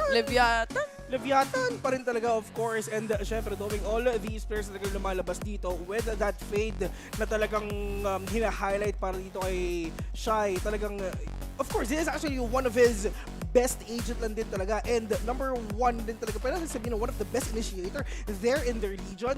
And of course, being that kind of a player, it really helps Leviatan to go on a really sweet victory like nung nangyari kahapon. Kasi, of course, Leviatan, nanalo sila kahapon sa Team Liquid. We can see probably Team Liquid overhyped, overrated, sobra-sobra. We can say that. Pero, si Tropang Scream kasi medyo thunders na, di ba? Ay, grabe ka naman. Makapagsalita. Ikaw Ilang taon ka na Ikaw ba? kasi bata pa, Vil. Bata pa ako. Bata. Ilang taon ka na? 20 plus. 20 plus. 5 years ago. Yun naman pala yun. Pero kanina pinag-uusapan natin si Tropang Mindfreak. Ba't di na rin natin pag-usapan yung mga teammates rin dito, Vil? Anong masasabi mo? Nakilala mo na yung ilan sa kanila eh. Of course. Actually, ito maganda sa Paper Rex. Sobrang solid itong team na to because napaka-versatile nitong mga players nila. Lalo nga sila Benkay. Yung play niya kahapon dun sa Haven with that Cypher, minsan lang mag-Cypher si Benkay sa totoo lang. Na-research mo yan? Yeah, na-research ko rin to. Wow. In 2 months, ngayon lang ulit nag-cypher si Benkay sa Haven. So talaga makikita talaga natin, mostly initiator, mostly siguro controller rin siya. Talagang literal na napaka-versatile siya. Kasi yun nga, sa 2 months na data itong mga players na to, wala silang talagang solid na solid na role. Talagang they're trying to switch up the pace and try to switch up everything para syempre mas malito pa yung mga kalaban nila. Sa true lang. And na-mention na rin naman ni Vil, no, yung versatility ng mga players, for example, like a team like Paper Rex, kung saan nakikita natin, mabilis sila makapag-adjust. Kahit na minsan lugi na sila, but nababaliktad pa rin nila yung score with the micro adjustments that they do. And this is very essential, lalo na sa mga future teams na makakatapat pa nila na maraming strat play and maraming kayang i-pull out na strat from their pockets. Yung gano'n na nga yun nangyayari. Saka dito kasi sa Paper X, kahit sino pa sa team nila, kahit individual talaga, kaya nilang gumawa ng high impact play. Nakita na natin yan over and over again. Ang dami nating mga clutch moments, especially from Paper X. Ang question lang natin dito, kasi itong Leviatan, magaling silang mag-force ng reaction sa mga kalaban nila eh. So, sa tingin nyo ba, itong Leviatan, malalagay nila yung Paper X sa mga palad nila, makokontrol nila yung pangyayari mamaya? Ang kakaiba dito is yung Paper Rex, marunong din silang mag-react. Hindi sila na-overwhelm kasi nga ang mga Asia Pacific teams, no, kung alam natin, press W. So literal gawain din nila naman yung mambigla and to overwhelm the other side of the team. And I feel like Asia Pacific teams like this, kaya nilang matapatan yung mga mabilisan o kaya naman yung mga slow-paced na galawan. And we've seen that time and time again, especially for Paper Rex na sanay na sila maglaro sa international stage. Yeah, that's true. And like what you've said, talaga literal na press W lang sila. Pwede rin sabihin ng Latin America, textbook plays, yes, and knowing na tong Paper Rex talaga. Asia Pacific, syempre, di ba? Yung tipong literal na high impact plays, literal na press W, literal na if ever makapasok tayo sa site, bahala na kung anong mangyayari doon. Pero of course, pwede natin sabihin na itong Paper Rex na to, hindi naman sila mapupunta sa grand finals ng Copenhagen if they're actually not really be the best among the rest dito sa mundo ng Valorant. And knowing na nandito yung Forsaken and Jink connection, actually, isa to sa pinaka-solid talaga na connection sa mga players na nakita natin ngayon kasi nga, like, sobrang crispy. Ayan. Sobrang init nitong dalawang players na to. Parang fried chicken lang yung pinag-uusapan. Ay, nakakagutom naman yan, Laika. Tigil-tigilan mo yan. Anong oras na? It's Borkum time. Anyway, pag inisip... Lagi ako hindi nare-ready. Nako-cut off guard lagi eh. No? Paulit-ulit na cut off guard pa rin. But going back, na minention na nga ni Vil dito yung mga specific players like yung Jing, Forsaken combination. It's not just that, but the other players as well can make a name for themselves. Hindi ito yung parang isang team na, uy, si Forsaken lang yung kilala natin, si Jing lang yung kilala natin. Because Benkay can definitely outplay someone. Mind Freak is really good when it comes to the decision making. Yes. And syempre with the entire team supporting each other, they just bring out the best of each other. Ay, Diyos ko, wag mo akong simulan dyan kay kumparing Mind Freak. Yan yung tinatawag nating smoke criminal eh. Ay, oh. Diba? Taga-picture namin. Saka clutch god din yan. Ilang beses na natin nakita. Kakaiba. Dahil nga yun sa decision making na kaya niyang gawin na napakaganda and very much playstyle of Paper Rex, well known na rin. Ang unang decision making nga na gagawin nila dito sa series na to ay ang pagpili ng mapa Vil. At una nang naban dito ng Leviatan ang Fracture. I want to talk about Fracture, of course. In terms of stats naman talaga, tama lang talaga ginawa dito ng Leviatan na they ban Fracture. Kasi isipin mo, 13-2 ang score ng Paper Rex dito, of course. Neon pa lang. Oh, Neon pa lang, diba? 13-2, mga kaibigan, isipin mo, 87%, 80+% ang win rate ng Paper Rex dito sa mapa na to. Siyempre, you don't want to play against Paper Rex dun sa pinakamalakas nilang mapa so far. Pinakamalakas na mapa nila. Siyempre. Kahit ako, kahit nga hindi pinakamalakas na mapa ng Paper Rex, ayoko silang kalabanin. Pero syempre, mas malakas dito. Iwas ka na. Iba-iba yung sagot, Team Secret kami. Nawala yung sync natin doon. Nawala na yung sync namin. Anong oras na rin kasi? Pero, pag dating naman sa Paper Rex din naman, Laika, this team is very well known into liking maps that are very much long-range aim duel. So, Breeze, Icebox, typically they pick or they choose these maps na pwede nating makita. But so far, all I'm seeing here for Paper Rex bind ang kanilang pinipili Nako. dito. Explosive ata yung gusto nilang gawin. Ito na nga, sanay tayo pagdating sa bind, dyan sila nag-e-experiment, di ba? Kabisado na natin, may mga pasabog pagdating sa bind. Ewan lang natin kung ano ilalabas ngayon, nakakakita kaya tayo ng Yoru. Pero, balik tayo na onti dito sa Haven kasi yan yung unang magiging mapa natin. Nakita natin kahapon nilabas ni Jing yung Reyna niya. Makikita kaya ulit natin yun? I mean, there is a chance, of course. Kasi syempre, di ba, why do you have to fix something that is not broken? I mean, minsan, itong lineup ng Haven ng Paper Rex, sa totoo lang, hindi ko talaga ito yung usual lineup nila eh. Tapos dito sa game na to, bigla na lang ulit nilabas ni Jing yung Reyna niya, which is matagal na rin talaga natin hindi nakikita. Knowing ni si Benkay, in 2 months mga kaibigan, minsan lang din gamitin ni Benkay yung Cypher. Diba? Yun na talaga yung magugulat ka na lang, hala, akala ko ito yung gagamitin ka na. Tapos biglang may pasabog, biglang nag-Reyna si Jing, at biglang nag-Cypher si Benkay. Kailangan mo rin kasi ng pocket strat eh. Kailangan biglain mo rin yung kalaban dun sa mga hindi nila ina-expect na mga lineups. And like I said, Laika, yung Breeze nga na wala na dito sa map pool natin. And at the same time, naban na rin dito for the side of Leviatan is Icebox, kung saan nagpe-perform talaga ang Paper Rex. But it seems like ang huli yatang mapa, Pearl. Yun ang decider natin. Yun ang decider map, naku po.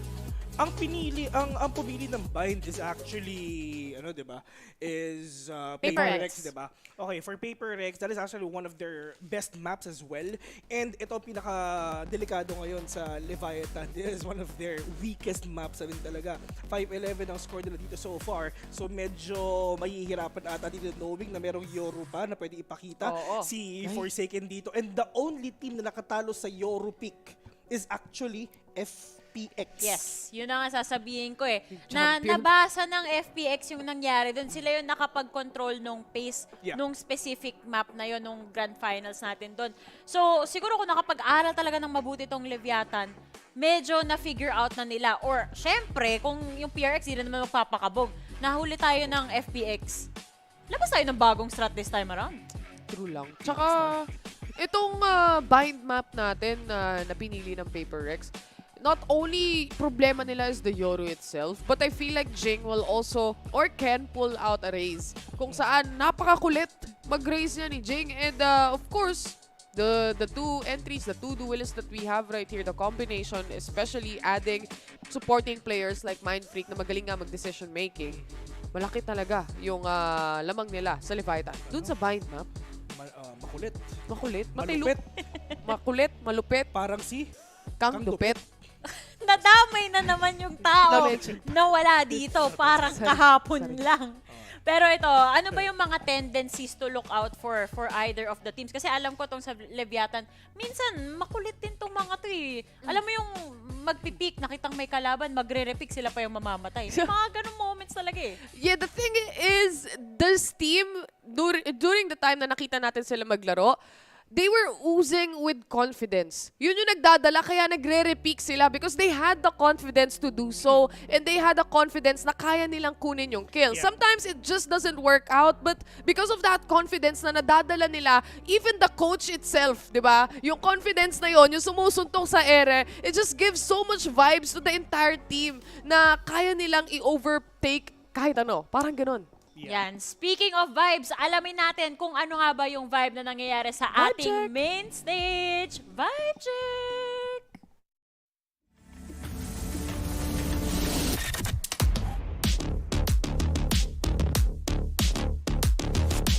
Melsa.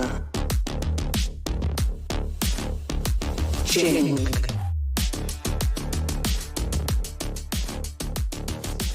Buti di nagkamali ng labas. Si Mami Pearl, alam mo ba? Nanonood sa... Kilala mo si Mami Pearl? Oo, kilala. Sino ba namang di makakakilala kay Mami Pearl? Si Forsaken, tahimik lang na tao yan. Mahihayin. Pero hindi mark yung pangalan niya. Si Forsaken? Hindi naman. Hindi. Si tropa na yan, si Jason. Kasi alam niyo naman, Mark. Tahimik lang yun eh. Ito si Ay, walang towel. Wala pa. Ay, hindi mamamasada si Dabay ngayong Ano ba araw ngayon, na to. Friday? Coding. Coding si Dabay. Wala siyang good morning towel. 9-0, 9-3. Nakakatakot tong matchup na to eh. Yeah, parang nakakakaba na factor. Feeling ko 3 games. Kasi si Will nagkakasama. Teka lang, boss. Ito na, palabas na yung inaabangan. Ayun yung towel, nalipat kay Benjay. Diyos ko, kaya naman pala hindi matapos-tapos yung production area natin. Naglalaro yung foreman. Naglalaro yung foreman. Ito pala yung hard hat na hinahanap namin kanina. Ito na si Nora Honor, mga kaibigan. Ito na, binigay ng pampukpok, mga kaibigan. Ito na, binulsa yung pampukpok. Pero may kita natin dito kung ano pa mangyayari, ladies and gentlemen, once again. This is actually Paper Next, the top one in Asia Pacific. APAC Rising versus Latin America. Vamos! Vamos yung sinasabi. Mga let's go lang, Laika. But when it comes to these two teams, winning condition siguro ng mga to, Jing, Forsaken, go kill. Go kill. Yun lang. Go wild. Go wild. Go wild. Go crazy. Go crazy. Overwhelm them, and then it's done. Mga ganun. Sa kabilang side. Sa Leviatan naman, confidence is key. Tapos kapag nakuha nyo na yung advantage, wag na kayong mag-choke. Yeah. Yun na yun. Sa totoo lang, one of their best strengths din talaga sa Leviatan is actually not the players, which is yung coach nila talaga. Sobrang solid ng... Seryoso yung sagot mo rin. Yeah. Sobrang solid talaga ng experience ni tropang Johnny, ni tropang Honor. I mean, saan ba siya dati, di ba? Of course. Crucial tama, di ba? Crucial, di ba? And binalik yung towel, sorry. Binalik yung towel. And knowing na nandito pa rin siya sa Champions, pwede natin sabihin na talagang kahit pa iba-iba siya ng team, lahat ng team na mapuntahan niya, for sure mapupunta to the moon. Skr. Talaga yung mga teams nga, gaya nga nasabi mo, no, magaling pumili ng team. Oo. Ito si coach. Oo nga Ganun talaga. Pag ganun ka, grabe na yung experience mo, lahat na lang profession sa mundo na try mo, magaling ka na pumili, meron ka ng mata para dyan. Mararamdaman mo din yung passion niya no? Pagdating sa mga laban, pagdating dun sa mga rounds na nakukuha ng team niya, kahit kakasimula pa lang naman halos, sumasapak na ng hangin. Oo nga ako nga, nabugbog aber na nga ako. Ako yung napapagod para sa kanya. Oo nga, gumagano'n yung ulo ko wala akong nagawa Pero right now, at least talaga napakita natin talaga. This is, once again, best of the best. Anong best of the best? Best of the best. Best of 1, best of 2, hindi. Best of the best. Tama. Oo. Kung ako si Coach Alex dito, kinakabahan na ako pag pinace off kang ganyan, no? Oo, man. Nagsulat na lang siya O, di ba? Ito yung passion, di ba? Umpisa pa lang, kita mo yung ugat sa ulo talaga. Talagang literal nagalit, pare.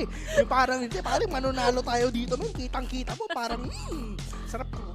Gigil na gigil ka, Bill, Oo, man. Oo, man. Nambis nyo ba yun, guys? Di ba? Di ko na sinasabi ngayon, di ba? Siyempre, step up tayo ng kahit konti lang. Ito, grabe nga naman tong mga to. Yan, nagkamali pa. Yan. Stay hydrated. Sarap. Teka lang, nagsiset up na yung mamasada sa atin, no? Hindi nga hindi talaga siya makakamasada ngayon. Coding Friday. Isipin mo naman, ganito ka-solid itong mga players ng Paper. Isipin mo, Valoranter sa gabi, tas sa umaga yung isa foreman, yung isa jeepney driver. Masipag. Pero masasipag pa rin si Coach Honor. Ito na si Nora Honor, mga kaibigan. Wala daw himala, ladies and gentlemen. Nagagalit agad no? Di ba nagsisimula yung laban? Nasi-stress na agad. What more pa pag napunta na tayong Haven? Anyway, when it comes to Leviatan as well, looking at their match against Team Liquid, nakita rin natin na alamang, Team Liquid yun, EMEA, we know the region, it's one of the best regions as far. LCQ performance of Team Liquid was phenomenal, but Leviatan 2-0'd them. So, it is definitely a statement para sa kanila. Si Direk naman. Si Direk talaga. Si Direk, pinapakaba tayo. Na-stress din siya ito na, magkakaalaman na kung anong agents nga ba yung gagamitin dito sa Haven. Meron ba tayong Reyna ngayong araw? Meron bang kakaiba sa mga mata nyo? Wala na yung cipher na sinasabi mo kanina. Okay. Ito like what I've said a while ago, this is their usual lineup ng Haven talaga in terms of stats. So, balik sila sa dati. Kasi kahapon, yung third game yung Haven, di ba? So kailangan magpasa tayo ng pocket strategy doon. Pero ngayon, first game natin, usual strategy, usual composition. Let's see kung saan ba mapupunta tong lineup na to sa side ng Paper Rex. Sabi mo nga, no? Saan mo feeling mag-aral? No? Ngayon mo lang naramdaman, Bes, eh, no? Hindi, iba kasi yung feeling kapag nag-aral ka, tapos sinabi mo sa audience, tapos iisip nila, ang galing naman ni Vil. Ako lang to. Daming alam. Pero sa sobrang tagal na kung ano sinasabi niya, wala nang naniniwala, actually. Totoo lang. Sa Tignan mo comment nga ako section. kanina. Seryoso na ba yan? Walang naniniwala. But yung kung titignan natin yung mga matchup, like for example, the Chamber is still in the hands of Taco from Leviatan side. And ang makakatapat niya sa Chamber si Forsaken.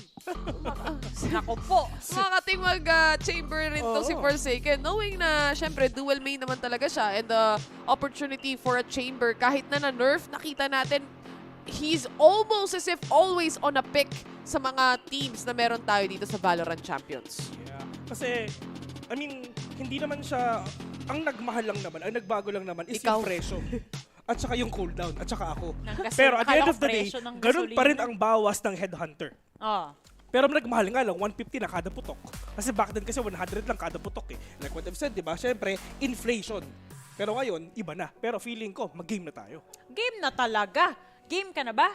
Game na. So ipapasa na natin sa ating Konyo Duo. Guys, i-welcome natin dito ang perfect casting pair for the Konyo side. Si Raf at si Azuray. Ito naman pala kami mga ginawang ginang. Kami po ang mga casters nyo. Ako po si Azuray. Ay kasama ko po ngayon si Raf. Yo, can you take me back to the English broadcast already? Come on. Pero eto si Kuya Vil ang daming talent. Kanina matino yung research, sobrang knowledgeable. Pero alam mo, may ibang talent pa si Vil. Ano? Fluent in aso, pare. I learned that in Indonesia with Vil. Sobrang ni Vil, sobrang saya. Si Raf na-appreciate ako.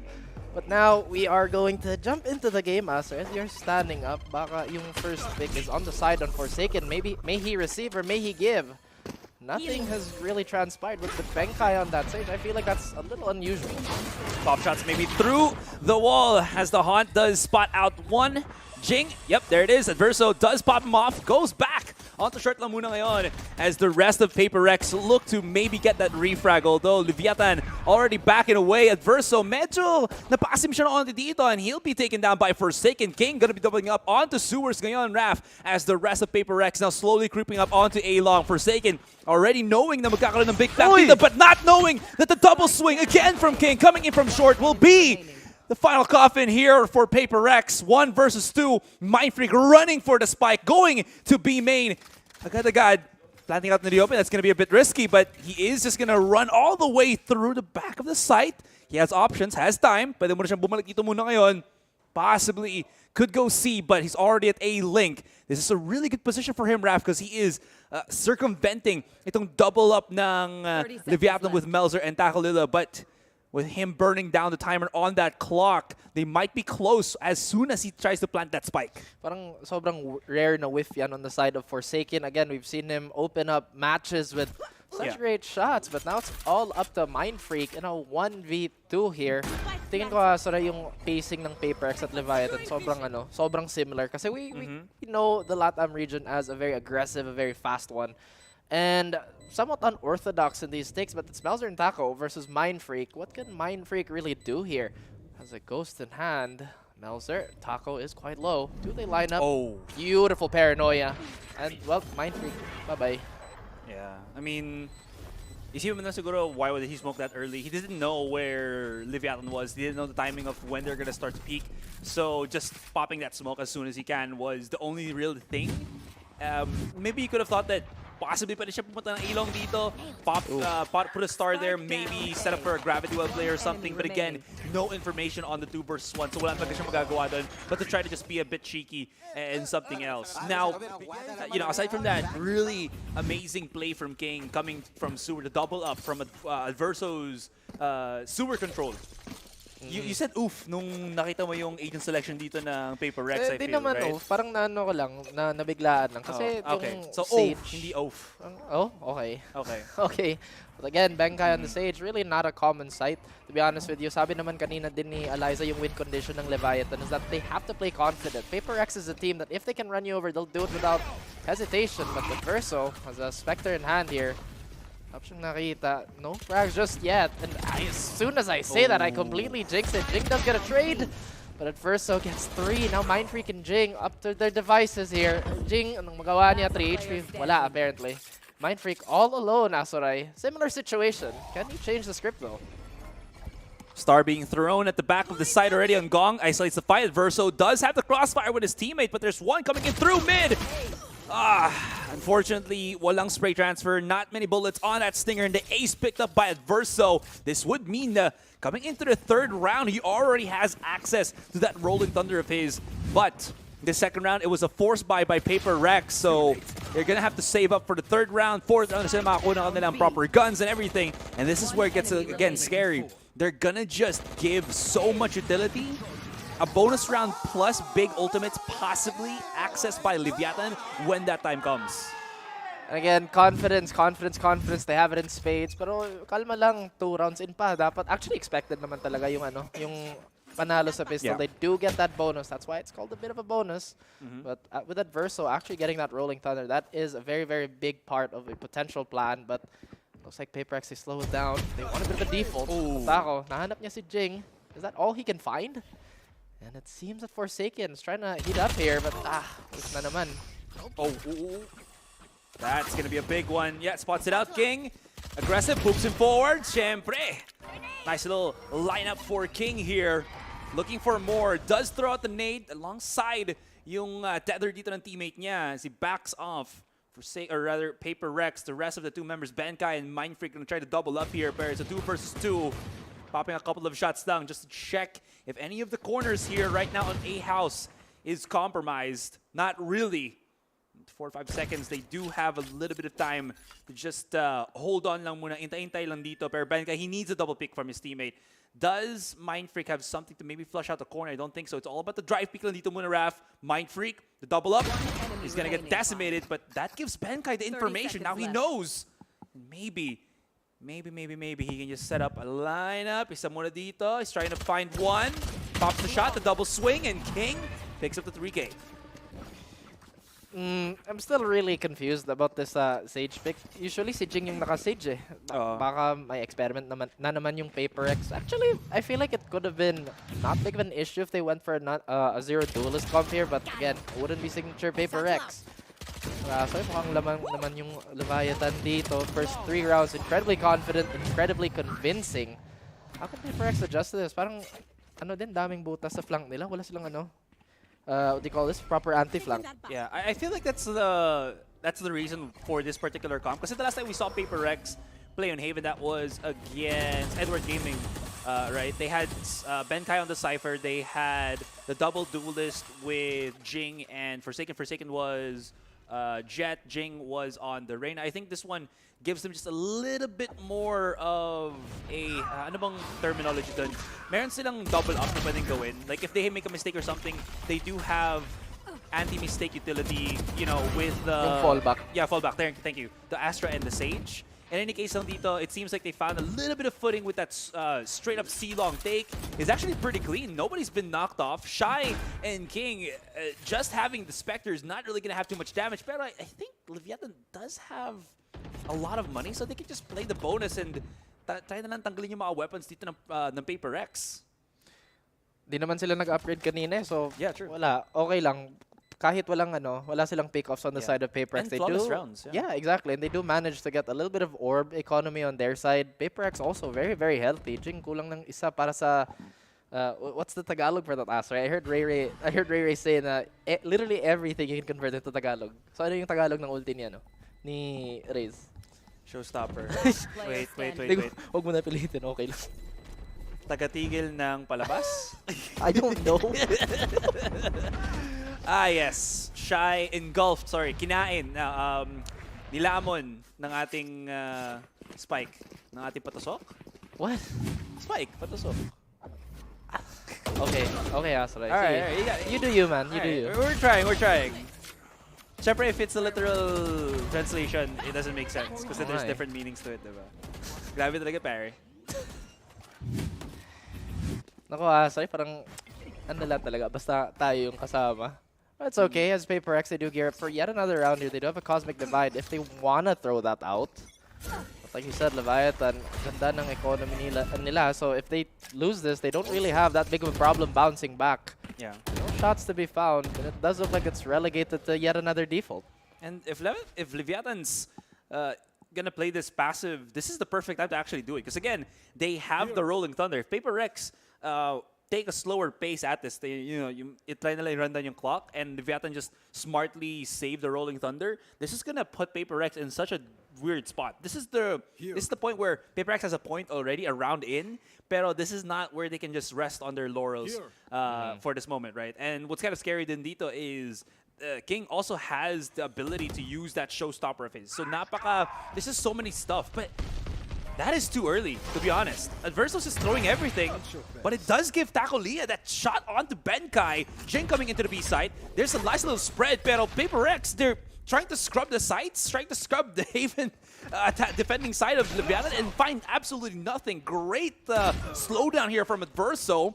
Pop shot from Forsaken. Tacolia still in the corner, has his TP. Nakakatakot pa rin to. Where is Paper X gonna go? Spike is being delivered onto the A side, but they haven't dealt with the TP, or rather the operator that is Tacolia. Still looking for a little bit of an opening here on the side of Leviatan. Gearing up for that retake, but Mindbreak tries to double up on that flank. Pero nasako pa ni Shai. Oh, Taco still holding strong here too. Gets a third on Forsaken. And Paper X looking a little shaky. Baka first snap jitters to. Sorry, baka hindi pa naka-warm up. Adverso takes the risk, but there is a merit to it. Like this push-up on Tacolia made Paper X, I think, flinch because of that Rolling Thunder, diba? So with all that being said, I feel like this is a calculated risk specifically from Leviatan. And yun na naman. And look at that. He's in his fighting stance already. Si Papa Johnny mukhang si ano yan, si 80. If you know, you know. If you know, you know. I obviously don't. Pero again, Paper X going for the timeout. Just kind of have to relax here. Maybe they're overheating. Maybe they're forcing fights. Quite a few. Yes. Yeah. Quite a few jiggle peaks here and there. Pero Leviatan, man, sobrang lakas. Sobrang, well, like Eliza said earlier, it's the confidence, man. They really have to keep it going. Yeah, I feel like we're still seeing the same Paper Rex pa din naman. They're trying a lot of things at the early stages, you know. They're not really afraid to take the map control and everything. They're trying to test out yung capabilities ng Leviatan as early as can, and that's when they start to adjust. We've seen that happen multiple times then. Even on their stronger maps na parang anong nangyari sa Paper X, parang nababalo na sila, stuff like that, right? Ang hirap kasi nag-stage si Benkai. I mean, again, usually we see Jing on that stage, and I feel like the consensus or the science behind it is, sige, barilan, we get the frags, we get that orb, or rather, we get that ulti up as often as we can. So we have a pseudo 6th life, but Leviatan, they're playing this perfectly. They're not really giving anything here. Tapos yung ult economy nila, sobrang ganda pa. It's a domino effect. Ay! That was an op from Forsaken, and he just got deleted. Yung mga tipo na nagka-problema yung system of control-alt-delete. End task. Well, ayun nga eh, contact play yung hinanap ng Paper X. They don't really find anything here. Kahit naka-double satchel na si Jing, they do get side control, but at what cost? The decay is still very, very strong here. Taco does have that operator in hand. Adverso needs not, as Benkai gets found. Wow. And oh dear, like you said, domino effect. But on the side of Paper X, not too happy about this. This is... Very rarely do I actually talk about yung domino effect of you getting just resources stacked upon each other, right? But this is the perfect situation for that. Tingnan mo yung nangyari sa Leviatan. One round, they had the Rolling Thunder. Coming into this round, they had the Emo Rolling Thunder. So they have everything just to deny kung ano man gustong gawin dito ng Paper Rex, and it just kind of sucks because Paper Rex have to actually muddle through that, and unfortunately, because Leviatan are just so synchronized in sync sila sa isa't isa, there is no chink in the armor para sa Paper Rex to rip apart, right? And now Tacolia still has the operator. Did he just activate his ultimate? No, that was Forsaken that got the tour de force. Well, finally. Alright, there you go. I was about to say na sobrang I guess priority nila yung contact play, pero wala no silang way. flash. Taco Lila could actually find the Oh flank my of a God! lifetime, but Mind Freak gets that. And this eco on the side of PaperX looking fantastic. And finally, yung value ng Sage nakita natin. Mind Freak back up. Rather, not Mind Freak. Jing back up. Forsaken gets another King. And now, Shy all alone. Sent back to the spectator lobby. But like I said, parang sobrang excited sila para sa contact play. Pero wala silang flash. I guess they have to rely on the Prowlers or maybe just the raw aiming potential of Forsaken. But considering this is a Haven pick on the side of Leviatan, we still have a very long series ahead. I gotta give it to PaperX with this kind of composition. I think they've done this so many times na on multiple maps and multiple scenarios that kahit man wala silang set flasher, it doesn't really matter as much. Kasi sabi mo nga, Forsaken and Jing actually still play well even without the setups per se. And it is because of their prolific fragging talaga. Yes, there will be times talaga na mata-take down sila and stuff like that, but it's the risk they're willing to take. Pero, okay. So, did that do any damage? Absolutely not. So, Takulia! Muntika na naman, but I love the pixel angle that he takes. Just no fear from the man. Double stock up onto the A side. King with the smoke, can't find anything. Jing just gets the refrag in the end. Whereas Verso's right here, has the ultimate, can back away. How many do we have left? 3 versus 3 na lang tayo dito. Takulia and Adverso doubling up onto the A side. We see Melzer, excuse me, just right behind them. Pero it seems like PaperX backing away first, looking now to maybe find another entrance to another site in this particular round. But they're taking the slower pace, and this might not be good kasi tingnan mo, the longer that they wait, the longer that Leviatan can actually start to spread out and maybe try to catch them on the rotate. Ang hirap din sa PaperX kung gusto nila mag-utility shuffle because they only really have Mind Freak. And again, Davai, he does have fantastic re-hit potential. Yeah. I just don't really see it happening against this type of lineup. Syempre, may breach pa yung Leviatan. They've been playing it perfectly. I mean, Adverso got another ult. That's already twice. Not even close to halftime yet. But gumapang yung PaperX sa seed. They probably will not find any resistance here whatsoever. Leviatan is going to have this as a very, very welcome retake. They probably know something's up already. But with 10 seconds left on the clock, they have to consider all their options. Okay, this is very risky. I like the positioning from Benkai, but he has no way to escape back into Garage because he walled himself off. Tapos, the spike was planted on default. So against a Rolling Thunder, this has to be the stand for PaperX right here now. Oh no, Benkai, you need to be the hero right here, man. The smoke is separating, but tingnan mo yung nakastack up sa kanya. Right behind him, it's going to be Takulia. And now it's all down to Forsaken, not flashed. 1 versus 1. It's chamber versus chamber violence ngayon dito, Raf, as Takulia has to push forward, although it's planted on default. Forsaken, is he ballsy enough to actually TP right in front of him? No, he's gonna get the peek off! But Takulia is just faster, he's just smarter, and he is just more deadly, but the timing, the spike! 1 second! Oh, and PaperX just clutching it barely, but they take it in the end. Oh boy. Again, a bit of a heart stopper here. Sorry, parang daming English call natin. No? Parang nasa ano tayo.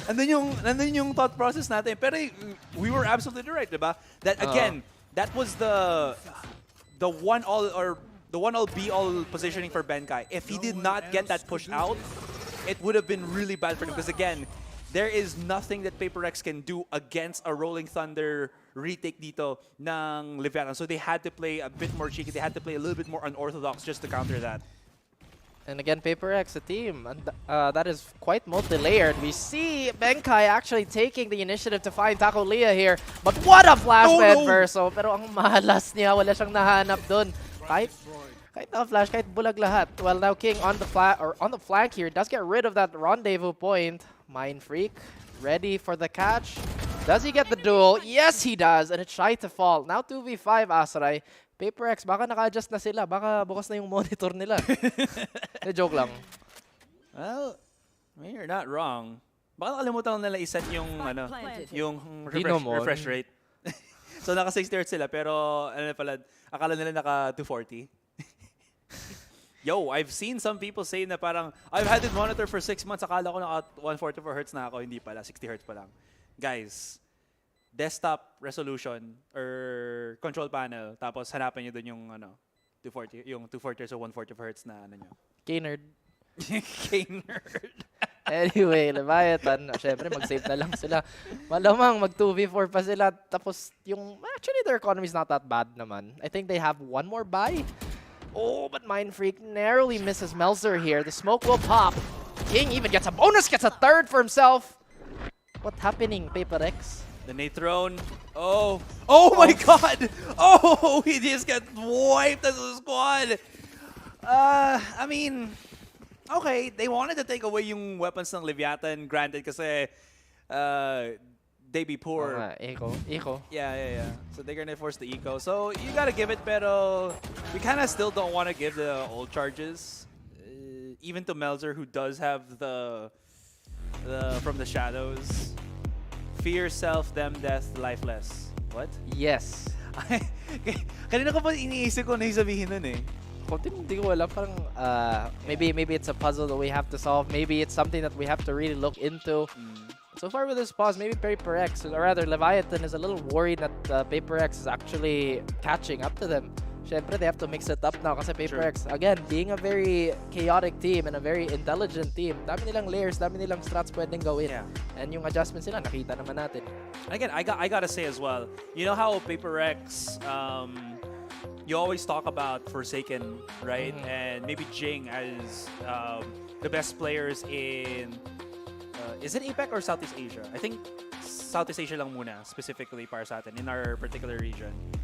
You know, for ranks, because I think they were like top 1 and top 2 for a long time before they started like focusing on new tournaments and stuff for Paper Rex. Anyways, going away from that, I just felt like Benkai specifically has been one of the more what's the word here? Creative players that we've ever seen. Not just yung intros niya, walk-ins niya, you know, in the stage and everything, but in the game as well. Grabe yung utak niya. Just the way that he tries to predict and anticipate what the opponents are gonna do, what the utilities they have, and the plays that they do, is I think giving Paper Rex such a big edge here. In any case, Taco Leah. All right, pushed out, but the damage on Forsaken, of course, that's the reason why they have Benkai on the stage as well. Are they gonna push through this one-way smoke? That is death para sa kanila, especially with the fault line just stopping the rest of Paper Rex. They are hunkered down dito ngayon, but Mindfreak somehow walking his way onto C-Long, walking his way downtown, faces past some homebound, and it's now just King alive. Flank coming in through Garage, 3 versus 1. He does have full utility dito ngayon, but that wall makes it so that he is obviously going to come through on Garage, but the shot taken, shot down, and Mindfreak makes sure na lang to just flush him out. There's going to be the wall, the peek out, but he is very much ready. The 4K for Mindfreak, or as I like to call him, if you use synonyms, brain insane.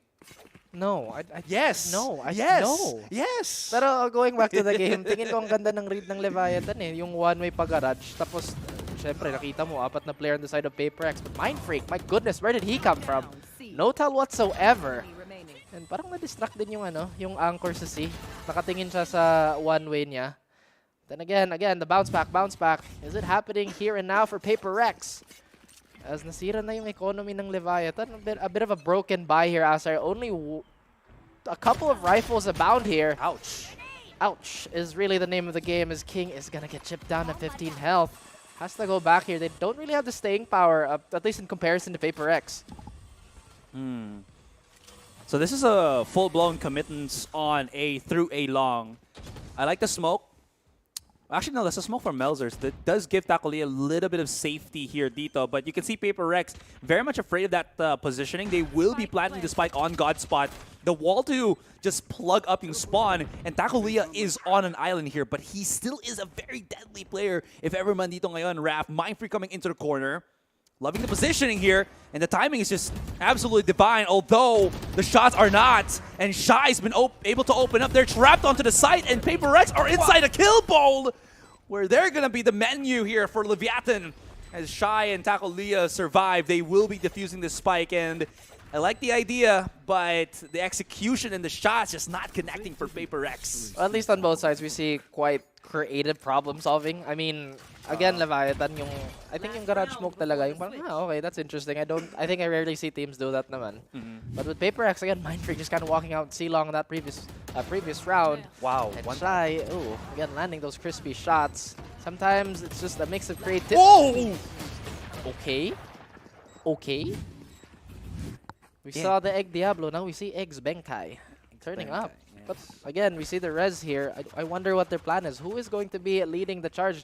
Jing does have that showstopper, and pwede naman siya mag-double satchel, but where are they gonna commit? Where are they gonna hit hard? Because so far these slow defaults have been somewhat leaning towards Leviatan.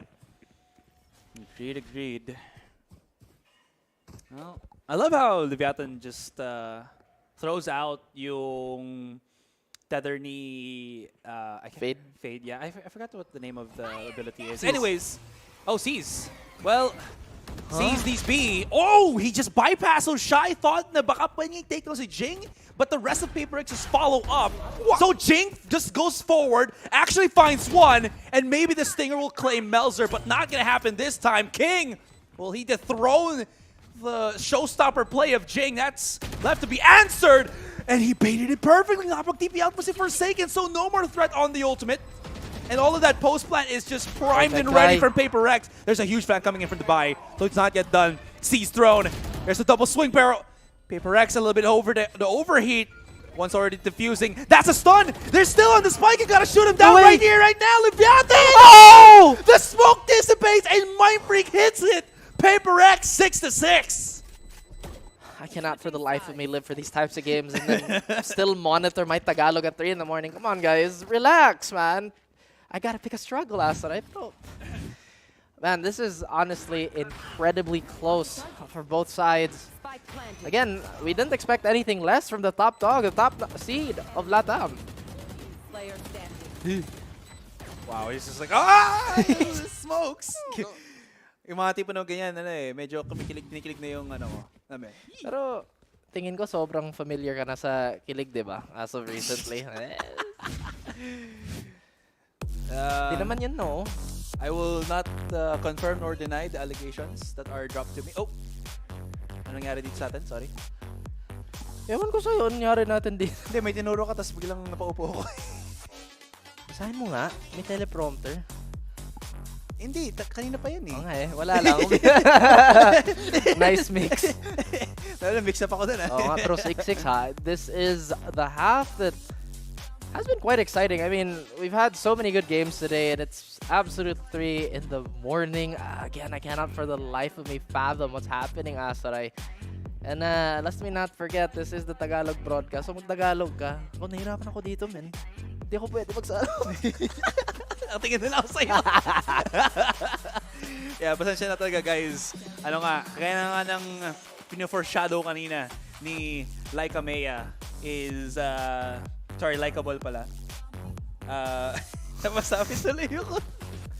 Nadox mo na. Siya na. Natidos ko. Na ano nga kami ni Rap. Nahihirapan kami mag-Tagalog pag casting. Ikaw siguro. Syempre. Ay, the problem, pare. Mag-cast ka nga ng ng Cebuano. We will see. We will see. Parang, ano lang, pang sorpresa. It will happen. You just don't know when it's gonna happen. But anyways, speaking of hindi natin malalaman kung ano may mangyayari dito, it's still such a toss-up in the air of how the second half is gonna unfold din, di ba? Kasi Paper X, again, we talk about kung paano nila kinultivate itong composition nila ngayon, the specific lineup and everything. And what's very much interesting din dito is how slow it feels, pero Paper X are making it look faster than what it should be. Actually, dapat makita natin yung value ng Sage dito eh. Parang di pa natin na, or at least Paper X not really bringing it to its full potential. Again, Benkai, absolutely amazing player. But on the more strategic side of things, the Sage pick hasn't really been working out, man. Yeah. Again, it's been a pretty close game, but I feel like considering this could potentially be one of the better maps on both sides, Paper X should be doing a little bit more. The Vine. Go ahead. I was gonna say before that, Jing, lineup. No double up though. Benkai pops up the wall agad. Ano lang, just shutting the door in the opening onto a short. Okay, are they still gonna push this? But I will say na lang din dito. Is it really necessary for Benkai's Sage to pop off? I mean, not Benkai himself, but the Sage particularly. Mukhang hindi naman. He's still hitting the shots, he's still giving the heals, and just a little bit lang of that. And then imagine if he has the ultimate every now and then. It's still a big boost, I think, for Paper Rex. But you know what? Agree to disagree maybe? We'll see. I guess parang, syempre, sobrang familiar na sila sa VODs ng Leviatan. That Leviatan love to play really fast. They want to hit it as hard as they can, as quickly as they can. So maybe the Sage Wall could potentially force them into a default just so they can play around it. But then again, Haven is a map where you have a million avenues, and Forsaken undiscovered will get one frag. What a beautiful adjustment on Shy there. Again, sobrang uncharacteristic ni Forsaken mag-whiff ng ganyan. Kita din sa pistol round, di ba? Yeah. Well, he had a lot of options to fight with. Oh, no follow-up! Melzer! Alright, Mind Freak, this is all up to him, but one tap na lang, at least both Melzer and Shy gonna just try to plant or defuse the spike as soon as they have to challenge this because they don't know that he's actually off on it once again. That smoke is gonna last for a couple more seconds, and he needs to go for the flick. I like it, Sana, for Mind Freak. He got back into cover, pero I don't know what's happening. You're right, Forsaken, uncharacteristic. Mind Freak, uncharacteristic on the chase on those transfers. I honestly thought Mind Freak had that. Again, maybe we're just so used to seeing him clutch it out when it really, really matters. But again, it's only the pistol in the second half. Anything can happen. Dahil sobrang lakas naman talaga ng Leviatan sa mga pistol. I think they've been one of the most effective pistol teams here we've seen so far. Been very consistent, at least in their last few showings. And look at that. The support. Parang nasa loob sila ng Domino's Pizza, no? Nagugutom na tayo, no? Tingin ko gutom na yun. Siguro. Eh, syempre, matagal lang ang ano natin dito, eh.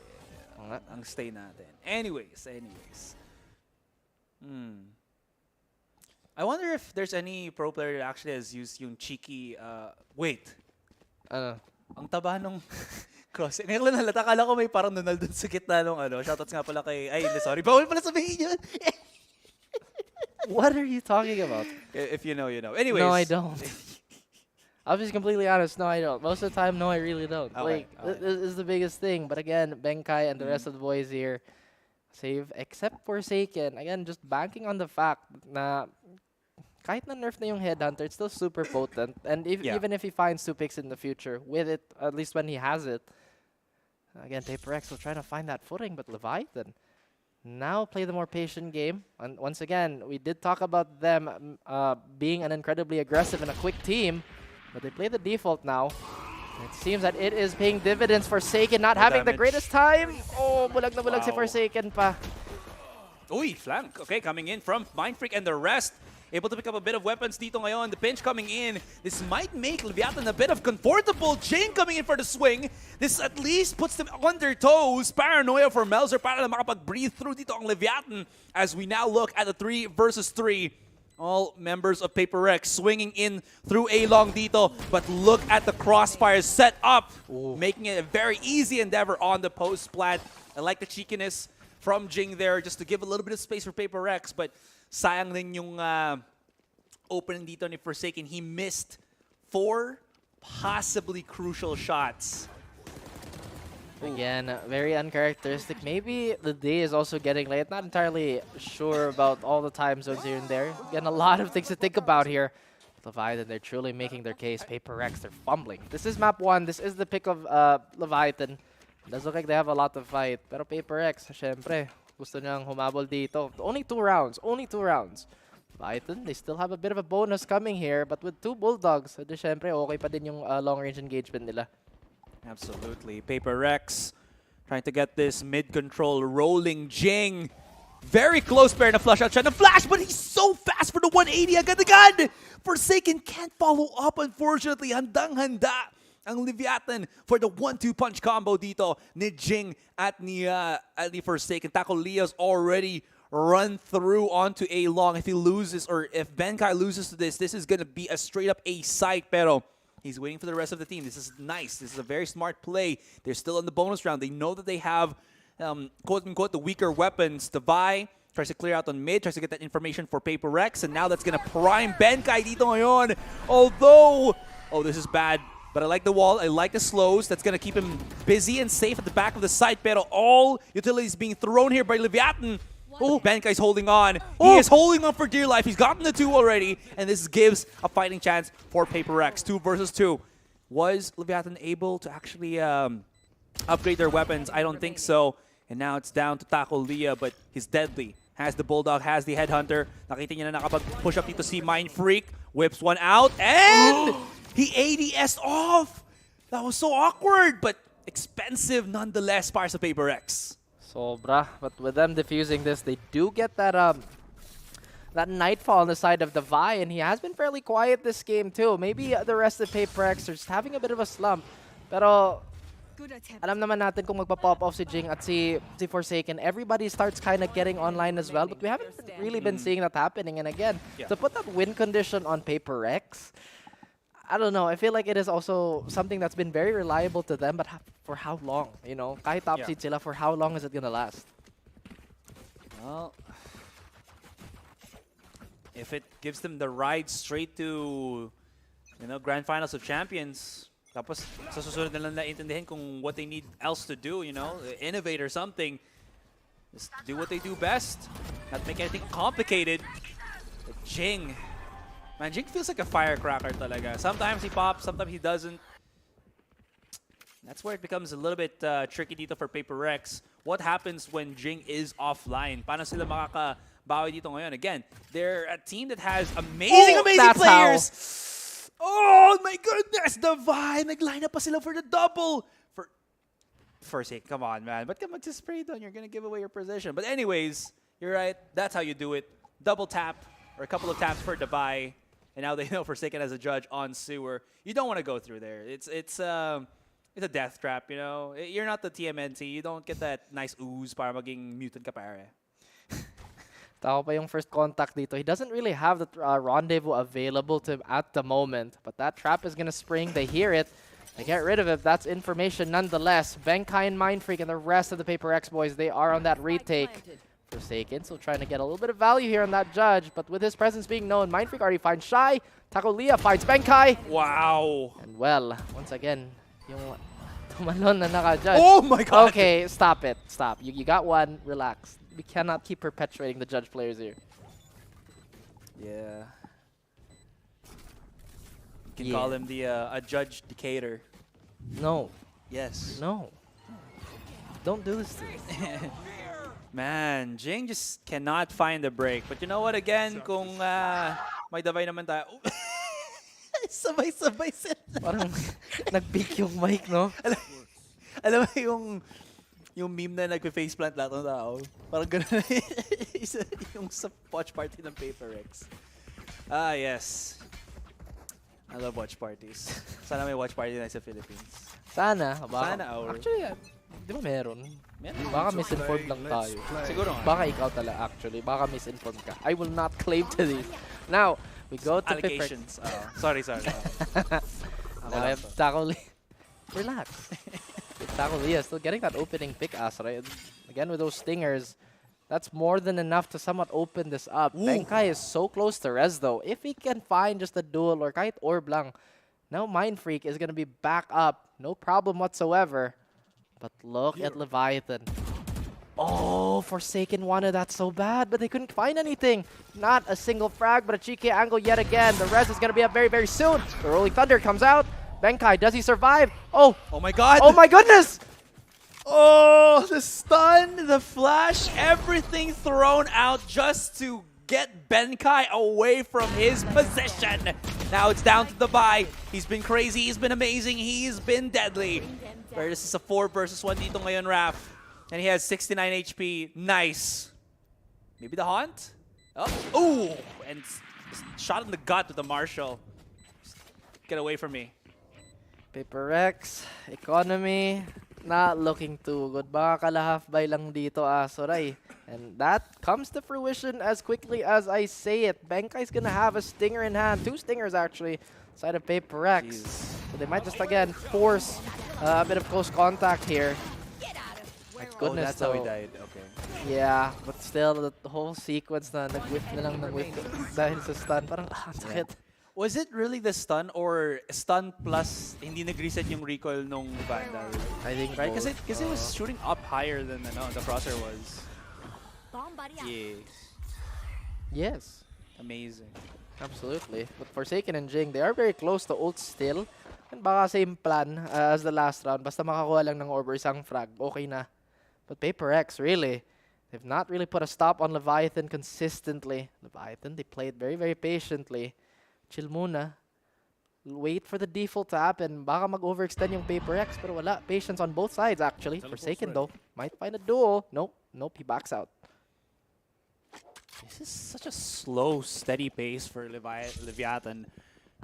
Probably because of the fact that, again, they know that, as you mentioned, Paper X always like to get for that massive map control. But, yeah, the call to go for C, definitely not it, Dito Raf. Forsaken's like, I smell something funny, man. I gotta go back to A side. Maybe Dito. Leviathan actually still slow peeking, so maybe Forsaken gets on Heaven. He pops a shot off. This is good timing para sa kanya, but he only had one chance, one shot of opportunity, and it gets denied. And Leviathan, they tear A side wide open because there's no defenders here ngayon, Raf. And Paper X gonna be retaking this with basically the worst of weapons that they can go. Although, if Jing gets a pick, they will have that showstopper. And Benkai and Mindfreak also have their own. Maybe they'll commit to it or save that siguro for the next round. I don't know. Well, kung makapick sila, pwede naman sila mag-commit ng ulti. Pero no, again, Leviathan, they stop Paper X dead in their tracks. It is a bit of a half-buy. Still, the plan was there. And now Mindfreak getting peppered all on his lonesome. Leviathan looking very, very convincing again. Flawless round with a flawless economy to boot. Paper X have to fight back. But at least, at the very least, yung mga ulti nila online na. Feels like pag walang utility on Paper X now, what can they really do to retake that? Maybe it's because they didn't sila siguro makapag-use of utility because they don't have the money for it. Vamos, chicos! That's right, that's right. But like we talked about, right? Kasi parang nahirapan talaga yung Paper X kasi wala silang flash. Oo naman, meron silang the mobility that Jing provides. I still feel like Raze is such a niche pick on Haven. It is getting more popular. Yeah. Pero just like I said, maybe, just maybe, if they had one reliable flash, it could be a different story. Leviathan playing this absolutely perfectly. Yun yung mga coulda, woulda, shoulda moments natin. You know?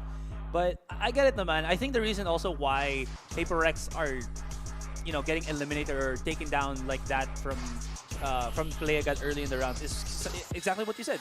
Because they don't have yung initiator nila. Yes, the Vi is on the fade, pero that's not really a reliable, nandun sila na, diba, source. And you don't want to use the haunt just to check agad-agad because you want to save that just a little bit lang because it's very much more useful if you hold on to it for as long as you possibly can. In any case, that's why Paper X are dry peeking or jump peeking a lot more is because they can't really rely on anything else other than their own eyes para makita na or to get that information. That's why you're seeing such early aggressive peaks from them. Pero Leviathan are getting a whiff of this and they are starting to fight it more and more and they're winning more and more because of that too.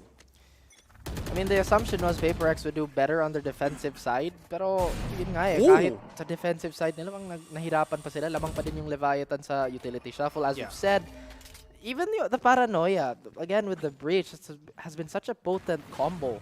Paper X, they've been really falling back on raw duels. Pero yung mga duelo nila hasn't really been as consistent as we would have want. Benkai still trying to jump spot here. And it could be a full contact play yet again. The Vi gets a little bit of value on that Prowler. Nahanap niya tatlo. But oh my goodness, King! Everybody stared at him but couldn't really flush him out. Oh, but Jing still gets one. 3v4, still very doable. Leviathan still looking very, very good in positional advantage. The Vi doesn't care. He swings. He gets traded by Shy. 2v3. Forsaken, what can he do with a tour de force here, Astra? He will get flushed out. Here's the plan. That's at least one member momentarily disabled on the gunfight. But that window of opportunity has been removed. And Adverso has been so sharp ever since that previous match. Mindfreak, again, the same movie, the same ending. Yet another round on the board for Leviathan. Oh my God, just Paper X trying. But I mean, feeling na Paper X is trying to one-up each other. Yung tipo na gano'n, like, you already see Benkai throwing all the utilities to slow down A long. Tapos biglang wala siyang teammate at the back of the site to help him out. They already saw the utilities. Maybe it's because of the flush out from Leviatan. Grabe, laki ng biceps talaga. Ay, parang ikaw lang, di ba? Yung biceps mo, pare. Pero siya, may biceps siya sa ulo eh. So, Huh? Bicep sa ulo. Oh, laki ng bicep Bago sa ulo. yun. I think what Paperex want to do here is they really want Benkai to be first contact. Syempre, siya naman talaga sa yung mga cheeky walls niya. Again, yung value, I don't know. Maybe not seen just yet. Forsaken gets the trade, but Leviathan, a beast that cannot be stopped. Rolling over Paperex. And now we still have Benkai once again on that stage, trying to find as much as he can. Jing will reveal his position, but we'll find a little bit of extra. And the Prowler could potentially buy a tackle, but doesn't matter! No, not at all! Ah, yes. You've heard of synchronized swimming? How about synchronized eliminations? Dito ngayon from Leviatan. Benkai, tap that, and you will see the full ferocity of this LATAM Chile team. Nice little tap shots. He has the hand cannon dito ngayon, Raph. Does not have the wall, and he got one-way smoke too, so... yes. Amazing. Sayang nga eh. Kompleto yung utility niya pero yung kailangan niya yung wall! Oh! Doesn't matter. Gets a bit of an exit here, but that's about it. Leviathan so close already. 12-8. And wow, that's honestly a very quick map one so far. Once again, pwede naman makahabol pa yung Paperex. May economy pa sila. They do get a few bonuses on their end. Yeah. But they really need a bit more than that. You know what's good pala dito of how Leviatan plays, Raph, is you saw how that double satchel from King alternated, right? Yung, alam mo yung tipo na, you know the set plays on C-Long is to flash first or fall time first, flash first with the breach, right? But they actually double satchel first and then flash nila afterwards. So that little bit of adjustment makes it so kung may natira sa back of C-Long, there's no chance for them to actually react because the offense or the set play of Leviatan is just so stifling. Medyo disjointed din yung mga retake sa Paperex eh. Akala mo si Davay yung unang magbato ng utility. Pero, again, they've been really going for all those contact plays. Maybe forcing out a bit of a heat check. Maybe, just maybe, trying to get something going. But Forsaken not teleporting out. Still gets away with murder. And it's been okay so far for Paperex. Leviathan, they have to play this patient. They do have that Nightfall, so pwede pa mag-rehit. They have a minute on the clock too. So they can just kind of play this patiently, but mukhang mag-commit na sila dito. Walang dalawang isip, apparently. Now Forsaken still holding on to that angle, that heightened angle here. Yeah. Davai does have such an important ult, but Melser, this could be it, Asarai. This could be that opening, but Mind Freak, controller versus controller. What's gonna happen? Stop playing with us. Stop playing with us. Oh! No, the timing just ay papito. Anyways, I don't get it, Asarai, to be honest with you. I don't get it either how Mind Freak lost that. You know what? Brain insane. It ain't working. It ain't. Oh, we got the res though. Okay. Pero Tacolia. It's good for one, pero that's burning so much time though, because they have to run all the way through C from A house. So, and look at the positioning of where Leviatan are. What's the post plan for them? They got the Emo Rolling Thunder. That's only on the back of the head. That hits absolutely nothing. At least they get some information. Pero time is of the essence. That nade from Jing is going to be absolutely vital. Will it flush out Melzer? No! 3 versus 3 still in contact to remain. Pero hindi nakakayanin ito ng Paperex. And Benkai just holding for dear life. But the one play flushes him out. And that's going to be Shy taking him down. And we're going to be seeing Leviatan take the first game in this series. They do defend their map pick. Pero yun nga eh, sayang kasi malaking bagay talaga yung Nightfall ni Davai. But we just could not find any value out of it whatsoever. Di naman sila nag-double init, di ba? Yung Paperex. No. Well, that's exactly why I'm not a fan of single ini fade. Okay naman, kaso I really feel like her abilities are supplemented with either a Sova, Sky even if you want to go for those aggressive plays. You need that extra oomph, no? When you play for this kind of strats, I guess, or play style altogether, man. But I go back to the fact that parang, you know how there's that domino effect in terms of just the resource and economy ng Leviatan dito, where it just boosted yung percentage chance nila of just hitting everything. Another thing then that was very much just, you know, what is happening dito sa Paperex is parang nag-iiwanan sila. Again, they're trying to one-up each other. Benkai throws everything. His teammate doesn't double up or something just to try to help him out. Granted, siyempre may mga flushing out utilities ng Leviatan, but there has to be something. Maybe they both back away na lang and play the retake. But no, there's a disjoint dito ngayon sa Paperex. No matter what the reason, ang ganda ng map 1, at least they defend their pick 2 very, very valiantly. As Leviatan still look to continue the streak. We will see familiar territory for the side of Paper X. But if they play like this for the entire series, mukhang delikado na yan. Absolutely agree. This is so scary. Although, siyempre gusto ko manalo ng Paper X. Not only because, bias. you know, di naman tayo sa bias. Well, slight bias lang naman kasi nasa Tagalog naman tayo. Okay lang yan. But the other thing is, because I want to see Pearl again. It's a really entertaining map to see how the pros play inside of it, diba? Well, of course, that's exactly how we want to see it. Parang Breeze, diba? Yung Breeze, sobrang weakness ng region natin and APAC as a whole. But now it's become one of the maps that really thrive. Baka yung Pearl is next in line for that type of evolution, I would say. Yeah, and we're already seeing a lot of innovations na ginagawa ng mga players. Like the Jing double satchel boost or satchel boost lang with the showstopper on B-Long with the kill. That was very entertaining to see. Anyways, guys, take the break muna tayo dito. We'll see what happens for game number 2. But for now, just chill lang muna. We'll be right back.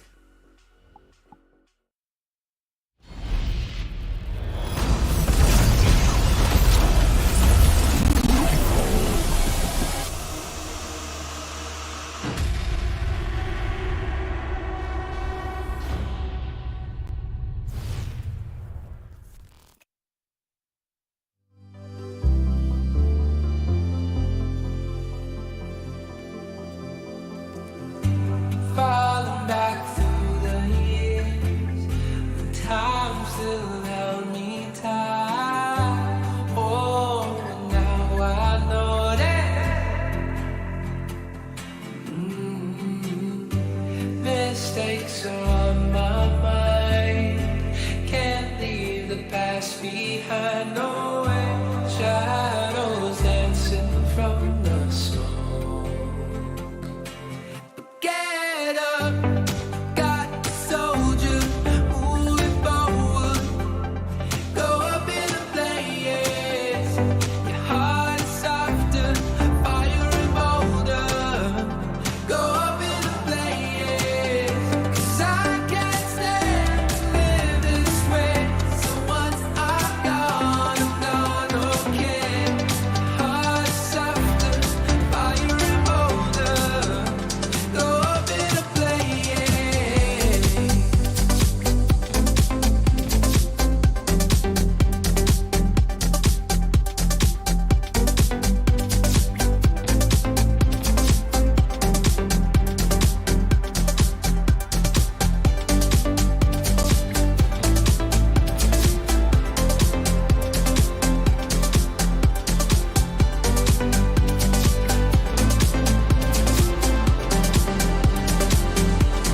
Get up, got the soldier, moving forward.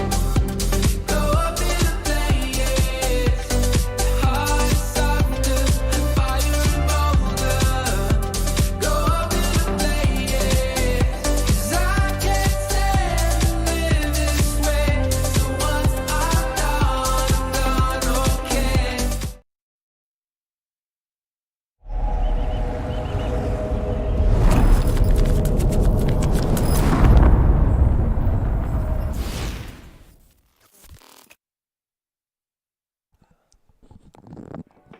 Latam's best versus Apac's best. And the game number 1 goes to the former over here. Leviatan taking game number 1, 13-8 against Paper Rex. Grabe nga naman yung bakbakan natin dito. Dito sa Haven na map pick netong Leviatan. At i-breakdown natin yan dito sa panel. Kasama nyo pa rin ako, si Likeable. And of course, the ever-energetic duo na si Taylor at si Vil. Di tayo sure kung may energy pa do. Maraming salamat sa mga intro na ginawa mo na. Hindi ko alam kung bakit sinasabi mo na energetic kami. Enthusiastic lang kami. Sobrang masaya lang talaga kami kasi nga andito tayo ngayon sa best of the best ng Latam and syempre ng APAC Rising mga Tulog na ako. kaibigan. Pabubulong ka sa tenga ko. Pero apparently, nakita natin yung game na yun, di ba? Kasi, Chamba lang yun, men. Chamba nga. Kasi tandaan nyo, ang P sa Paper Rex, sa PRX, Pinoy Rex. Pinoy Rex, sa Kalam, yan ang ibig sabihin niya. Yun ang analysis. Top tier analysis yun, Pero men. ito, Chamba lang yun. Pero kung napapansin mo, actually, meron nga tayong tumatakbong meme na si Jing, yung showstopper niya, hindi tumatak. Opo. Pero as you can see, I mean, Benkai being the best sentinel dito sa PaperX talaga. I mean, upon checking all the stats, him being the Sage really popped off. Pero si Forsaken with that chamber pick na lagi talaga yung pinipik. Kasi totoo lang si Forsaken, sobrang hilig niyang gumamit ng chamber lately. Minsan na talaga nag-duelist kasi andyan naman yung iba. Andyan naman si Jing, di ba? Sige, ikaw na bahala. Maasahan niya si Jing. Maasahan na rin naman siya. Kaya nga meron tayo tinatawag na Jing and Forsaken connection. Pero best, I mean, sa tingin mo ba, magkakaroon tayo ng game number 3? Oo naman. Siyempre, itong susunod na mapa natin map pick nga ng PaperX. Unless they drop the ball here. Kagaya na nangyari dito sa game na to actually. Gaya na sabi ni Hasaray kanina, no, there has been a disjoint on the play here of PaperX na minsan hindi na sila nagkakasabay-sabay or the synchronization that we usually see in the hands of PaperX. We don't see it much often. Pero kung babalikan natin literally on the first half itself, yung kalamangan ng Leviatan dito, mabilis ding na-close off ng PaperX like So yung sinasabi nating micro-adjustments, kaya naman nilang gawin. But along the way nga, nagkaroon sila ng disjoint pagdating dun sa mga play. Yun nga nung nagsimula yung laban, Leviatan na yung lamang. Tapos nahabol pa ng PaperX, nag-end tayo ng first half 6-6. Yeah. Tapos lamang dito sa pistol round na naman tong Leviatan. Ano yun? Sunod-sunod yung mga pistol rounds for this entire game. Nasa kanila talaga napunta. Ganon ka-importante yung pistol rounds na yun. Oo, nahabol pa yun ng PaperX. Pero doon na na-stuck yung PaperX 8-8, tas puro Leviatan na Vil. Yeah. Pwede natin sabihin na talagang medyo dumating sa punto na chamber diff si Forsaken dito. Kasi isipin naman talagang si Taco yung naging nag-pop off talaga with 21 kills. Pero pwede sabihin na this is actually a battle of all the sentinels talaga. Kasi isipin mo, top 1 and top 2 ng PaperX actually Benkai and Forsaken with a Sage and a Cypher. Tapos dito naman sa kabila, syempre si Taco with that 21 kills on hand, followed by Sha with 17, si Adverso 18, Melson 19. Parehong-pareho lang talaga sila ng mga kills. Sobrang dikit ng mga kills nila, sobrang dikit ng mga KDA nila. Ibig sabihin, sobrang well-distributed ng mga kills nila. Pero at least, di ba, nakikita natin ngayon kung paano ba talaga halikan ni tropang Benkai ang kanyang monitor. Siguraduhin niya lang na magpe-pay off yung warm-up niya sa next game, Dami niyang top bago mawala yung bilog Ang liit kasi.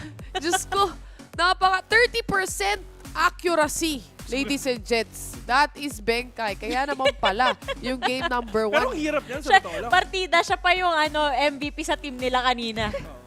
Nakita mo ba yung crosshair ni Forsaken? Oo, man. Parang laki ng dot Laki ng dot Ang laki ng dot pag nakascope siya mas malaki pa sa ulo ng kalaban Pero, na-mention mo kanina, Laika, no? Pagdating dito sa match na to, after mag-swap ng sides natin, Leviatan nagtuloy-tuloy sila after the pistol rounds. Sabi mo na rin kung ano yung mga scorings. But the post plants coming in from Leviatan has been phenomenal as well. Kahit anong setup na gawin dito ng PaperX pagdating doon sa retakes na ginagawa nila, it just doesn't work. Parang ang bilis nilang ma-shutdown, ang bilis nilang ma-firing squad. Actually, yung pinuna ko kanina, diba sabi ko, naku, minsan makulit tong mga to, repick. Ngayon, hindi. Disiplinado talaga. Civil na ngayon nagre-reklamo na, pick kaya kayo. Pero ayaw nila, Messi. Galaw-galaw naman. Yun nga, medyo matagal Pero at least ito ang pinakamagandang pick talaga ng PaperX, mga kaibigan, which is Bind. Kasi if ever gonna check out syempre, yung stats and the win rate of the players ng Leviathan dito is sobrang baba talaga. Literal na 5-11 yung score nila dito. Pero kung i-check nyo naman yung lahat ng stats ng PaperX so far, ang pinakamababa nilang win rate is actually 67%. So talagang literal na mas marami yung panalo kesa talo. And pwede natin sabihin na syempre, hindi naman, like yung lagi ko sinasabi, hindi naman sila mapupunta ng grand finals kung hindi naman talaga sila sobrang solid as a team. Pero this is gonna be a really tough fight para sa players ngayon ng Leviathan kasi nga, this is one of their, pwede natin sabihin na weakest link na mapa. So, they need to step it up just a little bit or probably not a little bit, siguro ng sobrang taas talaga or probably get a pocket strategy kung ano man lang. 5 duelist, malay mo. Matanong ko lang, 5 duel is nice. Bad trip, okay na Tatanungin ko pa nga lang kung tingin nyo ba may Yoro na naman tayo ngayon or magche-chamber pa rin kaya ulit si Forsaken dito? Hindi, Yoro to. Nararamdaman mo? May connection din kayo? Nag-text kami. Ayan na, nilabas. Sinabi ko naman sa'yo. Ay, nako, Nostra Terror it is. Pero like I said also a while ago, I'm not expecting Jing to pull out Arena. I'm expecting him to keep on pulling out the Raze, like on map number 1 and now going forward dito sa bind na alam naman natin napakalaking factor ng isang Raze dito sa mapa na to. If you want to make an entry happen, you have to have that explosive power coming in from a Raze. Oo. Gusto ko lang i-point out, di ba natin masyado na pag-usapan kanina, pero itong si Shai sa fade niya dito sa Haven, triple-double siya dun. Grabe! Ang lakas, ang ganda nung performance rin doon. Talagang nakapag-assist siya, nakapag-support siya sa team niya. Pero ito, kung titignan natin, ito na naman, labanan na naman ng race between Jing and kay King. Sabi siguro ni King kanina, alam mo Jing, lamang ka lang ng isang letter G, pero pagdating sa frags, ako yung lumamang ngayon. Of course, Raze, bind. Mapa nito eh. Parang, nakatitulo sa kanya. Oh, nakatitulo sa kanya to. Raze, May bind. deed of sale si Raze. Si Mind Freak, sa kanya to. I mean, kay Brimstone, mapa na itong bind talaga. And syempre, with this kind of lineup, ang nakatalo lang talaga dito, syempre, is FPX. Pero sino ba yung mga tinalo nila with that kind of lineup? Number 1, Fnatic, andyan ang Team Seagull, andyan ang Team Esports. So talagang bigatin talaga ng team. So lahat talaga ng region, talagang tinapatan ng lineup na yan, isa lang yung hindi tumabla. So it's all up to them kung kaya ba nilang talunin ang Latin America. Ang pinagkaiba rin nila sa mga flasher nila dito, no? Leviatan is actually using a Sky. And para sa side ng Paper Rex, they're using up a Breach, if I'm not mistaken. So, utility-wise, no, magkaiba yung dalawang teams na to. But, of course, having the Sky getting information, for example, throwing in the flashes from Octa all the way to B Long, ang dami mo pwedeng makuhang info. Oo, at marami pa tayong info na malalaman once na magsimula na yung laro natin. So guys, ready na ba kayo? Dahil coming up, pupunta na tayo dito sa Bind. Kasama of course, ang pinakakonyo na casters na kilala natin dito, si Raph at si Azuray. I-welcome ulit natin sila. Alam mo, feel ko hindi tayo konyo eh. I feel like we're just misunderstood. Tingin ko konyo talaga tayo eh. Parang wala na akong masabi doon. Parang, sige, aminin ko na lang. Pero grabe si Phil kanina, sabi niya 67%. So mas marami daw yung wins kaysa losses. Syempre. Parang, wow, you know, Phil has been opening my eyes ever since we had that wonderful trip. Has had so many wonderful things to say to me. It's like, alam mo, ang hirap mo kasama. I take that as a positive thing. But of course, Paper Rex, they want to bounce back. They go for no Sentinel lineup here. Do they want to go for a more aggressive play? That is the name of the game, but no, they don't have jumping power as of the moment. But King actually finds Benkai once again. Where are the flashes? They have exploded. Oh my god, there's also a flank coming in from Octagon. Device sniffs it out, pero that is just planted in the center of Tube. Not gonna stop at all. Takolia comes out for the swing. There's the right click. Divine forsaken to remain, but they're hitting the shots. And they haven't gotten access to it. So 1 versus 1 na lang. And how good is your aim? How deep is your love? And Shy is just much deeper than Forsaken for now. Baka momentum play yun kasi si, syempre, Forsaken, he already got 2. And again, knowing, baka may call talaga ho Shy, one hit. But sometimes just the RNG or the spray pattern, or rather just the bullet deviance when you're moving, just not the kindest here. Pero at the very least, di natin nakita yung 5 frenzy strat na sobrang common na lately. Actually, just across all the regions. Yan na. Ano talaga, always punch the air. Lahat naman tayo eh. Tayo sa mga Pilipino, mahilig tayo mag-airball. Diba yung... Ulang na basketball sa kamay mo. Sa'yo, may jump shot talaga ako eh. May jump shot pero walang bola. Oo. Sa kanila, air boxing. Anyways, double satchel. Actually, it's pretty expensive commitments now with the shorty. Pero King denies it. The plant not gonna be thwarted though. Wait, teka lang muna. It's actually still being... There it is. Alright, just extra bit of money lang muna dito ngayon.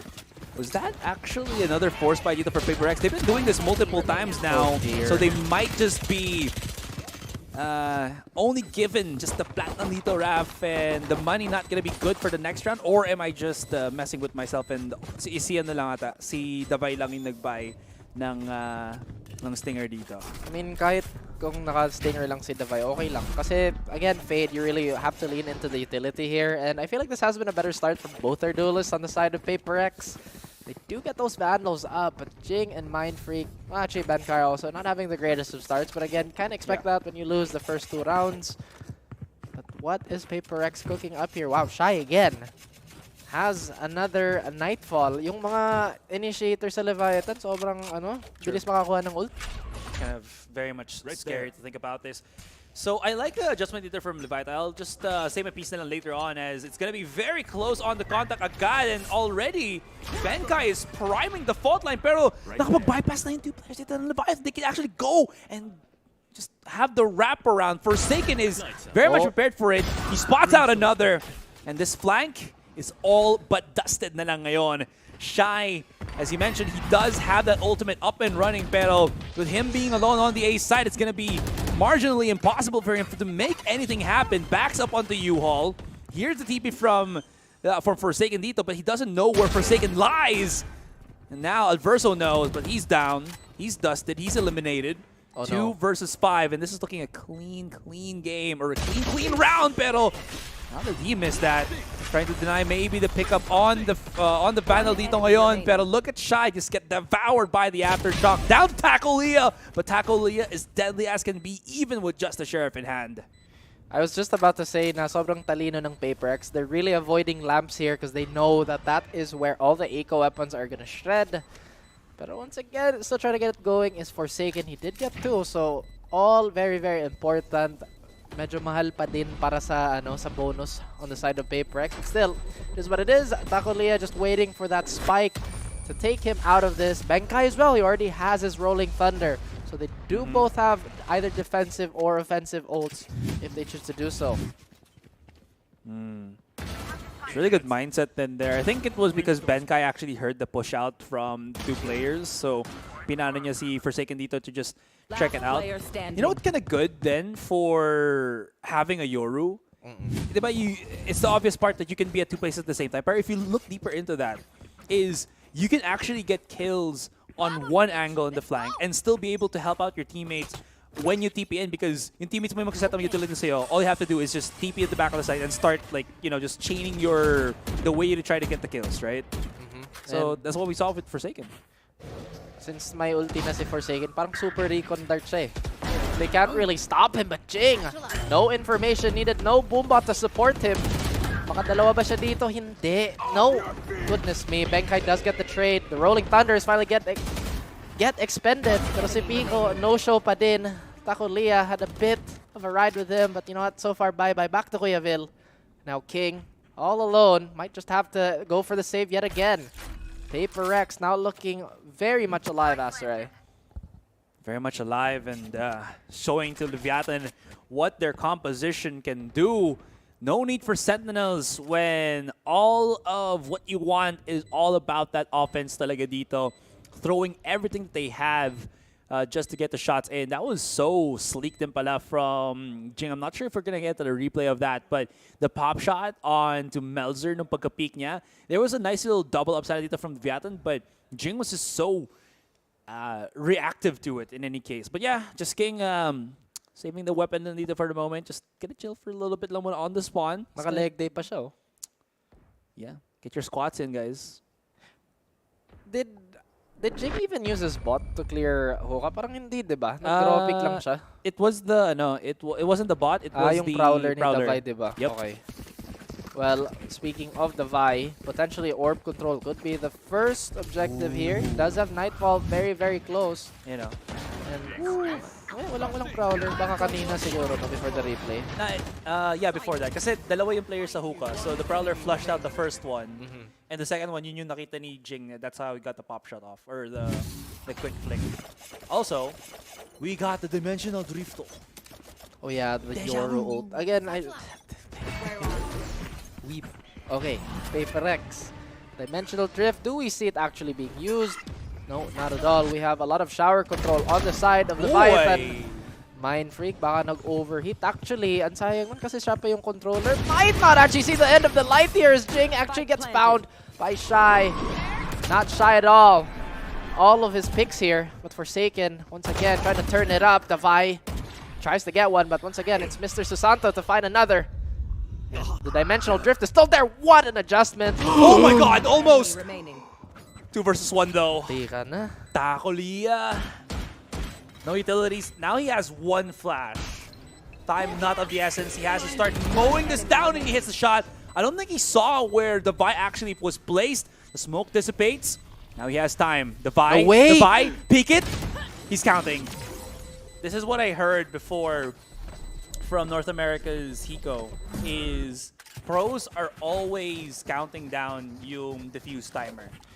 Siyempre naman. Yeah, obviously. That's a second ano sa nila. Second nature. Second nature sa nila. Pero obviously sometimes hindi nila na-read na this guy's doing that. But at least they know when. Pero as a diffuser din, parang point of no return din yung that placement at the bar because like, oh, I'm so close. Despite Taco could have potentially used the flash there para at the very least getting the info. Once again, hindsight is 2020 as Paper X still hold on to very, very precious ults. A lot of intel gathering. So actually, walang anti-flank yung Paper X eh. Parang na-expect mo yung Leviatan. We can keep up using the flanks. And maybe that's exactly what happened here, but Melser finds an opening. Actually gives his teammates an opening here. Bankai, Mind Freak, and Forsaken. What can they do here? Now the script has been flipped. The flank is open. Bulag na bulag si Forsaken at wala. Not for him, not for Paper X this round is. Well, Benkai's still alive. Teka lang muna. Is he gonna push through that molly? That would be fantabulous if he does. Kita mo ka dito si King already prepared for the TP out. Now, Benkai still can actually just get the pick. Tapos maybe go for the long rotate. 47 seconds is a very long time. The double up is gonna be nasty para sa kanya. The fault line's good, pero he has to flush out the back of the side. The verse is still there. He opens the present, but does not like what he sees right inside of it. And that is, again, just multiple members of the Leviatan just pinning him down. Naka-adjust naman yung Leviatan. At least they stop Paper X before the snowball could have hit critical mass here. Jing, di ko alam po may nakaharang sa jump niya dun. Yeah. Or did he even use a second satchel? But it doesn't really matter here. None of that has stopped Melser from melting everybody here. They do have a choice. They can either go for a retake that's centered on this orbital strike. Kahit yung yung showstopper ni King pwede din. But the Vi holding on to that Nightfall Forsaken, finally using that dimensional drift. And like I said, kulang yung anti-flank. Pero parang na-rosa ata si King. But still, that's gonna be enough to zone them out. Forsaken, what can he do? Absolutely nothing! As Paper X, they fall apart. Oh, but the Vi, they managed to salvage this. Still having that Nightfall in hand. Melzer did expand that orbital strike. Pero tingin ko mahirap pa din kay the Vi. Is he gonna invest his ulti here? Maybe not. I'd argue it's not a bad idea. 2 versus 1, pero he has the right idea naman to slow the pace down and try to check out all the angles on A. But this makes it so difficult. Oh, I like this. So he's pushing through U-Haul. This gives him the opportunity to maybe push up all the way through B. If he big brains this, maybe he runs all the way there. Pero look at the positioning for both the players of Leviatan. If he tries to go B, whether on spawn or on TP, he is just absolutely decimated, right? So 30 seconds left. The plan on APC, as he clears everything up, is a really, really good option. Ano na natitirang utilities dito from Leviatan's controllers? Not really a lot. Just the stem beacon and a molly. That's really the biggest one. So if the Vi can get a catch and then back away, he still has a prowler to maybe hope for the 1 versus 1. So pabilisan talaga dito. But Leviatan, sobrang lapit nila sa isa't isa. The Vi! Oy. What? Spam pa. The mitigated damages through wallbang. Ouch. Sayang sana. Dami pang utility din na Davay. Meron pa siyang hunt, meron pa siyang prowler. Pero again, sometimes you just don't want to give your position away. You want to go for those raw gunfights. Nonetheless, beautiful round. And it does look like the approach to defending against the chaos that this Yoru could create is just a back-to-back defense. I actually really like what they did here. Ayaw nila bigyan ng 1v1v1 si Davay. Yeah. They seem to be pretty happy about that result. Davay took himself for that. Still 4-3. Now this map is a lot slower than our Haven map. Well, that's what you have to go and bind. It's kind of counterintuitive na isipin mo na bind, you know, you have to always be fast, double satchel dito, double satchel doon, stuff like that. But being able to bait out utility ng opponents mo and try to just go for a better rotate is honestly just more important, honest, in any case there. Forsaken, would have been nice if he had yung dimensional drift niya ngayon, but he did use it just that round ago just to try something out. It seems like he's gonna try to line up a flashy or something. Pero ito na, they're gonna play with the Hunt muna as well as the Emo Rolling Thunder. There's Jing coming out. Showstopper just to open up just a little bit, pero I feel like Jing's overheating just a little bit too much dito, just popping the ultimate just a bit too quickly. Shy's in the back of things. He needs his teammate to help him out, but this double swing is good. Jing finally finds a little bit of leeway in the back of things. The smoke dissipates. Meister, or sorry, Melzer gets one, pero kinain ng buhay si Jing with the Trailblazer down to Vi!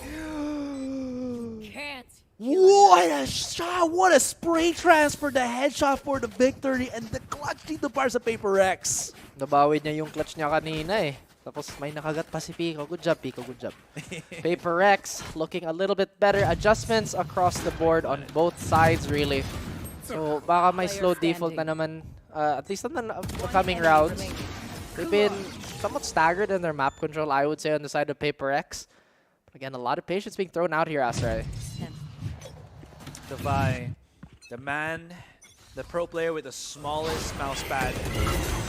It's not the size, it's how you use it. And it seems like Leviatan are using everything that they have just to take down mid. Pero Mind Freak as well on the other side of the map finds it Verso, looking for the flank, gets the kill. There's another flank coming in dito ngayon from King. They might not know about this, but there's so many players from Paper Rex that if King doesn't find multiple frags, his position is just gonna get spotted out. Pero picks up the Vandal. Oh no. Oh, he still gets away. Could actually still hit the shot. Unbelievable from King. Just the absolute somersault of frags left, right, and center dito ngayon, Raf. But now, dust settles, and as we take the calm before the storm for Melzer, it's a 3 versus 1. He's gonna push through onto short ngayon dito. Has to smoke, maybe can smoke onto short, just give him a little bit of leeway, just a little bit of space. Pero, again, he's gonna probably look for the exit frags as that beeping signals there's not really much time for him to wiggle on. Maybe make it expensive na lang. And Melzer, yep, no, they were ready. They were just very much prepared for it. A sound spot na nakahawak na. I think that was like, what, 3 players on the side of, was it Paper X? They do go for a timeout here. And very rarely do we actually see it. Actually, no, it's becoming more commonplace na kahit nanalo sila ng round, timeout sila para, hey guys, what did we do wrong? What did we do right? I guess yung pinaka-forefront, at least, was I think that was King, right? How did King get there na they already cleared out showers? Baka na ano lang sila ng timing. But actually, it's a Leviatan timeout. Okay, my bad.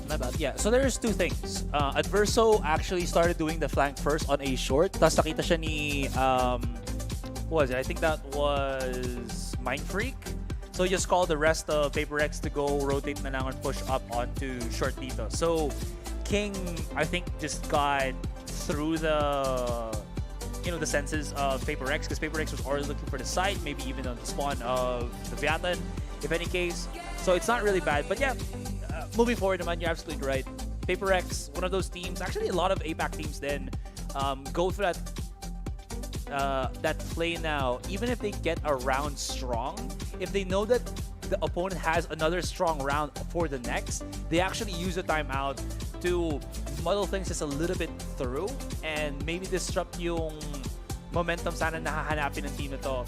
Maybe Leviatan has enough money to go for an operator, or they have like big ultimates that will definitely hurt Paper X if they don't plan accordingly.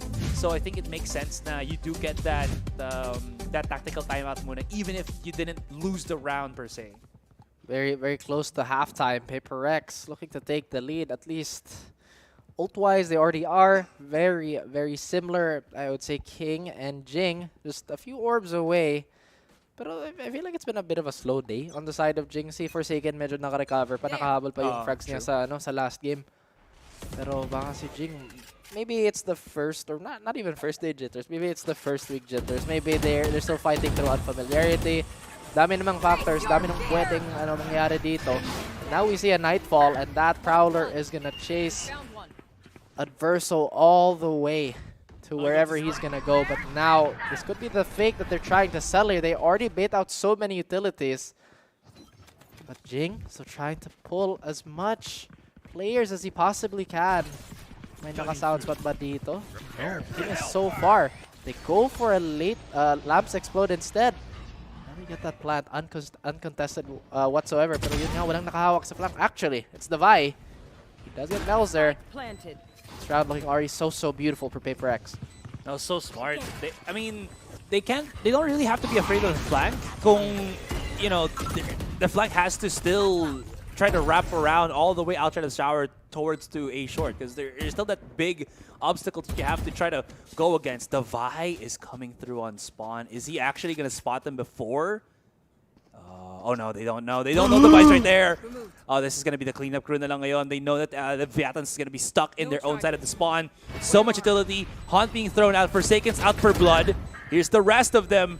And Leviathan, how many weapons can they hold on? King is hitting some beautiful shots, and they are just giving Hindle to the fires. He has access to that showstopper of his.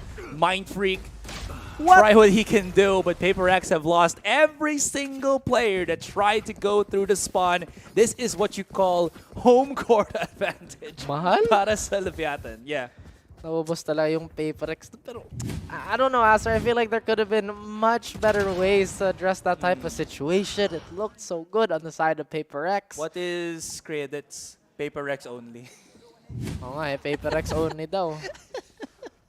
What is credits? Paper ba yung credits dito? Hindi naman, di ba? Para silang cartridge. Nakita mo sa cinematic. Di ba? Siguro. Form of currency. If you know, you know. If you know, you know. Pero teka lang muna. May corner gaming. Ay, nako. Aray. Yun ang masabi ko dun. I mean, again, it has been a fight on multiple fronts.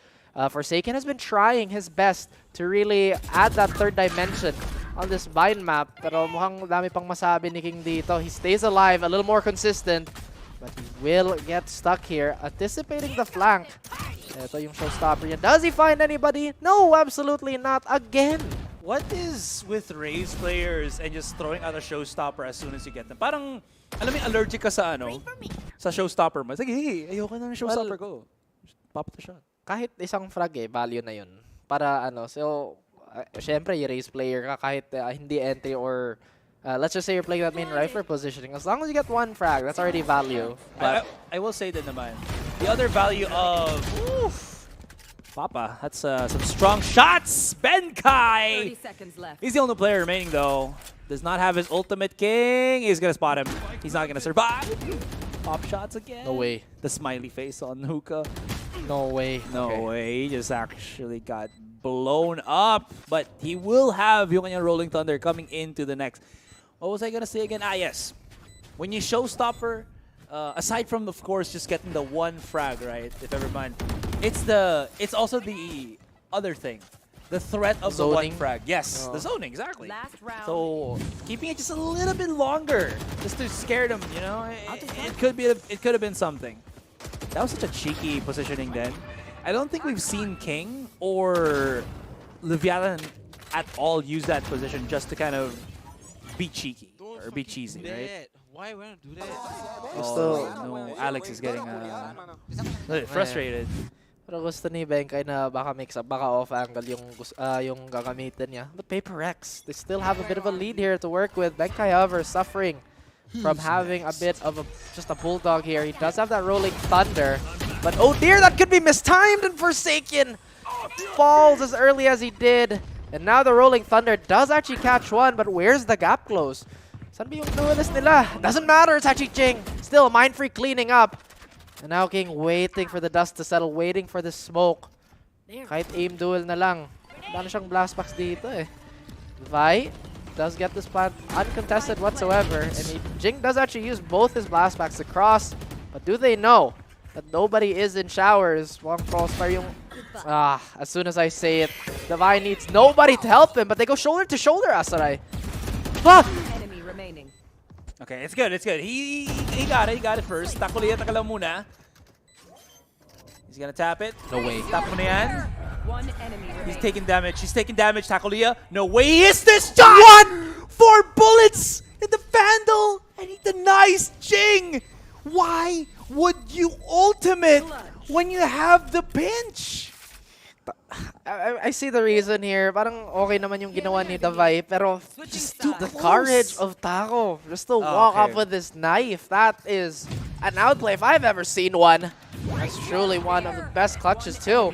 So cerebral, no fear whatsoever. Decay, it doesn't matter as long as I hit you in the face. So correct me if I'm wrong. He dinked him with the alternate fire ng classic, no? Kasi Di ko napansin. Jing was full HP. Huh? Yeah. Full ba? He was full HP before the shot from the classic took off. So I think nakita yun ni I wanted to see a replay for that. Anyways, I think nakita yun ni Takulia, and he was just full confidence na lang to peek out with the Vandal now with the 4 bullets. Because even if those were body shots, as long as hindi siya matake na agad ni Jing, if he connected all of those shots, it would have killed him. And obviously, headshot, with Vandal, win-win. Okay, pero at the very least, yung Paper X, we know that they are a very mentally stable team. So things like this would not necessarily affect them. True. Pero you have to take into account, second map na to. Tapos pick pa ng Paper X. And it's not going nicely, at least this half. Not at all. Ibang... Leviatan, again, I'll be honest, hindi na siya nakakapanood ng Latam matches and stuff, but I just love how aggressive this region Walang takot plays. talaga kahit anong situation, di ba? Yeah, we saw the East Asia players, with the East Asia representative with Edward Gaming, but I feel like Latam is just a more refined type of crazy. Baka nabiglaan din yung Paper X because usually they're the ones pushing the limits on teams, and Latam, they're really bringing a different flavor, a different type of speed that Paper X potentially still have to adjust to.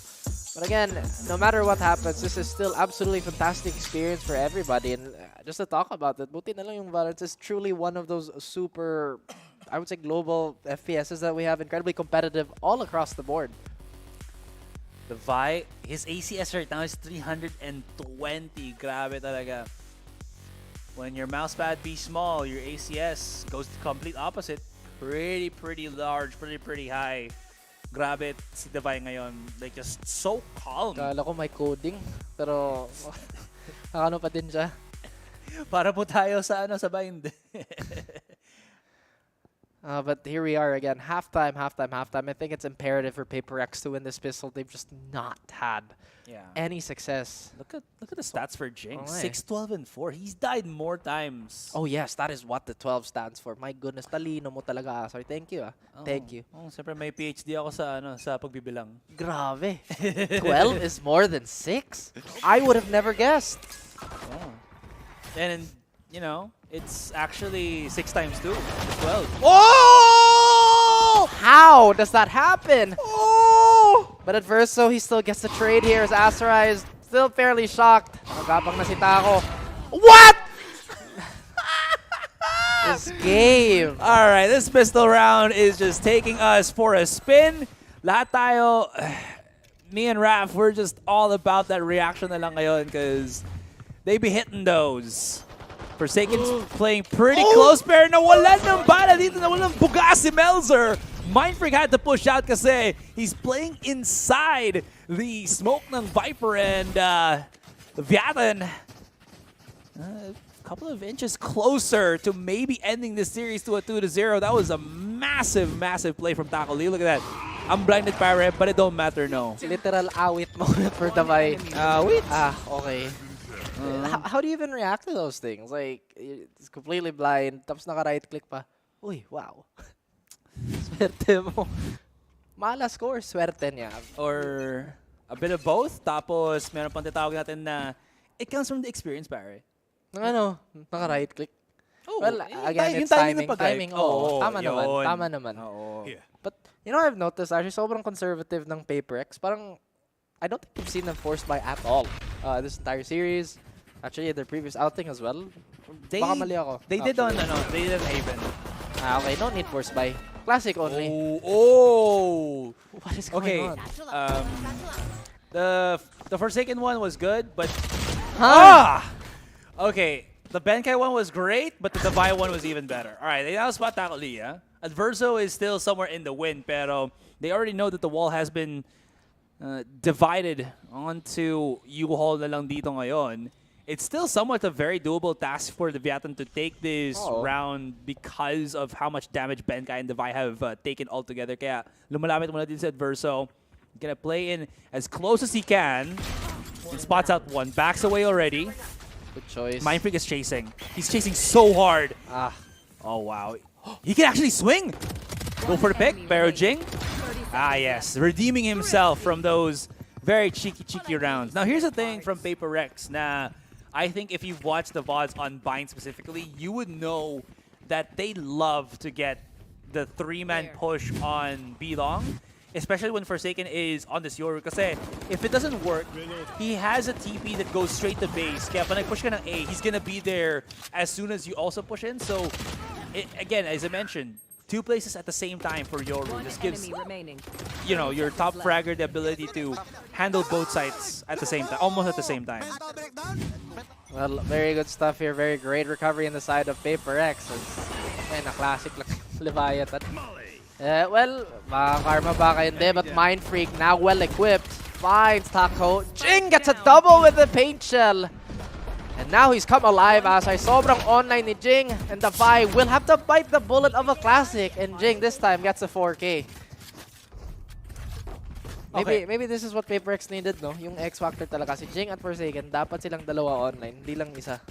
That's always been the case kasi they're like the Splash Brothers of... Oh, Golden State fan. Yeah. It's the perfect terminology, at least for me. Kasi the way that they play is somewhat similar, but you know that somebody else, that the other has just a little bit more star power than the other. Sila yung tipong spearhead talaga ng Paper X. They really need to be the ones to, once again, really show up, for the lack of a better word here.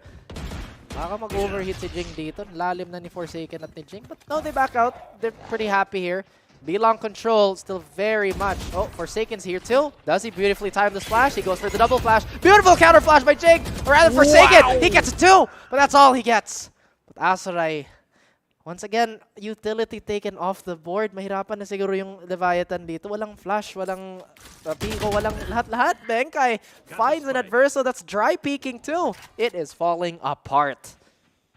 Oh, it's falling apart and you're tearing me apart, Lisa. Oh, hi, Mark. Yes, the room.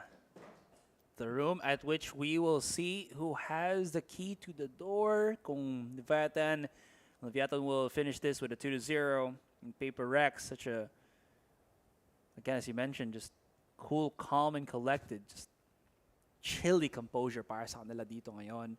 30 seconds, Leviatan stuck at their own side of the spawn. They have no form of map control right here and now. And while we are on this bit of a stale push dito for still save for Leviatan, I love how Forsaken just double flashes himself. I mean, tipo na single flash ka lang kasi you're already feeling na baka lapit na siya ng kalaban mo and you wanna peek Natamaan agad. din siya ng guiding light kanina. Pero yun nga, the instinct to just actually defensively do that and buy yourself space. Very smart. Maybe not that. Oh dear. Parang na home court na naman yung si Jing. And now they're like, yeah, you know what, let's just not have a repeat of that. It's fine. Let them have it. Total yung economy naman ng Leviatan. Pa-break point na, di ba? Pa-reset point na. Oh, I love how we get that replay na walang X-ray. So we see the perspective dito ni Forsaken. You're absolutely right. Just, again, experience showing. Just no fear again whatsoever. And back to your point with the home court advantage. You know, you come to our cul-de-sac, not gonna be cool, pare. Yes, the cul-de-sac. Anong Tagalog ng cul-de-sac, man? I don't... Hindi ko alam din eh. Yung kanto namin.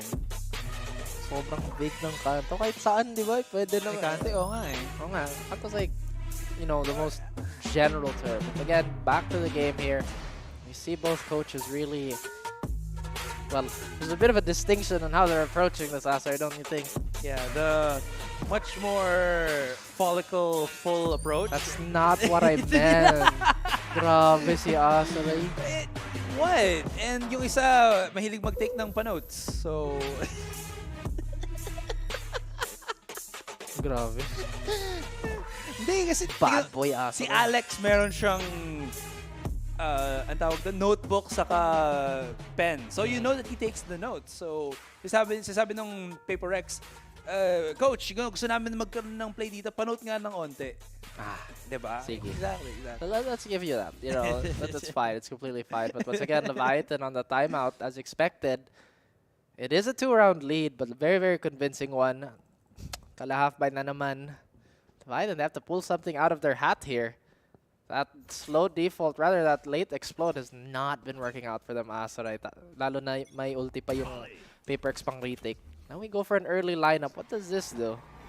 Does it get rid of anything meaningful? Oh, he blasted his face! They're still pushing.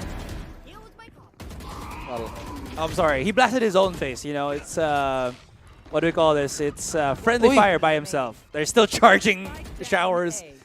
Para let's conserve water. Let's shower together. Let's push shower together. Yeah. Double up, beautiful double up, but Shy still gets another one. This force buy. Sobrang sulit na para Leviatan. Forsaken though has been a raid boss. Can he actually find the final frag onto Shy here, who's been an absolute monster himself? And is this the read of the century for Shy? Paper X? This could potentially be how their momentum dies along with Forsaken. Forsaken, he remains cool. Sobrang kalmado ni Mr. Jason, di ba? Yung tropa mo, yung ka-text mo, uy, musta? Bakit nag-euro ka ngayon? Sabi mo eh. Oo nga. Then, sorry, text mo nga pala, pwede palang PM yun sa messenger. Right. Sorry, kasi isip ko pag text, yung cellphone gamit mo yung SIM, yung regular text. Oo. Ay, yun ba yun, Tito? Sorry. Wala akong May kakilala. roaming si Asra eh. Wala akong kakilala na millennial na may number na sinesave. Anyways, Forsaken might have lingered a little bit too long on a site. Does the haunt actually appear on the minimap? Hindi. Kung No, hindi right? nakita, oh. So there it is. He's gonna have to run all the way. Ay, walang TP si Forsaken. He got no utility. It would have been nice, sana, if he had like a fake out to use for TP sana there or save it for the push. In any case, it's an HP disadvantage. It's a utility disadvantage dito ngayon. And Forsaken will have to clear so many positions. And look at where the spike is actually planted for. He's gonna have to think it's hookah or elbow then, right? Open plat pa. Kung ma-half lang to ni Forsaken, he can take a duel. But he goes all the way again! Smart. No need to use the...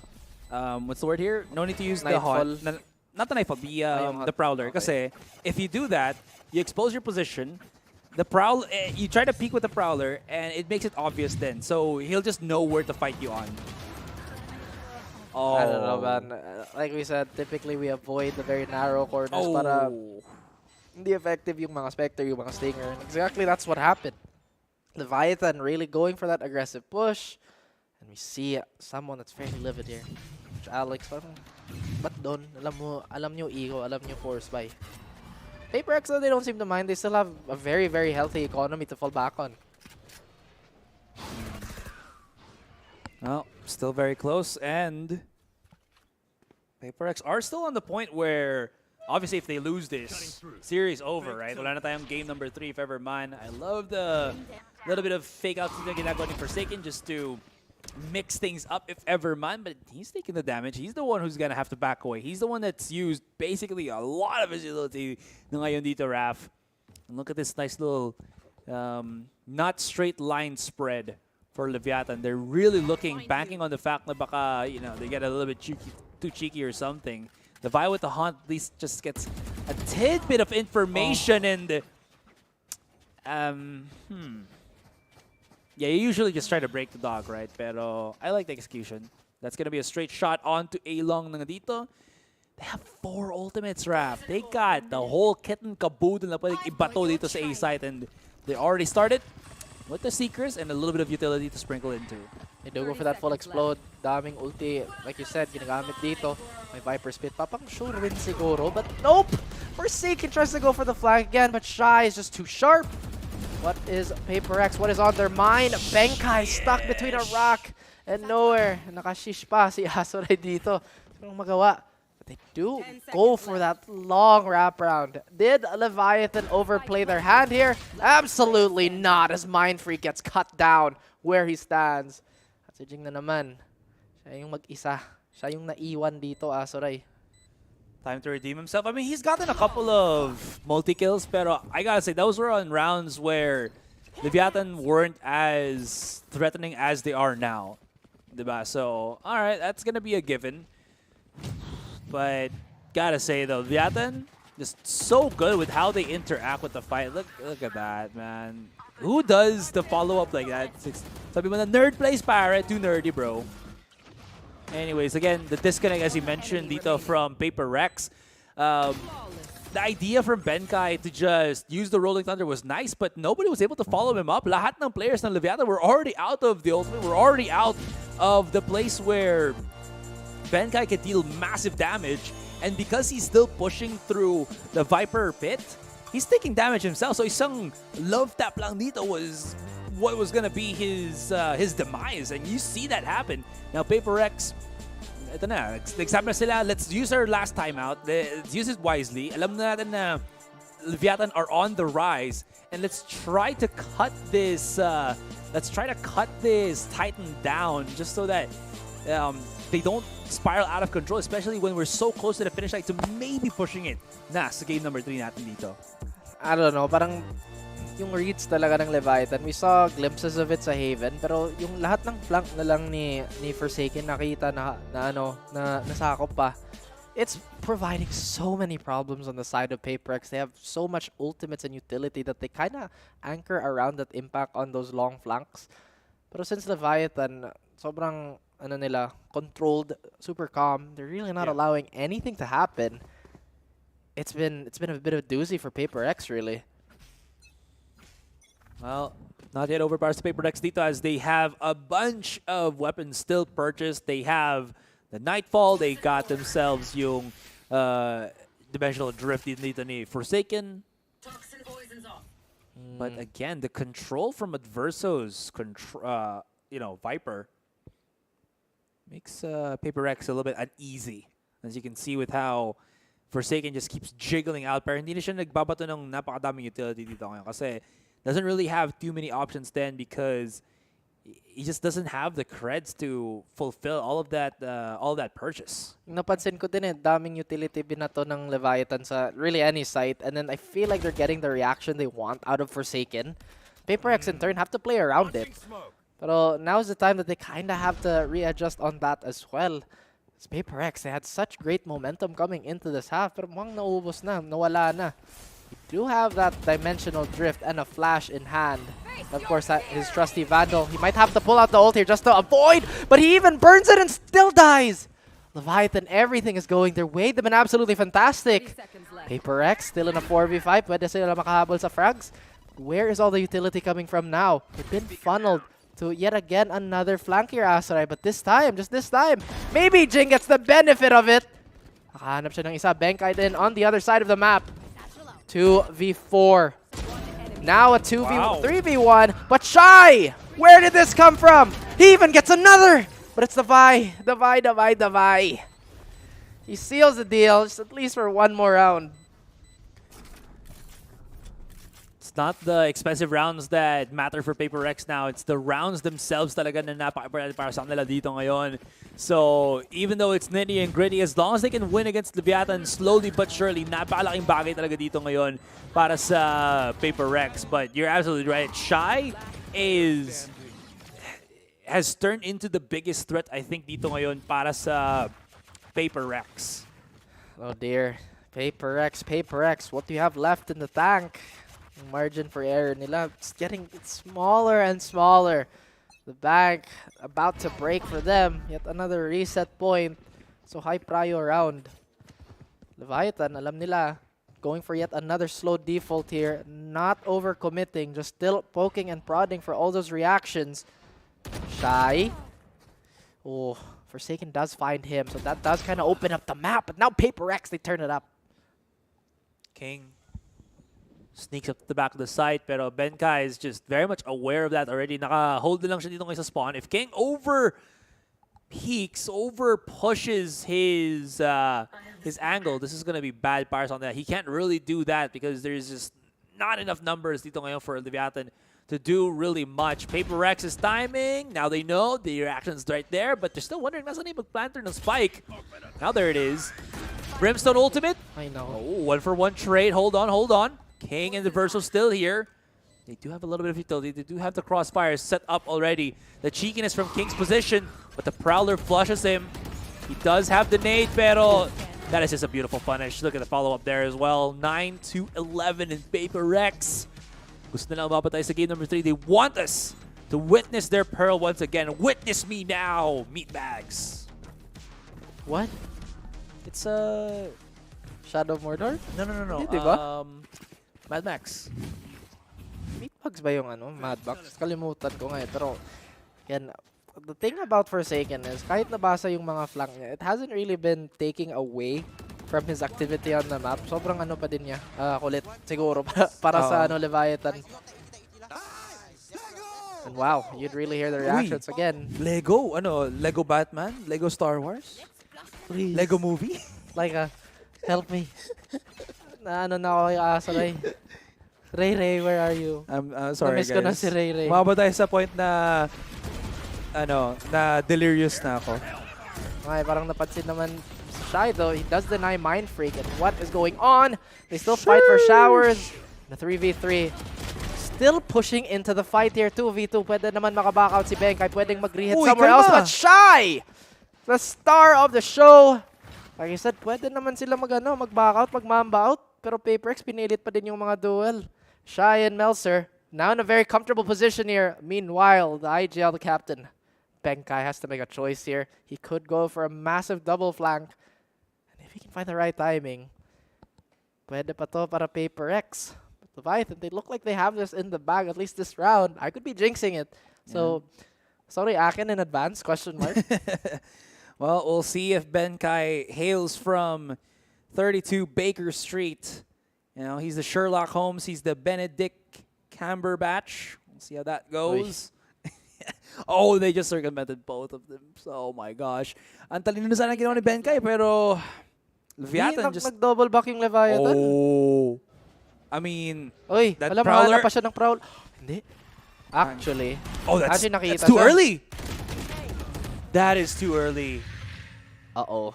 He wanted to go for the punish, but did he not expect na nag-double up sila, na magkasama sila dito ngayon? And, of course, can't stay away from the fact that Shy has picked himself up an ace and 27 kills.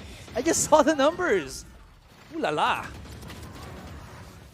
I'm looking at the economy sa PaperX, not looking good. They could choose to force us out or maybe even save it up. Just get a decent round. And if we don't, or at least if they don't, then pwede naman sila mag-overtime.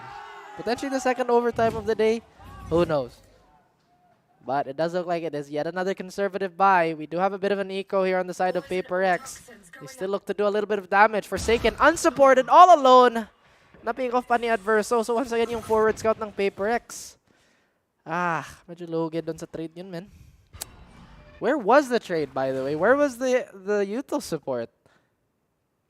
Sometimes it's just all about that dry peak lang dito ngayon. I think it makes a little bit of sense kasi you saw the utility being thrown out by Divide, diba? Just to check out the corner. So maybe Forsaken thought that he had a little bit of leeway to check on short, pero I mean, Leviatan are just so aware. They're laser focused, hyperactive to all of the shenanigans that PaperX have here. Takolia, is it really time for the Seekers? Yep, might as well. Pa 11-11 natin dito ngayon. Try to go for the sail here. There's another ultimate that they can use. Jing is just backing away right now, pero the threat is that they will have that access to the back of the site if ever, man. But Spike's planted already. That's a beautiful flash. They line it up, and Melzer ang makakakuha ng double kill dito. You know what? Whoever takes it, as long as it is, right? And we'll see that to be good.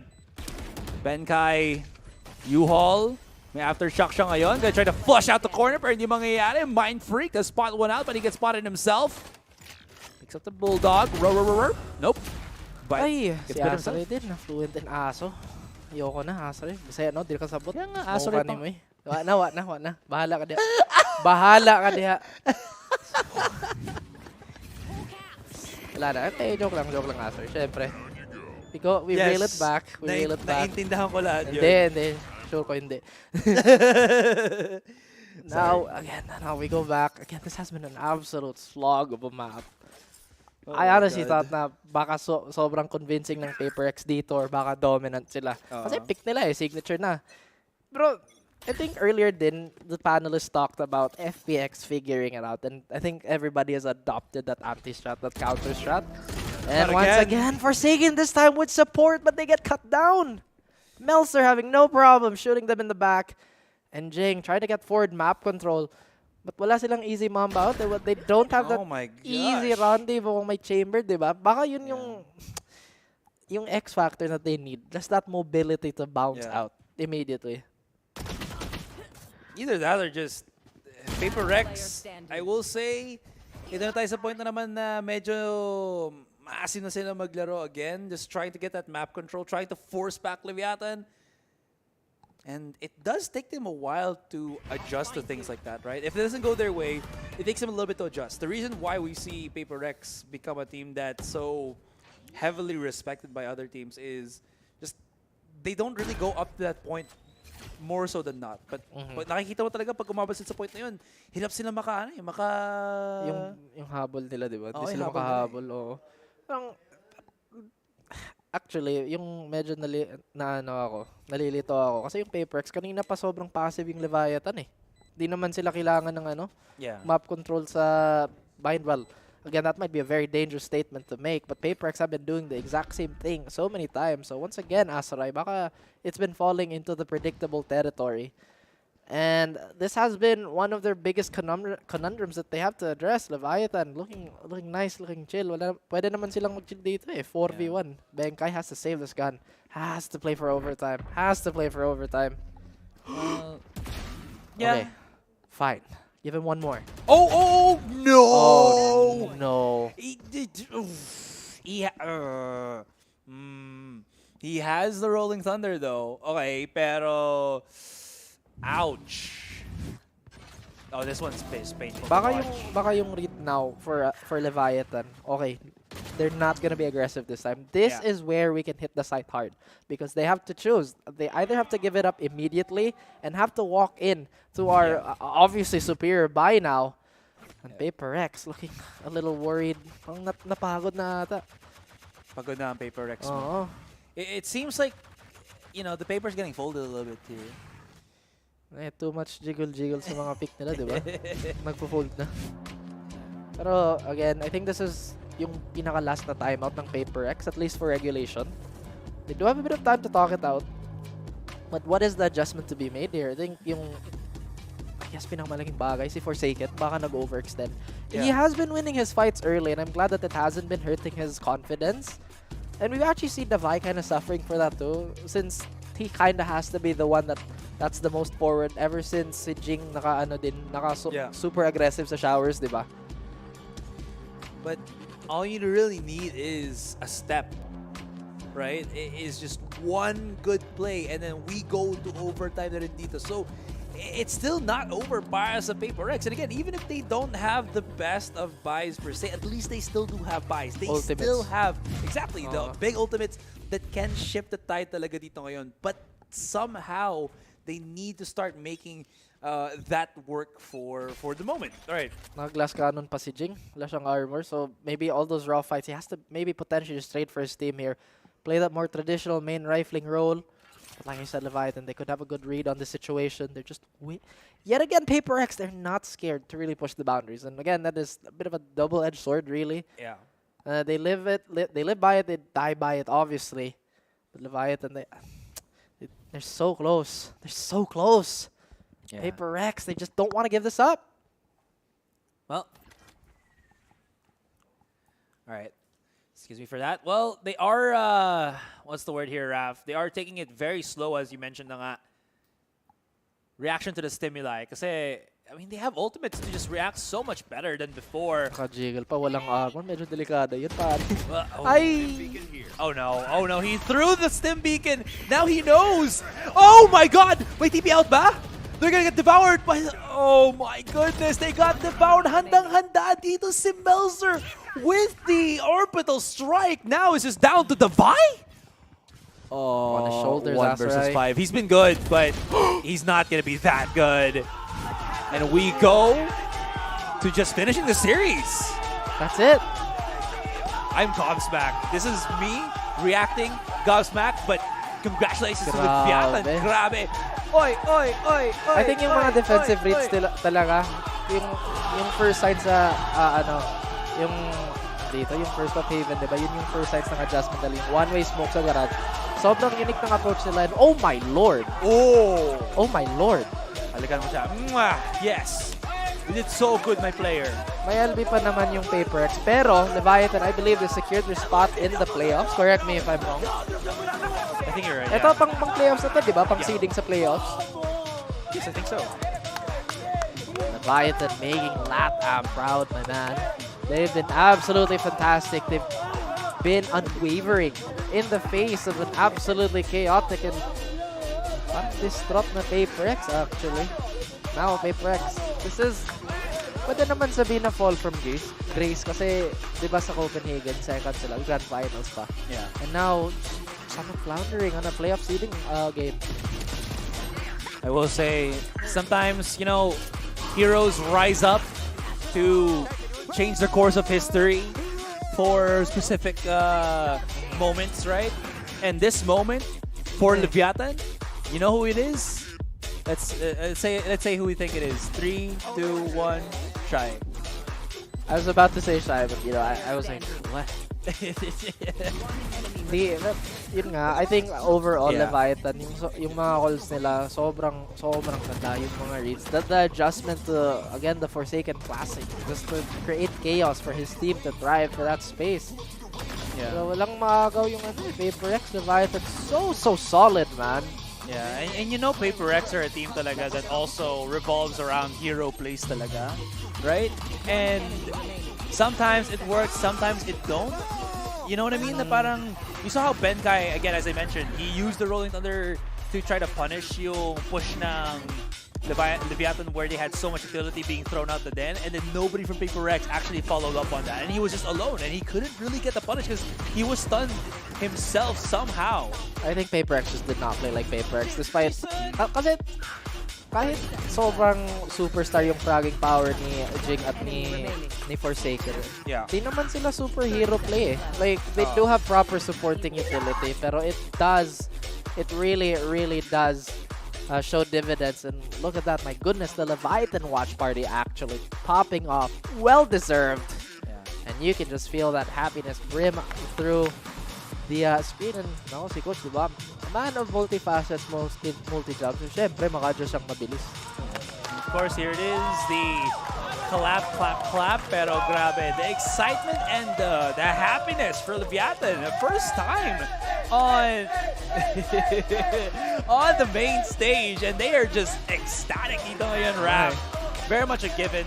Of course, it's still not over for the team that has lost, Paper X. They will be facing in the decider match to get into the qualification for playoffs. Whoever wins between Edward Gaming and Liquid. Honestly, I feel like it's going to be Liquid. I want it to be Liquid, so we see a Paper X versus Liquid match. It would be nice also kung Edward Gaming Yung kasi... fantasy points mo, ha? Naka-farm na ng fantasy points si Azar. Yung pick-up niya sobrang obvious na. But I think talking about the EDG naman, if you're just gonna touch on that, they've been a really big surprise. Pero once again, let's just put the camera back on our winners. Leviathan Gaming, they've been fantastic, Azar. Sobrang... what do you guys say again? What? I don't know. If Ray was here, she would answer that question. Di ko rin alam, no? Yeah. Anyways, you know what? My favorite line. Nagtampo. Akala nagtampo na. Hindi yan. Chill lang yan. Sige. Bawi lang. May ano pa. There is a tomorrow to come. Yun yung sinasabi nga nila. But yung pinaka-paborito kong ano dyan is the inner machinations of my mind are an enigma. Okay. What does that have to do with the series, like, at all? Wala lang. Gusto ko lang magsabi. Magsabi lang. Paborito kong line. Random nade. So, bakit binato mo yung nade mo? Wala lang. Trip ko lang. Okay, malay mo, tumama. You know, shoot your shot. Shoot your shot. Wow, kaya pala. Good job, good job. Oh, good job indeed. Anyways, guys, we're gonna go on a break. Kita nyo na medyo humihingilo na kami dito ni Raf. It's been an amazing series to watch, and congratulations against Leviatan. Anyways, we're gonna go. When we come back, it's the panel with Laika and the rest.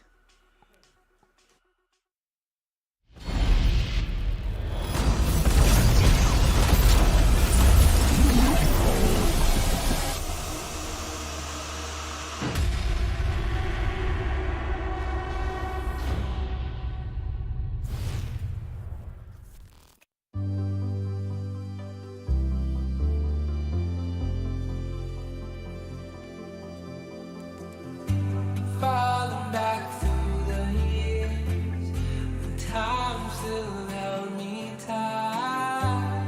Oh, and now I know that mistakes are on my mind.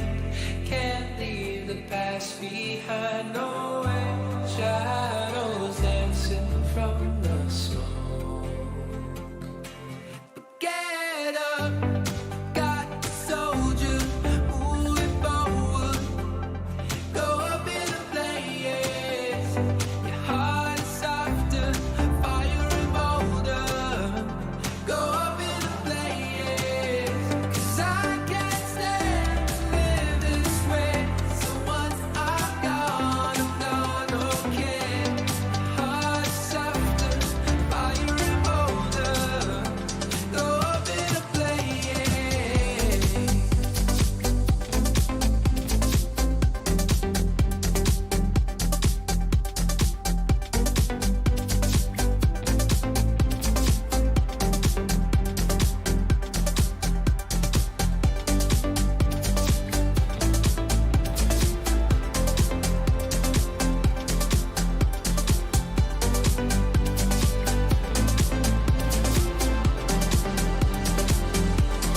Get up, got the soldier, moving forward.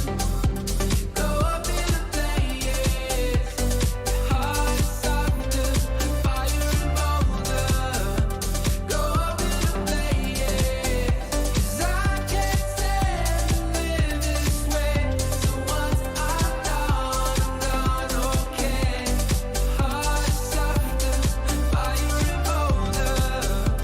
Go up in a flame.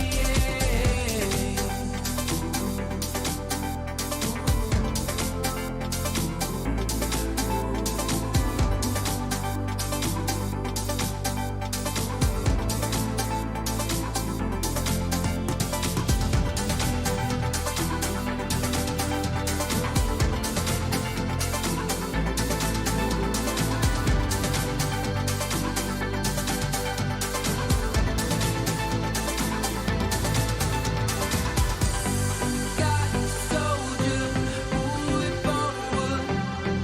Go up in the flames. Your heart is softer, fire and bolder.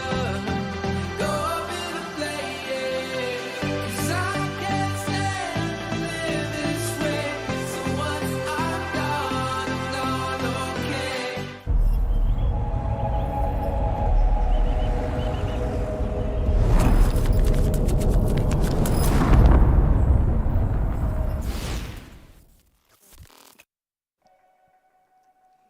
Oy, oy, oy, oy! Leviatan will be the first team that will be moving on to our playoffs. GGWP dito sa PRX. Kinulang yung effort at makikita pa naman natin maglaro yung mga yan next time. Pero in the meantime, ibe-breakdown natin yung series na napanood natin dito sa desk. Nagbabalik kami dito. Ako nga pala si Likeable at kasama ko pa rin si Terror at si Vil. Nako, malaman-laman yung series na yun, lalong-lalo na yung Game 2. Akala natin, aabot pa tayo sa Pearl. Pero Bessie, nagkamali tayo. Akala ko, 2 pearl na agad yung makikita natin. Day 1, tsaka day 2. Agad-agad, but it didn't happen anymore. It was a clean 2-0 coming in from Leviatan. And nakita naman natin with the strong start that they had and the confidence that they had as well to take everything in, kayang-kaya. Ang problema mo, Kasi na parang yung mata ko. Oh. Parang sobrang saya kasi nga talaga nakita natin dito yung mga solid na games na nakita natin ngayon. Pero yeah, as you can see, it's just dalawang teams na ang nakakatalo sa Yor ni Forsaken, mga kaibigan. Number 1 ang FPX, number 2 naman ang Latin America, which is ang Leviatan. And apparently, it's just pwede natin makita na 5-11 yung score ng Leviatan dito sa mapa na to, which is yung bind against yung mga ka-region nila.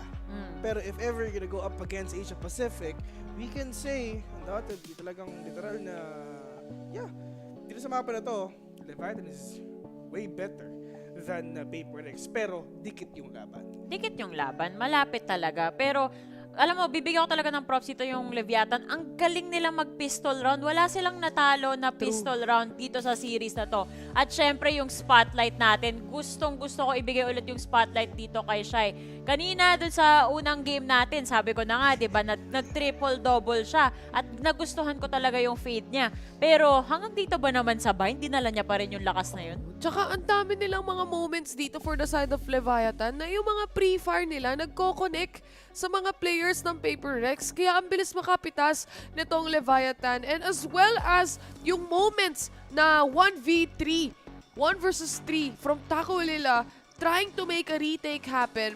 Kahit na nag-tap na siya ng spike, kahit na may lumabas na Nightfall from the Vi, the gunshots from Lamps gave away the positioning entirely dun sa natitira pang ibang members. And this is just an example of a play na kayang gawin ng not only one member from Leviatan, but a lot of them as well. Hinighlight natin kanina si Shai. Ayun na nga. Hanggang ngayon. Nagulat nga. Hinighlight natin kanina si Shai with that fade before tayo magsimula. And apparently, going down dito sa bind, mga kaibigan, siya pa rin talaga dito ako naniig with 28 frags dito sa game na to. Sobrang nag-pop off siya. Sobrang binuot niya yung team niya to victory. Pero syempre, yun yung maganda dito sa mga players sa Leviatan. Lahat talaga nag-perform. If ever you're gonna check out, of course, the KDAs of all these players, well distributed, lahat dito may ambagan, bes. Syempre, hindi kagaya mo, kwento lang yung ambag mo, besi. Nilaglag! Ambag-ambag naman din pag may time. Pero ngayon may ambag ka na. Ay, salamat. Nagre-research na eh. May ambagan pala. May ambagan eh. Nalilate ng ambag to si Vil. Pero ito not only Shai as a player to look after here, but the crisp aim coming in from King. Yung raise niya, talagang nag-workout dito sa mapa na to. No? Knowing it's a bind map, and before tayo nagsimula, na-mention ko rin that it is very important to have this raise pop off because you need that explosive game style to actually make it to the site. Kaya ang ganda ng mga entry na nakukuha nila against PaperX eh. Nakakapag-set up rin sila ng magandang post plant. Syempre, maganda kasi yung opening. Maganda ka rin. Huwag ka magpapakabog. Huwag papatalo. Mas maganda ka. Gusto ko lang i-point out na kung sila ang ganda ng entry. Ito naman on the side of PaperX, so nagde-defend sila. Gusto ko sabihin na wag na kayong umentry. May tweet si Shai. Defending kayo eh. Bueno, por cosas mga Spanish kayo, de la diba? vida, yano, seguire, ugando. Yes. Hindi mo na mabasa. Tama. Yes. Nag-zoom in. Si ang sagot dyan. Tama siya, Laika. pero feeling ko medyo malungkot nga rin din talaga. Pero kailangan talaga natin tangkapin yung sinabi niya. And wala naman talaga tayong choice, di ba? Feeling ko maganda yan. Kasi hindi naman ilalagay ni Direk yan kung pangit yan. Nararamdaman ko yung sinasabi dito ni Shai. Wala. Di ba may translate button yun pag nakatingin ka sa Twitter? Walang subtitle. Wala. I felt that, Shai. I felt that. Magandang performance dito. Nagkaintindihan tayo. Pero balik nga. Bakit ba kasi push tong si Forsaken? Minsan wala pang kapartner. Typical Forsaken! Ano ba naman yun? Forsaken is Forsaken, man. Pero balita ko may kakausapin daw sila dun. Kakausapin natin yung kalaban ni Forsaken. Pakinggan natin kung anong sasabihin niya. Yeah, I'm joined by Shai here from Leviatan, fresh off the win as well. This guy is an absolute menace in the server. And honestly, just reflecting on what the desk was just talking about, the retirement post you posted a long time ago, you're officially the first team to make playoffs. What is it like reflecting on that point back then and where you are right here, right now? Eres el primer equipo que llega a playoffs y ahora viendo el tweet que estaban diciendo que te ibas a retirar, ¿qué se siente hacer ese cambio de vida, de que te ibas a retirar hasta donde estás ahora, clasificando a playoffs primero? Para mí significa demasiado. Siento que es algo único en la vida, es lo que te da a competir, y haber pasado por uno de mis peores momentos en la etapa de jugador de Valorant, siento que esto me cambió mucho la vida, el haber vuelto, gente que me motivó siempre estuvo, entonces estoy muy agradecido y que se sienta todo ese esfuerzo, ese sacrificio que di, todas las horas que le metí al juego, también muchas cosas que tuve que dejar de lado para poder seguir mejorando, y haber logrado esto significa demasiado para mí, y ahora en tema de playoff siento que va a ser mucho más el sacrificio que voy a poner para llegar a ser campeón. It means a lot to him to be able to be here and to go through and to have to go through the worst time to recover and come here and be able to engage and talk with good people that are going to support him as well, and be able to train and sacrifice a lot to make it here. And for his playoff stage, he's going to try and sacrifice even more just to give it all. Wow, yeah, that's, I mean, you guys have just been absolutely tearing it up as well. And I got a comment as well on just the overall consistency of which you've been playing a lot of these pistol rounds. I don't think you've dropped a single pistol round this entire event so far. I mean, what is the secret there? Is this just the owner coming in with the strats, or like, is it purely coincidence? ¿Cuál es el secreto de las rondas de pistolas? ¿Si es algo de Nur que está escondiendo o cuál es el secreto? O sea, nosotros obviamente tenemos cosas practicadas, tenemos pistols, tenemos muchas cosas armadas, pero más que nada lo que nos diferencia, siento que nos favorece el win rate hacia nosotros en la ronda de pistola, es que nos adaptamos mucho en el momento. Nosotros aplicamos la pistol, independiente de lo que pase del mapa, nosotros sabemos nuestros patrones de juego y nos adaptamos al rival. Entonces siento que esa adaptación al rival nos hace estar un paso por delante de ellos y nos hace tener a veces más win rate en la ronda, y por eso siento que la sacamos adelante en desventaja o en cualquier situación. Of course, they have different things prepared for every single round in the pistol rounds as well. But what really makes a difference for him is being able to adapt in the mid round and being able to read the enemy as well, able to adapt to what the enemy is bringing to them in the mid round, and being able to get away with those rounds. Okay. I got to also mention as well and reflect on, Copenhagen for you guys, because you weren't really at full strength. Ono wasn't really present with you guys, so he wasn't really coming for you. But he is here now. He's very animated. He's one of the most animated coaches I've seen since Baba. But what is that like for you now that he is here for you guys during the timeouts and during the preparation for the event? La comparación de Copenhagen cuando no tenían a Onur a que lo tengan ahorita, que es un coach que está diciendo que es muy animado, que es uno de los más animados que ha visto, y ¿qué significa ahora tenerlo aquí, tenerlo para la preparación? Bueno, tener a Onur ahora es como, no sé, por decirlo así, es como la guinda que le faltaba al pastel. Siento que nosotros somos un equipo muy preparado, pero a veces siempre falta esa persona que ponga las pausas indicadas, no solamente tácticas, sino que anímicas. Entonces Onur siento que tiene un don en eso, siento que, por no decir el mejor coach de toda la región, siento que sabe hacer las cosas perfecto, es muy minucioso, le gusta que salga toda la perfección. Entonces en ese sentido siento que no hacía mucha falta Onur. Siento que ha sido un cambio radical y ha influido mucho en nuestro rendimiento en esta Champions como en la Master. Having Onur is really great for them because they get to implement, and he feels like Onur always has a read on the tactical timeouts and also the timeouts that are a little bit more mental. He really understands the team and understands the difference that it can make and the impact that he can have. So having him is definitely a massive change compared to what they had in Copenhagen, and they feel a lot better because of it. Lovely. Okay, one final real quick question as well. You're in the playoffs. If there's any team that's in Champs right now, who do you want to face? Estás en playoffs. Si hay algún equipo que quieres enfrentarte, ¿quién es? O sea, me gustaría enfrentarme a Fnatic. Oh, yeah.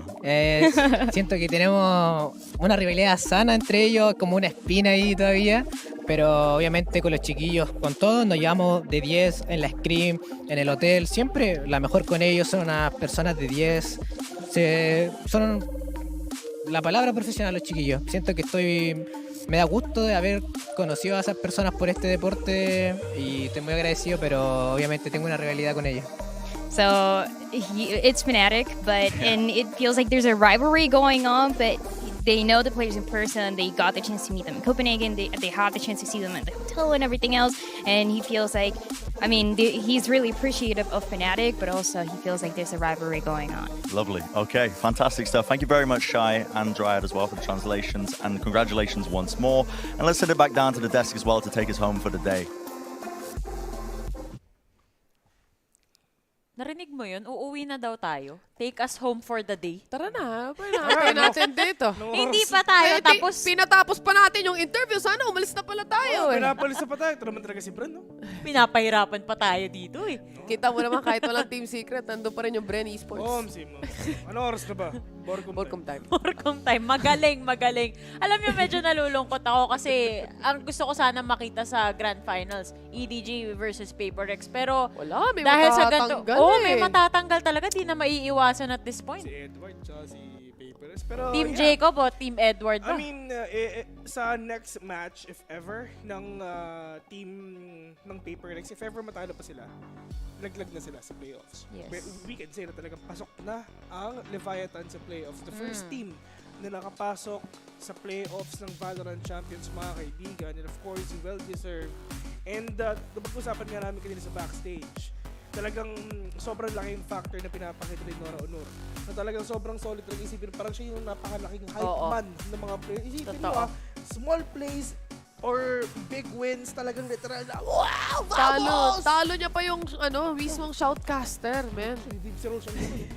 Oo, man.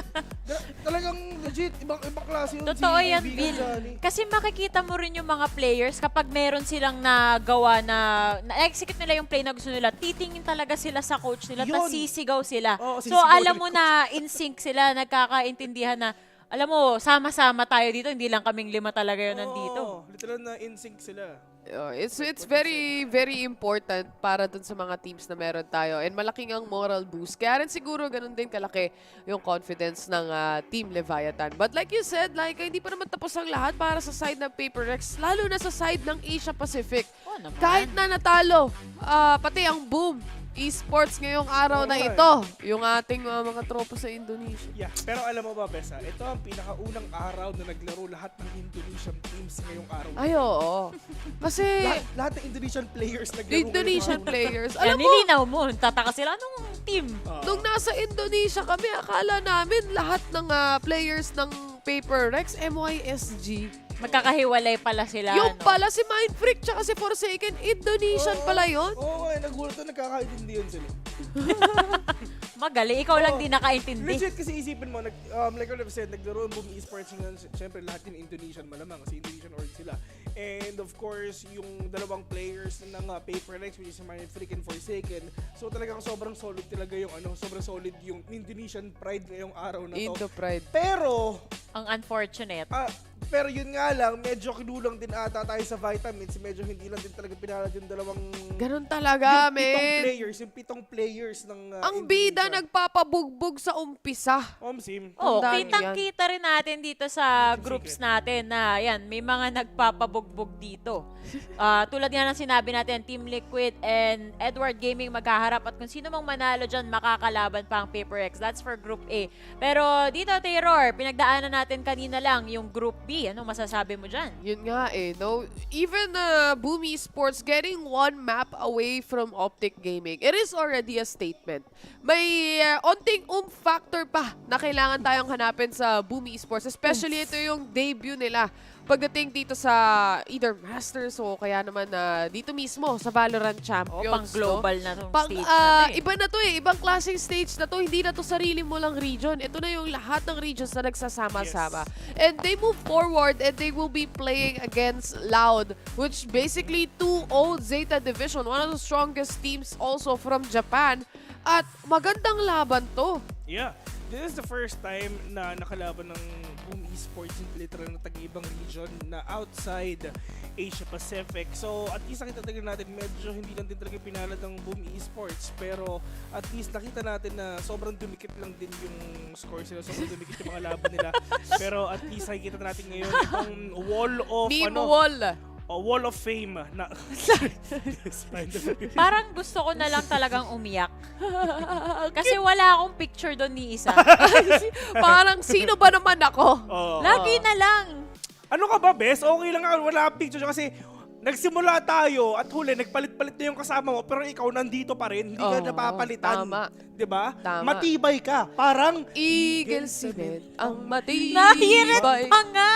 Kanina nila kinakanta yan, di nyo lang nalalaman backstage. At Sa totoo lang, kanina pa gustong isingit ni Villian at ito na nga, nailusot mo na. Nasingit ko na eh. Nasingit ko na. Sige. Pa-note na lang, Vil, no? Nai-stress ako Naririnig sa'yo, ko na rin kanina kay Asoray at Raf yan eh. Magulat-gulat ka na lang, bumabanat na rin ba yung talaga yung susunod dalawa ng Patagalog. matches dyan? DRX, Ano ba? Furia, DRX, Furia, Fnatic, Fnatic, 100 Thieves, Optic Gaming, Loud, Exit Searcha, Lakers. Oh my God! Lakers, Ginebra. May nadamay pang iba. Ito, Chris pa Toyota. Alam nyo, bago pa tayo ma-carry away at mapunta pa sa ibang klaseng league, tapusin na natin tong araw na to. Punong-puno yung bakbakan pero meron pang paparating bukas. So make sure na manonood rin kayo sa mga susunod pa nating broadcast dito sa PH broadcast ng Valorant Champions. Kami ulit si... Ikaw muna. Ako pala si Phil. Ako nga pala si Taylor. At kami ang... Sige, wala ako. Ayoko na! Nag-iintro!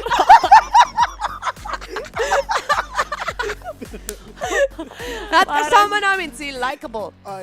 At kami ang The Panel. Sorry. The Panel na The Panel. The panel. Kasi kasama ako ngayon. Oo, Pero kasama pag siya. sila nagka-cast, automatic. Alam nyo na yan. Ayan, solo ka Kabisado na. Okay na. So, sanay na akong mag-solo. Hindi ako sinama kahit dun sa mga picture kanina. Kung yung picture ni Asoray, nakita nyo ako kumuha nun. Ako yung nasa likod ng camera.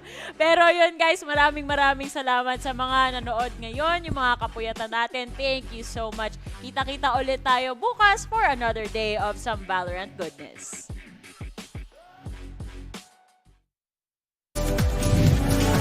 These teams did not match up at Reykjavik. You might think, oh, it's second place versus third place. They must have fought each other at some point. They didn't. They just dodged each other in the brackets. Loud crushed the upper bracket. Zeta went on a run through the lower. And now they get a chance to rewrite that story. The next chapter is Champions. And it's the one that matters. Under series, Sugar Zero up top, like you said, gets 2 and the spike. Oh, it's clean as Sugar Zero gets the 3rd. They've been so well concealed, and they're dealing all sorts of damage.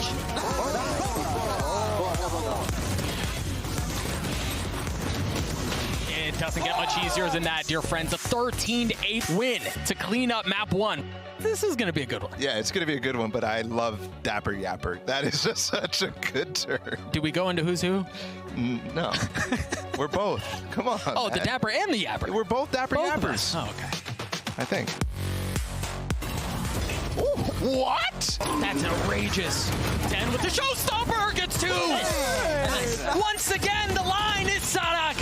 He's got 3 on the round. How much more is there? Can he hold them back by himself? He's got it to 1v1 and Sadak saves the day. 4 on the round. A 2-0 win for Loud. And 2 maps in a row, they look dominant. That is an opening game that we wanted to see from Loud. Questions have been answered on both sides here. 2 teams are now ready to make their Champions Istanbul debut. Let's go ahead and meet Optic Gaming and Boom Esports. The backside controller was trying to be taken, and what a flick of the wrist. The 1-2 combo. Tomorrow will not be removed from his perch. It is a sideline lockdown. Crashies is a maniac like this. Staring at another tech pause here. Pansy and Hypoc probably enter the building. For all these players that are coming their way, this time though, Boom are dealing with it. Finally, it is Boom who take map number 1 in this series. Oh, and What's a bit of a half claim, and they walk into him. And yay, just will not be denied. They're just taking the most aggressive options every time there's a decision to be made. That will do it. And it secures map number 2. Business as usual for Optic. Yes! No way! No way! Like this! No way! What the?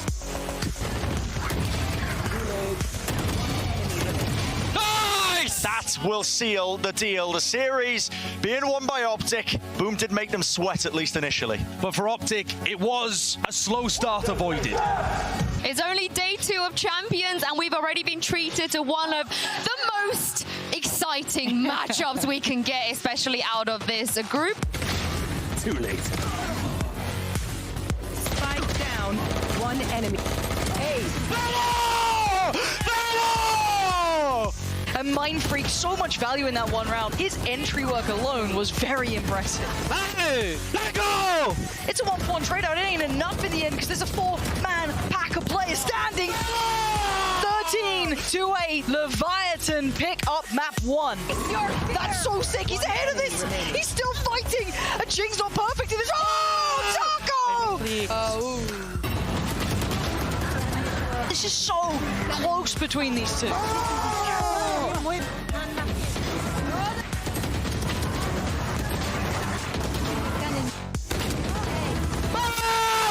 And it looks like Leviatan are destined for greatness. 13-11.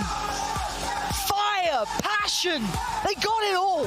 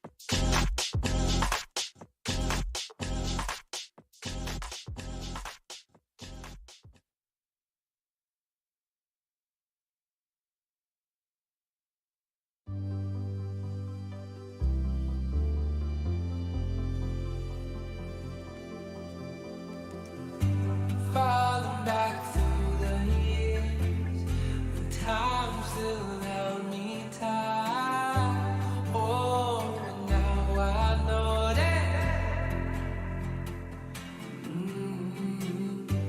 mistakes are on my mind. Can't leave the past behind. No.